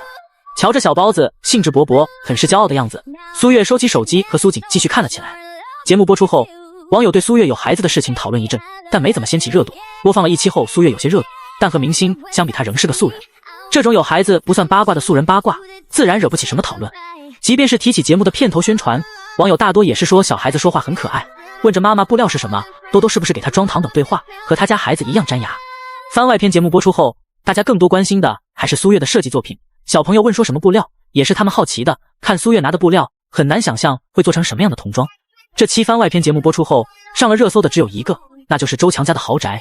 不少网友讨论着周强的身份，其中便有一些所谓的知情人说周强家里多么厉害，多么富有。不少网友叫周强漂亮姐姐、小公主等。周强这架势是真奔着当网络红人、炒热自己明星化走的。节目播放一半，周强的部分才过去，他就已经上热搜了。苏月甚至怀疑这是周强自己买的。逛了一圈微博，没有人扒出小包子身份，苏月就放心了。他也是过于紧张，一般人哪里知道小包子是简北辰的儿子呢？苏月把手机继续放在支架上，看其余选手的记录，知己知彼，百战不殆。他也看看其他选手都是什么状态。认真看节目的苏月发现苏锦一直在低着头，他视线飘过去，发现小包子在玩自己的手表。看清苏锦电话手表的屏幕，苏月没忍住嘴巴抽了抽。苏锦不知道从哪里搞来节目的片段，他为此发了一条朋友圈。苏月这边节目正好播完了，他打开手机看了下苏锦发的朋友圈，和妈妈第一次上节目，开心。苏锦在底下附上了节目组剪辑母子俩对话的片段。这是小包子的第一条朋友圈。苏月点了个赞，然后去厨房端熬好的汤，这是苏锦点名要喝的排骨汤。以为苏锦的微信只有他一个人的苏月不知道，在他点赞后，管家给苏锦也点了赞。随后他将这个片段推给了简北辰。彼时的简北辰刚开完会，看到是管家发来的视频，没点开之前先是皱了皱眉头。简北辰的第一反应是管家微信号被盗了。虽然管家加了他的微信，但平日联系都是打电话居多，极少或者说是几乎没有微信联系过。随后简北辰又收到了管家的消息，先生，里面的童声是小少爷。简北辰挑眉将视频打开，天真烂漫的童声传劲里，简北辰眼神有些复杂。苏锦只有在和苏月说话的时候才会是这般撒娇可爱语气，在简宅不管对比他还是和管家说话，都是一副成熟小大人的模样。说来苏月竟然带着苏锦上节目。这时张特助也将节目的 cut 剪辑发到了简北辰邮箱，简北辰直接看了起来，原来是苏锦没有露脸。拿起手机打开苏月的短信对话框，简北辰正要打字，手机来了一通电话。看清来电人，简北辰眼底有些不耐，但还是接通了电话。哥，那个女人太过分了，她竟然用我侄子当博取流量的工具。从 H 国出发到华夏机城需要2个多小时，简占威此刻刚下了飞机没多久，他在机场附近找了家私房菜填饱肚子，等菜的时候在手机上刚好看到了节目的宣传，然后便气冲冲的给简北辰打了电话。第65章，你有个姑姑，妈妈可能要收拾她了。对于简占威的怒气冲冲，简北辰表现得很淡然。苏锦在电视上并没有露脸，说明苏月这方面有分寸。如果对方在后期起了别的心思，让苏锦出现在节目里，想达成什么目的，他再制止也来得及。此事和你无关。简北辰在电话里语气凉飕飕，没有半分哥哥对妹妹的温情。电话那头的简占威一噎，提高音量道：哥，那女人就是别有用心，今天她能用孩子声音出镜，明天就能露脸。她上这个节目肯定是想让舆论的压力来嫁进简家，这不是你该操心的事情。简北辰手指点了点桌子，耐心开始道歉。侄子跟在那个女人身边，他会被那个女人带歪的。哥，你相信我，那个女人没安好心。简占威说话间愤怒地拍了拍桌子，满是苦口婆心。他哥在商场叱咤风云，哪里知道女人这些小心思。女士，最后一道菜鸿运当头羹，餐品已上齐，祝您用餐愉快。还想继续说苏月坏话的简占威顿了顿，瞪大眼睛弯着服务生，随之他就听到电话里哥哥的质问声：你回国了？没有，我这是在 H 国唐人街，没回国没回国。简占威对着服务生做噤声动作，然后摆手让其赶紧走开。鸿运当头羹是简氏酒店自发研制的菜品，在国际上获得过金奖，唯有国内供应。简北辰指出问题根本，轻飘飘的语气让简占威的谎言无处遁形。当然，这是简占威自己认为的他露馅了。实际上，简北辰在诈他。这道菜的确是简氏酒楼餐饮部的研发菜品，但菜名不是只有简氏酒楼的菜可以叫，国外的菜叫这个名字也很正常。这句话若是忽悠别人不一定好用，但骗简占威足够了。在 H 国工作的简占威更多是学习经验，让履历更加漂亮点。他不会掺和公司内的派别内斗，简占威不是奔着升职加薪去的，再加上自身背景够强硬，老板都对他和颜悦色的，所以他站在中立位置也不会被针对。否则以 H 国公司内斗的程度和简占威的情商，去的第一天就会被踢出来。他觉得自己已经阅历千帆，是入社会的老油条，殊不知同事都没对他用心思罢了。简占威认为自己收拾一个想要母凭子贵的拜金女轻而易举，他心中暗存，真以为自己生了儿子就有所依仗了，门都没有，他这关就过不去。简占威撅撅嘴道：对不起哥，我回国了。本想悄悄回国，让那女人知难而退，待她将人收拾了，到时候哥哥知道时，他已经跑回韩国了，一切神不知鬼不觉。结果没想到刚下飞机，第一顿饭还没吃完就暴露了。哥，那个女人在你面前装模作样，可实际上她什么人你了解吗？你怎么能把小侄子再交给她带？那还不得从小偷鸡摸狗？够了！简北辰打断了简占威的话，语气悠悠道：你又开始胡言乱语了。这句旁人听来或许是单纯的制止，但简占威知道哥哥在警告他，别做多余的事情。你在闹出什么事来，我不会管你。说完，简北辰挂断了电话。听着电话里嘟嘟嘟的忙音，简占威咬着下嘴唇，有些想哭。从他选择和爸爸妈妈一同出国时，无论在做什么，对哥哥来说都是多余的事情了。不行，便是哥哥不领情他也要做，绝对不能让那样的女人蒙蔽哥哥。他一定要铲除那个女人的野性。简占威对自己非常有信心，对他来说，收拾一个眼界狭隘的拜金女，就像是捏死一个蚊子。第一个对简占薇不看好的人便是简北辰，他这个妹妹很没脑子。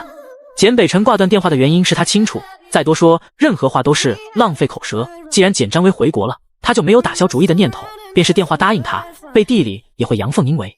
昨日简母在给女儿打完电话后，心中仍觉得不解气，又给简北辰拨打了电话，一样的说辞，一样的怒斥。简北辰的记忆中，他的母亲向来端庄优雅，很少有这么气急败坏的时候。苏月在电话里能将他气成这样，若是见了面，火药味也不会轻。简北辰当时找了个借口说要开会，便把电话挂断了。最初简北辰有想过，如果自己母亲回国了，苏月会不会去讨好巴结。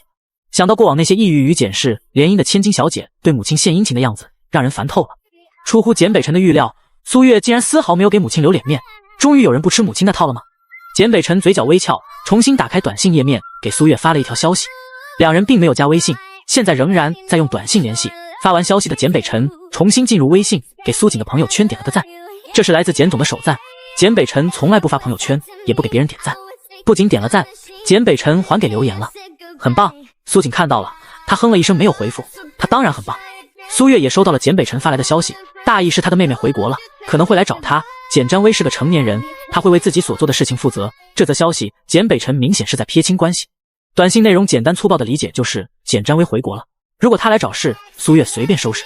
苏月挑挑眉，男主和家人的关系还真是不太好的样子。原著中简占薇的戏份不少，她是周强的小迷妹，有嫂子不要哥哥那种，她没少打压原主。周强收服继子的过程中，她出不少力，算是女主的得力助手。瞧简北辰发的消息来看，简占薇回国是要来找他茬的。苏月想，这大概是女主搬回来的救兵。简家父母知道苏锦的存在，这很大可能是周强透露给简占薇，然后简占薇再告诉的简家父母。虽然苏月不想承认，但事实很明显，周强拿他当情敌了，所以才在这时候搬动简家父母来对付他，好坐收渔翁之利。如果说他针对男主有小心思，或许这个招数很管用，但他不是，男主的家人给不了他任何压迫感。知道了，苏月给简北辰回了条消息，压根没有把简占薇的到来当回事。他现在正在收拾行李，明天周六就要录制节目了。这回节目组通知每个选手都要带行李箱，需带够3日左右的换洗衣物。苏月不知道节目组又要闹什么幺蛾子，估计为了增加娱乐性，又设置了新的环节。在苏月收拾东西的时候，苏锦就像个小尾巴一样，苏月走到哪他就跟到哪，期间还一直问着各种天马行空的问题，非常粘人。亦步亦趋的小包子对于收拾东西的苏月来说很碍事，但苏月没有把儿子赶一边去。以前的苏锦是个恨不得肚皮都长刺的小刺猬，因为妈妈性格软，她这样才能保护妈妈保护自己。现在的苏锦不再是小刺猬了，小孩子对变化感知最明显，有了安全感的苏锦开始撒娇粘人。收拾好东西的苏月坐回沙发上，苏锦立马贴着苏月坐在一旁，大眼睛湿漉漉像个小葡萄一样。苏月将儿子横抱在怀里，母子俩贴贴脸。放在以往，苏锦这时候肯定是推开苏月，说自己是小男子汉，不能再抱悠悠了。现在的苏锦对于苏月的拥抱，他反手搂住妈妈，眼里满是依赖。舍不得妈妈？苏月笑着问道。苏锦嗯了一声。虽然爸爸住的别墅宽大又明亮，像个城堡，但在苏锦心里，老婆小李的温馨小窝才是自己的家。非要给简宅定性的话，那就是2个字：过客。是的，这个词依旧是苏锦看电视学来的。5岁的苏锦远比大人所认为的思考更多，他在爸爸那住得很开心，也就仅限于此。苏锦没有要留下来的想法，他只想和妈妈生活在一起。因为妈妈要参加比赛，就像以前姥姥说的，是他耽误了妈妈的梦想。现在妈妈要去圆梦，自己住在爸爸这里，不能让妈妈操心了。5岁孩子小小的脑袋里其实什么都懂。听见苏锦应答的这一声，苏月心里说不上来的感受，有种恨不得走拿把孩子带奶的心情。等妈妈比赛完，咱们去游乐场玩好不好？妈妈陪你把游乐场里所有的项目都玩一个遍。在苏月居住小区3站地外，去年新开了一家游乐场，当时苏锦班级里的小朋友都去过。那时候苏月忙于工作，加上经济拮据等种种因素，母子俩最后约定明年冬天再去，因为冬季苏月的食品厂有假期，还会发年终奖，这样他们就可以好好玩玩。苏锦很懂事，他没有哭闹着要去，只是将去游乐场记在了小本本上。回想以前，苏锦已经足够懂事了，小霸王性子也不是缺点。真的？听到苏月这么说，苏锦的眼睛一下变得亮晶晶，然后伸出手道：拉钩。母子俩小拇指勾在一起，苏锦说着拉钩100年不许变的咒语。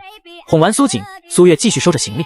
他不想让孩子感受离别的那种情绪，更希望是拥有着期待下次见面的美好心情。效果是有的，苏锦的小眉毛不皱着了。当然了，他还是一步步跟在苏月后面，最后更是直接躺在行李箱里，窝成一小团，对苏月说：妈妈，你给我装行李箱也带走吧。苏锦变得格外黏苏月，性格也不再急冲冲，说话听起来糯叽叽，让人想伸手揉一揉他的小脸蛋。苏月从卧室出来，听到苏锦的话以及看他钻进行李箱的举止，哭笑不得。正欲说什么，就见小包子猛地跳出来，绕着苏月道：“妈妈设计的衣服超级好，一定能拿第一。”行李收拾的差不多，苏月将设计的作品套上保护袋，准备等下给过来取衣服的节目组工作人员拿走。因为明晚是直播，所以要提前拍摄衣服细节，到时候可以插图做介绍。这个过程全程会有录像拍摄，所以苏月不担心作品毁坏等一些猫腻。这些方面导演组比选手还要小心谨慎。设计的作品出了问题，不仅是选手的心血和精力浪费了，对工作人员亦然。天路设计比赛形势大好，所有人都对节目抱以最大的热忱。如果选手出现了情况，最根本影响的就是节目，首当其冲，工作人员也得不了好，所以节目组格外的小心。这个不仅仅是一场综艺，参加比赛的设计师或许能够因此改变命运。总导演深知这点，特意强调要求全程录像，确保不会出现一点问题。看过来取衣服的工作人员小心谨慎的模样，苏月想，张导演一笑，满脸褶子，看起来不太聪明似的，实际上他很有能力又尽职。工作人员不仅是把参赛的衣服拿走了，还表示可以帮选手把行李也带走。苏月赶紧让不知道什么时候又坐在行李箱里的苏瑾起来，然后他拉上拉锁，把行李箱递给了工作人员。导演说录节目大概2-3天的时间，苏月只拿了2件换洗衣服和一些日常所需用品，便没带什么了，箱子很空很轻。就连工作人员都说他们已经取了20来个选手的行李，苏月行李是最轻的。这一天下来，工作人员拎得手都麻了，难得碰到苏月这么轻的行李，发出好一番感慨。工作人员和苏月说了几句话就走了，他们还要去下一家，送走了工作人员，关上门，苏月回头就看到苏瑾一脸苦瓜相。走吧，妈妈明天上午要去电视台彩排，所以现在就得送你回到爸爸那里呢。苏瑾撅撅嘴，他不想走吗？回去的路上，苏月想到了男主的那条短信，如果是简占威回国了，他肯定会看苏瑾。原著中简占威对苏瑾不好不坏，简占威喜欢苏瑾一是因为他有哥哥的血脉，厌恶的则他还有苏月的一半基因，所以每当苏瑾耍脾气，简占威就会特别不喜地说他随了妈妈的坏秉性。简占威是个心直口快的，但他不知道自己所谓的无心之言给了小包子多大的压力。想到这点，苏月眸底晦暗。苏月决定给苏瑾打个预防针，关于你有个姑姑，他可能有点讨厌这件事。苏月当然不会说的这么直白，只是委婉地告诉小包子，人的性格分很多种，其中就有心直口快分外伤人的类型，他的姑姑可能是这样的。小包子听得有些云里雾里，苏月发现有些太复杂的对小孩子不好解释，便总结为一句话：姑姑欺负你，你可以欺负回去，欺负不过找妈妈。苏月又补充道，如果姑姑很和蔼，也可以和平相处，毕竟那是书中剧情，现在一切还没发生，不能这样给简占威判刑。小包子似懂非懂地点点头，心想着妈妈肯定是在舍不得他脸。很好，这是一句没听进去。此刻的苏月不知道，他在半个小时后会和简占威来个第一次碰面。第66章，把女主的左膀右臂折了。苏月原本是打算将苏瑾送到大门口就走，但苏瑾非得要苏月送她进屋不可。小包子属实是越来越粘人了。如此，苏月便跟着苏瑾进了简宅。刚进入大厅，他就发现屋内有了变化，首当其冲的就是花瓶里的花全部都换成了红玫瑰。红玫瑰娇艳欲滴，很漂亮，但若是哪儿都一簇簇密集的摆着，就有些俗气了。眼下简宅的客厅给苏月的就是这种感觉，便是名画古董都无法拯救的艳俗，完美诠释了什么叫过犹不及。作为设计师，苏月习惯点评万物搭配感的老毛病又出来了。每个人都有自己的喜好，这些花针若是个人喜欢，如此装扮也不算什么。苏月只是没想到男主的审美会是这种类型。妈妈，上楼给你看我手工课做的小船，可好看了。苏瑾兴致勃勃地拉着苏月的手往2楼走。刚到一层楼梯口，母子俩就见一道红色人影从上面飞奔而下。一名穿着红色连衣裙、染着红发的年轻女子一把抱住了苏瑾，对方激动地喊：姑姑的好侄儿。苏月挑眉，她好像知道满屋子红玫瑰是怎么回事了。姑姑，妈妈刚才是说自己有姑姑来着。苏瑾一脸不情愿，用力挣脱简占威的怀抱。这个姑姑好没礼貌，哪里有上来就抱住不松手的，她要喘不过气了。苏月见儿子脸都憋红了，连忙说着让简占威先把手松开，孩子不舒服了。结果对方就跟没听到一样，最后苏月只好上手去把简占威推开。这人怎么没个轻重？被推开的简占威不满地看向苏月，语气十分蛮横道：我抱我侄子，你推我做什么？你是谁啊？我哥哥雇来的保姆吗？简占威是故意的，他当然认出了苏月的身份，他故意提起保姆这茬来羞辱对方。自己看的没有错，这女人就是不安好心，她都借着送孩子为由来登堂入室了。简占威看向苏月的目光里充满了攻击性，就冲这个表情，哪里像是不认识他是谁，分明是件仇人。面对简占威的话，苏月还没等回击，苏瑾便先不乐意了，他上前用力地推了一下简占威。简占威很瘦，苏瑾虽小却也有些力气，他给简占威推了一个趔趄。你这个坏姑姑，妈妈是我妈妈，才不是保姆。简占威满脸的不可置信，侄子竟然推他，果然孩子跟在那女人身边都学坏了。我是你姑姑，有血缘关系的亲姑姑，不是坏人。简占威对着苏瑾喊了一句，和5岁的孩子都能对着闹，可见简占威的性格实在算不上成熟，那也是20好几的人了。苏月不会用对苏锦的心态来对待简占威，苏锦是真的小孩子，而简占威是巨婴。你又是哪个？简北辰请回来的新保姆？我应该猜对了，不然你为什么对保姆这个职位如此眼热？把保姆名头甩回给简占威后，苏月对着儿子认真道：儿子，不要叫姑姑，这个可能是个疯子，快上妈妈身后来。妈妈说过多少次了，不可以随便动手推人，你知不知道疯子杀人是不用偿命的。苏月说完，苏锦十分配合的点头道：对不起妈妈，是我冲动了。见这母子俩一唱一和，简占威气的脸都白了。这时候他反驳说我不是疯子，仍是低人一招。眼下他说什么都是处下风，苏锦真是随了他妈妈的德行。简占威看向苏锦的眼神中带有木然，那嫌弃的模样让苏月的脸色越来越冷。他想起来了，原剧情中简占威初见苏锦表现得很热情，后来态度就淡了。因为最初小包子很维护妈妈，简占威处处说苏月不好，苏锦听见就会反驳，落在简占威的耳里便是苏锦不懂事的证据。后来原主也的确表现得不争气，所有人都看不上原主，小包子潜移默化的也对亲妈不喜了，后期便是受女主感动，认女主当了妈。仔细算算，最先否定苏锦打压他的人就是简占威。简占威让苏锦认为他在妈妈身边生活的那段时间里，所有都是不好的，妈妈不好，姥姥不好，包括他自己都是不好的。现在和原剧情很多内容都变了，剧情描写时主要是从男女主的视角来推动，换个视角可能又是另一种意思。苏月不会用原书剧情的有色眼镜来看待人，但现在看简占威的表现，显然这人和书中所写的一模一样。若是这般，自己就没必要客气了。你敢这样说我？简占威指着苏月，手指微微颤抖。他打死没想到对方态度这么强硬，居然敢开罪他。这是简占威想了100种对付苏月的办法后，唯独没想到的对方回应。你食指指着我的时候，另外3根手指同时也在指你自己。这话现在说有点幼稚，但苏月觉得对付简占威足够了。果不其然，他说完后，对方迅速地收回了手。苏月心中摇头，简占威这人不坏，但他蠢，有时候被利用做事的愚蠢比心坏更让人气愤。不再搭理简占威，苏月跟着苏锦上了楼，简占威紧随其后。之前脑子里想的所有计划都记不住了，他现在只想重新压苏月一头。砰！简占威吃了个闭门羹。苏月和苏锦进到屋内后，苏月刚坐在床上，就见苏锦把门用力关上并且反锁。妈妈，你先看，这些都是我做的，我会把这件事情处理好的，你不要怕。苏锦说完，像小大人似的抚摸了2下苏月的后背做安抚，然后走到一旁的小凳子上坐着摆弄他的电话手表。苏月对此哭笑不得，他刚刚走神是在想原著剧情中小包子刚来男主身边，一定受了很多委屈，心疼之下神色有些凝重，结果被儿子当成是焦虑害怕简占威了。被关在门口的简占威气呼呼地拍了2下门，然后转身去找管家要房门的钥匙，管家自然是不给的，闹成这样他得给先生打电话了。小姐，小少爷锁门就是不希望被打扰，我不能给你备用钥匙，以前这个家有哪里是他去不的。见管家也敢挫他的面子，简占威整个人更加暴怒了。好，你们不给，那我就去把门砸了。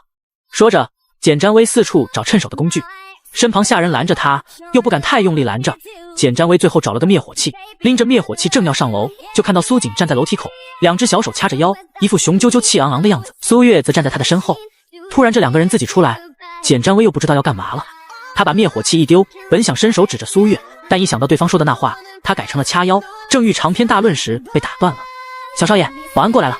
站在门口开门的佣人发现是保全过来后，有些摸不清头脑的说着，这个别墅不仅有小区的物业，简家还自备了保全人员，一共10名，5人来回倒班，日夜负责保护简宅的安宁。把这个人给赶出去。苏锦指了指站在大堂楼梯口的简占威，2名保全回了句是便冲着简占威而来。这2人可不似佣人那般各种小心，他们直接一人捏着胳膊，一人抬着腿，将简占威控制得死死的给带了出去。苏锦得意地哼了一声，拉着苏月重新回到了房间里。在苏月看完苏锦手工课作品，大概20来分钟后，他便起身说要离开。苏锦也很懂事，知道苏月回去要好好休息，为明天的比赛养精蓄锐。他虽然很不舍，但还是走到别墅大门和苏月摆摆手送别。看着苏月离开的苏锦突然做了一个手画圈的动作，苏月也回了相同的动作，这是2人约好的手势，意思是不要忘了游乐场的约定。苏月坐着车出了别墅区1里地外的位置，他看到了拉着行李箱的简占威。2名保安将简占威带出去后，管家和佣人迅速地将对方的行李也拿了出去。简北辰的交代，简家的人执行得很彻底，他走了宅子主人就是苏锦，他下令大家自然听。刚刚在房间里的时候，苏锦说的解决办法就是给简北辰发微信。苏月起身过去看苏锦在捅咕什么的时候，他已经把消息用电话手表发给简北辰了。你妹妹欺负我，你向着谁？这是苏锦给简北辰发的消息。苏月看了失笑，这小孩子在告状呢。那头的简北辰很快就回了消息，我不在家，你说了算，谁又理我向着谁？他欺负你，你也可以欺负他。看着简北辰这回答，苏月无言，这不是挑事是什么？随后对方还给苏锦发来了一串电话号码，说是宅子里的保安，鉴于苏锦岁数小有些劣势，他可以找帮手。要不是亲眼看着信息过来，苏月甚至怀疑这是不是男主。苏锦收到消息很高兴，他立刻给保安打了电话，叫对方过来宅子里。他说有人闹事，把人带走，然后就发生了刚刚那样的一幕。苏月想，男主这是努力在拉拢小包子的心啊。停一下！司机听到苏月这么说，立刻踩了刹车，位置刚好停在了简占薇身边。苏月摇下车窗，对着站在一旁的简占薇道：“这位小姐，你下次发疯能不能换个地方？哪有上赶着当人姑姑的？你这精神状态，当保姆人家也不一定能要。”说完，苏月还用那种让人极为火大没礼貌的打量视线，对简占薇上下扫了一眼。走吧。司机反应非常快，甚至还没等苏月摇上车窗，车子就已经窜出去了，更别提想要反击的简占薇了。待他说出个你字的时候，能够看到的只有车尾气。超跑起步就是快。坐在车里，苏月感叹着，他哪里是以德报怨的人，对于讨厌的人，他向来都是给对方雪上加霜。苏月不知道，他坐车离开大约1分钟，简占薇前看看后看看，确定没人后，他放声大哭。刚刚简占薇给简北辰打电话了，第一回没人接听，第二回电话通了，那头简北辰刚说了一声喂，简占薇便开始诉苦。你说过以后不会再回简宅，也不会住在简宅。简北辰只说了这么一句话，简占薇满肚子的委屈被堵住了。电话那头也不管简占薇的沉默是不是难过，直接挂断了电话，冷酷无情。自从出国后，他再没有回来，当下他还未和哥哥见面，便已经感受到了疏离以及对方的冷漠。哥哥没有原谅他，低着头伤感中的简占薇就是在这时遇到了在跑车里笑的苏月。明明简占薇才是千金大小姐，她却拉着行李箱落魄又狼狈地走在路边。被赶出简宅的时候，她的脚上甚至还穿着拖鞋。而苏月，一个虚伪的拜金女，居然坐在跑车里对她冷嘲热讽。给苏月开车的司机是简家的，苏月乘坐的跑车是他哥哥的，对方怎么敢这么对他？简占薇心中纠结再三，他又给简北辰打了电话，电话那头是张特助接通的，说简总正在开重要会议，暂时不能接电话。失落挂断电话的简占薇原地愣了半天，最后拿起手机拨了周强的号码。对方接得很快，只响了一声，简占薇便听到了周强接通电话后发出的温暖声音：“薇薇，你回来了吗？”其实周强这话问的有些虚伪了，毕竟他是站在2楼亲眼看见简占薇被赶出简家的。强姐，你可不可以来接我？简占薇委屈极了。薇薇怎么了？不哭不哭，你告诉我你在哪，我现在就过去。电话里的周强柔声安慰，最后他开着车将简占薇接回了周家的别墅。女主和她的助手会合了。另一边，欺负完简占薇的苏月心情极好，只见司机从后视镜中观察着苏月，纠结再三，最后还是开了口：“苏小姐，刚刚路边的那个小姐真的是简先生的妹妹。”司机在简家工作了2年，他并不认识简占薇，是听到里面闹出的动静问简家老人知道的。说完，他又补了一句：“听说脑子没有病，还考了挺好的大学。”苏月看司机担心他惹祸的模样，笑道：“我知道了。”司机也是一片好心，只是对方听说这个词用的就很巧妙了，这司机估计心里也嘀咕简占薇脑子有些不正常。苏月嘴角微勾，笑着摇了摇头：“简占薇这个人，你但凡让一步，对方便会以为你怕了他，从而得寸进尺。他要做的就是对方出一击，他便10倍奉还，直到将人打怕打服，这样自己才有安生日子。不然以后不光是他，就连小包子也得被对方折腾。”苏月当然不会允许这种情况发生，既然是女主的左膀右臂，那边给折了。嘟嘟嘟，车内电话响起，苏月听见司机又说了那句熟悉的话：“苏小姐，简总让您接电话。”第67章，一个两个来找茬。苏月在接电话之前先看了眼自己的手机，确定是能够打通的状态。简先生。苏月接起电话：“苏小姐，今天的事情我已经听管家说了，我想你心里一定会因为简占薇的行为有所顾虑，我可以向你保证，苏锦日后的生活与他无关。”听着简北辰这态度，苏月若有所思，对方这时候打这通电话是专门说这事儿。简北辰是个金傲的人，他哪里是会来向他保证的性子。通过对方之前的表现，苏月很确定自己若非因为苏锦的关系，根本不会被男主看在眼里。哦，苏月淡淡的应了一句，随之电话另一边明显气息顿了顿。苏月挑眉，自己的反应不在对方的预料之内。好，那便不打扰苏小姐了。等下，苏月连忙阻止男主挂断电话，然后他听简北辰道：“苏小姐还有话要说，简先生为什么不打我的手机，而用车内的电话？”苏月是真的好奇，熟悉的停顿感又来了。两人通话的这瞬间，萦绕着一股子寂静在里头。存了苏小姐号码的手机落在了办公室抽屉，这是座机拨打的电话。苏月听明白了，男主记得住自家车里配备的卫星电话，他的号码换了手机记不住，是他自取其辱了。还好，他也只记得男主的手机号码末尾数。苏月往回找场子想，明白了，不耽误简先生工作，再见。苏月丽落地挂断了电话。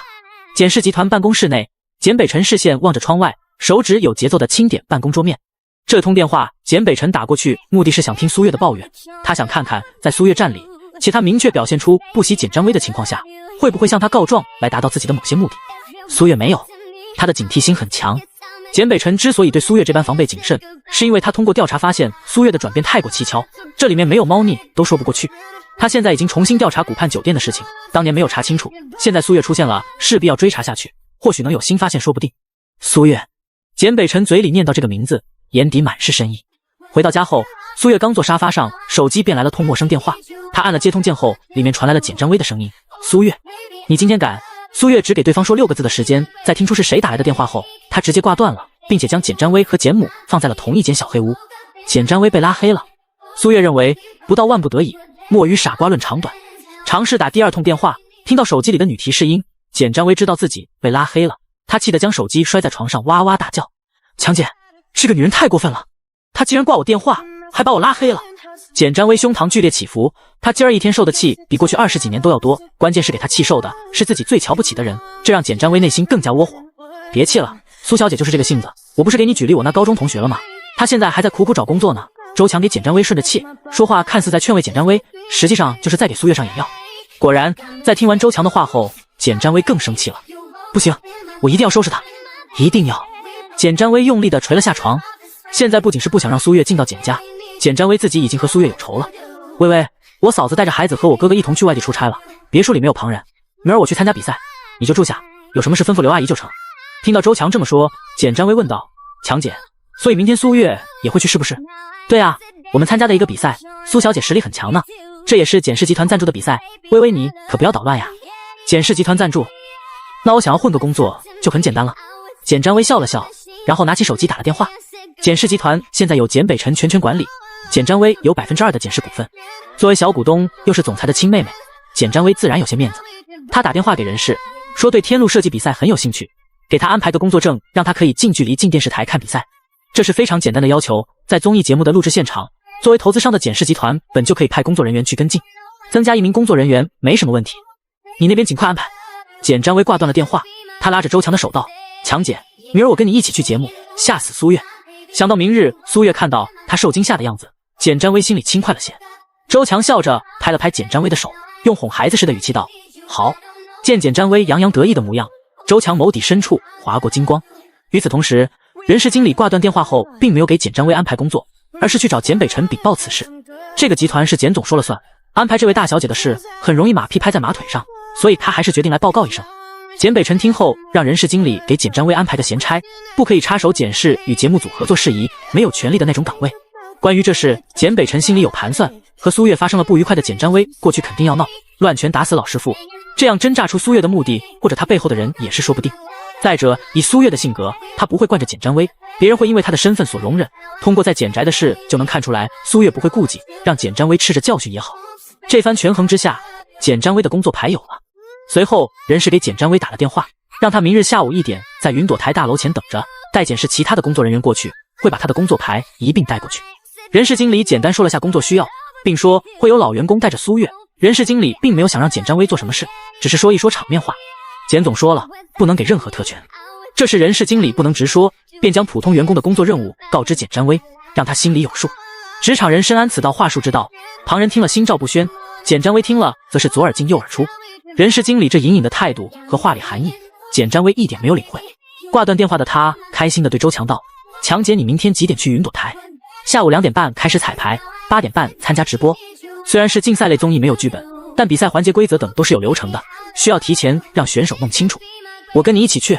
说着，简占薇又给人事经理打电话，说自己2点半到时候让人把工作牌给他送出来。挂断电话的人事经理颇为头疼，这位大小姐还没上班就端起身份了。思考再三，人事经理将明日要去简氏的员工换了一个脾气比较好、做事稳重的员工，这样简大小姐出了什么岔子，还能来个力挽狂澜之类的。云朵电视台前，简占薇是坐着周强车来的，在云朵大楼门前，一辆跑车下来2个美女，格外的吸睛。不少在电视台门口等着拍明星的粉丝见状还以为他们都是艺人，一些代拍更是快速按着快门，想着看看是哪个艺人，到时候可以卖给他们粉丝，这真是笔意外之财啊。简占薇注意到了粉丝们的举止，她推了推墨镜，表情得意，走起路来高跟鞋踩在地面踏踏的声音更响了。走到门口时，简氏集团的员工早已经拿着工作证在等待简占威。这次人事经理安排了一名男员工过来。简占威从对方手中接过工作证时，甚至没有说一声谢谢。不管是国内还是国外，简占威都是个脾气高傲的大小姐。男员工眼底都闪过无奈，怪不得走的时候经理拍了拍他的肩膀，好像无声安慰似的。原来今日工作这么轻松的原因是他还得伺候这位大小姐，看着对方性子就不怎么好。男员工暗暗腹诽。进了拍摄棚子，简占威视线来回扫了一圈，除了忙碌的工作人员和部分参赛选手，他没有看到苏月。周强也觉得意外，现在已经过了2点半，苏月怎么会不在这里？去问问苏月选手在哪。简占威对身后的简氏男员工抬了抬下巴，随口吩咐。男员工动动嘴唇想说什么，最后想了想，还是没有说，转身去找导演组的工作人员了。作为金主爸爸，简氏的工作人员在节目组这边还挺受重视的，听到男员工问话，立马详细的告知了情况。苏小姐作为上一场无论是现场票数还是网络人气皆为第1名的选手，在开场选秀的时候只需压轴出场，后面环节中因为是第1名，再加上节目组的设定，苏小姐在下午1点到了后已经独自彩排完毕。简占威听了表情还好，周强的脸色就有些难看了。男员工说的一字一句无不在显示着苏月和他之间的差距。苏月可是一个是毕了业就在食品厂打工将专业抛下的人，服装设计这行要对时尚敏感度以潮流形式把握严谨，像苏月这种落后一步便失之毫厘谬以千里。他不同，自己在国外名校毕业，拜入知名设计师的名下当学生，设计的作品更是在国际比赛上都拿过奖项。这样的他回国却被苏月压一头。此刻周强和简占威对苏月的憋屈感是同一种，他们竟然比不上自己瞧不上眼的人。彩排结束，苏小姐离开了，对工作人员说会在6点之前回来。6点是选手们化妆的时间，届时导演组会进行逐一点名，确保直播节目顺利进行。哼，算他跑得快。简占威哼了一声，心里想着收拾对方不急于一时，反正后面还有那么多场比赛。强姐，那人叫你。简占威伸手在出神的周强眼前晃了晃。不远处一名工作人员在叫周强彩排。哦，好，微微我先去彩排了。简占威挥挥手，然后找了个小凳子坐下了。周强是简占威的学姐，在国外简占威也是学服装设计的，她在 H 国一个比较出名时尚杂志内工作。他打算干满1年，然后再琢磨看是自己创作品牌办工作室，还是去大品牌当设计师。这些简占威都不用操心，想着走一步看一步。因为都是相同专业，所以简占威看这些设计师彩排，倒也觉得有意思。看到大小姐消停下来，男员工松口气，下次这活他可不来了。能进简氏集团的大多都是人中佼佼者，有着自己的骄傲，面对简占威的眼高于顶，他最多能忍1天。节目正在如火如荼的排练，而苏月去哪里了呢？他在吃饭。昨晚莫名睡不着的苏月到第2天中午才起，着急忙慌的来到云朵台彩排完后，整个人可以说是要饿昏了。确定接下来他不需要在场后，苏月便离了电视台，在这附近找了一家餐厅。吃到一半的他听到后面来了一帮年轻人，苏月扫了眼，是5个20多岁的年轻帅哥。餐厅内不少女孩子都投去了关注的目光，倒不是长相多么英俊，只是他们穿着同样好似队服的衣服，个个朝气蓬勃，给人的感觉很帅气利落。苏月收回视线，继续吃着饭。这期间他一直琢磨着自己的作品介绍词，想着看看还有没有需要修改的地方。吃的差不多了，苏月放下筷子，他小口喝起汤来。那伙年轻人就坐在苏月后面，他们只隔着一张桌子。喝汤的苏月不再专注自己的事情，便听进耳之前有意忽视的谈话。我一定要找到苏神，拜其为师。坐在中间位置的男子话语里充满了雄心壮志，不知道的还以为他立了什么伟大的目标。苏神本神且在场的苏月听到这句，差点被自己喝的汤呛到。他回看了一眼说话的人，一下就认出来了，对方正是自己的手下败将电竞主播林州。第68章爆了，节目这还不爆？你们不知道苏神有多牛，他的录像我扒了一遍，根本学不来，按照他的手法出招不仅不快，反而都缠在一起了。他肯定是自己有研究出一套方法。苏神所有的比赛视频我都看了，后面没有开视频我就没法研究，但看英雄的出招约莫和之前一样。林州提起苏神滔滔不绝，其他人也跟着点头。在游戏上苏神的确很牛，你都不知道人家是谁还拜师。最近不是有个节目，不知道会不会邀请苏神，这样就能见面了。苏月也不是故意偷听人家谈话，而是年轻人叽叽喳喳说到激动之处，便是极小声也会吵到人。碗中的汤已经见底，苏月起身准备离开，看了眼时间，他决定回节目组找间休息室睡一会儿。现在的总导演对苏月相当和蔼可亲，排练完了之后还叫工作人员给苏月找个休息室歇着。可能也是因为刚去彩排的时候苏月黑眼圈太过明显的关系，吃饱喝足的苏月脸色好了许多，他打算再回去睡一觉，晚上精神饱满的来参加比赛。不得不说，苏月像当心大了，其他选手紧张到眼睛都不敢眨的地步，他却打算睡一觉。刚从座位上起身，苏月便听到了外头传来一阵叫嚷。只见几名手拿摄像机和手机的人站在门口，其中一个人指了指餐厅内，然后另外几人点点头，视线落在窗边位置，还有些惊讶。这些人明显是冲着他后桌的几个男孩子去的。林州也发现了外头的人，他道：糟糕，他们是不是记者？公司不让咱们在录制节目前参加采访，快走！餐厅位于步行街，所有前后都有门，早已付完钱的几人突然窜起往后门跑去。苏月那条路是不可避免的必经之路，察觉到对方要从这边跑，苏月连忙往后退，想要让开路。谁知道走在前头的林州窜得太快，没等苏月动，他已经到跟前了。这时候林州才注意到苏月站在一旁，他回过头就跑，压根没看路，然后他撞到了苏月。好在林州反应快，一把拉住了苏月，没让他坐在地上。对不起，对不起，对不，连忙道歉的林州在说到第3声抱歉时，抬眼看清了苏月的面容，他一下呆住了。林哥，别看美女了，再不走他们就过来了。餐厅有个回廊亭，所以记者进来之前得绕一下。林州耳根微红，连忙把手放开了，然后被朋友推着往后门走。和刚刚匆忙要跑的脚步相比，这回慢了许多。他一边走一边还时不时回头瞧着苏月这边。很快几人消失在餐厅，上来的记者看到空无一人的餐桌，纷纷扼腕。太鸡贼了，跑得这个快，差一点就是独板头家了。算了，咱们也在这吃点吧，他们肯定回电视台了。苏月摇头暗自好笑，吃个饭竟然看到这样一幕。回到电视台后，苏月才知道林州那伙人是怎么回事。和林州一起的几个年轻人都是 UT 战队的队员，他们上个月刚拿了 JII 游戏的世界总冠军，打断了国外战队5年连冠。JII 游戏是一款风靡世界的游戏，如今华夏越来越重视电子竞技的赛事，他们受邀参加电视台的采访，这也是他们夺冠后的第一次采访。这些记者本想率先采访或是拍个照片，结果让人跑了。林州他是电竞主播，也是 UT 战队的2老板，大老板是他哥哥，林州是个富二代。这些都是领着苏月去工作室休息的员工给他分享的，因为他刚刚去隔壁录制朋友 UT 战队的签名了。好几次都是这个工作人员给苏月讲解流程，两人也算熟悉了，所以工作人员话多了些。你在这里休息吧，我去工作了。要了签名，心情很好的工作人员蹦蹦跳跳的走了。苏月打了个呵欠，和工作人员摆摆手，然后躺在沙发上就睡了去。为了防止迟到，他给自己手机定了闹钟。然而叫醒苏月的并不是他的闹钟，而是简占薇。一本书中，男主和女主有莫名的吸引力，女主和女配之间也有。苏月所在的休息室是最里间的一个房间，寻常人别说聊天，就是走路都不会到这边来。在苏月睡得迷迷糊糊之间，只听外头一阵悉悉索索的声音，他被吵醒，坐起来后就听到简占薇的说话声。还真是会躲，现在还不出来，我不信半个小时后他不出来化妆，肯定有人给他通风报信我来了。苏月，选手或是工作人员，真没人知道简占薇的身份，以及苏月和其有过节的事情。有时候人最大的自信就是把自己看得太重，此处专指简占薇。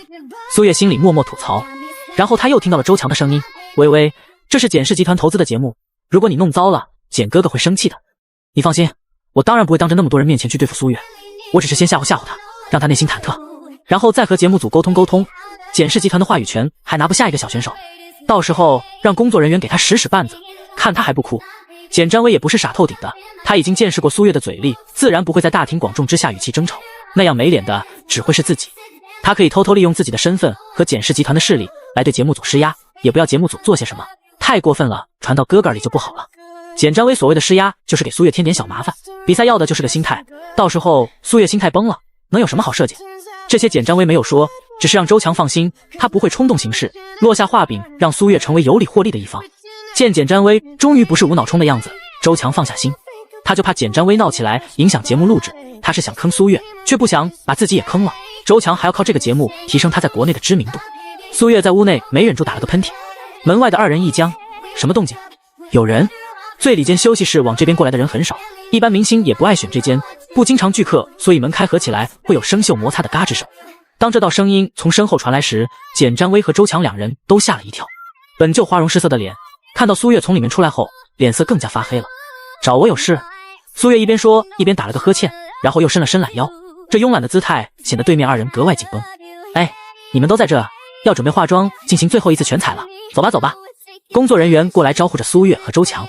苏月从简占薇和周强中间穿过，他走了2步停下，回过头看向2人道：你们下次密谋的话，找个没人的地方，真是扰人清梦。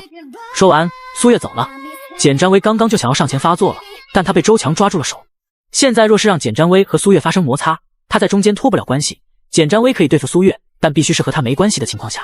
简占薇在周强这里的定位明明白白，他就是一杆出头枪。可恶，看以后他还笑得出来。强姐，你快去比赛吧，我为你加油。简占薇狠狠瞪着苏月的背影，然后转过身给周强打气。节目组最后一次彩排非常顺利，眼看着时间要到了，总导演喊起了倒计时，所有人准备，10、9、8、与此同时，在简宅的苏锦也在看着手机倒数着，3、2、1。他抬头看向电视机，节目开始了。节目一开场就是所有选手排队走秀一般，落座在周围两边台阶式的座位上。最后一位出场的便是苏月，她是首场比赛的第1名，有个王冠宝座。看着苏月像女皇一样，手拿权杖走上王座，周强气的牙都要碎了。这才比了1期，总积分多了点有什么了不起？不应该最后总冠军才这样吗？第1期搞什么花里胡哨？虽然节目组主持介绍了说，往后每期总积分第1名都会手拿权杖坐在这个宝座，但周强仍心里不满。简宅内看到苏月出场的苏锦围着沙发转了一圈，一边跑一边吹着自己的小喇叭，然后嗷嗷地喊着：“苏月，苏月，妈妈，妈妈！第1名，第1名！”向来安静的简宅因为小包子的激动一下热闹起来。楼上在书房办公的简北辰听到欢呼声，签字的手顿了顿，他按了几个键子，电脑屏幕页面切换，显示屏上就出现了苏锦撒欢跑的场景。简北辰按了下桌旁的黑色按钮，不多时就有一名佣人过来：“简先生，有什么吩咐？去告诉苏锦小心些，如果再磕了手，以后就只能用1只手了。”佣人传完话，就见小包子动作稍微小心了些，但他依旧很活泼。简北辰看着苏锦，像是突然想到什么，拿起手机发了消息：“查查苏月的老家。”那头很快的回了是。画面来到云朵电视台，所有选手都出场后，云朵电视台终于宣布了他一直以来的噱头之一评委身份。云朵台藏的能有多深？就连彩排的时候，选手都没有看到评委，甚至许多工作人员都不知道。舞台后方升起幕布，第1名走出来的柯苏也是已经公布出来的评委。接下来便是第2个，随着4名评委全部出现，所有选手包括工作人员都惊掉了下巴，饶是苏月也忍不住瞪圆了眼睛。Mio 时尚杂志的总编卡亚 ，Mio 是国外时尚杂志常年销量第1，稳居王位，能上他们杂志封面的人都得是国际巨星才行。卡亚非常喜欢中国文化，国内网友给他起的昵称叫 K 总。第3位是顶尖奢侈品牌 VT 的总监托尔，第4位是国内首位在 F 国登陆时装周的本土设计师惠安。4个评委全部都是重量级。Mio 的杂志总监在他本国都从来不上节目，结果却来参加华夏节目的设计师比赛当评委。VT 的时尚总监托尔更是如此，这些全是平日极难请的人物，他们在时尚领域极有话语权，有点王不见王的意思，眼下却被云朵台汇聚在同一场节目里。由此也可见华夏设计师在国际上有多示威，堂堂华夏能和这些人比得上的，竟然也只有一个惠安。惠安的影响力和地位其实比另外3个差一些，但他已经是节目组能想到国内现阶段最拿得出手的人物了。4个人一亮相，台上台下的人惊讶，网络上也爆了。云朵台太大了，这是哪来的人脉，能这些行业大佬会聚一堂？难怪之前人家台长那么信誓旦旦，就冲着评委选手再拉胯节目也得出圈啊！不仅是出国内的圈，还会出国外的圈。而且现在参赛的选手有很多神仙，这对华夏设计师是个机会，借此在国外能有一席之地的机会。想到以后国外的各大时装周也会有中国设计师的位置，网友们想想就激动。节目的热度极快攀升，仅是评委出场就拉出一个高峰。不仅网友激动，选手们也很激动。何其有幸参加一个比赛，竟然能够遇到这么多的大人物，就连周强都有些坐不住了。简占威在底下想，现在参加比赛不知道还来不来得及。如果早知道评委是这几位，他还在 H 国杂志社待着干什么？在那里干1年都不如参加这个比赛镀金更厚。简占威心里盘算着，简氏是投资人，塞个选手应该没问题吧。评委上场后，主持人念着开场词，比赛正式开始了。同时节目组也公开了全新的赛制，下面请看设计师的作品。主持人说完话，在舞台中间的幕布瞬间滑落，30个人的设计作品以楼梯状摆在众人面前。和之前一位位的介绍不同，节目组让所有作品都一下呈现在观众眼前。而在这其中，苏月的作品的格外醒目，并非因为她在最高的位置，而是作品本身足够亮眼。第69章，不好意思，32号一路绝尘作品与设计师坐的位置方向相同，选手分 A、B 两组坐在两边，作品也如此依照位置排列在舞台上。左边是 A 组男童装，右边 B 组是女童装。舞台各式各样的童装花花绿绿， B 组不少选手做的是裙子，用了粉色、玫红等鲜艳些的颜色。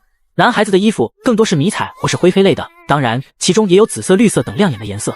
其中苏月的设计之所以显眼，因为她的衣服是荧光色拼接，荧光白、荧光黄、荧光黑错搭拼接在一起的衣服，乱中有序，不闹眼却又很惹眼。和其他童装相比，明明不是出格的设计，却让人难以忽视。A 组选手全部都看向苏月的设计，每个人眼中皆满是深沉。32号选手果然是劲敌。过来参赛的选手每个都是专业院校毕业，有的甚至已经在这个领域小有成就，有自己的小众潮牌。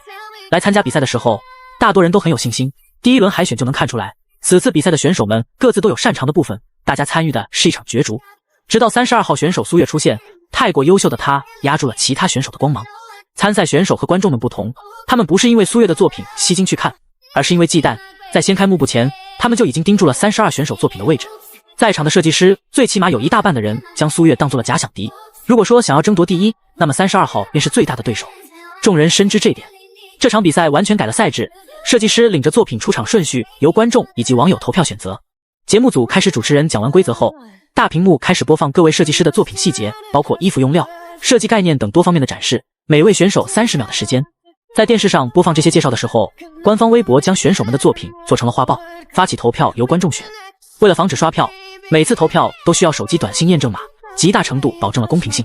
A 组的选手非常不希望苏月第一个出场，因为他的设计一看就憋大招的样子，出场即经验会衬得他们平平无奇。特别是在节目组说过，这次比赛素人观众也有支持票的情况下，观众只会记住让他们惊艳的作品。一些选手暗暗后悔，早知道设计的时候再加些花里胡哨的小设计就好了。如众人所猜测，苏月的作品由网友们票选第一个出场。不光是现场观众，电视机前的观众网友们也都被苏月的设计吸引住了。要知道，这个荧光色大多是年轻人小时候的记忆，他们上小学的时候特别流行。现在看苏月设计在衣服上，记忆中的土气感一下就没了，看起来竟然分外彰显潮流。随着主持人公布他的姓名，苏月从王座上走下来，大家的作品被摆在舞台中央，所以作品亮相之后，两边座位灯光都暗了下来，光亮都打在设计的作品上。现在作为第一个出场的苏月，每下一个台阶，脚下台阶的灯就会亮起，同时聚光灯也落在苏月身上。苏月的脸上看不出什么表情，其实心里已经尬气了。彩排的时候也没有这样中二的灯光啊。为了快速摆脱这种让他尴尬的情况，苏月加快脚步。老婆这身黑色裙子搭配锁骨链，黑长直加上这个表情也太御了吧。讲真，在苏月没出场前，我的注意力真的在设计作品上，现在粉了。我好喜欢这个设计师，萌妹变魔女，太带感了。苏月的出场引起一片欢呼，她走到自己作品旁，接过主持人的话筒，按照正常流程开始介绍自己的设计。这款童装主打荧光拼接，先从流行角度来讲，我预测下半年流行的将会是荧光色系，比如说千禧年时，小男孩大多活泼好动，所以我首选结实透气的布料。这次比赛的题目非常广，男童装没有特指说是外衣还是衬衫，是长裤还是短裤这些，选手都意识到这个问题，所以大家设计的都是一整套。事实摆在那里，你设计一个半截袖，就是不如别人设计整套衣服有优势。正是因为察觉到了这个问题，所以苏月用了许多巧心思，例如在衣标部分留有可以写名字的位置，这样小孩子上学也不怕衣服丢失或是拿错。袖口处有抽拉绳设计，可以和妈妈套手腕，防止孩子走丢。原本网友们只是觉得这衣服看着炫酷，还有不少人说要 Plus 版本，不仅是小孩子，他们这些大孩子也想穿。线下看了这件衣服，没想到里面内有玄机，也太棒了吧！这样的设计，这么多的巧思，真是在几小时内完成的设计稿。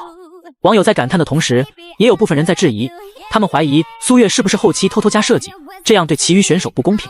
毕竟一开始节目组在宣布规则的时候就说了，必须和设计图一模一样。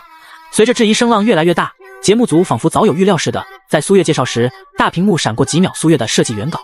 既然制定了这样的规则，节目组自然要呈现出来，所以在每个选手介绍时，身后的大屏幕都会放出他们设计的原稿件。苏月的设计稿上不仅有画，还有文字，好几行字上面写明了哪处要添加什么设计。每个选手只有3分钟的介绍时间，苏月讲完后3分钟刚好结束，现场响起雷鸣般的掌声。在讲解的过程中，苏月一字不错，全程话语极为流畅自然，这真是在食品厂没有见过世面的小文员。这种情况下，不光是电视直播，舞台对面还坐着4位重量级的导师，苏月怎么会丝毫不紧张？周强心中疑惑，就是他都不能确定自己讲述的这么流利，他不怯场，但讲自己设计的作品口才却是做不来苏月这般。苏月出场后给足了后面选手压力，讲完自己设计作品的苏月，评委开始点评，几人对苏月的设计都非常喜欢，实用和潮流的双双结合，就连一向以挑剔著称的卡亚都表示他很喜欢，想买给自己的小侄子穿。评委们的一致好评更加让其余选手倍感压力。苏月回到位置坐好，一派轻松。他没想到自己会第一个出场，因为彩排的时候节目组只进行了走位排练，没有详细讲节目规则。苏月对新赛制一直有些提着心，这下好了，他不用惦记，心情瞬间轻松。苏月视线扫过两边的选手，自然注意到了他们投过来复杂的目光。能够给一件衣服添加这么多元素还不显得杂乱，是需要很强的设计能力。其实苏月完全可以不设计的这么麻烦，他做成衣的时候也会轻松很多。但苏月不，他从初赛的一鸣惊人开始，以后就必须要遥遥领先在前，每一场的比赛都得拿出让人眼前一亮的作品。他现阶段能走最大的捷径就是这场比赛，所以他必须要做到有把握。好在苏月有充足的经验，参加赛事设计作品很是得心应手。当下看到其他选手的脸色，苏月知道自己达到目的了。随着设计师一个个的介绍，周强的作品居然留在了最后。不光是周强没想到，就连苏月都没有预料到。因为以他的专业性来看，周强的设计挺不错的，无论是线条亦或是色彩的搭配都很好。这场比赛最难以琢磨的点，估计就是网友们的民意了。他们不看重什么专业性，选的就真是自己想看的作品。原本周强维护起来的那些粉丝有能力给他投票靠前，奈何路人网友太多。因为那4位评委的关系，上了热搜后，不少没看过节目的人都来看了。按照节目组宣布的规矩，他们跟着投票看自己想看的，这些网友才不会顾忌谁是谁。周强的设计好看是好看，但想看衣服能延展出趣味性的网友更多，所以周强的作品被落下了。是倒数第2个的展示顺序，让周强还没有上场，心态就有些崩了。周强的设计很漂亮，但有点不接地气，因为他设计的裙子后面有蝴蝶翅膀，这样的衣服穿着是好看，但谁日常会穿？有翅膀倒也不算问题，主要是周强设计的翅膀标榜着环保理念，用的竟然是油脂。说到油脂，周强还扯了一句中国风元素，苏月一听就知道要糟。周强这套在国外行得通，国内怕是不行。果不其然，网友们开启了嘲讽模式，设计方面用了油脂为原材料，你说是中国元素？大华夏没有东西让你提起了是吗？这衣服孩子穿上最初的确会喜欢，但如果玩了一圈回来发现翅膀破了，怕是一天都不会哄好。为了要求轻薄和所谓的环保，这到底是什么脑残设计？网友们的反扑是周强没想到的，当然他现在也不知道网友们的反应，但现场观众的表情并不热烈，和刚才苏月介绍时的掌声简直是一个天一个地。周强出完场后，接下来听评委的点评，见对方肯定了他的设计理念，周强松了口气，最起码他大方向是没有错的。评委们的看好比那些无知的观众更重要。周强如此想着，在选手讲述自己设计的作品时，评委会在自己面前的屏幕写上自己的打的分数，选手们看不到，由节目组统计。所有选手都介绍完后，大家回到刚才的座位，接着便有一帮孩子穿着设计师的衣服进行走秀。同时，舞台的另一边出现了节目组之前所提了一句的素人评委。没错，云朵台邀请了100个孩子过来，让他们看过选秀后，给最喜欢的作品送上一朵花。孩子的花朵是分数，网友们的票选是分数，评委的评分是基础分，总得加在一起经过计算，从而进行排名。听主持人说着节目规则，周强的脸色无法保持淡然了。现在没有出结果，他也能看出自己处于劣势了。明明服装设计的初衷就是要漂亮，自己这件裙子，网友和小朋友为什么不喜欢？刚刚周强离开座位，假意去卫生间，实际上是去拿手机看网上现在是什么状况。他打死没想到自己的设计没有引得称赞就罢了，居然大部分人都在嘲讽他，说他在国外漂太久，回国还没有缴 ID， 不知道自己待的土地是华夏。看着这些阴阳怪气嘲讽自己的周强，心里极为不是滋味。他甚至不明白自己做错了什么。周强给自己打着气，没关系，就算网友这票无法占据优势，这100名小朋友的红花也是票数，自己设计的蝴蝶仙子裙他们肯定很喜欢。这般想着，周强重新回到赛场上。彼时儿童模特刚好走完了秀，小朋友们开始投票，他们手里拿着小红花，将其贴到自己喜欢的衣服上。这100朵小红花，其中苏月自己就得了35朵，而周强只有3朵。在小孩们都要下台离开时，周强起身提问，询问着大家为什么不喜欢蝴蝶仙子。其他选手感慨着周强的大胆，这个问话是周强忍了又忍，最后实在憋不住了才问了出来。他怎么都想不到自己才得到3朵花。当然了，小朋友们的回答也非常戏剧化。华夏最近有一部风靡大江南北的动画片叫《花园世界》，不管是男孩女孩对其都十分喜欢，里面有2只蝴蝶是反派，好巧不巧，周强设计的蝴蝶翅膀造型和那2个蝴蝶反派极为相似，这就是他获得票数少的原因。苏月听了后忍了又忍，没有忍住他笑出声来了，这真是歪打正着，怨不得别人。最后在主持人宣布30进20的比赛中，苏月是第1名后，节目进入了尾声，周强排名第5也晋级了。剩下的20名选手将直接被节目组拉去服装厂，然后在节目组公布主题后，他们进到服装厂里，在限定的时间内从中挑选布料。下一期参赛之一的布料则要用他们自己选回来的布料。原本网上还有网友质疑这样对比赛来说太儿戏，结果那4名评委纷纷表示这个环节很好，设计师通过限定的布料来完成自己的设计，就看设计师肚子里有多少墨水了。面对这样的情况，设计经验越充足的选手越有利。同时主持人宣布了选手要去的服装厂位置。苏月听了后神情微顿，那里是男主之前带他去过的简氏集团旗下服装厂啊。他看了眼周强，按照男女主的光环定律，这该不会来个相遇吧？说来下一场比赛这样的话，自己是占了便宜，相较于其他选手，苏月对那个场子更为熟悉，里头那些布料什么的他心里都有些数。第70章约定是什么？正常综艺是不会超过90分钟的，这一期节目云朵台整整播放了3个小时。有位在网上比较活跃的媒体人阴阳怪气说云朵台有后台，人家综艺不超过90分钟，各种剪辑，云朵台可好，直接上线3个小时，拿广电总局的规矩如无物等话，试图挑起网络舆论来攻击云朵台，泼脏节目的名声口碑。他以为网友会站在他这边，结果网友说人家云朵台已经上报了，因为和国外电视台同时段播出，这一期的直播是经过报备的。网友都比所谓的资深媒体人更清楚怎么回事，平日里这位媒体人跟个大明白似的，知道各种行业内情。这一条微博他不仅没有攻击到云朵台，还暴露他浅薄无知。这条微博发出后，他的账号刷刷掉粉，最后说为自己没有调查而口嗨道歉，然后灰溜溜的删掉了微博。由此可见，云朵台第2期节目也爆了，因为刚播完红眼病的人就出来了。0点过后爆出的成绩也证明，的确如此，云朵台的收视率领先于第2名1倍还多。这是什么概念？说明云朵台已经抢走了大部分的观众，且观众年龄段涵盖非常广。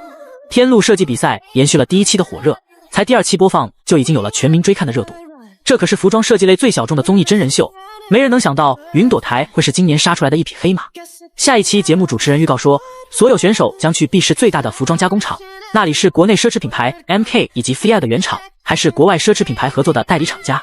这些个名头叠在一起，完全吸引了观众们的注意力。他们开始期待下一期节目内容。关于 B 市最大服装厂，现在已经在网络上形成了讨论，甚至自发上了热搜。不用想就知道，下一期节目热度和收视率都不会低了。妈妈第一，妈妈好厉害。妈妈说了，那个套手腕的绳子是想到我才设计的哦。妈妈还说，因为我喜欢带东西，所以设计了好多口袋。苏锦看完节目，对着管家炫耀衣服的各种小设计，她现在就是一个小妈宝男。好好，苏小姐第一厉害，时间不早了，咱们休息去好不好？管家应着话，眼看时间要到12点了，小孩子该睡觉了。苏锦说话的时候神情激动，但眼睛里的困倦慢慢藏不住。好，太晚了，等明天早上我再打电话给妈妈庆祝。管家伯伯晚安。说完，苏锦小跑回楼上准备睡觉。管家看着苏锦的背影，不知是发出的第几次感叹，小少爷真是他见过最懂事最聪明的孩子了。这边苏锦刚回房，简北辰的邮箱就收到了张助理剪辑好的苏月 cut。 其实简北辰都不用看了，他的书房门没有关，一直能够听到楼下苏锦的实时播报。妈妈真厉害，票数最多，小朋友真有眼光，都投妈妈了。哇，妈妈是第一。简北辰完全可以听出来比赛是什么情况。把邮箱关闭后，他收到了来自人事经理的电话，一般这个时间点除非要事，否则对方是不会打电话来的。简北辰蹙眉，估计和简占威有关。简总，简小姐她想参加比赛。说这话时，人事经理强烈压制住自己想要骂人的冲动，千金大小姐真是难伺候。比赛已经进行到第2阶段，现在都晋级为前20了，突然加入一个选手，这完全不合情理，真要是做出来，简氏等着被全网骂吧。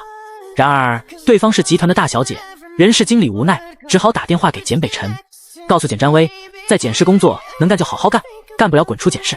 人事经理，简总表现得好无情。人事经理打电话的原因就是想把这件事推给简总来解决，其实这事他也能办，只是到最后必然是骂声一片。公司内会说他溜须拍马，网络上会说他耍权弄事，总之里外不讨好。如果是简总下令，没人敢说什么，又是亲妹妹，此举也算无可厚非。结果现在看来，简家这位大小姐貌似不是很得简总宠爱。听着简总有些愠怒的语气，人事经理不敢再多言，连忙硬是把电话挂断了。原来一开始简总说把大小姐当成普通员工不是客气话，简总甚至不愿意亲自打电话告诉那位大小姐，让她来传话说明，一点面子都没给对方留。人事经理深吸口气，做心理准备，然后简占威拨打了过去。他向对方传达了简北辰的态度。人事经理没有说滚出简氏的话，他委婉地告诉简占威，他的要求不行，简总不同意。简占威原本火气鼎盛，一听对方提起了自家哥哥，他蔫了。挂断电话的简占威对周强抱怨，真是给我个名额能怎么样嘛，讨厌。周强话上安慰简占威，实际上心里满是瞧不起。如果简占威都能得一个名额过来比赛，这个比赛算什么了？今晚选手们会在广电附近节目组安排好的酒楼住，明儿所有选手统一坐大巴去服装厂。所以简占威现在和周强住同一个酒店，明儿会以工作人员的身份同行。他同行的男员工已经离开回简氏了，留下简占威以简氏员工的身份同节目组一起录制。有一句话说得好，不是冤家不聚头。苏月拿着房卡从房间出来的时候，对面的门也开了，简占威和周强二人从房间走了出来，三人住了个对门。昨晚简占威和周强二人先去外头吃了晚饭，然后才回酒店居住。苏月直接坐着节目组的大巴车来的酒店，所以双方没有碰面。第二天一早，大家在微信群收到出发的消息，选择相同时间下楼，这才碰到了。周强对苏月笑了笑，算是打招呼。简占威仰着下巴往苏月这边走，一副要放狠话的架势。然而他过去看到的只是苏月的后脑勺，在简占威走过来的时候，苏月已经迈出去2步了。想要再追上去的简占威被周强拉住了。苏月站在电梯里，随着电梯关闭，他从缝隙中看着简占威那张带着愤愤不平的脸。原著里，简占威是个直率可爱的正面人物，苏月这2次接触下来，只觉得简占威太蠢。简占威的脑子要卖一定很值钱，因为从来没用过。苏月心里默默吐槽。随着电梯关闭，苏月收回视线的最后一眼，看到了周强左手拿的东西，他的神色微变。这个东西怎么会在周强这里？苏月看到的是只有4个评委才有的卡牌，这个卡牌的作用是一次复活资格，每个评委到决赛可以有个复活的名额。在第1期节目组便说过这个规则，大多数人都没看过这个所谓的卡牌是什么样子，但苏月知道，因为和他对接的工作人员之前就是负责去取这个卡牌，当时还给他看了。因为卡牌边金色的线条是真金，工作人员很是隆重地跟苏月介绍了下。当时就是2人闲聊，但苏月记忆力好，只消一眼他便认出来了。这个卡牌本该在4位评委手中，现在为什么会在周强这里？是哪个评委给了周强？苏月想，这里头一定有问题。前方服装厂的交通工具分为2辆大巴，一辆是选手座，另一辆工作人员座。简占威非要和周强坐在一起，场务便也随他去了。选手在大巴上也会有摄像机记录，所以简占威便要坐到最后一排，防止入镜。想要借机蹭镜头的简占威就这样被场务叫到了后排。场务不知道简占威是哪儿的员工，他只是正常安排座位。在这种情况下，场务说那位穿黄衣服的女子到这边来，简占威便是脸皮再厚也没法说自己要坐在这里。苏月坐在靠后的位置，简占威往最后一排座位走的时候，手慢慢攥成了拳头。他看到苏月在嘲笑自己，说来这真是简占威误会了，苏月是看到儿子发来的消息乐了，并非嘲笑他。当然这些简占威并不知情，他现在只觉得受到了苏月的侵辱，心里难受的紧。简占威将苏月当作碍眼的劲敌，苏月压根就没把对方当回事。他再回苏锦的消息，苏锦发来了一张自拍，说他今天和同学们一起去养老院给爷爷奶奶表演节目，爷爷奶奶都管他叫小甜豆。苏月就是看到这个称呼才没有忍住笑出声音来。小霸王被叫小甜豆，差距不要太明显。小包子的语气显然对这个外号不是很满意的样子。车子启动，节目组开始正式录制。苏月告诉苏锦他要先忙工作，那边苏锦懂事的说不打扰妈妈，又交代一句让他不要忘了2个人的约定。苏月回了个好，然后将手机收了起来。节目的导演站在车前开始进行提问，谁回答的问题多得到第1名就会有奖励，虽然不知道奖励是什么，但他肯定是好的。大家回答的还算认真，专注的苏月没有察觉到静音了的手机又收到了消息。什么约定？这是简北辰发来的。至于他为什么会知道约定这件事情，因为苏锦将他和苏月的对话截图了，只有2句话：妈妈，不要忘了我们的约定哦，比完赛等你。好，苏锦发了朋友圈，文字写的是期待期待期待。莫名其妙觉得自己被孤立的简北辰，看苏锦连发3遍的期待2字越来越扎眼，向来极有深沉的简总终究是没有忍住，他给苏月发了消息询问是什么约定，但苏月并没有回。等简北辰觉得有些不妥，想要撤回的时候，已经过了2分钟。回答导演提的最后一道趣味题时需要时间来计算，所有选手都拿出手机，苏月也不例外。他自然是看到了简北辰的短信，他第一反应就是看苏锦的朋友圈。明白简北辰为什么有此疑问后，苏月并没有回答。谁说男主的提问他就一定要回复的？就让他先自己猜着去吧。一路上导演提出的问题全都是和服装设计时尚有关的，除了前几天恶补的一些知识以及原主以前上学时候学的专业内容，其余导演提问近期时尚潮流等方面的问题，苏月了解的很少。不知道答案没有踊跃抢答的他分数排末尾，而第1名是周强。眼看要到了服装厂，导演宣布了这期的规则，所有选手都会进入服装厂，然后对服装厂整体进行一个参观。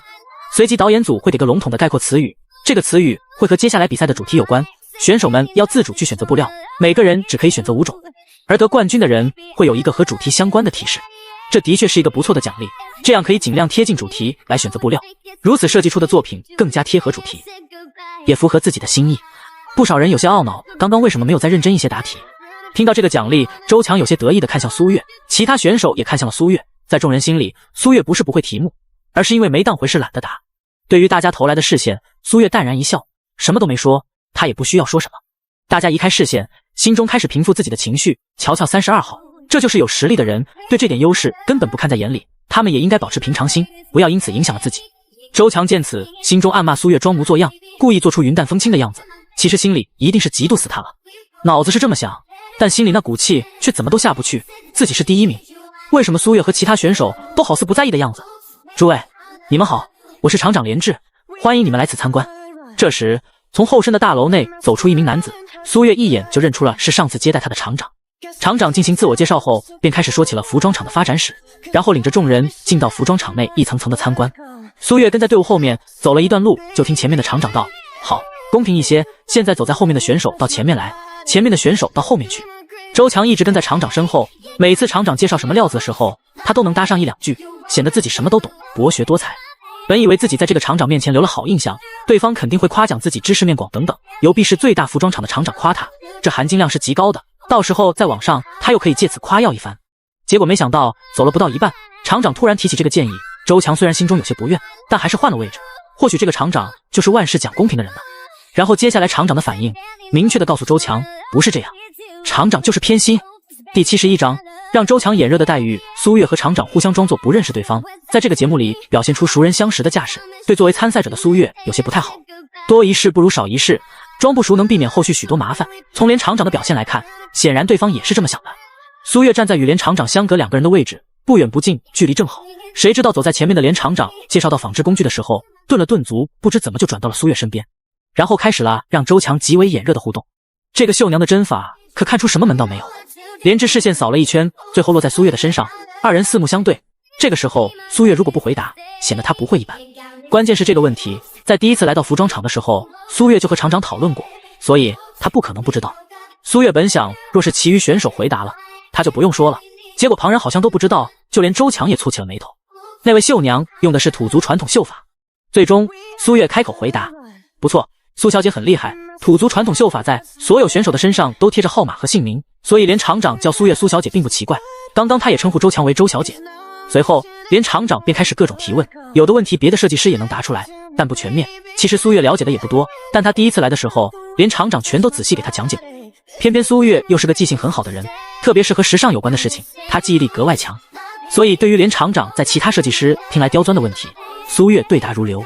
倒不是苏月多么爱抢风头，而是连厂长每次说完问题看了一圈后，最后的视线都会落在苏月的身上，他不回答都不成。不错，没想到苏小姐知识涵盖量这么广，一般年轻人都做不到。旁人不知，我想苏小姐肯定知道。对，苏小姐说的十分正确。一声声的肯定和夸赞，听得周强心火大起，这是他给自己想的剧本，怎么全都在苏月身上上演了？气死了！若一开始苏月有些不明就里，到现在他则彻底清楚了连厂长的用意，这是给自己卖好了。连厂长有意帮助自己在节目里制造高光时刻，虽然他并不需要。上次苏月和简北辰一同过来，二人在连厂长眼里关系不一般，能当上厂长的人哪里是不会来事的。如今在节目里意外碰到了苏月，自然是照顾一番。走完最后一个车间，苏月心里松了口气，终于结束了问答环节。这边苏月觉得轻松了，他周围的选手一个个倍感压力。32号也太恐怖了，为什么一个人能够拥有那么全面的知识？之前说什么土家传统绣法、双面苏绣那些，全当是他对华夏织布工艺那些感兴趣，但为什么国外那些挑染布料什么的，他也会知道？这家服装厂也是国外品牌的代理厂，是有严格标准的品牌直属授权，和那些贴牌厂子不同，所以用的工艺也是和国外的一模一样，无论是机器还是人工，都是国外制作方式。他们其中有许多人在国外留学，学过外国服装的发展史，这般都比不上32号。面对厂长的提问，32号不假思索，仿佛所有知识已经深深地印在了对方的脑子里，即便是极为小众的工艺，32号都知道。对方不仅自身有能力，在专业素养上更是秒杀了他们这一大帮人。许多问题他们谁也不知道，32号选手却回答上来了。这样一个人，以前怎么会在设计界没有听说过他呢？所有人在忌惮苏月的时候，心中也这般疑惑着。当然，众人若是知道苏月在参加这个节目前没有从事设计行业，而是在一家食品厂当文员，心中的挫败感大概会更强。节目组继续往下的流程，让选手们各自去车间选择自己想要的布匹，只能选5种。而这次的比赛主题是四季，这就是主题了，没有说明是男装女装，也没有说是设计外衣还是裤子，是个非常笼统的题目。节目组给周强作为第1名的奖励提示便是寒，只有他一人知道的信息。周强大脑飞速运转，寒就是冷，四季中的冬季，若是冬季的布料就不能选择纱衣布料那种了。心里有着自己小九九的周强去各个车间选布料，不少选手故意走得慢些，就是想看看周强会选择什么样的衣料，他们选差不多的总该不会差。周强当然察觉到了，他故意拿了好几块轻薄的布料在手，只要他不去主持人那里确定，就不算选定了，这样迷惑其他人正好。一开始有人还想跟着周强选，后来看到他手中布料厚的薄的、红的绿的，各种不相干的搭配都拿。他们明白过后，周强是故意再放烟雾弹，便都不再跟着了。苏月压根就没想到过从周强那里获得信息，他有自己的节奏。四季这个主题范围实在是太广了，这种盲选5种布料做衣服简直就是荒唐，便是再具有娱乐性也不该这般胡闹。之前节目组说代购2-3天的衣服，现在才1天，眼下还没有到中午，不可能是选完布料就结束了。苏月肯定节目组还会有别的项目，以此让选手对主题了解逐渐清晰明朗，同时还会再多给选择布料的机会。我猜的对吗？苏月打了个响指，对着摄像头勾唇笑了笑。此时，一台摄像机在苏月分析的时候就对准了总导演，将对方瞠目结舌的模样完完整整录了下来。此时大部分选手都在选择布料，生怕落下一步就处于下风，唯有苏月在那思考出了问题所在。后期播放这段节目时，字幕上给总导演配了一行字，被看破了。这段场景也贡献出了十足的笑料，主要是张导演的另外2档真人秀以花招多、出其不意为卖点，节目组耍的嘉宾们苦不堪言。参加张导演节目的明星粉丝给他起了个外号叫大魔王，如今大魔王的计谋被苏月一下挑明。看到张导演那错愕的脸，一种看客表示简直太爽了，直呼苏月666。苏月造成名场面的举动其实只是因为他无聊，在其他选手挑了又挑的情况下，苏月快很准直接拿了几个基础色，布料也是中规中矩的棉麻类。也有选手故意跟在苏月身后，就是想看看他这回会弄出什么惊艳人的设计。做出成品前，选择布料很重要。前2次32号的第1名，很大部分是借了布料的光、发光的裙子以及荧光的拼接童装，极为让人眼前一亮。在如今广大民众更加喜欢黑白搭配的流行下，苏月的设计是一种冲击。个人风格如此浓烈的32号选手会选什么布料？在看到苏月拿的黑白那些基础色后，跟着的人默然了。32号就不是会设计普通黑白搭配作品的样子啊，估计是糊弄他们，不想让别人看到他设计的真实心思。他们就一直跟着，不信32号到最后都不选。5分钟后，这些人的算盘就不响了。苏月和周强拿着料子来回转不同，他是直接奔着前厅主持人那里选择了确定。5种布料就是苏月手里拿的那些，和主持人确定了就不能更改。跟在苏月身后的人傻了眼，32号真的选了这些，这回他们不跟了。他们发现32号选手根本不是他们能够琢磨透的，与其浪费时间，不如自己去找。选手选择布料的时间一共是2个小时，而苏月全程只用了15分钟。坐在椅子上无聊的苏月进行了分析。他说完这些话，想的只是打发时间，哪里知道不远处房间里坐着的总导演，一颗心正在支离破碎。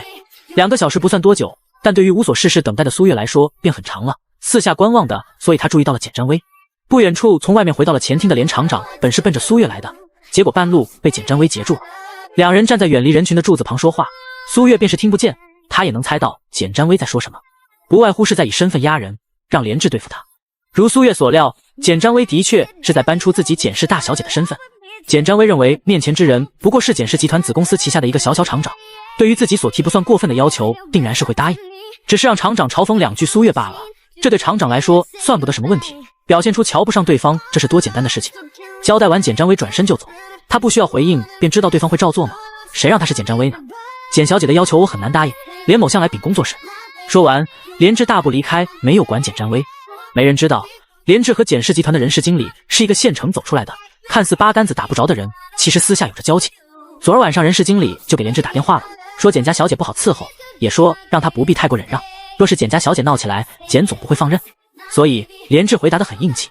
还有重要的一点，便是苏月给他的底气。那日简总过来，厂子虽然没多说话，但他老连活了大半辈子，还看不出这里面的99吗？小男孩就是简总的翻版，而那个小男孩管苏小姐叫妈妈。什么样的人能够让简总这样的大忙人专门陪着来选布料？2人的关系不言而喻，老乡都打电话和他说了，简总和他妹妹的关系不好，那还给什么面子？直接拒绝。未来简氏集团接班人的亲妈和未来简氏接班人的姑姑，谁亲谁近一目了然。看着简占威抬腿气呼呼踢向柱子，苏月微微挑眉，连厂长好像是没给简占威面子。从简占威回国开始，苏月寻思对方的手段最起码会厉害一些，毕竟是女主的左膀右臂，怎么着也沾点主角光环。可这几回见识过简占威所谓的手段后，苏月想，也难怪能够成为女主的左膀右臂，这智商也就得是人家指哪打哪才行。瞧瞧简占威自己想的那些个手段，苏月简直没眼看，甚至觉得苏锦都能轻易破解。越是接触，苏月便越发现简占威这个人的愚蠢，做事不过脑子，情绪都摆在脸上。察觉到苏月的注视，简占威抬眼望去，2人四目相对，苏月笑了笑，然后移开了视线。这一刻，简占威的智商达到了顶峰，对方在骂他。是的，苏月在移开视线前，心里不自觉地吐槽了一句蠢女人。不是很会看眼色的简占威，这回读懂了苏月眼神的含义。看了眼对着苏月拍的摄像机，简占威忍了又忍，最后再冲面前的柱子狠狠拍了一下，想着今晚一定要弄清楚强姐之前说的办法到底是什么。这个女人太让人生气了，她已经迫不及待想要看到苏月这个人女人哭了。连志作为节目 NPC， 他坐到了苏月的旁边，说起了家常设计师的家常，比如说厂子里有多少苏绣的绣娘，一些非遗手艺断了传承的可惜等等。苏月很想说连厂长不用再给他加戏了，奈何周围有3台摄像机对着，苏月表情细微变化都逃不开记录，小声说话提醒更不可能，所以他只好配合着连厂长说话，加上对方问的全是他知道的点，俩人交流一问一答，倒也和谐。这期间，别的选手确定好自己的选择后，也坐到这边听着二人聊天，他们很想插话，但是连厂长和32号的聊天已经到了，如何将非遗手艺和现代潮流相结合进行宣传推广。众人听得云里雾里，他们不敢贸然开口，防止暴露自己啥也不知道的浅薄。但有时候听不懂的眼神很难掩盖，表情无法时时刻刻管理，有时候听到不明白的词，神情难免露出迷茫的神色。节目组更是个狠人，为了增加娱乐性，特意将这个片段剪出来，将回来的选手脸上的迷茫加上特写，如此对比，显得苏月更加神秘莫测。播出时新看节目的观众和选手们脑回路一致了，这个32号好厉害啊！和人说话就是比自己待着时间过得更快，转眼间2个小时过去了，周强踩着最后3分钟进场。女主的小心思，苏月一眼就看透了，她心中腹诽，真是护食啊！好，接下来我们请了一组惊喜嘉宾，诸位请看选手们看向总导演挥手的方向。苏月看到为首的男子，眉头微挑，他们不是去参加采访节目吗？怎么客串这边来了？没错，所谓的惊喜嘉宾正是苏月在餐厅遇到了林周一行人。第72章，被苏小姐灌了什么迷魂汤来的嘉宾们先是自我介绍了一番，接着导演便说起了接下来的规则。苏月猜的没有错，导演还设置了其他环节来增加选手选布料的机会。这次的世界冠军出场，为的是要和天路的设计师们进行一场比赛，如果赢了冠军组，他们所有人就能获得一个提示和再选一种布料的机会。和世界冠军玩游戏很明显是在欺负选手们，在大家表示不公平之际，导演说比赛的方式是石头剪刀布。冠军队伍这次来了5个人，每人有3条命，然后依次和20名选手石头剪子布，这看的就是运气成分了。近来云朵台做了诸多改革，不仅新办了天路服装设计大赛的真人秀，还开通了另外一款电竞比赛直播的综艺节目。之前天路就在人家的节目上宣传了，张导演设计的这个环节也是顺便想着宣传电竞直播的比赛，算是还了人情。本来张导演是要让选手打游戏来进行宣传，没想到电竞比赛的导演临时说可以让选手来客串，2个节目借此有连一下。张导演想这是个双赢的主意，所以临时加了个石头剪刀布，不会引起网友责骂的游戏。听到张导演这么说，选手们同意了，世界冠军的头衔在猜丁壳上没有半分用处。对于这次到来的惊喜嘉宾，男设计师们都比较激动，因为他们也玩过那款游戏，看到这些选手心情较为惊喜。苏月反应平平，何况这些选手之前他在餐厅已经遇见过一回，而且他发现这个林州总是在偷看他。将手背在身后，苏月心中暗存，该不会是认出他了吧？应该不可能，苏月很快又否定了这个想法。苏月并没有看错，林州的确在偷瞧他，这次过来客串也是听见导演打电话和天路导演沟通用什么游戏宣传时他提起的建议。原因只有一个，他对在餐厅里的苏月一见钟情了。在餐厅吃饭的时候，苏月脖子上戴着进入云朵台的出入工作证，牌子上姓名没有看清，他只瞧见工作证绳上印着天路2个字。摆脱掉记者后，林州搜索天路比赛，看到新闻第一个跳出来的就是苏月所设计的梦须裙子以及荧光拼接套装。他往下翻看到苏月照片后，确定这就是自己在餐厅遇见的那个人。林州来到这个节目，目的就是想借此机会能和苏月认识一下。关于小老板对女子一见钟情的事情，同行的几人都知道了，他们十分好奇，就在餐厅见的那一面，对方是如何给小老板灌的迷魂汤。瞧瞧现在小老板看一眼对方，就连忙收回视线纯情的样子，这是在平台直播骚话一堆的技术主播吗？要不是灌了迷魂汤，哪里会像变了一个人似的？最有力的证据就是他们搜索苏月设计师，发现人家有儿子。第2期节目播放的时候，母子对话就是片头，几人自然把这事跟小老板说了，结果林州的回答让他们大跌眼镜，一定是苏小姐人美心善，领养的孩子，迷魂汤，一定是被灌了迷魂汤。这是所有队员的心声。小老板对待那些诡计多端的漂亮女主播要多清醒有多清醒，现在是怎么了？恋爱脑到可怕的地步。苏小姐一看就远远不到30岁，单身未婚的年轻女性，哪里符合国家领养要求？在队员发出这样的质疑后，他们认为做事冷静沉稳的小老板是这样回答的：孩子不会成为我爱情路上的绊脚石。队员们心中再次想，这迷魂汤喝到撑肚皮。就这样，在边上坐着的苏月总是能感觉到这5个人若有若无打量的视线，其中林州最为古怪，那笑容看起来让人别扭极了。难道自己的身份真的暴露了？可他当时只露了手啊，因为5个人只是休场客串，等下还要回去录制节目。这也是为什么队员说林州恋爱脑的原因。他们现在是坐着30分钟车程从云朵台来到服装厂，花费10来分钟录节目玩游戏，等结束后再坐半小时的车回去接受2期节目采访。作为最讨厌将时间浪费在路上的小老板，为了和暗恋对象猜一猜石头剪刀布，宁可花费1个小时赶路。迷魂汤，一定是迷魂汤，重要的事情想3遍。因为是客串又是临时插进来的，林州等人站的镜头篇幅较小，他们仅是轮流和选手石头剪刀布当 NPC 工具人，然后就结束戏份了。排队等着的林州想到接下来可以和苏月石头剪刀布，心里就忍不住碧波荡漾。可事实证明，电竞世界冠军并非每一个游戏都擅长，拥有3条命的5个人和设计师进行石头剪子布比赛，只对手到第5个人就全军覆没了。苏月排在第7，5个人谁也没有和他比上。设计师队伍胜利，林州为首的几人面容沉重，脸上带有几分悲愤。后期节目播出时，粉丝对此的解释是，并非几人输不起，而是因为电竞选手胜负欲都强罢了，他们心中只有赢。殊不知这几人中，林州是伤心于错过和女神互动，其余4人则苦闷于没弄明白迷魂汤的事情。当然，几位队员所想的迷魂汤是想看苏月有何迷人之处，结果连石头剪刀布都没有 PK 上，最近距离不到3米，他们真观察不出什么。就这样，林州一行人来也匆匆去也匆匆。没和对方玩上游戏的林州，本想借着节目说自己是设计师苏月粉丝，借此在苏月跟前有个印象，这个计划也落空了。因为在他们输了后，总导演立马说起总结语，接着设计师们转移了场地。如果不是他暗恋的消息没传出去，林州甚至想怀疑导演在针对他。离开时，林州满是丧气。林州对苏月的心思，除了几个知情人，还有一位注意到了，那就是简占薇。其他在场的人关注点都在节目上，便是看到林州多瞧苏月2眼，也不会往那方面想。正常人谁不爱多看2眼美女？这里大部分人对林州的性格不了解，但简占薇清楚，林州的表现太反常了。林州在当主播之前，曾经也是职业选手，后来因为种种原因退赛当了主播。简占薇从林州出道开始就关注他，对方是他最喜欢的主播。刚出国那年，林州在电竞圈崭露头角，在国外精神空虚的简占薇便看林州的比赛视频打发时间。对于林州，简占薇是一个小粉丝心态，见到真人他紧张到去要个签名都不敢。然而就是这般的简占薇，在发现林州对苏月有非比寻常的关注后，整个人都不好了，就连林州都被那个女人迷惑了。林州在直播的时候，有太多美女主播向他表白了，清纯可人的、火辣妖媚的，各种类型的女主播，有的简占薇看了都觉得漂亮。面对这些诱惑，林州表现得非常淡定，在直播间除了口嗨2句，其余便什么都没有了。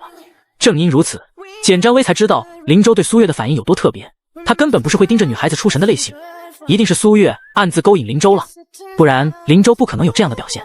新仇加旧恨，简占薇现在心里已经恨死苏月了。他拿起手机给简北辰发了一条信息，这条消息在10分钟后，苏月知道了内容，消息来源出自他的儿子。今儿是周天，苏瑾放假在家，简北辰也难得上午没有事儿。往常他即便无事也会去公司，但现在不一样了，有了儿子后，简北辰选择在家待着。父子俩坐在客厅看电视，苏瑾看到少儿节目说手机备忘录可以画图，他就想试试，因为自己的手表画不了， iPad 又在楼上充电，他便看向管家，刚想说管家伯伯可不可以借他手机玩一下，还没等张嘴面前就被丢来一部手机，玩完给我送到书房，不是说有问题可以请我帮忙吗？下次记住了。说完，简北辰起身上了楼，苏瑾撅撅嘴，拿着简北辰的手机玩了起来。好巧不巧，这个时候简占薇的微信发来了，苏小姐在节目勾引男人，和电竞主播林州勾三搭四。勾三搭四是什么意思？小包子特意去百度查了一下，然后更加一头问号，为什么前面说是男人，后面这个勾三搭四的意思又解释为引诱和调戏妇女？小包子看到成语释义陷入了沉思，妈妈才不会这么干。他知道姑姑是在说妈妈坏话，但这句话整体是什么意思他有些弄不清楚。思来想去，小包子将这个界面用手表的小摄像头拍了下来，然后发给了苏月。妈妈，这是什么意思？坏姑姑肯定是在说你坏话。剪刀石头布赢了后，选手们又去选布料，选完布料结束到了中午，选手们在服装厂的食堂吃起了午饭。也是这时他看到了苏瑾发来的消息，妈妈知道了，他就是在说我坏话，妈妈会教训他的。苏月如此回复着，孩子无忧无虑长大很重要，但也不能当一个不谙世事永远住在象牙塔的小孩。他不会像原主那样懦弱，在护着苏瑾的同时也会让他清楚情况，这样孩子长大了才能明事理，而不是一味的躲在父母羽翼下，永远不会成长。好，妈妈比赛加油哦。在苏瑾心里，现在的妈妈已经不会是被随便欺负的人了。等到晚上他再给妈妈发消息，如果妈妈没有打赢，他就帮妈妈。这么想着的苏瑾起身到2楼去还手机。敲门的时候小包子很有礼貌，还手机的时候也是双手递上并说谢谢，只是人在走的时候发出一声冷哼，奶声奶气的哼声让简北辰挑了挑眉。他想了想，打开手机看到了最新一条简占薇发来的消息，而这条消息未读的红标志没有了，说明苏瑾看到了内容。简北辰抬手揉了揉太阳穴，叹息一声，然后将简占薇拉黑了。这是他几年前就该做的事。苏月和服装厂的厂长好像有旧情，这是简占薇看到苏月和厂长坐在一桌，而他强姐却没有坐过去，心中恼怒，又给简北辰发了消息告状。只是这次消息没有发送出去，一个红色感叹号进入简占薇眼帘的时候，他气得捶了下桌子。哥哥真是被那个狐狸精迷了眼，从苏月的视角来看，在斜对面的桌子，简占薇不知道从手机里看到了什么，气得跳脚。周强则是面容不愉，好似有心事。苏月不知道简占薇为何这般气恼，但他知道周强难过的原因。这一桌坐了4个人，分别是厂长、总导演、副导演和苏月。刚刚周强想过来插个座位，被厂长以太极吃饭不方便为由请走了。周强很是生气，苏月怎么混到了中心位置？那总导演更是奇葩，之前自己和他沟通节目问题，这人一直丧丧着脸，现在跟苏月待在一起，笑起来脸上褶子这么多。为什么这么多人喜爱苏月？周强想起网上网友的态度，现在又看到厂长和总导演和苏月坐在一起，跟好友聊天一样，说说笑笑，心里极度的酸意已经要将周强淹没了。节目录制的还算轻快，吃完饭后，总导演宣布选手可以午休1个半小时，厂长已经为各位安排好了宿舍。在厂长特意的调窜下，轮到苏月时，他自己一间房。苏月大概率猜到这是连厂长又在故意卖好了。进了房间，把行李箱放下，苏月打了个哈欠，打算先午睡半个小时。这时候门铃声响起，打开门，苏月看到了简占薇，她忍住翻白眼的冲动道：“你来做什么？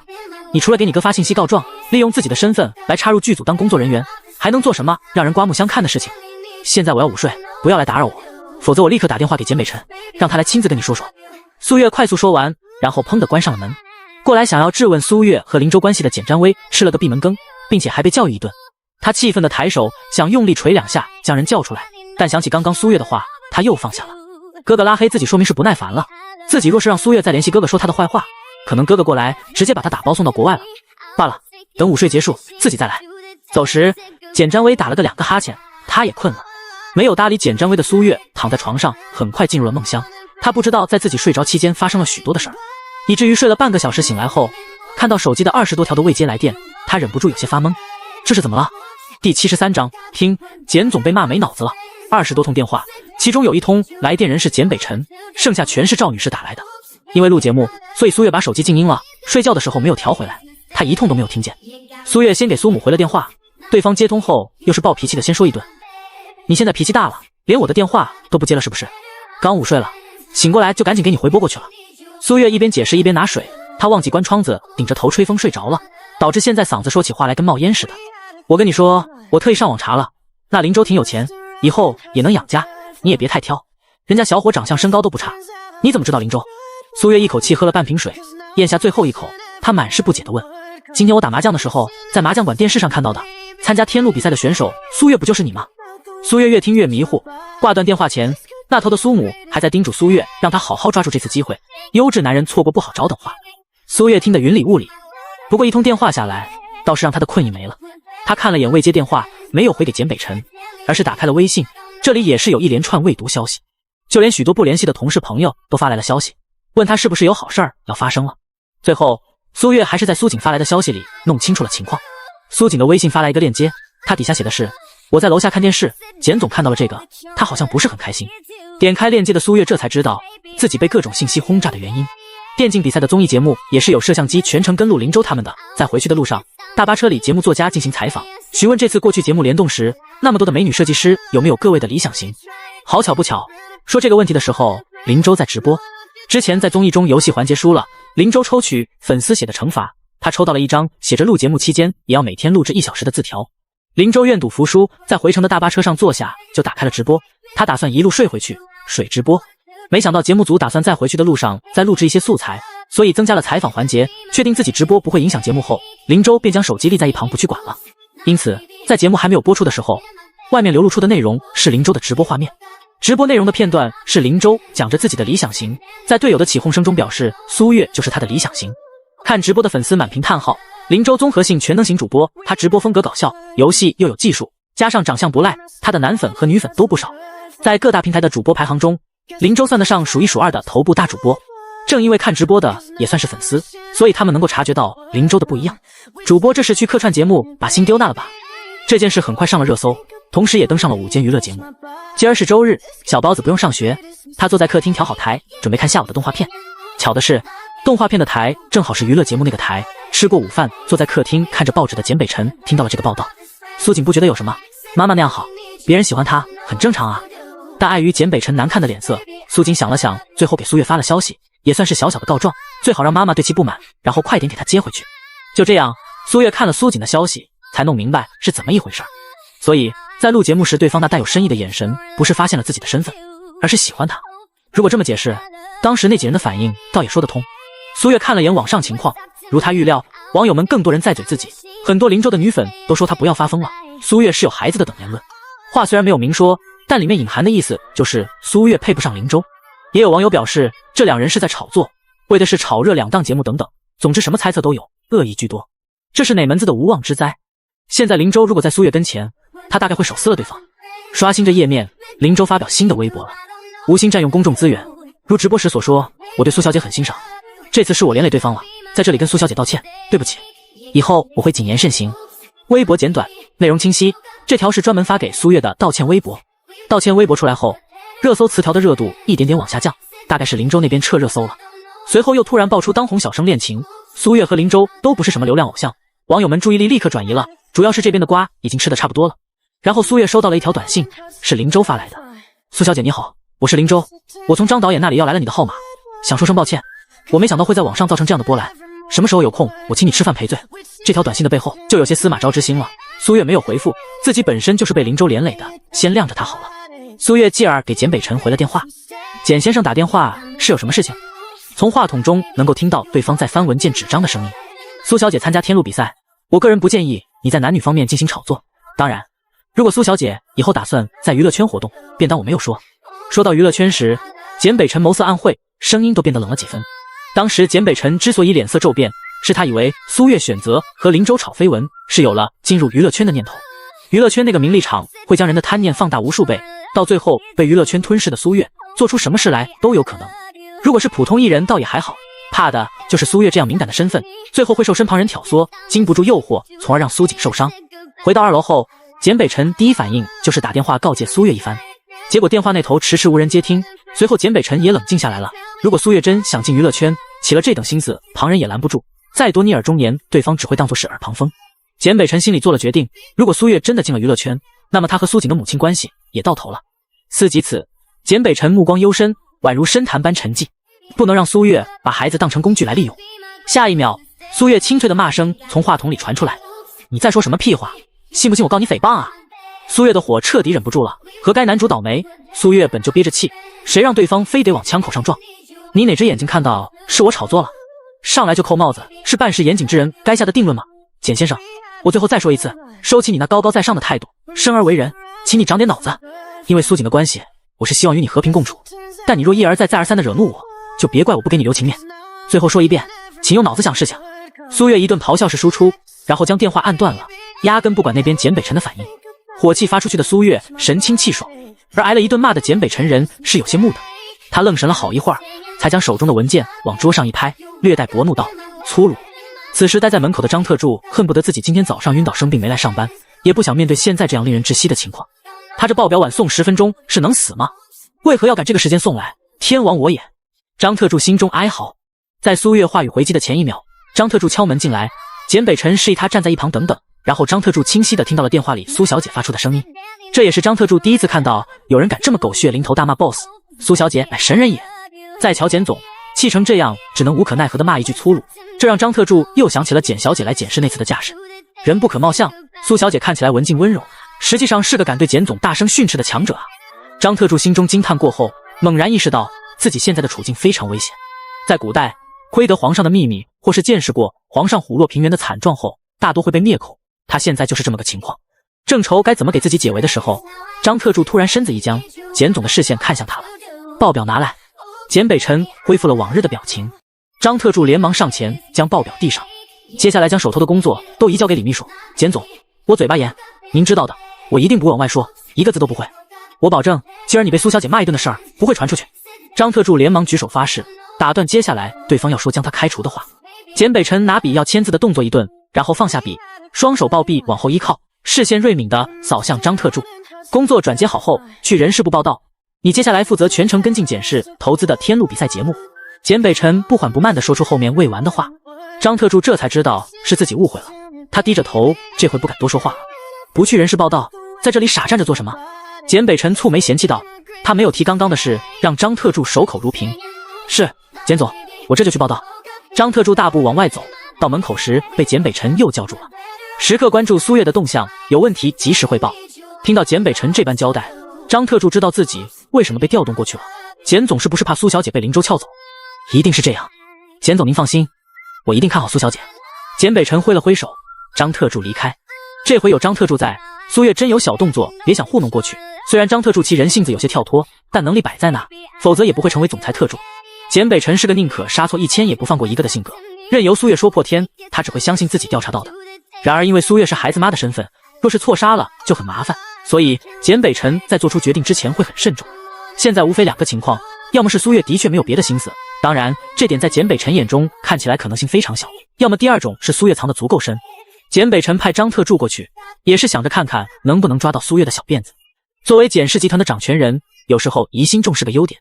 骂了简北辰一顿后，苏月看距离录制时间还有半个小时，他简单整理一番便前往录制地点。这个时候大部分的参赛选手都来了，苏月坐在位置上环顾一周，没有发现周强的身影。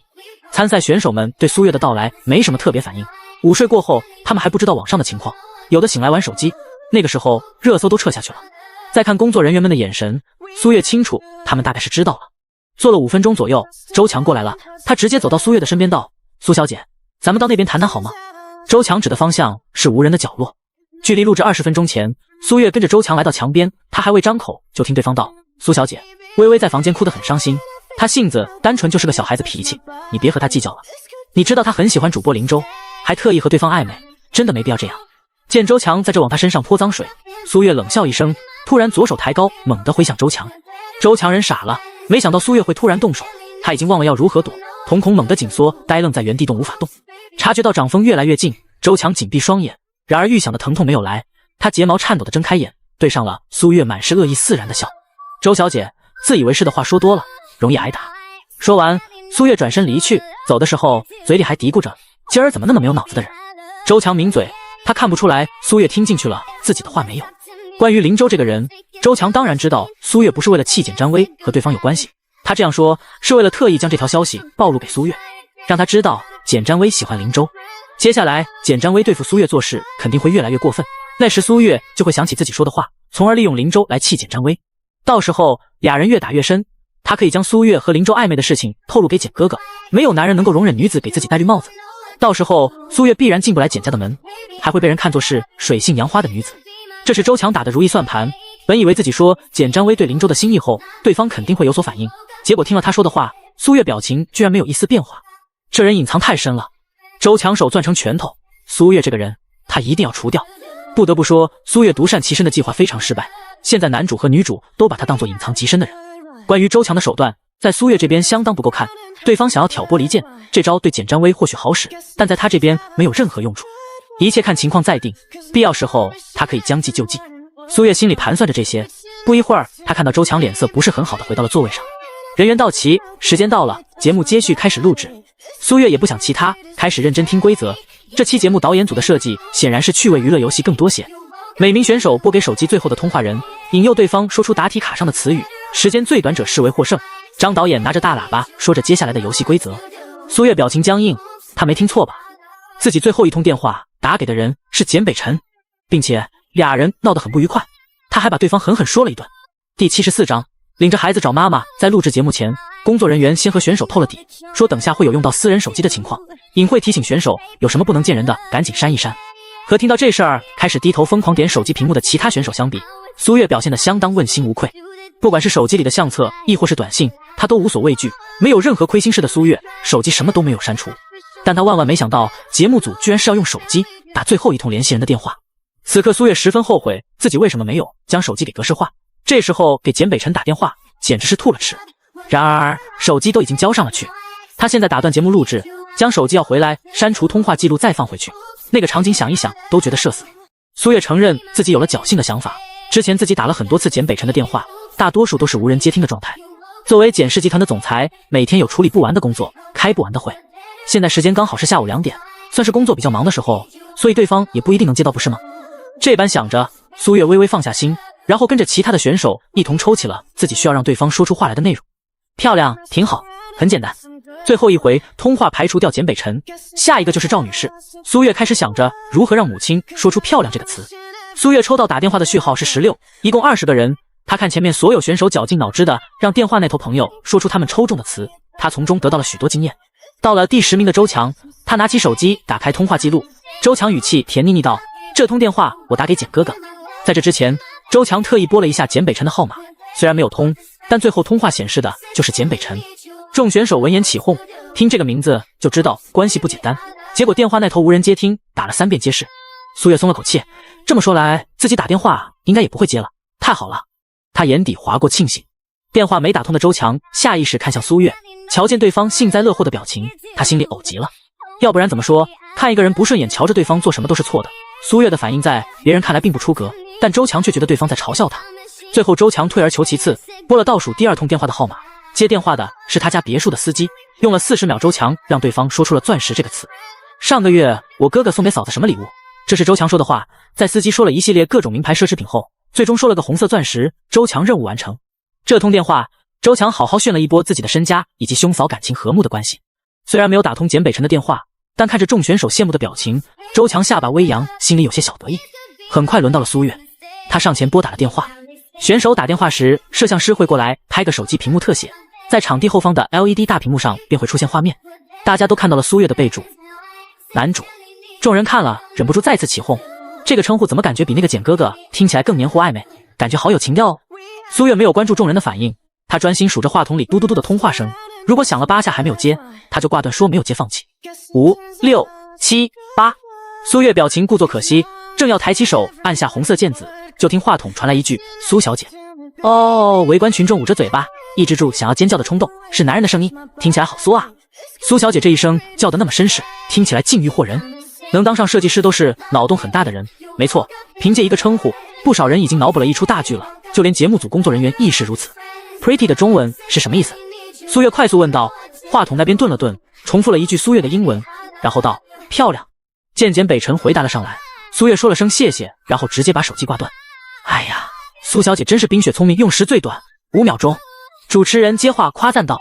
之前也有人走捷径，但没有苏月用这种简单粗暴的办法，大家没往翻译上想。在一旁看着的连厂长洋洋得意，你们都不知道吧？只有我知道，备注为男主的人真正身份就是简总，自己见过简总，那就是他的声音。连着心里慢慢是众人皆醉我独醒的嘚瑟。周强在苏月电话接通的瞬间就握紧了拳头，手心被自己的长指甲抠出了血，这一刻他感觉不到痛。简哥哥竟然接了他的电话，没接自己的。苏月这人太能装模作样了，自己迟早暴露了他的真面目。比赛继续着，被挂断了电话的简北辰一头雾水。难道 pretty 不是漂亮的意思？向来语言天赋极好的简北辰，在听到电话被挂断的嘟嘟声后，第一次对自己的文化产生了怀疑。有时候越是简单的词越容易弄错。这么想着，简北辰打开手机搜索了一下，确定自己没有错。苏月打这一通电话是为了什么？还是说因为之前2人在电话里闹得有些不愉快，挂断电话他反省过后觉得不妥，刚刚那通电话是为了找个台阶下。这么想着，简北辰觉得很有道理，但能让苏月转变态度，肯定是那边发生了什么。简北辰给张特助打电话问他到没到服装厂，站在服装厂门口的张特助说自己刚到，看景点。极为简短的交代了一遍后，简北辰挂断了电话，没说看什么也没说看谁，但张特助知道简总指的是苏小姐。他悠悠叹口气，没想到简总占有欲这么强，他一定好好表现，不让别的男人挖简总墙角，自己能不能重新得到重用，就看这一回了。话说此事简总交给自己来做，也是另一种看重方式啊。这么想着的张特助美滋滋进了服装厂。完成了拨打电话的游戏后，苏月拿回手机的第一件事就是将简北辰的备注给改了。他当时纯是随手打的男主2字，这回苏月重新给简北辰改了一个极为贴合他的备注自大狂。选手们玩了一下午节目组安排的游戏，眼下天色暗了下来，游戏环节玩的也不多了。总共选手有20名，一人来个3-5分钟就1个多小时了。到最后，每个人按照自己的游戏输赢的分数开始再次进行选布料。整个下午的游戏环节玩下来，布料最少的人也选到了近20种，这回设计衣服足够了。然后总导演公布了最后的主题冬季战歌。参加比赛的选手们要给今日过来的 UT 战队设计几个月后要去参加冬季世界杯比赛的战服，其中需要设计的部分为外套和裤子，是2件套运动装。明日 UT 战队的队员会再次来到服装厂，到时候所有设计师可以向战队成员提问，从而设计出与之相关的战服。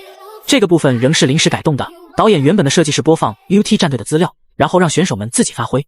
至于另家的采访，是 UT 战队所属俱乐部的小老板，也就是林州在打电话向张导演要苏月手机号时许诺下来的要求。正是因为这个，张导演才答应给林州电话，这里是有些趁火打劫的意思了。毕竟 UT 战队极为难请，且张导演野心很大，他想再圈一波热爱游戏青少年阶段的观众。听到林州爽快答应的话，张导演这才相信新闻爆出林州欣赏苏月的话不是说说，这明显是起了心思。否则按照俱乐部的行事作风，他们的队员在每个卫视电视台只会上一个节目，因为以现在 UT 战队在国内外的火热程度，有太多电视台想要采访了。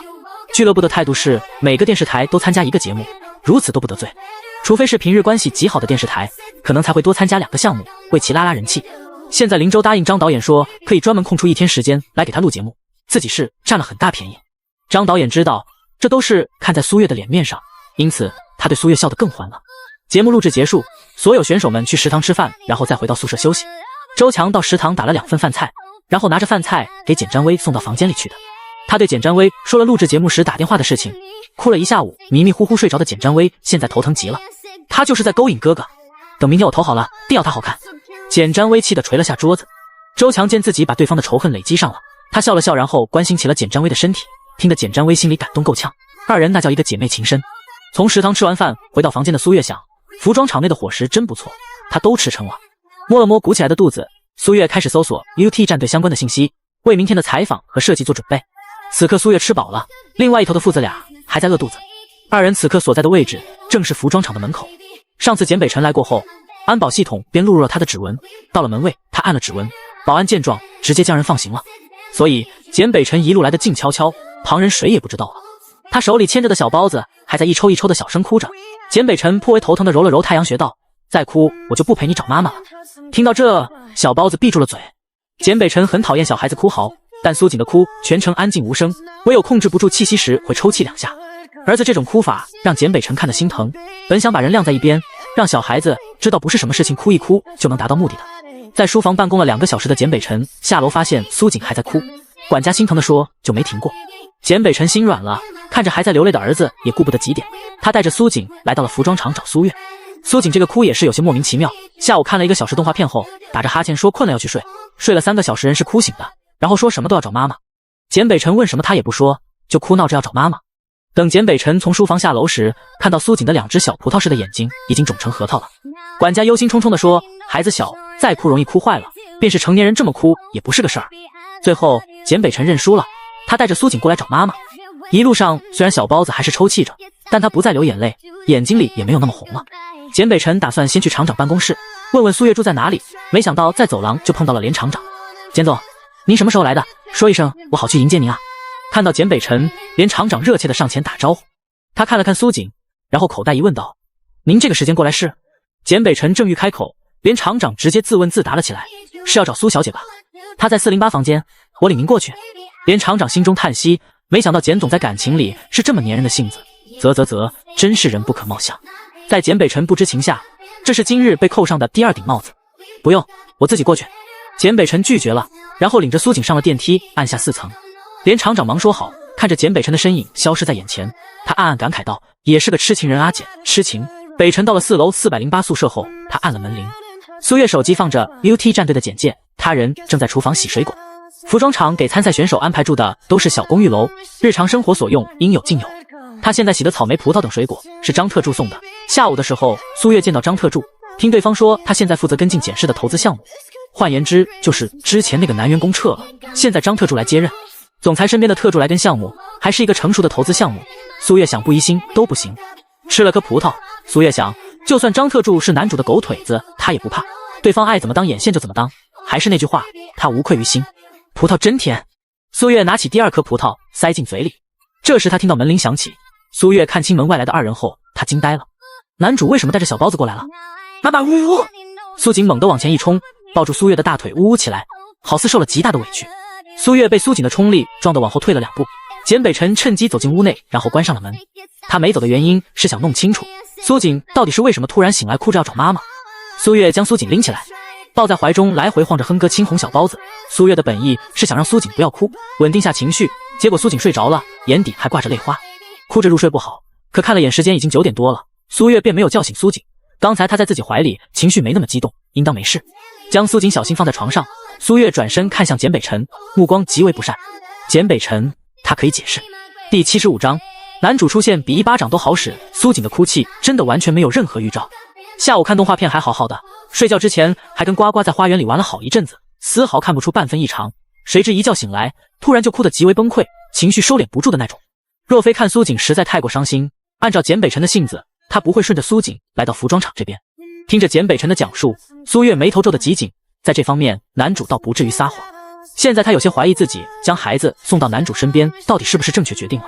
在原著中，小霸王很喜欢待在男主身边，眼下现实却是苏锦一直说要回来，且在简北辰那边情绪各种出问题。苏月想，这回儿子醒过来，他要和他好好谈谈，看小孩子的心里到底是怎么想的。归根究底，他希望苏锦好。得知不是简北辰的关系，苏月便收敛起了那杀人的目光。小包子这一觉估计会睡到第二天。苏月现在的屋子是一室一卫的小公寓，没有简北辰可留宿的房间，他也没什么与简北辰可说的，正打算下逐客令，外头门铃响了。这个时间点谁会过来？苏月走过去，从猫眼看清来人后，他对简北辰道：“你去阳台坐会儿。”小公寓有个晾衣服的阳台，那里有张椅子。苏月一边说着，一边把简北辰推到阳台，让他坐着。便是简北辰的那些哥们，都很少有人对他推推撞撞那般打闹，工作上更没人敢对简总动手动脚。家里那边简占威见到简北辰跟耗子见了猫，撒娇都不敢。孙令约曾说过，简北辰的身上散发着一股让别人滚远点的气息。简北辰自己没有感觉，但周遭的态度又证明孙令约说的没错。然而现在出了例外，苏月每次对他的态度就是正常交流的反应，没有旁人对他时那样拘谨的模样。刚刚对方推他来阳台的行为，换个旁人，对方动作前心里定然琢磨琢磨，而苏月这些行为很自然。简北辰手指轻敲椅子扶手，苏月是真这么淡然，还是在伪装？或许他自己可以主动去试探看看。简北辰神色若有所思，咔嗒一声，苏月把门打开了，然后简北辰的表情一下冷了，因为他听到了简占威的骂声。苏月在门口看到是简占威独自一人，便知道这人来者不善，周强没跟来就是不想沾上关系。这人约莫在房间已经被周强洗完脑了，所以现在无脑来冲自己了。果不其然，苏月把门一打开，简占威仰着下巴大步跨进来，随之便是颐指气使的态度说起话来：“你这个贱人，故意在节目上给我哥哥打电话，就是为了暴露你和他的关系。你想登堂入室简家，我告诉你，有我在的一天，你都不可能。一个贫民窟里的乌鸦，妄想飞向枝头变凤凰，真是好不要脸！呸！我告诉你，你就沾了苏锦的光。我一想到我侄子有一半你这种女人的血，我就觉得肮脏。你配吗？当年指不定是用什么手段上了我哥哥的床。”苏月坐在床上好整以暇地看着简占威怒骂，大概说了5、6句后，简占威发现苏月视线直勾地盯着自己不说话，他打量着苏月道：“怎么心虚？”说完了。苏月说着起身走到简占威身边，简占威抬了抬脸，做出不怕苏月的架势：“怎么着，他还敢打自己不成？”下一秒极为清脆啪的一声响起，简占威的脸因为惯例扭向门口，他被苏月打了一巴掌。其实苏月是收着力气的，听起来很响，实际上只是让简占威的脸红一些。若他真放了力气打，现在简占威的脸该肿了才是。这一巴掌打你口无遮拦，脑袋空空。苏月捏着手腕转了转，他的目的不是揍人，而是要让简占威感受到屈辱。你敢打我？简占威不可置信的反应过来后，起身冲苏月扑过来。上辈子苏月学过防身术，原主本身也曾学过跆拳道，所以对付简占威是手到擒来。一阵撕扯，简占威意识到自己根本不是苏月的对手，他放弃了反抗，开始扯着嗓子喊：“救命！苏月打人了，报警报警！你尽管闹，闹大了看是你丢人还是我丢人。”苏月一把将人推开，拿起手机按了2下，屏幕上出现了简占威进门辱骂苏月的一幕。刚刚苏月晚了会儿去开门，就是将手机立在一旁准备录像。简占威的哭嚎戛然而止，这些放出去我无所谓，到时候就看是谁倒霉好了。苏月说着耸耸肩，一副不在意的样子，他也的确不怕。这段内容放在网上，不仅会暴露他和简氏的关系，还会把简占威如此颇负刻薄的一面暴露在众人面前。双刃剑全是冲着简占威的，他再傻也能明白这里面的利弊。即便是酒店走廊的监控拍到的也是你恶狠狠拍我房门，主动进屋的模样。你说报警，到时候警察抓的是你还是我？你再喊啊！最后一句，苏月带着几分严厉，音量都陡然变高，吓得简占威一哆嗦。半个小时前吃完周强带来的饭，简占威越想越气，发觉自己头不那么疼了，就想来找苏月撒撒气。简占威认为自己过来骂对方一顿，苏月还在参加比赛，肯定不敢声张。被骂一顿的他还得小意讨好自己，这么想着，简占威就来了。事实发展和他想的完全不一样。简占威小声抽泣着，蜷缩在墙边，完全没有了最初的趾高气扬。苏月瞟了眼阳台，心中暗道男主真是端得住，自己给简占威一巴掌，对方都能够不出来。你不怕我打电话告诉哥哥吗？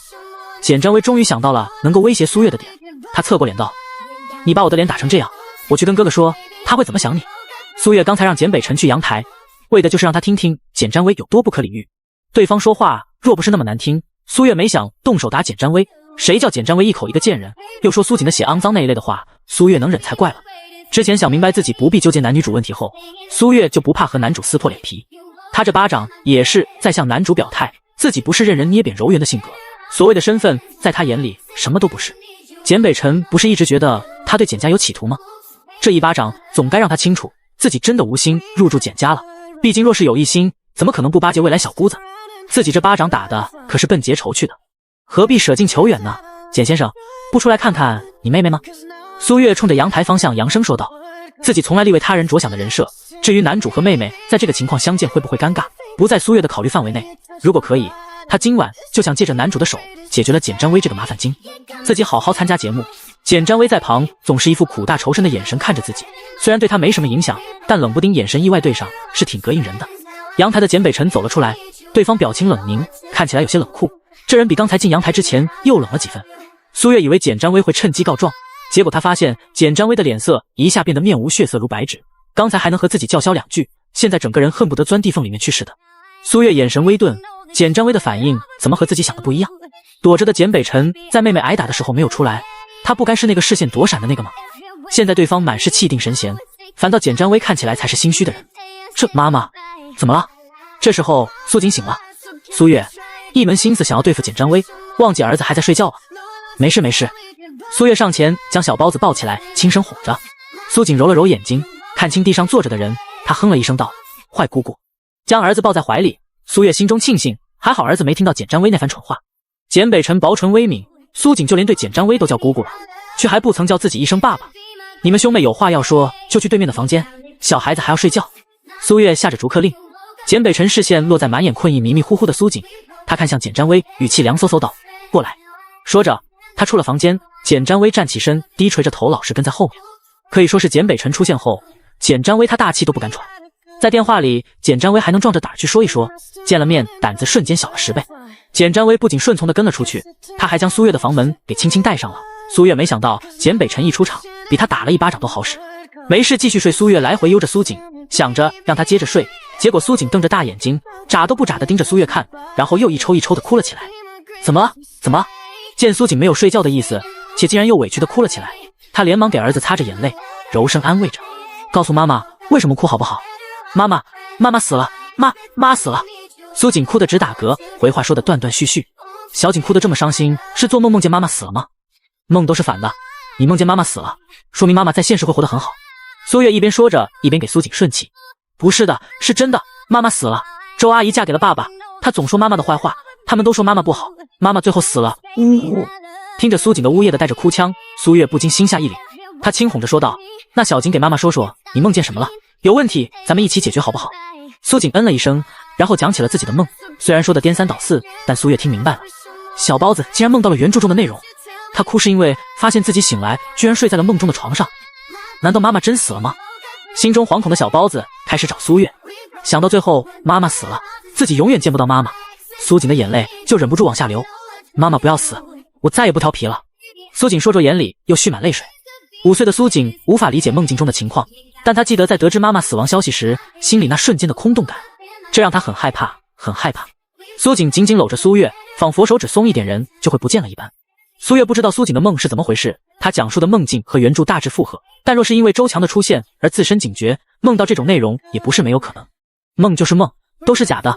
妈妈现在不是陪着小锦吗？你是妈妈宝贝儿子，妈妈怎么可能丢下你一个人呢？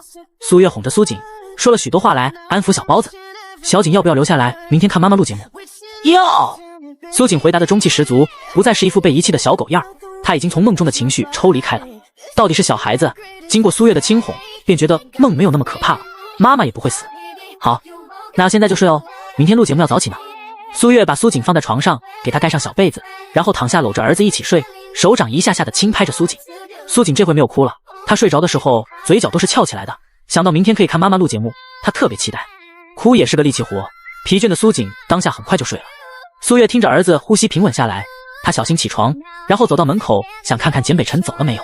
轻手轻脚的刚把门打开，就看到对面周强趴在门口偷听。苏月突然开门，吓了他一跳，紧接着简占威的房门也打开了。简北辰从里面走出来，面无表情，脸色冷峻。他身后的简占威鼻子眼睛通红，显然是狠狠哭过一通。跟着简北辰走出屋子，简占威吸了吸鼻子，走到苏月跟前，90度鞠躬，说了句对不起，然后猛地跑回房间关上门。简北辰则是拉着苏月进到屋子内，动作利落的把门也关上了，独留周强愣在原地。这怎么回事？第76章，小包子的两副面孔，简哥哥为什么会在这里？周强盯着苏月的房门发了一会儿呆，然后才转身进了简占威的房间。公寓小楼都是密码解锁，之前简占威给周强录了指纹。进到屋中，周强看到简占威趴在床上哭，他连忙问道：微微，怎么了？听到周强的声音，简占威起身回抱住周强，哭得更大声了。哥哥向着苏月，他和苏月一起欺负我。进到屋内的兄妹俩，气氛的冰点比在苏月那屋还低。简占威心里害怕，连忙解释着情况。他说苏月在节目中用小把戏，将最后一通电话设成了简北辰，就是为了曝光身份，进简家做铺垫，说自己都是为了哥哥好等话。简北辰神情不耐，打断简占威长篇大论的解释，眸光森冷，一字一句道：苏锦是我的儿子，你又是谁？刚才简占威说苏锦血脉肮脏那句话，触及了简北辰的底线。有些事情我不说，不代表原谅。当年我说你不再是我妹妹，这话依旧作数，我的事情你没有资格管。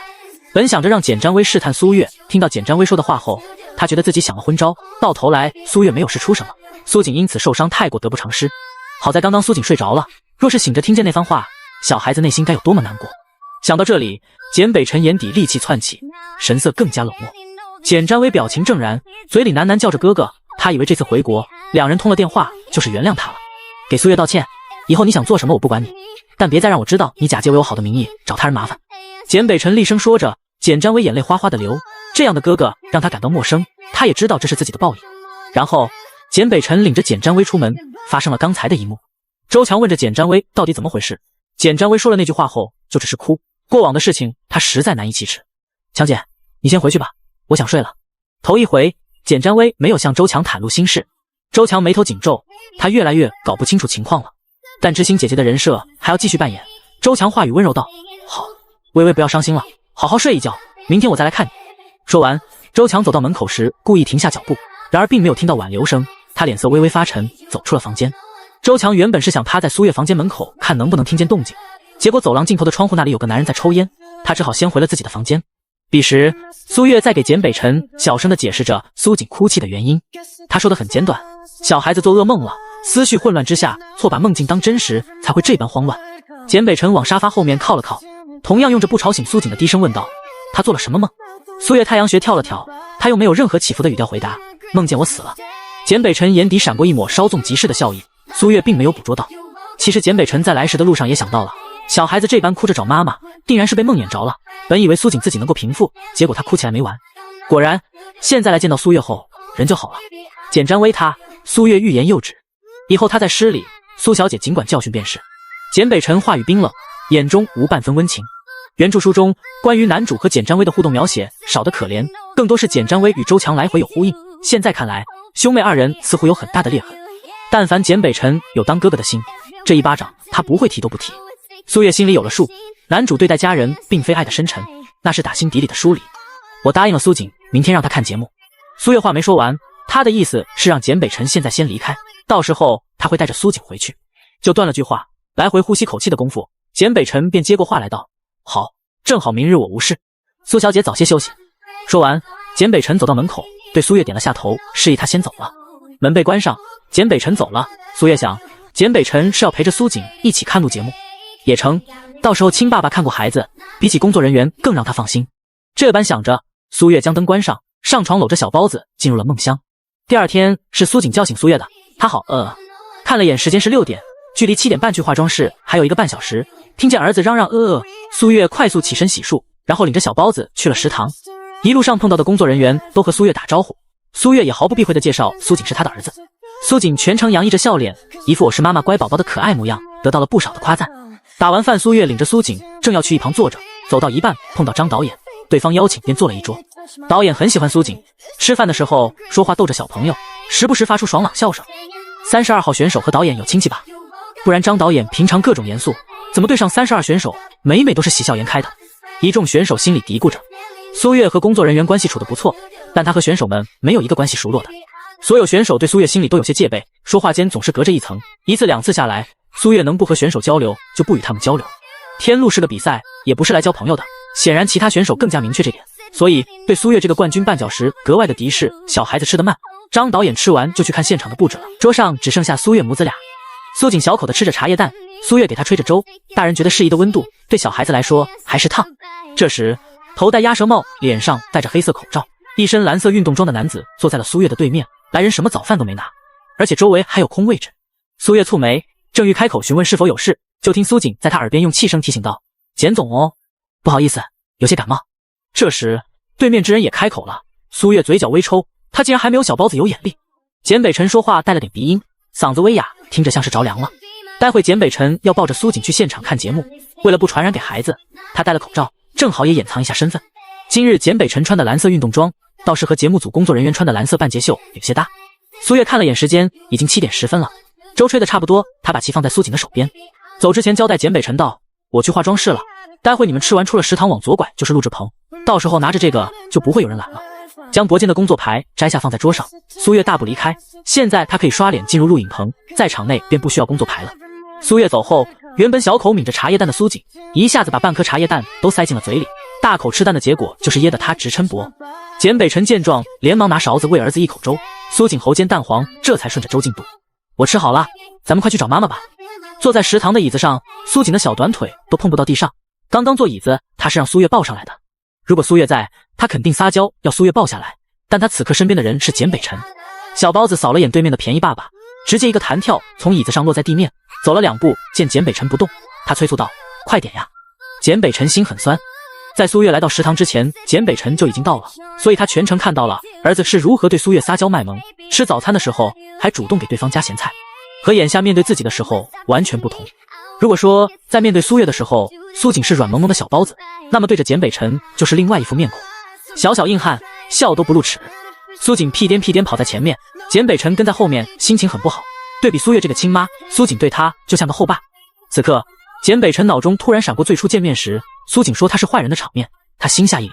等等，这些日子苏锦该不会一直觉得他是个坏爸爸？不行，得找机会好好解释才行。在见识到苏锦的2副面孔后，简北辰深深意识到有些事情不能因为孩子小就不说。5岁的苏锦显然是个主意正的。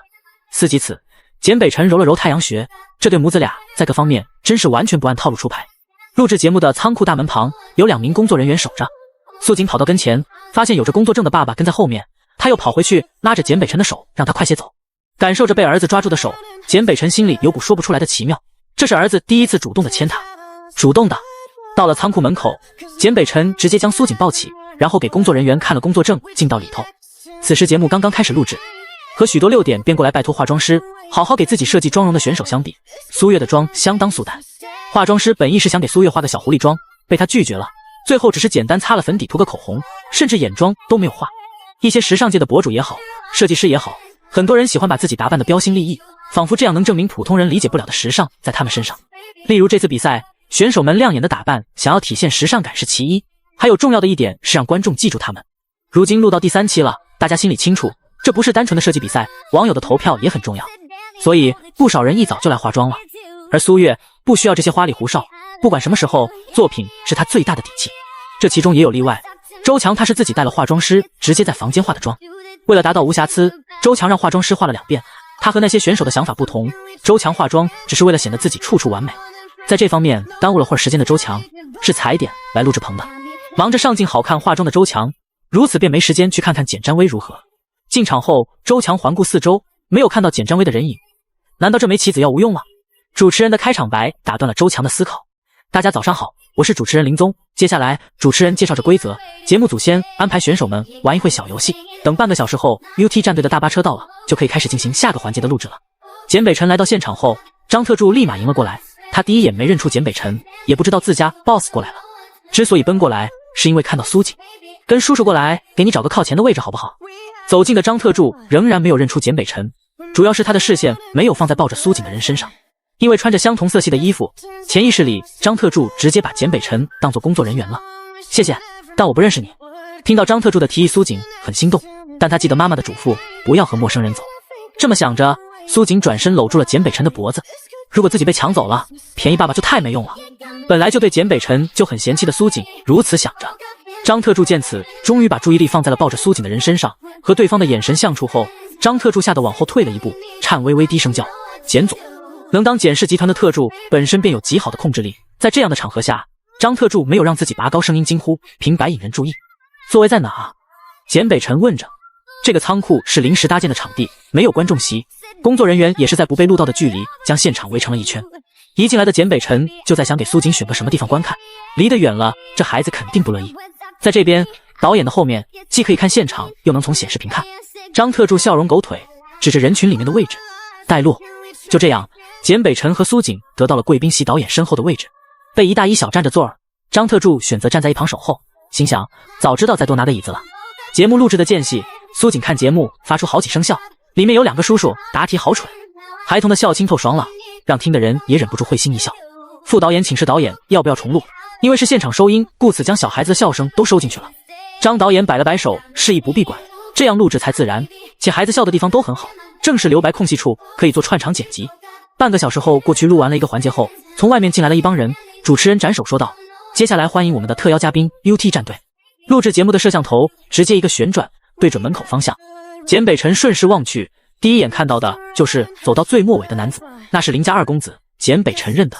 然后他发现林儿有点不对劲儿，这人怎么一直在偷瞟苏月？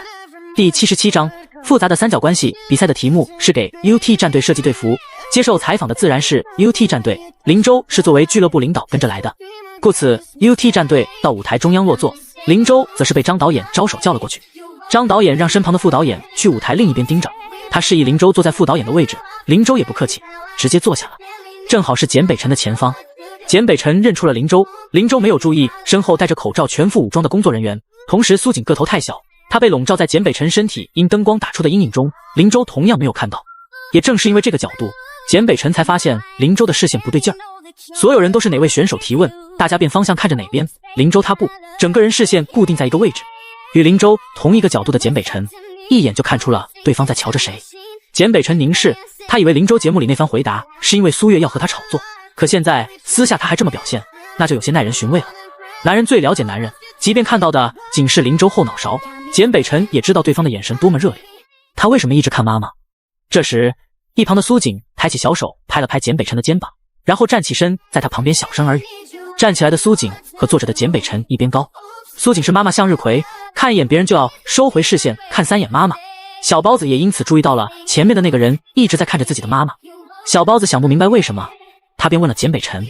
简北辰扭头同样用着低声回道：“他落枕了。”曾经睡落枕的苏锦知道这滋味有多难受，必须梗着脖子看一个方向，稍微扭动一下就疼痛难忍。原来这是这样，前面的叔叔真可怜。小包子重新坐回位置，继续看节目。简北辰视线落在林州的身上，目光幽深。林家公司的规模比不上简氏，但他在自己所处行业算得上龙头翘楚，公司经营的也不错。林父共有3个孩子，大儿子接管公司国内事务，小儿子在国外开拓市场，中间的二儿子也就是林州不怎么出现在众人视野，行事比较低调。当然林家也没有故意隐瞒，只是林州不爱参加各种宴会罢了，他做着自己喜欢的事，倒也逍遥自在。这样性格的人对带着孩子的妈妈上心不无可能。想起电话里被苏月骂的那一通，简北辰暗存，或许是自己真的误会了。苏月没有要跟林州炒作，而是林州真的对苏月上了心，所以借由节目表白，接着展开猛烈攻势。这时手机屏幕闪烁，简北辰打开手机，是张特助发来的邮件。他将 UT 战队过来录制的原因给简北辰道明了，他这也是从其他员工那里八卦来的。林州作为俱乐部小老板，主动对导演提出让队员配合录制。据工作人员猜测，林州好像对苏小姐有好感，以工作之名借此追求。张特助深知简总把他安排到云朵电视台这边是为了什么，所以他一来就非常敬业的打听八卦。这话他也是听别人说的，但那人说话有点反复，没确定是否属实之前，办事稳妥的张特助便没有发给简北辰。现在看到 UT 俱乐部过来了，便将之前打听到的消息发了过去。简北辰看过这封邮件后，更加肯定了自己的想法，他双手交握，大拇指轻轻敲打着，这是简北辰陷入思考时的下意识举动。张特助在旁看着，心中腹诽着，没想到他们神圣不可侵犯的简总有朝一日也会陷入三角恋中。台下人心思各异，台上节目录制的十分热闹。UT 战队过来后，经过导演宣布规则，选手们按顺序提问自己想知道的问题答案。轮到苏月时，他问的是你们各自擅长的英雄和玩法。选手们听到这个问话眼前一亮，苏小姐不愧是小老板相中的女人。之前那些选手问的都是什么啊？身高、三围、喜欢的颜色、有没有女朋友，相当枯燥乏味。再瞧瞧苏小姐的问话，相当有水准。提起自己喜欢的英雄，他们太爱说了，每个人都兴致勃勃。这和之前回答其他选手问题的态度截然不同，就连战队里最不爱说话的选手 LL 也变得话多了起来。随后问问题的周强有样学样，问 UT 战队和这款游戏带给他们的意义。这问的就很笼统了，作为专业选手，他们这个问题回答不好，俱乐部以及俱乐部内的其他队伍都会受影响。真是好刁钻的问题。在选手们看来，这种带有主观的问题，他们不管如何回答，那些黑粉都会挑出毛病进行嘲讽。教练也说让他们这次特训之前不能给黑粉留下画饼，结果这位37号选手问了这样的问题，几人回答的都很郑重。周强沾沾自喜，以为是自己问的有水准，压了苏月一头，殊不知回答问题的电竞选手心里都在吐口水。终于20名选手的提问都回答完了，电竞选手们长松口气，要是再让他们遇到37号选手那样的，这一天脑细胞都要死没了。他们错了，他们不该嫌弃之前问身高3围的设计师们。好，感谢 UT 战队的助力，请坐到这边。接下来我们欢迎此次导师惠安出场。惠安是4位评委之一，节目组藏得很深，选手们都不知道会有评委过来。苏月趁着功夫看了眼台下，本意是寻思找找儿子的身影，结果对上了林州的视线，两人视线碰撞后，对方明显躲闪的表情让苏月心里泛起嘀咕。这个纯情的反应以及之前的采访，很难让他不多想了。虽说如此，苏月对其仍没有过多关心，他收回视线的时候，正好看到了周强的表情。对方看着上场的导师加评委惠安，笑得相当得意，女主又在憋着什么坏？苏月现在看出来了，她这个女配老是不搞事了，女主开始不消停了。大家好，接下来由我为大家介绍关于运动服。惠安曾经有一套很出名的设计，是一系列带有飘带的运动服，所以节目组这期安排惠安过来为大家讲解，往后还会有其他评委陆续过来指导。到底是在国际上曾大火，华夏最为出名的本土设计师，惠安对运动服的认知了解得很全面。他讲解服装的样子，像极了之前领着选手们参观车间的连厂长，甚至于每说到最后，视线都要落人身上，这一点也都一样。而这次惠安老师最后的视线落的则是周强的身上。在讲到自己设计的运动服获奖优势时，惠安列举了一些问题让选手回答，虽然也叫了别的选手，但周强明显次数更多，且对方回答流利的样子，像极了之前和连厂长一唱一和的自己。周强和惠安，苏月手指轻敲着桌子，陷入思考。其实自己这份怀疑挺莫名的，周强回答的好，没准人家就是有着知识面。脑子里虽然是这么想的，但苏月心里直觉告诉自己，周强有问题。主要是周强手中的卡牌让苏月起了疑心，难道给他卡牌的就是惠安？今日的节目环节就是采访 UT 战队，然后听导师惠安的讲课，随即在房间画设计稿、创作衣服。节目组会将设计图放在网络上，由网友票选，先定个排名。导演组将规则只说到这，往下再如何制定规则闭口不提了，只说让选手们尽快回自己的房间去画设计图，在今晚8点之前一定要交给节目组，然后再由节目组发到网上，等待网友们的投票。至于接下来节目组会干什么，选手们完全猜不到，也难怪网友们会戏称张导演是反套路第一人。到了中午，惠安讲完了课，节目停止录制，接下来没有棚内录制环节，选手们都会在自己的房间画设计稿。那边导演喊了 cat， 拍手说大家可以去吃午饭了，在场的人都开始往外走。以往走路慢悠悠落在最后的周强今日格外快速，苏月见状偷偷跟了上去，他没有跟得很近，躲在墙壁后面的苏月看到周强和惠安有说有笑，听不清二人说什么，但从状态看好似很熟人。让苏月疑惑的是，在其他选手进到食堂后，周强和惠安又迅速地表现俩人不熟，这里面没有猫腻，说出去谁都不会信。苏月靠在墙上，正想着周强要做什么的时候，手机来消息了，苏锦问他在哪里。散场的时候，选手和工作人员一起出了棚子，苏月着急跟着周强，想苏锦和简北辰在一起也丢不了，就没急着见他们。现在收到苏锦的消息，苏月连忙回复道在食堂。彼时还在棚内的苏锦对身边喝水的简北辰道，妈妈说在食堂。刚刚人群散场时，父子俩站在原地等着人流先走，想着苏月也会站在那里等着他们，结果人都光了。台上苏月的位置也是空的，和他们存了一样心思的林州撇嘴嘟囔句，一眨眼人怎么不见了。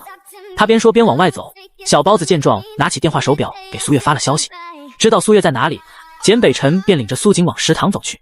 吃饭不积极，思想有问题，早饭就没吃的 UT 战队听到导演说结束后，直接窜出去往食堂跑。他们来的时候就打听好食堂在哪边了。第一时间赶到食堂的 UT 战队年轻人们看到了苏月过来后，心想这苏小姐人都来食堂了，小老板还在那傻等。接着队员连忙给林州发了消息。来到的食堂，林州一眼就看到了坐在边上对着他挤眉弄眼的队员们，队员旁边的桌子便是苏月独自一人在吃东西。苏小姐，之前说邀请你吃饭聊表歉意，不如咱们出去吃，我请你。林州无视 UT 战队那帮人，径直来到苏月跟前，柔声开口提议道，我已经打好饭了，不能浪费食物。你说的事情也都过去了，不必再亲我。苏月拒绝着，吃什么饭，自己还要等儿子呢。听见苏月这么说，林州说了句你说的对，然后便连忙去窗口打菜了，想着这样打饭和苏月做一桌吃也一样。就在打菜回来的半路上，林州遇到了苏锦，这里怎么会有小孩子？苏锦是自己过来的，在门口的时候，简北辰突然响了一通电话，接着电话的他神色严肃，好像处理什么合同。我自己先进去了，迫不及待要见苏月的小包子戳了戳简北辰的胳膊，这是他举起手能碰到的最高高度，站的地方就是食堂门口，苏锦进去也丢不了。简北辰点了点头。就这样，苏锦自己过来了，还和林州撞在了一起。小跑过去的苏锦没看到林州转身，直接撞到了对方的腿上，摔了个屁股蹲。苏锦利落地坐起来，不哭不闹对林州道：对不起，是我着急没有看路。说完，苏锦便要离开，结果被林州一只手勾住了他的书包。林州看着独自出现，身旁没个大人照看的小孩子，他蹲下身对苏锦道：你的声音我听着怎么这么耳熟，长相看着也有些熟悉。苏锦闻言抬头挺胸，很是自豪道：我和妈妈上过电视，所以你可能听见过我的声音哦。末了，苏锦又添了一句：我妈妈是天路比赛第1期第1名，第2期第1名，以后会一直第1名的天才设计师苏月。作为妈吹，此时不吹更待何时？终于有机会让自己这么介绍了，苏锦内心欢喜。林州愣了愣神，声音有些怪异道：你是苏月苏小姐的儿子？如假包换。苏锦点头，这人怎么还怀疑自己呢？妈妈明明说自己长得和他一样白，这都认不出来。之前苏锦曾在电视里看到过一段剧情，是围观的人在说小孩子哪里长得像母亲，他便问苏月自己长得哪里像妈妈。看着男主缩小版的苏锦，苏月想了想说道：你长得像我一样白。然后苏锦就记住了这点，并且现在说了出来。林州当然知道苏月有儿子，只是突然看到这儿子冒出来，有些说不出来的惊慌罢了。或许可以称之为自己要追求对方妈妈抢人的心虚感。第78章，男主局外人，憋屈又窝火。林州清嗓子，扯了下衣服，伸出手：你好，我叫林州。苏锦同样伸出小手回道：你好，我叫苏锦。妈妈说要做个有礼貌的孩子，初次见面别人问好要回应。对于苏锦来说，见过第2面的话就不算陌生人了。听到苏锦的姓氏，林州眼中闪过了然，看来听说的传言没错了，苏月的确是单亲妈妈。上次录制节目播出后，工作人员之间就有些闲言碎语，倒也不是攻击的话，只是讨论下八卦，说苏月是单亲妈妈。因为苏月有儿子，难免就有好奇的人会想知道她老公是做什么的。后来节目播出，看苏月家里的场景，没有一样男人用的东西，所以大家隐隐猜测苏月是单亲妈妈。林州也是听到这样的消息，才会说大胆表露欣赏之意。看到苏锦，林州便想这个猜测应该是真的。林州是一个非常自主，不在乎世俗看法的人，否则他也不会家里有公司不去，而选择当一名主播。这在长辈眼中就是不务正业，给家里丢人的事情。俱乐部看似哥哥是大老板，实际上是林州的。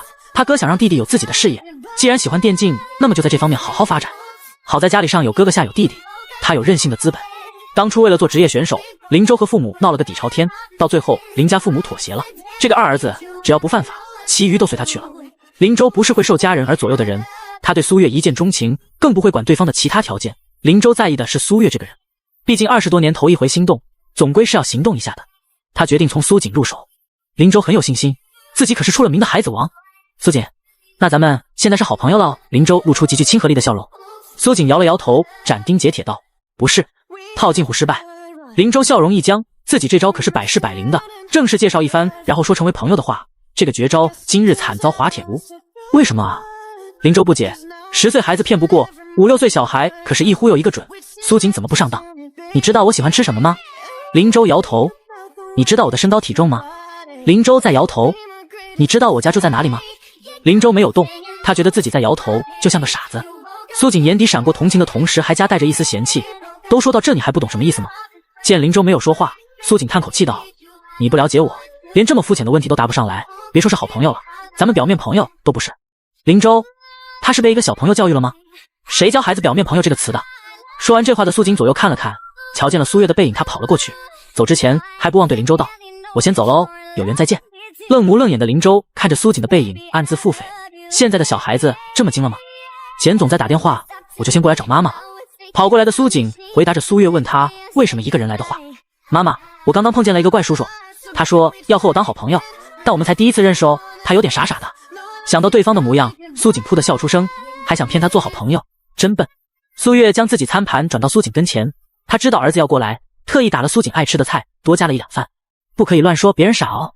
苏月说着，为了苏锦一块肉，对大人来说小小的肉块进到苏锦的嘴里变成了很大一块，他吃的腮帮子一鼓一鼓道：我没有当他的面说，是在心里想的。苏月听着儿子的狡辩，笑着摇摇头，正要再说什么，对面坐了个人，是林州过来了。苏小姐，你家小朋友好聪明，刚才我们聊了2句，特别古灵精怪。林州将饭盘放在桌上搭话说道。苏月还有什么不明白？这就是苏锦口中的傻叔叔。苏锦，你喜欢吃鸡腿吗？叔叔这里有鸡腿呢，要不要吃花生米，裹着白糖甜滋滋的？看着林州试图和苏锦建立友好关系，苏锦埋头苦吃爱理不理的样子，苏月暗暗发笑，他儿子对于糖衣炮弹非常有抵抗力。简北辰进到食堂内，看到的就是这种场景。林州低头跟着苏锦说话，脸上笑的褶子都要挤成一朵菊花了。这个角度他只能看到苏月的侧脸，乔娜眉眼也是含笑的，三人之间气氛很和谐。此刻简北辰心里有股郁气梗在喉间，说不来的心情能确定不是愉快。哇哦，那一家3口看起来好幸福哦。一名路过的服装厂员工视线扫到苏月那边，单身的他随口对同行之人说了句羡慕之言。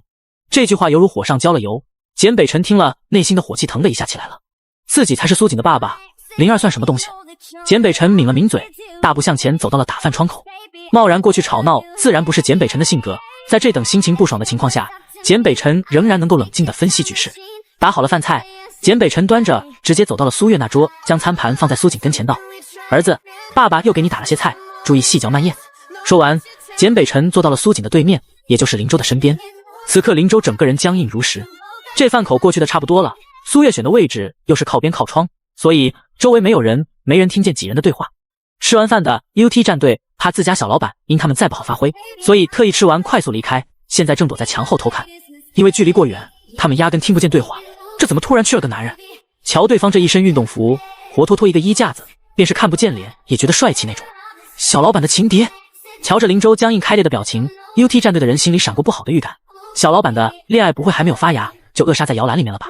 被众人担心的林州并没有呆愣太久，他视线看向旁边的人，又戴帽子又戴口罩的，是怕见人。先生你好，我叫林州，和苏小姐共同录制了一个节目。您是苏锦的父亲？林州说着话，然后抬起胳膊想要和简北辰握手。简北辰冷冷地嗯了一声，连头都没有扭过来看他，更别提侧身和他握手了。手抬到一半，林州缓缓放下了。见对方很难搞的样子，林州磨了磨后槽牙，他知道苏锦是随谁了。苏小姐，你和丈夫的感情真好，他还过来陪着录节目。林州笑呵呵地说。苏月听得出来林州在试探什么，他看了眼简北辰，对方没有反驳也没有解释，只是专心地看着苏锦吃东西。见对方这样，苏月瞬间有些犹豫要不要解释，反正现在别人也不知道简北辰的身份，自己随口糊弄过去不会影响什么，省得林州认为他单身搞什么追求那一套。他现在的心里只有搞事业和养儿子。然而还没等苏月说话，苏锦先把老底露了。不好哦，你不要这样说，妈妈会不高兴。而且这个节目是我要来的。之前苏锦问过苏月，为什么他不能住在简宅，别人都是一家人住在一起。当时苏月的回答是爸爸妈妈没有感情，所以不会生活在一起。现在听到林州说感情好，苏锦便忍不住解释，之前他撒泼打滚想让妈妈留下，就是因为没感情，所以妈妈才不留下，还有点生气了。在苏锦心里的标签就是这件事情不能提。听见林州的话，苏锦擦了擦嘴巴，很认真的解释。下一秒他的嘴巴就被苏月塞了一块肉。害怕苏锦再胡乱说暴露了身份，苏月赶紧堵住苏锦的嘴。简总也不是妈妈丈夫的这句话让苏锦顺着肉块咽了下去。啊，是这样吗？抱歉。因着自己说错话，林州不好意思地低下了头。然而从简北辰的角度却能看到对方偷笑的嘴角。哼，简北辰心中发出一声冷笑。见简北辰明显不想理自己的样子，林州也不过多打听，本想套对方的话，看来是不能了。苏小姐第1期设计的梦须裙子，第2期设计的拼接款童装，真是太棒了。林州是想和苏月搭话，结果却钓到了一只苏锦。是吧是吧，我也觉得好看，妈妈的童装是想着我设计的哟。苏锦开始显摆了。林州很配合小包子，附和着对方说，一是想和苏锦打好关系，二则是让苏月看看他和他儿子可以友好相处。提起妈妈的设计，苏锦可就不饿了，他放下筷子滔滔不绝。苏月看了眼空了的米饭，想着小包子今天吃的不少，就没有催促他继续吃。他拿湿巾给苏锦擦着手，刚刚小包子用手砍了大骨头。苏锦和林州聊得开心，苏月照顾着苏锦，即便简北辰和他们坐在一张桌子上，他仍然像个局外人。简北辰深吸口气，很好，很久没有这么窝火的感觉了。视线落在苏锦兴致勃勃的小脸，简北辰很认真地考虑着自己要不要仔细研究一下苏月的设计，这样以后可以和儿子有共同话题。好了，咱们该回去午睡了。苏月给苏锦擦完手，看了眼时间，听导演的意思是今天大概会录制的比较晚，所以苏月想让小包子中午睡一觉，不然他怕依照儿子的犟种性格会硬熬着陪自己录制到节目结束。苏锦点点头，然后对着苏月伸出双手，软糯糯地说：“下不来，妈妈抱简北辰，在他面前蹦得不要太溜。林先生，不好意思，我们先走了。”苏月将苏锦抱下来，对林州道：“好，下午录节目再见。”林州说完，抬起手对苏锦拜拜。苏锦抬手晃了晃，然后把手放在嘴边做喇叭，撞到现在我们是朋友喽。刚才聊起苏月的作品，苏锦说的每个问题，对方都能回答上来。林州迅速地得了苏锦朋友身份的认可。好，我们是朋友，期待有一天变为好朋友。听到这句话，简北辰噌地起身，从三人中间穿过，路过苏月身边，扔下一句道：“走吧。”苏月浅笑，对林州点点头，转身抱着苏锦走了。林州站在原地，微笑看着苏月走出食堂，人不见了，眼神仍冲这个方向发呆。苏小姐笑起来好好看。被苏月抱着，脸是冲着林州的苏锦全程看到了对方的表情，他的新朋友笑得有点傻，和自己做朋友这么开心吗？以后多带他一起玩好了。苏月抱着苏锦，让他在自己的屋子里午睡，回头发现简北辰走着走着，不知什么时候落在了他们的后面，并且一路跟着他回了房间。他还以为简北辰回了自己的房间，反正在这个服装厂，连厂长怠慢了，谁也不敢怠慢简北辰。对方今天没有出现在食堂，8成是简北辰交代，连厂长不要暴露了他的身份，所以对方索性连面都不露了。不得不说，苏月这随便一猜就中了，连厂长不出现就是怕露馅，没办法，见到简总他忍不住上前献殷勤，这可是总公司的大老板，比他们服装厂再上一层的服饰部经理都高多层的掌权人。为了不给简总坏事，连厂长选择不露面。下午你若没事就在屋里守着孩子，我要去参加节目。这是苏月放对方进来的原因。简北辰点头答应了。苏月给苏锦哄睡之后，自己也躺在床上眯了一会儿。简北辰坐在沙发上玩手机，眯这一会儿，苏月也没有睡着，他在想着周强和惠安的关系。原著中关于女主的比赛直接一笔带过，笔下描述连1章都不到，直接就说夺了冠军。有了事业的女主更加有魅力，更能吸引男主，这是作者安排比赛的意义。重点写的是女主后面的风光，前头的比赛不重笔墨。苏月琢磨，该从哪能打听到惠安这人的情况呢？对方一定和女主有猫腻，且显然是和比赛有关。他要比赛保证公平，便是真有内幕。他提前知晓，也好想应对之法。要说内幕的话，苏月扫了眼沙发上的人，也不是没有办法解决，自己还有一条捷径。这时，苏月手机响起，他赶紧调成静音，看苏锦没被吵醒，松了口气。听到苏月这边的动静，简北辰回头看，苏月正在瞧是谁打来的电话，他眉尾微挑，周强。第79章，无敌强大的32号选手好像出问题了。苏月察觉到简北辰的视线，他用手指了指苏锦，然后去了阳台。周强打来的这通电话内容，苏月一瞬间有想过对方会说什么。如他所料，对方是来给简占薇求情的。刚才苏月在食堂就看到周强多打了一份饭，应该是给简占薇送去了。放在往常，苏月不会接周强的电话，马上大家一起录节目，有什么见面不能说要打电话，估计是看简北辰在他这边，所以周强故意整紧，这人又要耍把戏了。苏月之所以会接，是因为他也想试探看看周强和惠安的那层关系，在某个不具名的兵法书中，打草惊蛇也是种手段。苏小姐，微微她看似跋扈，这样的性格只是她的保护外衣，其实她的内心很善良柔软。你能不能在简哥哥面前求求情？他因为得罪你，被简哥哥骂了一通，现在也知道错了。公寓楼的布局都一样。彼时，周强处在简占薇房间里的阳台打电话。吃完午饭的简占薇再次睡着了。周强这通电话是背着他打的，看似很温暖的举动，实际上是因为周强知道简占薇没睡着，他故意打的。周强的目的是这通电话过后，在简占薇那里让自己更好，让苏月更坏。如果苏月答应了，对方必然会在简哥哥那里留下坏印象。简哥哥最讨厌别人管他的家事，如果苏月不答应，那么他在简占薇这里只会更加恨他。周强在2人的裂缝火焰上再浇了层油，不管是哪种，对周强来说都是有利的。然而他没想过苏月会有第3种答案。周小姐和评委惠安很熟悉吗？没说答应不答应，苏月直接反问。周强慌了，苏月是看到了什么？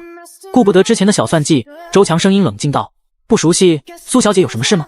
怎么突然提到了惠安老师？哦，没什么事，那我先挂了，有事要忙。苏月挂断了电话，听着电话里的忙音，周强捏着手机的手发白，没在自己计划好的事情上膈应到对方，反而因为对方的话心烦意乱。周强抿嘴，苏月真不是个善茬。出了阳台，苏月看小包子还在熟睡，他到沙发坐下，小声道：周小姐打电话来，让我劝你们兄妹和好。苏月直接给周强卖了，他不仅给了周强第3种答案，还做出了第3种选择。说完的苏月仔细观察着简北辰，对方的脸没有任何变化，面无表情。顿感无趣的他又道：我去摄影棚了。见苏月离开，简北辰看了眼阳台方向，屋子内很安静，虽然苏月将阳台拉门关上了，但简北辰仍能听清对方的话。苏月对周强满是戏谑的语气，他听得一清二楚。从一开始，苏月对周强的态度就有些奇怪，他身上反常的地方太多了，简北辰眸光幽深了几分。苏月不知道自己已经惹了简北辰的怀疑，当然，若是知道了也不会在乎。男主想破天能怎么样？现在的苏月对待主角团或是剧情，一整个天不怕地不怕的摆烂。来到录制现场的苏月回想着自己说出那句话时周强的反应，虽然对方极力装作淡定，但那句回问里面的戒备没有隐藏住。如果说选手和评委私下认识，大大方方表现出来也不会是什么诟病。周强这反应典型的做贼心虚啊！录制棚内，此处已经被节目组隔成了20个单间，每个单间上面都架上了摄像机。所有选手到齐后，各自按照顺序进到白棚内，上面有画笔和纸。按照之前导演所说，选手们将有1个小时的时间画设计图。之前导演宣布规则，就是为了让选手们在午休的时间将设计构思想好，到时候进到白棚内画出设计图后，节目组会传上网去进行评选投票。上午苏月对 UT 战队问完自己的问题后，他就有了设计思路，拿到纸笔的那一刻直接动手画了起来。白棚内20台摄像机同时录着，总导演坐在显示屏的后面盯着众选手情况， UT 战队则是负责讲解，主持人在旁偶尔搭个腔，这一段也会被剪辑放在节目里。摄影场地有一块空地，这里被立了一个大屏幕， UT 战队的选手可以通过这个看导播转过来的画面。刚才导演都交代过了，他们需要时不时评价2句，最好是话多一些。所以当摄影棚的屏幕闪过哪个设计师的画稿，他们就会评价1、2句。因为不是专业人士，所以他们更多是娱乐性质的讲解。比如哪个设计师给衣服上画了个图案，他们既会说哇很酷的图，又有哪个设计师给裤子增加了个抽绳设计，他们就插科打诨的说可以掖进袜子里等。选手们创作的时候都是安静的，需要 UT 战队说说话，增加一些娱乐性。摄像机再一转，到了苏月这边， UT 战队看到衣服图案，其中一人道：这不是我最爱英雄的大招水云天吗？牛啊牛啊，给画出来了！我也说了最喜欢的英雄，为啥不画我的？火焰江山也很好看啊，不，漫天飞舞更好看，才不是，铜墙铁壁最帅气。一个镜头引发了一场小争论。很快1个小时就过去了，摄影师进到白棚里给选手作品逐一拍特写照片，拍到苏月的作品，摄像师愣了一下，因为苏月一张纸上不仅画了作品，还画了解析图，扫了一眼摄像师都忍不住赞叹绝妙。在导演组将作品上传到网上后，1个小时后会揭晓投票结果。这期间，选手们每个人拿着自己的设计稿到前面来讲解自己的设计。选手们从白棚里出来后，惊讶地发现4名评委突然都出现在了这里，这让众人心下一凛。原本大家没有那么大的紧张感，因为在他们看来，今日应该是活动日，没有淘汰的环节。现在看到导师后，他们不敢确定了。演讲的顺序抽签决定，另外3位评委的突然出现也让苏月有些惊讶，难怪今日总导演说会录到很晚，看来是要今天就完成20进12的比赛。更让苏月没有想到的是，他被抽中了。苏月是第一个上台去演讲自己设计稿的，他没有紧张，收好设计稿以及在棚子里的草稿，苏月上了台。评委老师们好，我是32号选手苏月，接下来为大家讲讲我的设计理念。关于 UT 的战服设计，在对他们进行更深的了解后，我为设计的作品立了一个中心思想逆行的战神。我得知每年的世界冠军队伍都会得到官方奖励的皮肤，这成了我的设计的灵感。这款运动服背后的图案将采用刺绣的形式来绘制，图案的特别之处就是它可以转换成5种游戏内英雄的大招，对应的也是5名队员热爱的英雄。例如将漫天飞舞旁边的秋叶这样翻转，再贴在设计的魔术贴，就成了另一个大招火焰江山。职业战队的选手年纪都不大， UT 战队的选手有2名都不满20岁，其中最大也才21岁。对于苏月的设计，他们每个人眼睛都亮晶晶的。随着苏月的介绍，脸上的喜爱半分藏不住。这战服不仅属于 UT 战队，还是专属他们的衣服，背后的图案大招是苏小姐专门给他们设计的。几个人感动的都要热泪盈眶了，这种感觉好爽，是怎么回事？一旁的林州牙都要咬碎了，头一回觉得自己退早了，今年应该再参加一回比赛的。苏月介绍完，评委们都鼓起了掌，每个人的眼中都是赞叹。我在你身上看到了成熟设计师的品质，整个设计细节没有一处问题。苏，期待你带给我更多的惊喜。神奇，我是看到了魔术吗？你竟然变出了5个图案，这样的构思居然是1天完成的，太不可思议了。你是天才，苏小姐，你的每一次设计都让我期待。作为评委，我该指点你的问题，但很抱歉，我挑不出任何毛病。你很棒。这是3位外国评委的点评。到了惠安这里，对方没有其余3人那么激动，看似中肯的评价，其实就是鸡蛋里挑骨头。说什么在颜色搭配上，以苏月的实力还可以做得更加完美，他对他抱以厚望。这些话听在苏月耳中就是屁话，明夸暗贬，他装什么好人呢？并非苏月不能接受批评，而是惠安的点评就是没话找话挑小刺。苏月回以微笑，对惠安道：惠安老师的厚望还是好好留住，这比高帽还让人有压力，我比别人更知道自己如何，谢谢。这一句刺儿话让惠安眉头轻皱，大家都能看出来32号选手在对惠安评委表示不满。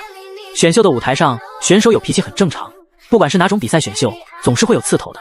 苏月无意给自己安乖乖牌的名头，人都是有脾气的，若是有必要，他当那个刺头也无所谓。下台的苏月视线扫了周强，见对方忧心忡忡的样子，他嘴角微勾。周强看他敢这么对待惠安，肯定会猜测他知道了他们二人的事情，有了把柄才会那么大胆。就看接下来周强行不行动了，不然等到对方实施计划他再得知，那便有些晚了。台上如此对待惠安，苏月也有故意刺激周强的因素在，他不信炸不出二人的阴谋。介绍完作品的苏月坐回椅子上，他想如果每次都第一个上台也不错，这样接下来他可以从观众的角度看节目了，更加让人放松。其他选手如果知道苏月如此想，一定拿着灭火器把这个危险的想法扑灭。疯了吗？回都让32号选手第一个，他们会疯的。那个背后游戏人物大招的设计是人能想出来的。上午问人家选手喜欢哪个英雄，下午就将选手喜爱英雄的大招整合，然后通过对折的办法拼凑转换。看 UT 队员们的表情就知道32号选手设计的大招款式有多合他们心意了。从上午问完问题到现在还不到6个小时，这期间包括录节目和中午吃饭，那样复杂的转换手法，32号选手是怎么想到的？这种临时发挥的设计，很明显不是靠以前的经验就能搞出来的。不说 UT 战队的队员，就连他们看了那样的设计也有点心动，真的很特别。32号选手设计的作品，时尚度是完全不必怀疑的，时尚度有了，趣味性也有了，并且紧密贴合着电竞战队的主题。越想越觉得32号选手强得变态。如果不知道对方的设计，他们还能想自己作品设计得很棒，存着待会上台一定技惊四座的念头。看完32号选手的设计作品，整个人的信心都没有。介绍作品的状态好也是会加分的，可是他们现在看完32号选手的作品后，很难调整好状态。正因为是同藏，所以才知道差距。和对折成5套大招图案的巧思相比，他们设计的图案再好都算普通，和对方胡别苗头的资格都没有。还没等介绍，心里就败了，这还能好？下一次32号选手一定不要当第一个了。所有选手在心里祈祷。随着选手们一一介绍，评委们再也没有像见到苏月的作品那么激动了。很快20名选手都完成了。与此同时，网上的投票结果也出来了，苏月是第1名，高于第2名10倍。看着屏幕上的票数，周强居然位于第19。苏月眉头微皱地看向周强，发现了对方嘴角一闪而过的笑意。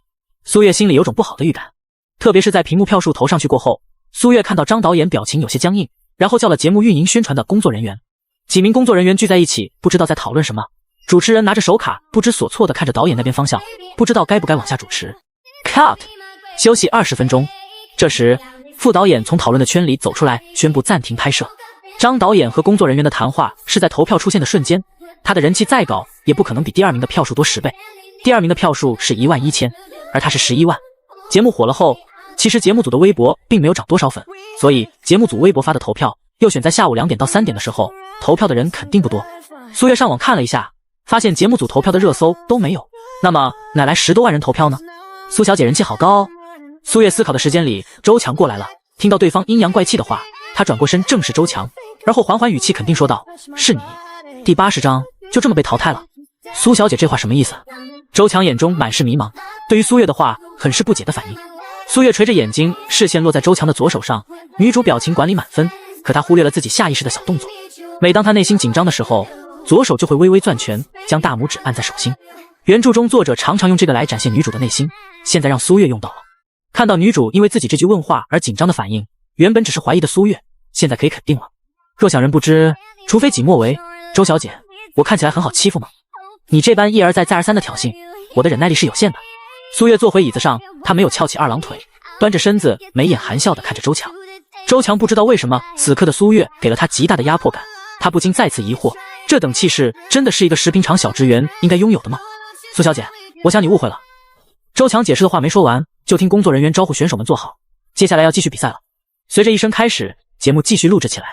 苏月的票数还是10多万，刚刚节目组围在一旁商量的就是票数问题。期间张导演联系了网站工作人员，那头确定这些票都是手机号一条条短信投出来的。既然这样，工作人员便是觉得票数有点不对劲儿，仍然按照网站所显示的宣布了。倒不是节目组的人不相信苏月的实力，而是这个票型有些反常，投票数量有些奇怪。经由节目组最后商量，决定继续录制，如实记录。好，接下来我为大家宣布各项排名。第1名苏月，总积分90；第2名陆秋，总积分72分；第3名。随着主持人宣布名次，选手们的表情都有些僵硬。一共才录了3期，每期能累计30分，苏月7期都是第1，所以满分。他们以为第3期的30分不会现在定，许多人没想到这次评委打分过后，再经由网友票选便直接定了分数。这场是20进12的比赛，虽然不是决赛，但也很重要。积分是大家公认能多得就要多得的东西。结果这一期还没有看到成品，就直接拍案定论了。随着主持人念完，不少人脸色发白，因为他们排在12名之后，其中周强在13名。如果按照这样的名次淘汰，便有他一个。大多数选手相信节目组接下来还有环节，结果他们却听到了主持人说：“好，接下来我所念的名次中，前12名晋级，后8名淘汰。”听到这个消息，当场便有人表示不服，然后被几个评委联合对了回去。作为设计师，最重要的基本功设计稿最起码要画好，要有认真对待的态度。结果呢，这次评委得分低以及网友票选的设计，归根究底只有一个原因：设计师没有好好画设计稿，许多需要流畅下来的线条，设计师断接好几次，一笔画的不对，整个作品的感官给人就差很多。最初海选报名的时候，就是让选手画的设计图，当时的那个设计图每一个都是那么用心，而现在呢，同样的设计图都是设计师的作品，只因为时机不同便区别对待，便是为了创作，设计师也不能忘了初心。节目组将所有选手2张前后对比放在屏幕上，许多设计师羞愧地低下了头。你们被淘汰，技不如人是一方面，最重要的是你们没有端正态度来对待自己的专业。这期的比赛内容是在录制第2期之前，几名导师和节目组凑在一起商量好的，这是一道考验，你们被淘汰了。张导演的话在这样的气氛下显得格外冷酷无情，许多选手呜呜哭了起来。周强脸色极白，低垂着头，不知道在想什么。在刚刚周强凑过来的时候，苏月就发现了对方的粉底打得很厚，口红的颜色微微靠近裸肤色，所以看起来不是很有气色。苏月扫了眼站在台下拍摄选手区的摄像师，对方镜头一直对着周强在录。屏幕上周强的设计稿的确略显几分潦草，说来凭借周强和惠安的交情，对方会不告诉周强这个消息？脑中灵光一闪，一道银线瞬间把苏月脑中的片段都串起来，他好像猜到周强的计划了。苏月看了眼惠安，又看了眼周强，心中暗骂，真是阴险啊。其他选手面对节目组说的这些话，他们再没了意义，一个个都老实了下来，节目也停止了录制。之前节目组的人跟选手透露说会录到很晚，其实都是障眼法，是在忽悠选手们。节目组将摄像机收了起来，苏月也准备离开了。在走之前，林周晓跑了过来，眼睛发闪道：“苏小姐，不知道可不可以加个微信？”见苏月表情犹豫，林周接着道：“接下来队员战服的事情，可能有些细节需要和你联络，有了微信发图片那些方便点。”在节目录制结束前，节目组表示会按照之前所说，此次设计出的成品会作为 UT 战队参加冬季电竞世界杯比赛的队服。当然了，苏月作为设计师拥有版权，自然也会有小钱。设计的作品由苏月直接和俱乐部对接，节目组没有限制。放在别的选秀节目，节目组必然是要把这种事掐在自己手中。然而天路节目组财大气粗，能请来这4位评委的节目，他们会在乎这点蝇头小利。云朵台要的是打破卫视定位的窘迫局面，冲出重围，没有人想谋苏月这点利，所以最后就是节目组直接全权交给苏月自己处理了。这样的话，林周加微信的行为就很合理了，两人也的确有必要加个微信。加了好友之后，林周没有过多缠人，很是利落的摆手说拜拜，苏月也笑着摆手，因为不了解林周，所以把直播时的形象安在了对方身上。现在看看，其实这个人挺举止有礼。和林周说完话，苏月转身就看到父子俩站在门口瞅着他，小包子一脸怨念，简北辰也是不乐呵的表情。苏月，两人是怎么回事？第81章就不能带我一个吗？妈妈你怎么说话不算数？明明答应了让我看节目的。在小包子的心里，看节目就是从头看到尾，中午回房间睡觉的时候，妈妈应该在去参加节目前把他叫醒，然后2个人一起过来。结果自己醒了，发现人不见了，就听简总说妈妈录节目去了，真是好气人。小包子撅嘴，脸颊气鼓鼓的，现在节目都结束了，他还不知道结果。苏锦越想越不开心，一旁的简北辰也很郁闷，在儿子午睡期间，他又是给盖被子又是给扇风，得不到好就算了，儿子醒来第一句话就是妈妈呢，第2句话就是我去找妈妈，如此也就算了，偏偏苏锦还生了他的气，问他为什么不去公司上班，说服装厂这地属于一个陌生的地方，妈妈肯定不会把自己独自丢在房间里，会把自己叫醒去看节目。愤怒的小包子开始无差别迁怒，简北辰非常冤枉，但他的解释苏锦不听，一路小跑来到了苏月跟前，所以简北辰的脸色才这么臭。儿女果然是上辈子欠下的债，可这债怎么在苏月那里就像是银行给无息贷的款了？他这儿子臭脸在苏月面前摆超过30秒了吗？看到苏锦被苏月一句话轰笑的模样，简北辰的脸色更黑了。苏锦的表现无时无刻不是在告诉简北辰，你和妈妈在我心里差得远了，妈妈得了冠军，又是第1名。就这么一句话，让小包子重新露出了笑脸，甚至差点忘了自己还在生气。妈妈真棒，又是第1名，原来我这处也随了妈妈，自己在幼儿园也是回拿第1的，觉得自己和妈妈又多了一处相同点。苏锦很开心，妈妈没叫你是想让你好好休息，妈妈以为节目会录制到很晚，所以想着到后面再叫你，没想到节目结束的这么快。苏月说完，抱起苏锦小声的在他耳边道，妈妈跟服装厂申请了，设计的 UT 战服可以给你手工做件儿童版。小包子一脸惊喜，抱着苏月在脸上亲了一口，然后也学着苏月的样子在他耳边道：“那咱们说好的游乐场还算数吗？”苏月点头道：“当然了。”耶！妈妈万岁！我最爱妈妈了，我也最爱我的宝贝儿子，母子二人腻腻歪歪。站在两步远的简北辰觉得自己被孤立了，孤立得很彻底。现在这场地就他们3个人，为什么要说悄悄话？最后苏月没有坐节目组的大巴返回市中心，在周强杀人的视线中，他上了简北辰的车。节目大巴走了后，工厂前面来客车辆只剩下2台，一个是周强的，另一个就是简北辰的。周强的副驾驶坐着简占威，苏月不知道对方是不是真的老实了，但看得出简北辰的话的确管用。对方谈完话后，再没有出现在自己的面前，就连他的偶像过来录节目，简占威也没有到现场观看。周强向林州索要签名，说他的妹妹非常喜欢林州，林州给写了 TO 签，名字就是微微。所以苏月有些明白简占威突然态度爆炸的原因了，他哥是一方面，林州对他有点殷勤是另一个击垮他的点，这可真是够莫名其妙的。坐在简北辰豪车的后座，苏月看到周强副驾驶坐着的简占威一脸颓相，好像没什么活力似的。如果对方能吃住这次的教训，日后不出现在他面前，那可是太好了。苏月心里是这么想的，但直觉告诉自己，简占威不是这么轻易就能下线的角色。车子刚出了服装厂，苏锦坐在儿童座椅上，抻着脖子对简北辰道：“我要回家和妈妈住，下午让管家伯伯把书包送过来哦。”苏锦身后背着的书包里面只有2本书，简宅的学习桌上他还有2本作业。简北辰扫了眼车内镜，对苏锦语调平平道：“你不称呼我，我怎么知道你在和谁说话？”苏锦哦了一声，然后道：“简总，麻烦你让管家伯伯给我送一下书包。”小包子叫便宜爸爸简总这个称呼，向来是和苏月私下喊的，所以简北辰并不知道苏锦是这么叫他。听到这声充满稚气的简总，简北辰将车慢慢靠边停下了。苏锦，我是你爸爸，你现在不想承认没有关系，以后我会让你心甘情愿叫的。说完，简北辰又启动了车子。在简北辰看不到的角落，苏锦偷偷回了个鬼脸。苏月看到了，他笑着摇了摇头，心中腹诽，就冲男主这脑子，让儿子叫他爸爸短时间内有些难。然后他很想吐槽，刚刚简北辰说的话好像小说霸总啊，不对，简北辰虽然是在后妈文里的男主，但他也是的确是实实在在的霸总一枚。现在的苏月已经在考虑把孩子交给简北辰，到底是不是正确的决定了。等到 UT 战队的战服制作完成后，苏月机会又收到一笔钱，往后这件衣服会成为 UT 战队的周边，每卖出1件，作为设计师他都是有抽成的。这是节目组制定的协议，不得不说天路节目组对参赛选手真是相当好了。有了钱在手，苏月心里不慌了。最初要把小包子送走，排除剧情原因，最大的因素就是自己生活太不稳定。现在他的生活逐步走上正轨，他养个孩子还是可以的，但以后若是忙起来，可能也顾不上。总的来说，自己的情况对苏锦有利有弊。孩子愿意跟妈妈是一方面，他也怕自己工作狂忙起来，疏忽了小包子。苏月看着窗外，眉眼中满是纠结。妈妈，咱们明天去游乐场还是后天去？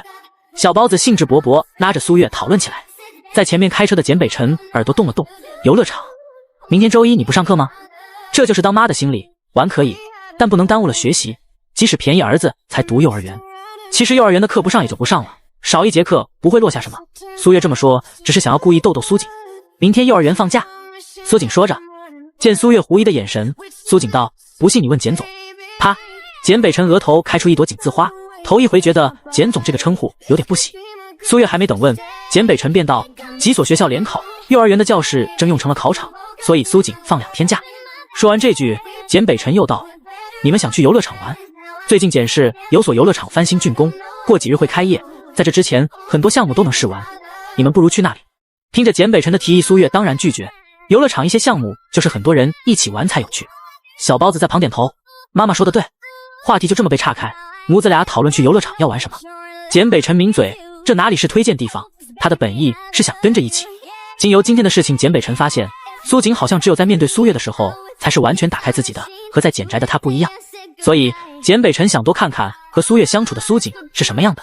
奈何母子俩没有 get 到他的意思，谁都没有邀请简北辰一起来玩。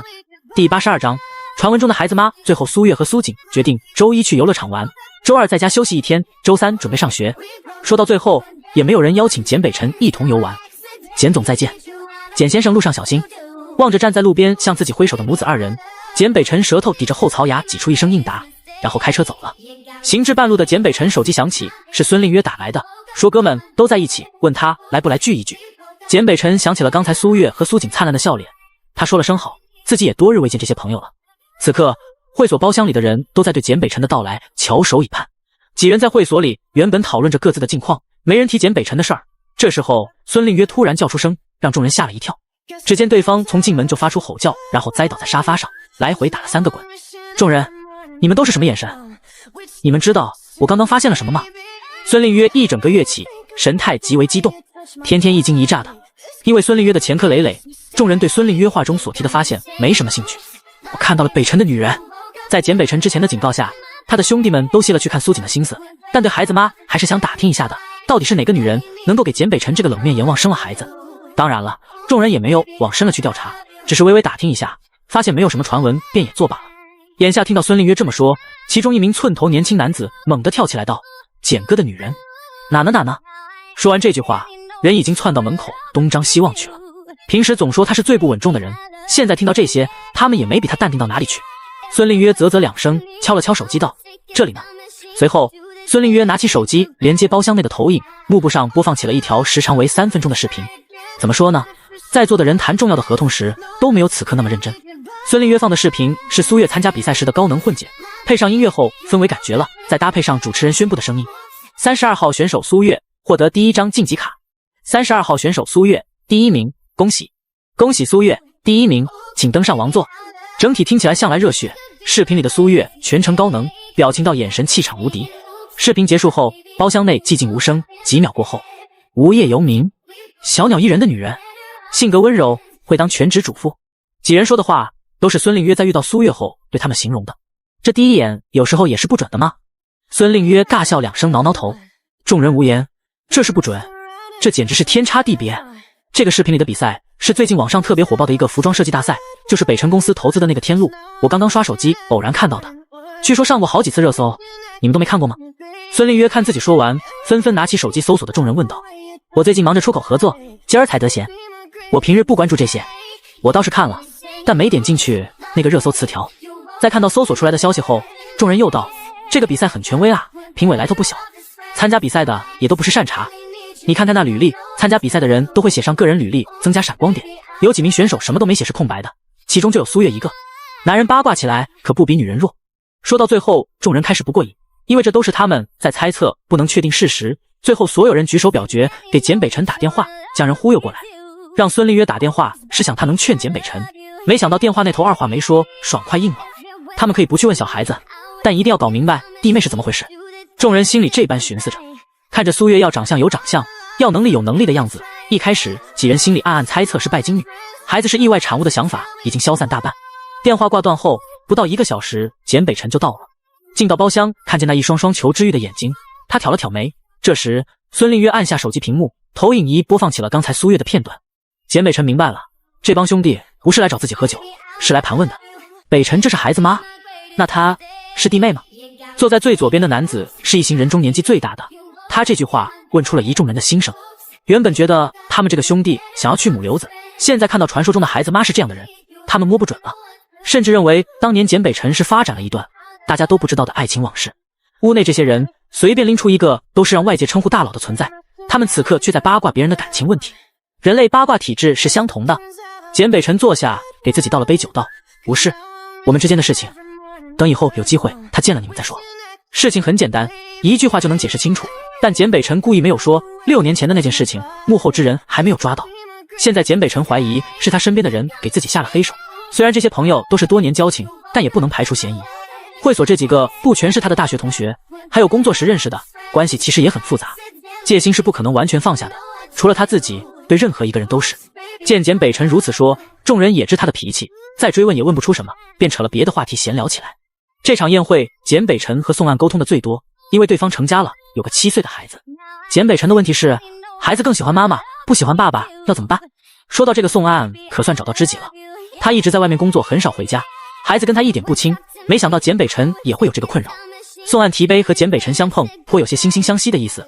到最后，简北辰也没取到经，因为这也是宋岸的难题。孙令约在旁看着连连摇头，男人成了家就是不一样，张口闭口就是孩子。虽然这句话好像有哪块不对，但微醺了的孙令约认为自己说的非常精辟。此次相聚过后，外界就有了简总和孩子的妈，他们好像是有感情的这种小道消息。简北辰故意放任这种流言，如果苏月背后有人，必然会有所行动。他的调查还没有新进展，这期间可以试试看能否引蛇出洞。第83章，他想当我后爸。这一晚听着宋岸说他家的皮小子不知不觉酒喝得多了些。第二天醒酒的时候，简北辰还在想，对比之下他儿子已经非常懂事了。下楼坐在餐桌前吃完早饭，简北辰在去公司的路上原本会拿着文件在看，今儿却是在翻手机，因为苏锦发的朋友圈刷屏了。大概内容如下：起床了，天气真好，早餐我和妈妈吃鸡汁包子，我吃了3个。哇哇哇，游乐场了，排队入园。刚刚有一个姐姐认出妈妈了，她还和妈妈合照呢。苏锦这番行为，换个角度来看的话，他是在朋友圈开了个文字实时直播，看着儿子一会一条的内容，简北辰乃还有心思工作，他时不时想刷新一下页面，来看着儿子有没有发的新内容。不光是文字，每条朋友圈苏锦都配了图，虽然照片有的拍虚焦了，有的被手指挡住了，但简北辰仍然看得津津有味。看着母子2人在卡通雕塑合影自拍，简北辰眼睛眯了眯，嘴里发出一声轻哼。没别的，因为他在照片里看到了苏月怀里抱着的狗，他们连呱呱都带去了，却没有问自己一句。此刻的男主内心是有些酸的。今天游乐场是宠物主题乐园日，所以允许客人带宠物进来。昨儿苏锦特意打电话给管家，麻烦帮忙将呱呱和他的作业本一起送过来。如此也让简北辰白欢喜了一场。去会所前回家换衣服的他，还以为苏锦是打电话来邀请，到头来自己竟然不如一条狗。因为呱呱还小，所以苏月把它装在布口袋里，只露出一个狗脑袋。司机师傅们还是很愿意在的。一早母子2人带着呱呱就去了游乐场。简总，接下来您10点有个会议，中午和赵总约好了饭局，下午要去实地考察。张特助看马上要到公司了，按照往常那样汇报着工作。在没有节目录制的日子里，张特助又回归老本行。说完这些，张特助没有听到恩的应答声，他往后看去，发现简总看着手机，面容不愉。难道是合同出了什么问题？还是哪个下属惹简总生气了？亦或是公司遭遇了什么危机？下一秒，张特助听到了自家 boss 手机里传出的声音：看我妈妈多漂亮，咦，要当我后爸？视频在这里戛然而止。游乐场里气氛闹哄哄的，拿手机录苏月距离不远，却听不见他们的交谈声，只有苏锦的声音清晰些。简北辰脸色黑了，叫他爸爸都不愿意，随便一个男人就成了后爸。视频中一名高大的外籍男子在说话，苏月先是笑了笑，然后表情愕然有些惊讶，接着又笑了笑。简北辰气结，平日对他厉声厉色的样子呢？一个外国人这么轻浮不骂他。思及此，简北辰又看了一遍视频，想要听清楚苏月和男子在交谈什么，奈何画面太虚，且所在位置应该在过山车这类大型设施旁。视频里充满了游客的尖叫和轮子压轨道的声音，苏锦因离话筒近，所以他的声音清晰些。张特助默默坐回位子，现在简总显然是什么都听不进的。关于简总和苏小姐，他现在还没弄清楚情况。若说熟悉吧，当初让他调查资料的样子也不太像，可若说不熟，就冲简总这反应，也不会是随便对女子吃醋的性格。关键是2人之间还有一个孩子。张特助看向窗外，眼神迷茫，太难懂了。游乐场内，苏锦录的视频内容只是一个插曲，当时那位外国人是在问路，用着蹩脚的中文，听着让苏锦误会了。解开误会后，苏锦正想将视频删除，这时苏月拉着苏锦上了旋转木马，他也就忘了这一茬。2人玩遍了苏锦想玩的娱乐设施，有些项目小孩子不能玩，苏锦也表示理解，之前他的同学也说那些长大才能玩。苏月领着儿子早上7点半从家出发，一直玩到了晚上近11点。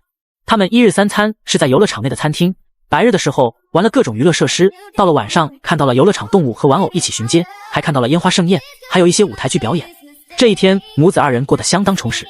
回到家后，苏月先是给呱呱喂饭，然后让苏锦洗漱，他随后简单快速的洗脸刷牙，一切收拾完，母子俩躺在一个床，不到5分钟双双进入了梦乡。他们今天玩疯了，玩的时候情绪兴奋，不觉得疲惫，这一回到家，那倦怠感席卷而来。母子2人一觉睡到了第2天下午1点。苏月先被饿醒，她刚坐起身，小包子也醒了，她揉着眼睛，肚子里发出咕噜噜的叫声。苏月捂着胃部，她也是被饿醒的。昨儿没感觉到磕碰到了哪里，眼下胳膊腿的皮肤居然有好几块青紫，四肢更是酸乏极了。看着睡眼惺忪的小包子，苏月笑道：儿子早。妈妈早安。苏锦回道。接着母子2人的胃里同时发出咕咕叫声，他们都饿了。现在的苏月连床都不想下，更别说做饭了，她直接订了饭菜，等到吃完饭人也彻底清醒过来，时间已经下午3点了。苏月坐在沙发上拿着手机哭笑不得，这一趟游乐场之旅，苏锦竟然发了60多条朋友圈，而且他的头像也从自拍换成了他和苏月还有呱呱3个的合拍。苏锦发的最新一条朋友圈就是这张照片，文字写的是开心的一天结束了，底下简北辰评论了一个笑脸。不知为何，这个表情怎么看怎么有些阴阳怪气，但苏锦是男主的儿子，他在如何腹黑如何睚眦必报，也不会和孩子计较，应该是他想错了。这回苏月可猜错了，简北辰这个笑脸就是苏月理解的那个意思，他想给苏锦评论，但又不想太热烈，毕竟他是有点气的。还是那句话，合照里有一只狗都不能有个他。简北辰评论这个笑脸，也有想要吸引注意力的意思，但是苏锦和苏月谁都没有在意，母子二人准备吃火锅去了。苏月又订了个宵夜，外卖有很多火锅涮煮的食材，饭店还给带锅，二人吃得很开心。第二天一早，小包子被管家开车接走，直接去的学校。送走了苏锦，苏月的日子就简单了。她上线打了几回游戏，翻看了一些设计时尚类的杂志，上网继续吸取知识。转眼就到了节目播放的日子。节目周六晚上播，白天就上热搜了。云朵台天路比赛暗箱操作，看到这个热搜，苏月不觉得意外，周强出手了。第84章，针对苏月的阴谋，一开始苏月只是怀疑，现在看到热搜就可以彻底确定心中猜测了。这个词条已经到热搜第9名了。最开始网友们的反应是对小道消息的质疑。在节目播出之前，有工作人员说周强淘汰了，怎么可能啊？在选手中，周强是很厉害的设计师，要淘汰也是在决赛淘汰，这才20进12。这条微博不仅苏月看到了，周强也看到了，他气个半死。什么叫要淘汰就决赛被淘汰？是觉得他比不过苏月吗？最初的网友只是为周强抱不平，现在周强是选手中网上粉丝最多的人了，因为他经常和粉丝互动，不少粉丝开始为他冲锋陷阵。特别是周强的微博显示上线下线20来次，他的粉丝就心疼说，强宝肯定是知道网上的情况，但他又不能说，这更加说明他被淘汰了。随即网友们扒出之前投票票数，这个票数就充满了问题。怎么可能呢？短短1个小时，苏月获得10多万票，便是当红小生1个小时投10万多票都有难度。这个投票不是有微博号就能投的，还需要手机短信验证，这个票数对苏月来说可以说是逆天了。网友的讨论度从周强被淘汰的不公，转移到了苏月票数异常。云朵台天路比赛暗箱操作的词条也因此上了热搜。首当其冲被讨论最多的便是苏月和周强，关于其他选手网友们貌似没有什么异议。对于网上的混乱情况，节目组和选手皆没有任何人发表言论和看法，任由事情在网络上发酵。苏月猜得到节目组的想法，不解释是想借此拉高晚上节目的收视率，现阶段来看也的确没什么需要解释的地方。至于这票数，苏月眼底闪过暗芒，自有解决的办法。网上发生的情况没有影响到苏月的心情，她正常的吃吃喝喝，甚至还登录电脑打了一把游戏。游戏结束，电视台的节目也开始了。苏月在比赛时不知道其他选手的情况，现在通过节目来看选手画设计图的手法，以及对色彩搭配等多方面实力。苏月把视线重点放在了3号和6号选手上，这2人专业素养很强，虽然设计不是很抢眼，但稳扎稳打，心态也很稳。还有21号和18号，他们设计的也极为有创意，知己知彼，百战百胜。这是一场比赛，苏月在对自己有信心，也不至于目中无人。3人行必有我师，这几期节目苏月都有在观察别的设计师。90分钟的节目很快就播完了，许多设计师设计的作品都上了热搜，苏月的作品讨论度依旧很高，所有人感叹苏月的服装如果做出来的话一定帅极了。32号选手画的图好美，特别是大招转换的时候，图案衔接的居然一点都不生硬，流畅又好看。这期节目因为邀请到了 UT 战队，所以来了不少电竞粉，相较于其他设计师做的标志那些，电竞粉显然更加喜欢背后带大招的衣服。主要是这样大片的图案竟然一点都不土，甚至还有几分雅致在里头。最关键的，这可是今年冬天 UT 战队的战服。节目一播放，这款衣服预售已经超过了10万，这还是粉丝还没有看成品图便直接下单的情况，当真是足够疯狂。因为节目的播放，那条暗箱操作的黑热搜又顶替了上来。节目结束的半小时后，周强发了一条微博，大致内容就是对不起一直以来支持自己的粉丝们，那天的作品的低分是应该的，他自己深知画稿的不足，评委和节目组没有错，他那张画稿的确不够好。这番诚恳道歉惹得粉丝心疼极了。紧接着就有人发帖说周强画的和第一次投稿差距那么大，是因为他身体不适。节目中能看出来对方画时手有些发抖，另一只手捂着胃，最后淘汰的镜头更甚，整张脸和旁边苏月相比没有一丝血色。又有个网友说在上周天晚上他在药店值夜班，有个女孩子过来买胃痛的药，现在一看那不就是周强吗？说这话的网友还放上了监控截图，照片中能够清晰地认出来对方是周强。这下算是破案了，网友纷纷都在感叹周强淘汰的冤枉，粉丝相当心疼，一个人明知道自己事出有因，他不解释开脱，还细心照顾粉丝的情绪。天哪，我们强宝是什么人间天使？对比之下，苏月就有些冷漠了。在周强的粉丝看来，苏月是这场比赛的受益人，而且他的票数那么奇怪，现在网上闹成这个样子，他竟然丝毫不回应，想要装死糊弄过去，真是什么好事都让你占了。愤怒的周强粉丝想要去冲苏月的微博，奈何他没有微博。也有明眼网友说苏月算不上受益人，因为不管周强淘不淘汰都不会影响苏月第一的位置。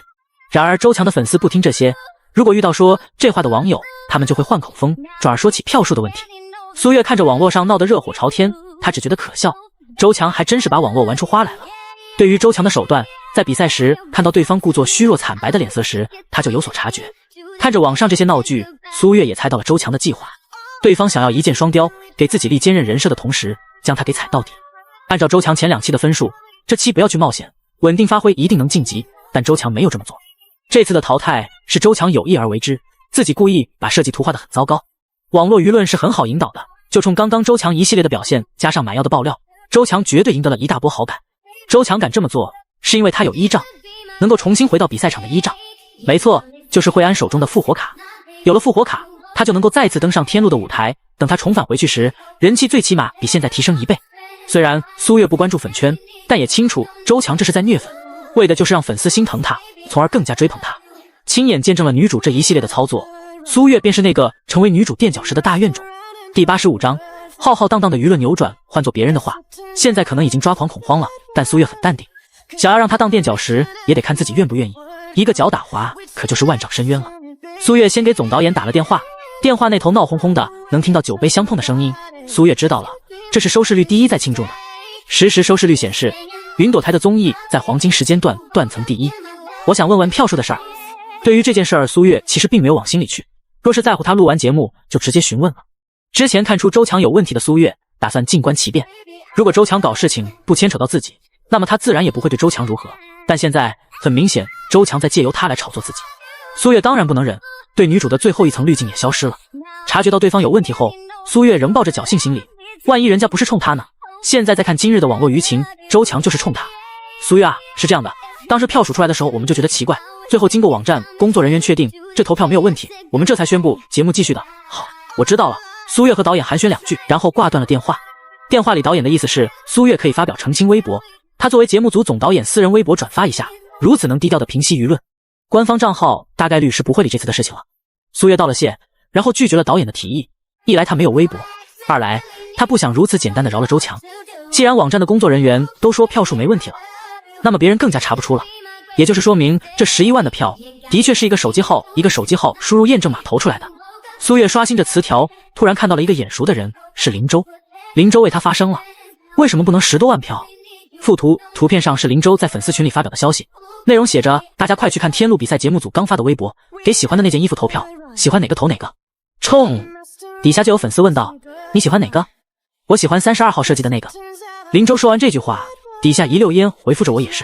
截图中，林州总共发了10个群，每个群都有3、4千人，这就已经3、4万了。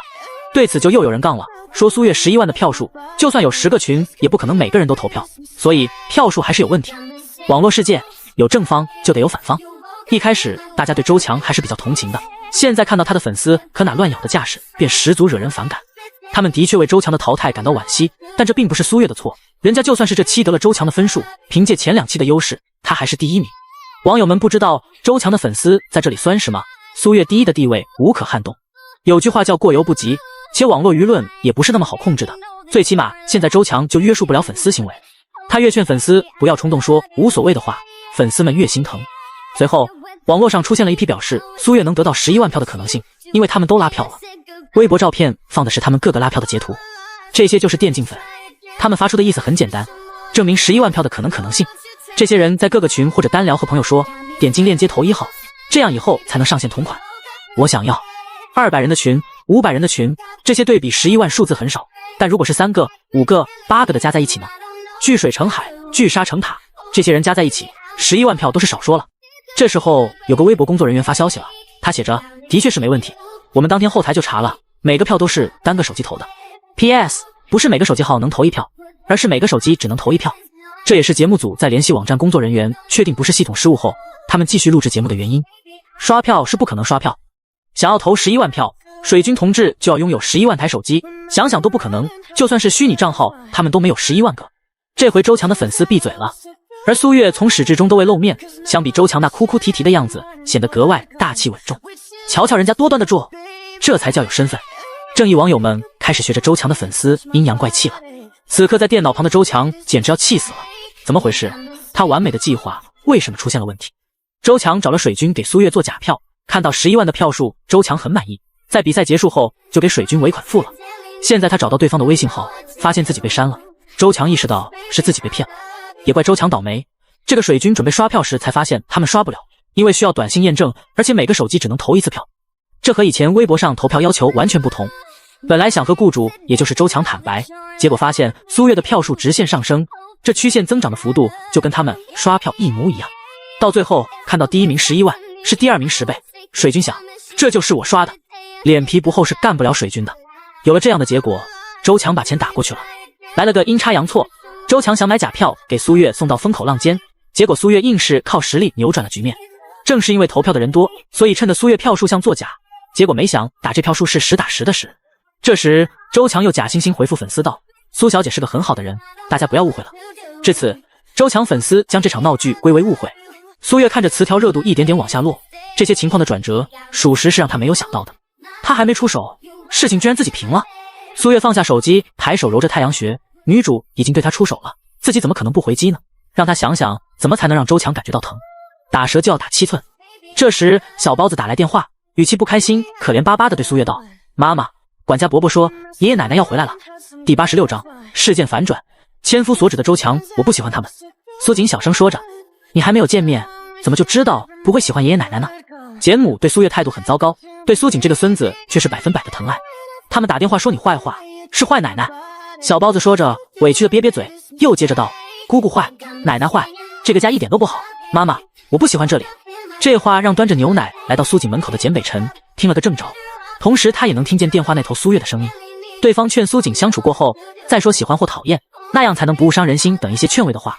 简北辰没有进到屋中，听着母子俩的对话，他眸底闪过暗芒，眼色幽深。最后苏月挂断的时候，电话那头的苏锦很懂事的表示会先和爷爷奶奶相处看看，如果还不喜欢他就到苏月这边来。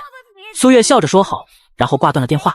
大约过了2-3分钟，也就是苏月倒杯水的功夫，他的手机又响了。苏月在柜子里翻茶包，他以为是苏锦再次打来的，没看屏幕直接点了接通键。乖乖，还有什么事儿啊？每次小包子听劝的时候，苏月都想要叫他小乖乖。听不见对面说话，苏月直接拿起手机夹在肩膀和耳尖，继续道，乖乖怎么不说话？期间苏月拿勺子搅拌着热水，叮叮当当的声音格外清脆。端着杯子坐回沙发上，苏月正想看下通话是不是被挂断了，就听对面传来一道熟悉的声音，不过不是苏锦的。苏小姐，是我，简北辰。苏月将手中的杯子放在茶几上，看了眼手机屏幕，的确不是苏锦的电话。不好意思，简先生，你有什么事？苏月立马变得公事公办了起来，和刚刚叫着乖乖的语气天差地别。苏锦的爷爷奶奶3天后坐飞机回毕市，我想到时候将苏锦送到你那边住。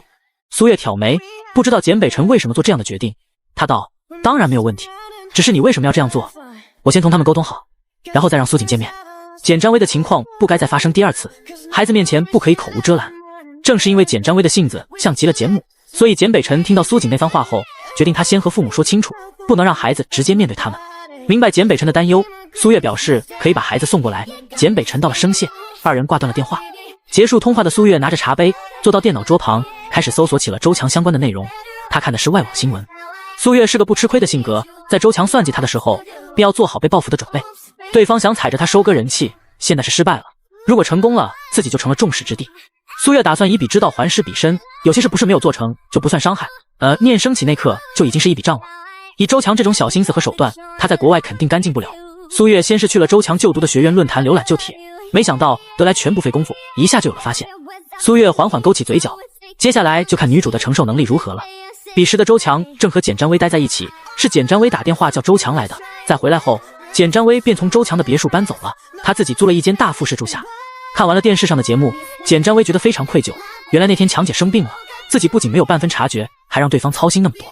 听到简占威道歉的言论，周强劝他说不用放在心上，说一些我把你当亲妹妹看，不会计较的话。简占威感动得直流泪，见识到哥哥的无情后，周强的温柔抚慰了他的心灵。强姐，3天后我爸妈就回来了，现在我不动手，等我爸妈回来他们也会动，我看苏月能搞出什么花样来。得到简北辰的警告后，简占威不敢再轻举妄动了。别看他平日天不怕地不怕，好像很厉害似的，然而见了简北辰，上一秒是全场最疯狂的人，下一秒也会立刻收敛起来。所以在简北辰认真警告他不许去找苏月麻烦的时候，简占威也是真的不敢出现在苏月面前。强姐，我特意给你留了个房间，今晚你在这睡，省得开车奔波。简占威话音刚落，周强电话便响了。接起电话的周强脸色迅速变得铁青，挂断电话他立马打开手机看热搜。热搜上心疼周强的词条高高挂起，这是周强买的，计划没有成功那就物尽其用，尽量多吸些粉丝。原本这条热搜之下都是粉丝表白，现在不一样了，变成了网友谩骂。因为有人放出了周强在国外的视频，视频中的周强和现在温婉柔和的性格完全不同，他画着欧美烟熏妆，烈焰红唇。如果只是妆造夸张还不算什么糟点，严重的是视频内容。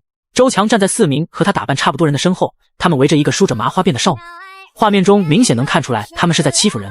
走的时候，周强还伸手点了点女孩子的肩膀，看着就像在威胁的放狠话。视频的配文是周强设计师在大一因校园霸凌他人退学，半年后通过家中关系转到另一所大学重读。苏月在周强最初上学的论坛里看到了关于他的讨论，天路比赛在国外也挺火的。网友贴上视频后，苏月给了对方钱财，询问事情前因后果，然后买下了视频。现在不光是网友说周强是校园暴力的人，就连他的粉丝都不少人说失望。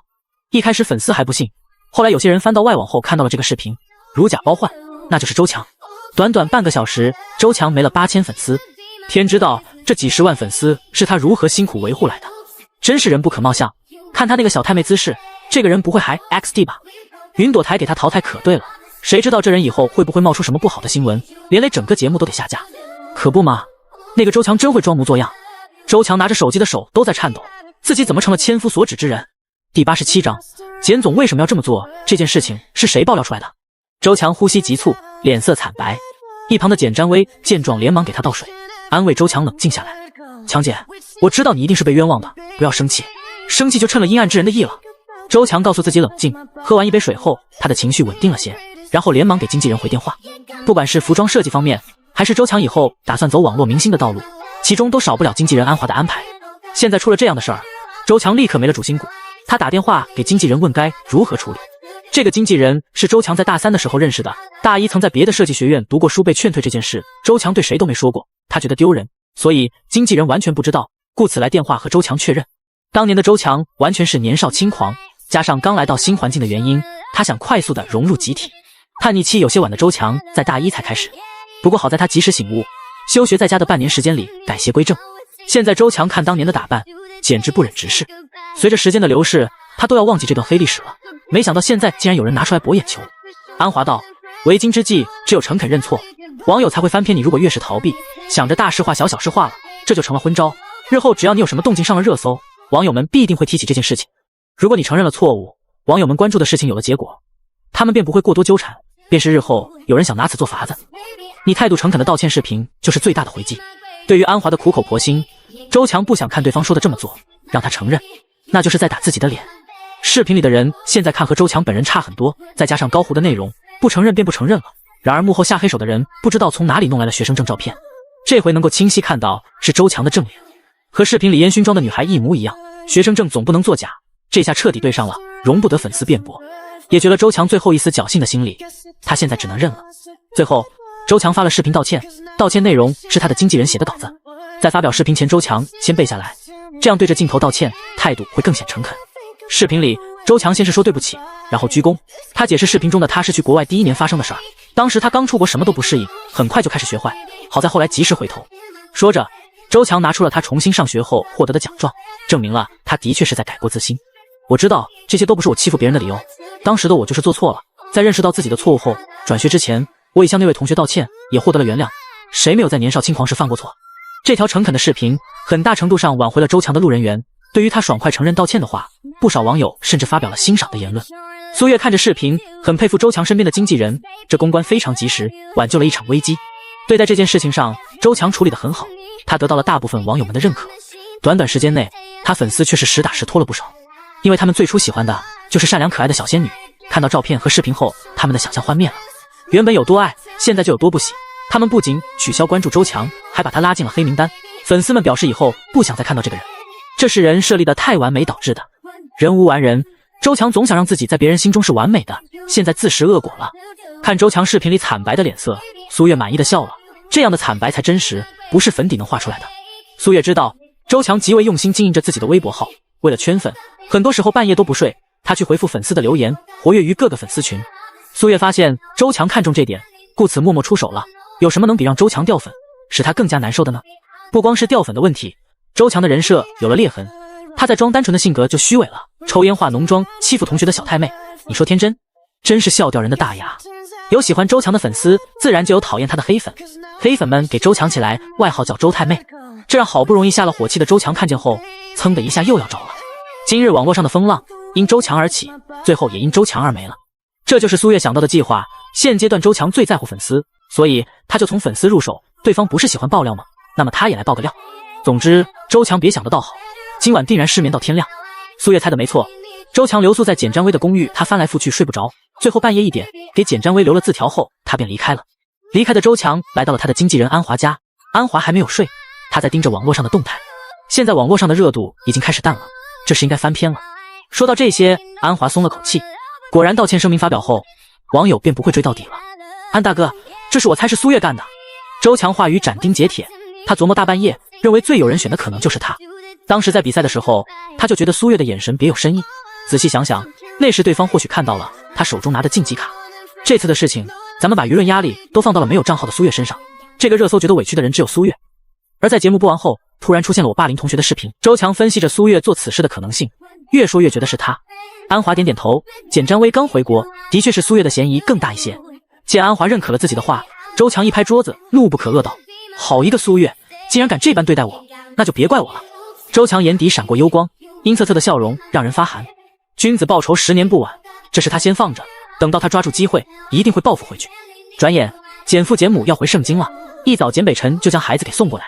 因为特殊的日子，整个大环境都禁于1星期，所以原本定下来的录制计划往后延长，节目也延播1周。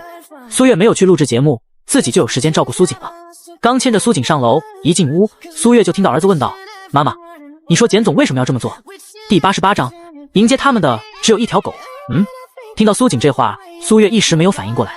苏锦像个小大人一般的叹息声道：就是他的爸爸妈妈回来，然后让我来找你这件事情。小手攥拳放在下巴的位置，苏锦一副思考的模样继续道：我觉得他有问题。苏月笑着附和问道：那苏锦同学觉得他有什么问题呢？暂时还没有想到，所以苏锦刚刚才会问苏月。大人的事情，小孩子不要想那么多，这些都不必管。苏月说着揉了揉苏锦的脑袋。苏锦哦了一声，看似答应，实际心里却是想着到时候一定要搞清楚。他怀疑简总会和他爸妈抱团欺负人，这里所指的人自然是苏月。在苏锦心里，虽然妈妈变强大了，但自己还是要保护她。简北辰不知道自己在苏锦这里是这么个定位，为了儿子着想的举动，居然成为了和坏人是一伙的佐证。此时的简北辰刚从机场接回简父简母，在机场的时候，简父简母视线四处看，没有瞧见孙子后，二人的内心有些不愉，不过并没有发作，想着回到简宅再看孙子也行。结果回到简宅，迎接他们的只有一条狗。我孙子呢？简母四处没看到小包子的身影，他说着放下行李就要往3楼去找。不用找了，我把孩子送到他妈妈那边去了。简北辰神情寡淡，面无表情地看着简母，默然说道。简母的笑脸瞬间就落了下来，语气微恼道：你这是什么意思？我和你妈妈从知道这个消息就盼望着见孙子，你却把孩子送到那边，你在想什么？简父同样话语责备着。简北辰对二人的愤怒充耳不闻，他从公文包里拿出2张纸放在了简父简母面前，冷言道：在见苏锦之前，先把这份协议签了。简父简母视线一同看向桌上的协议，一打眼看到上面写的条例，二人脸色都变了。不许主动提起苏锦的母亲，不许灌输孩子负面影响，不许私下联系苏月，在国内不许以简氏的名头行事。简北辰，我是你妈妈，你是我生的儿子，你让我签这种协议？简母满是不可置信，简父更是愤怒，直接将协议给撕掉了。当年你们也是爷爷的儿子和儿媳，协议不也签得很顺手？简北辰语含讽刺，对于母亲的怒目丝毫不回避，反倒是简母视线躲闪了起来。这句话顶得简父简母半天说不出话，签字就留下，不签字就离开。简北辰说完转身上了楼梯，随即吩咐管家道：送客。简母和简父对视一眼，简母抿了抿嘴，拿起笔愤愤地签上了自己的名字。那张撕坏了，签不了。简母看着简北辰的背影，冷声说着：儿子已经变了。话音刚落，一旁的管家立刻递上了新的协议。管家是个有眼色的，在看到简父将协议撕掉后，他立刻给女佣打手势，对方明白意思，去1楼书房重新打印出了一份协议。别墅内1楼的书房里，办公用具一应俱全，为了方便简北辰平日在家办公时用得到。看着简父在协议上签了自己的名字，管家眼底闪过幽光。如今的先生已经变了，他不会再心软了。过几天我会安排你们见面。扔了这么一句，简北辰回了房间，管家则领着简父简母上了3楼。简母对此很不满意，因为简宅3楼是招待客人的房间，他要住自己之前的主卧。对于简母的要求，管家回道：这是先生安排的。一句话就让简母熄灭了念头。签协议一事犹如下马威，让简母清楚地知道儿子不是当年的性子了。意识到简北辰态度的简母不自觉收敛了脾气。但凡简北辰表现的柔和些，今日简母一定嚷着要住主卧。欺软怕硬是大部分人的通病，简母不外如是。刚把儿子接到自己这里来，当晚苏月就接到了节目组打来的电话，说是明天要录制节目。因为节目延播1周，所以录制时间也改了。4个评委都是盲人，录制的时间要重新沟通，再加上一些其他因素，录制的时间就确定不下来。工作人员交代选手们手头有事先推一推，因为指不定什么时候节目就开录了。例如眼下第2天录制，头一晚才打电话通知，的确是够突然。苏月挂断了节目组的电话后，立刻给简北辰打过去了，告诉对方自己接下来要去录制节目。这时苏瑾正好从房间出来倒水喝，听到苏月说要录制节目，放下杯子，噔噔跑到苏月跟前，搂着她道：妈妈，妈妈带我吗？我也想去，我保证自己乖乖的，你给我安排个角落坐下就好，到时候我一动不动，不打扰任何人好不好？苏瑾是个极为聪明的孩子，以前对苏月大吼大叫撒泼打滚就能达到目的，现在这招行不通了，他便又品出了个别的法子，只要自己说出想做这件事情的原因，然后撒娇卖萌好好去说，10有8九妈妈会答应。电话那头的简北辰全程听到了儿子的撒娇，他现在已经麻木并且习惯了，儿子在对待他和对待苏月的态度上是个2副面孔的臭小孩。不如苏小姐满足苏瑾的愿望，张特助也会在节目录制现场，他可以帮忙照顾苏瑾，张特助没有什么事很闲。苏月没有一口答应苏瑾的原因，就是他怕自己照顾不到位。这次节目录制的地点是在郊外的农家乐，电话里工作人员介绍说选的地儿极好，是城市里看不到的美景，空气也特别清新。苏瑾从小生活在城市里，苏月挺想带他去看看依山傍水、景色秀丽的大自然。张特助苏月认识，是比较靠谱的人，能当上简氏集团的总裁特助，也不会是个拎不清的性子。想着这些，苏月答应了，带着苏瑾一同去录制节目。挂断电话前，简北辰还能听到话筒那边儿子在疯狂吹彩虹屁，明明自己才是让他一同去的功臣，夸赞感谢却半句不带他。简总的辛酸日常。而简北辰之所以没有现在就接苏瑾回去，是因为他想再多撑几日。协议仅是一个约束作用，谁知道回来的2个人会不会头脑一热说些不该说的话。这几日先让2人了解国内情况，明白今时不同往日后，心中有了顾虑，说话自然小心了。第89章，苏小姐，那可不是个好的啊！这次的是12进6的淘汰赛，决出前6名之后，再加1轮复活赛，由评委用自己的复活卡来选取他们认为淘汰可惜的选手，重回赛场。4名评委复活4名选手，再进行10进3的淘汰赛，最后的决赛则是由前3名角逐出冠亚季军。听到这个规则，苏月用鼻子想都知道惠安的复活卡会给谁。这回节目预计会录3天，此次比赛要求用大自然为主题设计女装，所有人都用节目组统一提供的面料。12进6的比赛格外激烈，所有选手都使用出18般武艺，为了能晋级，真是把压箱底的绝活都拿出来了。这些热闹属于其他人的，和苏月无关，因为别人争的位置是第2到第6名，他们压根没想抢第1。这比赛也不是说只有第1名有奖励，前3名都有。倒不是选手们没有竞赛意识，什么不到最后一刻不放弃那些，这话真不适用这场比赛。但凡积分相差不那么大，他们还能搏一搏，可苏月实在是太稳了。有什么比赛选手从第1期录制就会稳坐第1保位的？细数那么多竞技性质的综艺真人秀，没有，从来没有。在最后决赛的时候，节目组的意思是积分仅是一个助力，所有人都有可能夺得冠军。这话选手们都没听进去，或者说是他们听进去了，但现阶段不当回事。想当冠军，他们先进前6名再说。这次的比赛依旧如此，苏月的作品是最亮眼的那个，明明都是一样的布料，一样的设计主题，但众人的衣服摆在一起，就是苏月的衣服更加亮眼，作品夺目的同时又不扎眼。他设计的作品不是那种只有参加活动秀场才能穿，而是日常上班也能穿的着装，这也是苏月设计的特点，华丽不单调，高调又寻常。制作成品1时，苏月缝制布料，苏瑾就在一旁待着，他手里拿着从家里带来的书，能乖乖坐1天。录制节目的摄影师都忍不住给苏瑾几个镜头，实在是孩子太乖了。关键是看孩子读的什么书，天文知识大全，瞧那厚度也不像是小朋友的卡通读物啊。摄像师给了书特写，里面所写的内容他看不懂，这孩子却看得津津有味。这一刻，摄像师感受到了这个世界的不公。学习不好的他默默地想，果然学霸都是天生的。上午录完节目，下午苏月就开始制作衣服，一直弄到了凌晨才做好。其实明日还有1天的时间制作衣服，苏月这么赶的原因就是第2天想领孩子在农家乐玩1天。他做好服装，回头就看苏瑾在一堆布料里躺着，那本又大又厚的天文书从中间分开，像房子尖儿一样给他挡住光亮。苏瑾很会照顾自己，这时候也没忘记将布料盖在自己的肚子上，防止着凉。刚才苏月见苏瑾往房间走去，以为孩子困了回房睡觉，没成想苏瑾不知什么时候又回来了，这是陪他呢。苏月心里软成一片，将苏瑾抱起，在他脑门亲了亲，然后抱儿子回房睡觉。今日的录制也到此结束。第二日，别的选手还在制作衣服时，苏月领着儿子往后山上走去。山上已经被村庄开发成了旅游景点，所以没有凶猛的野兽。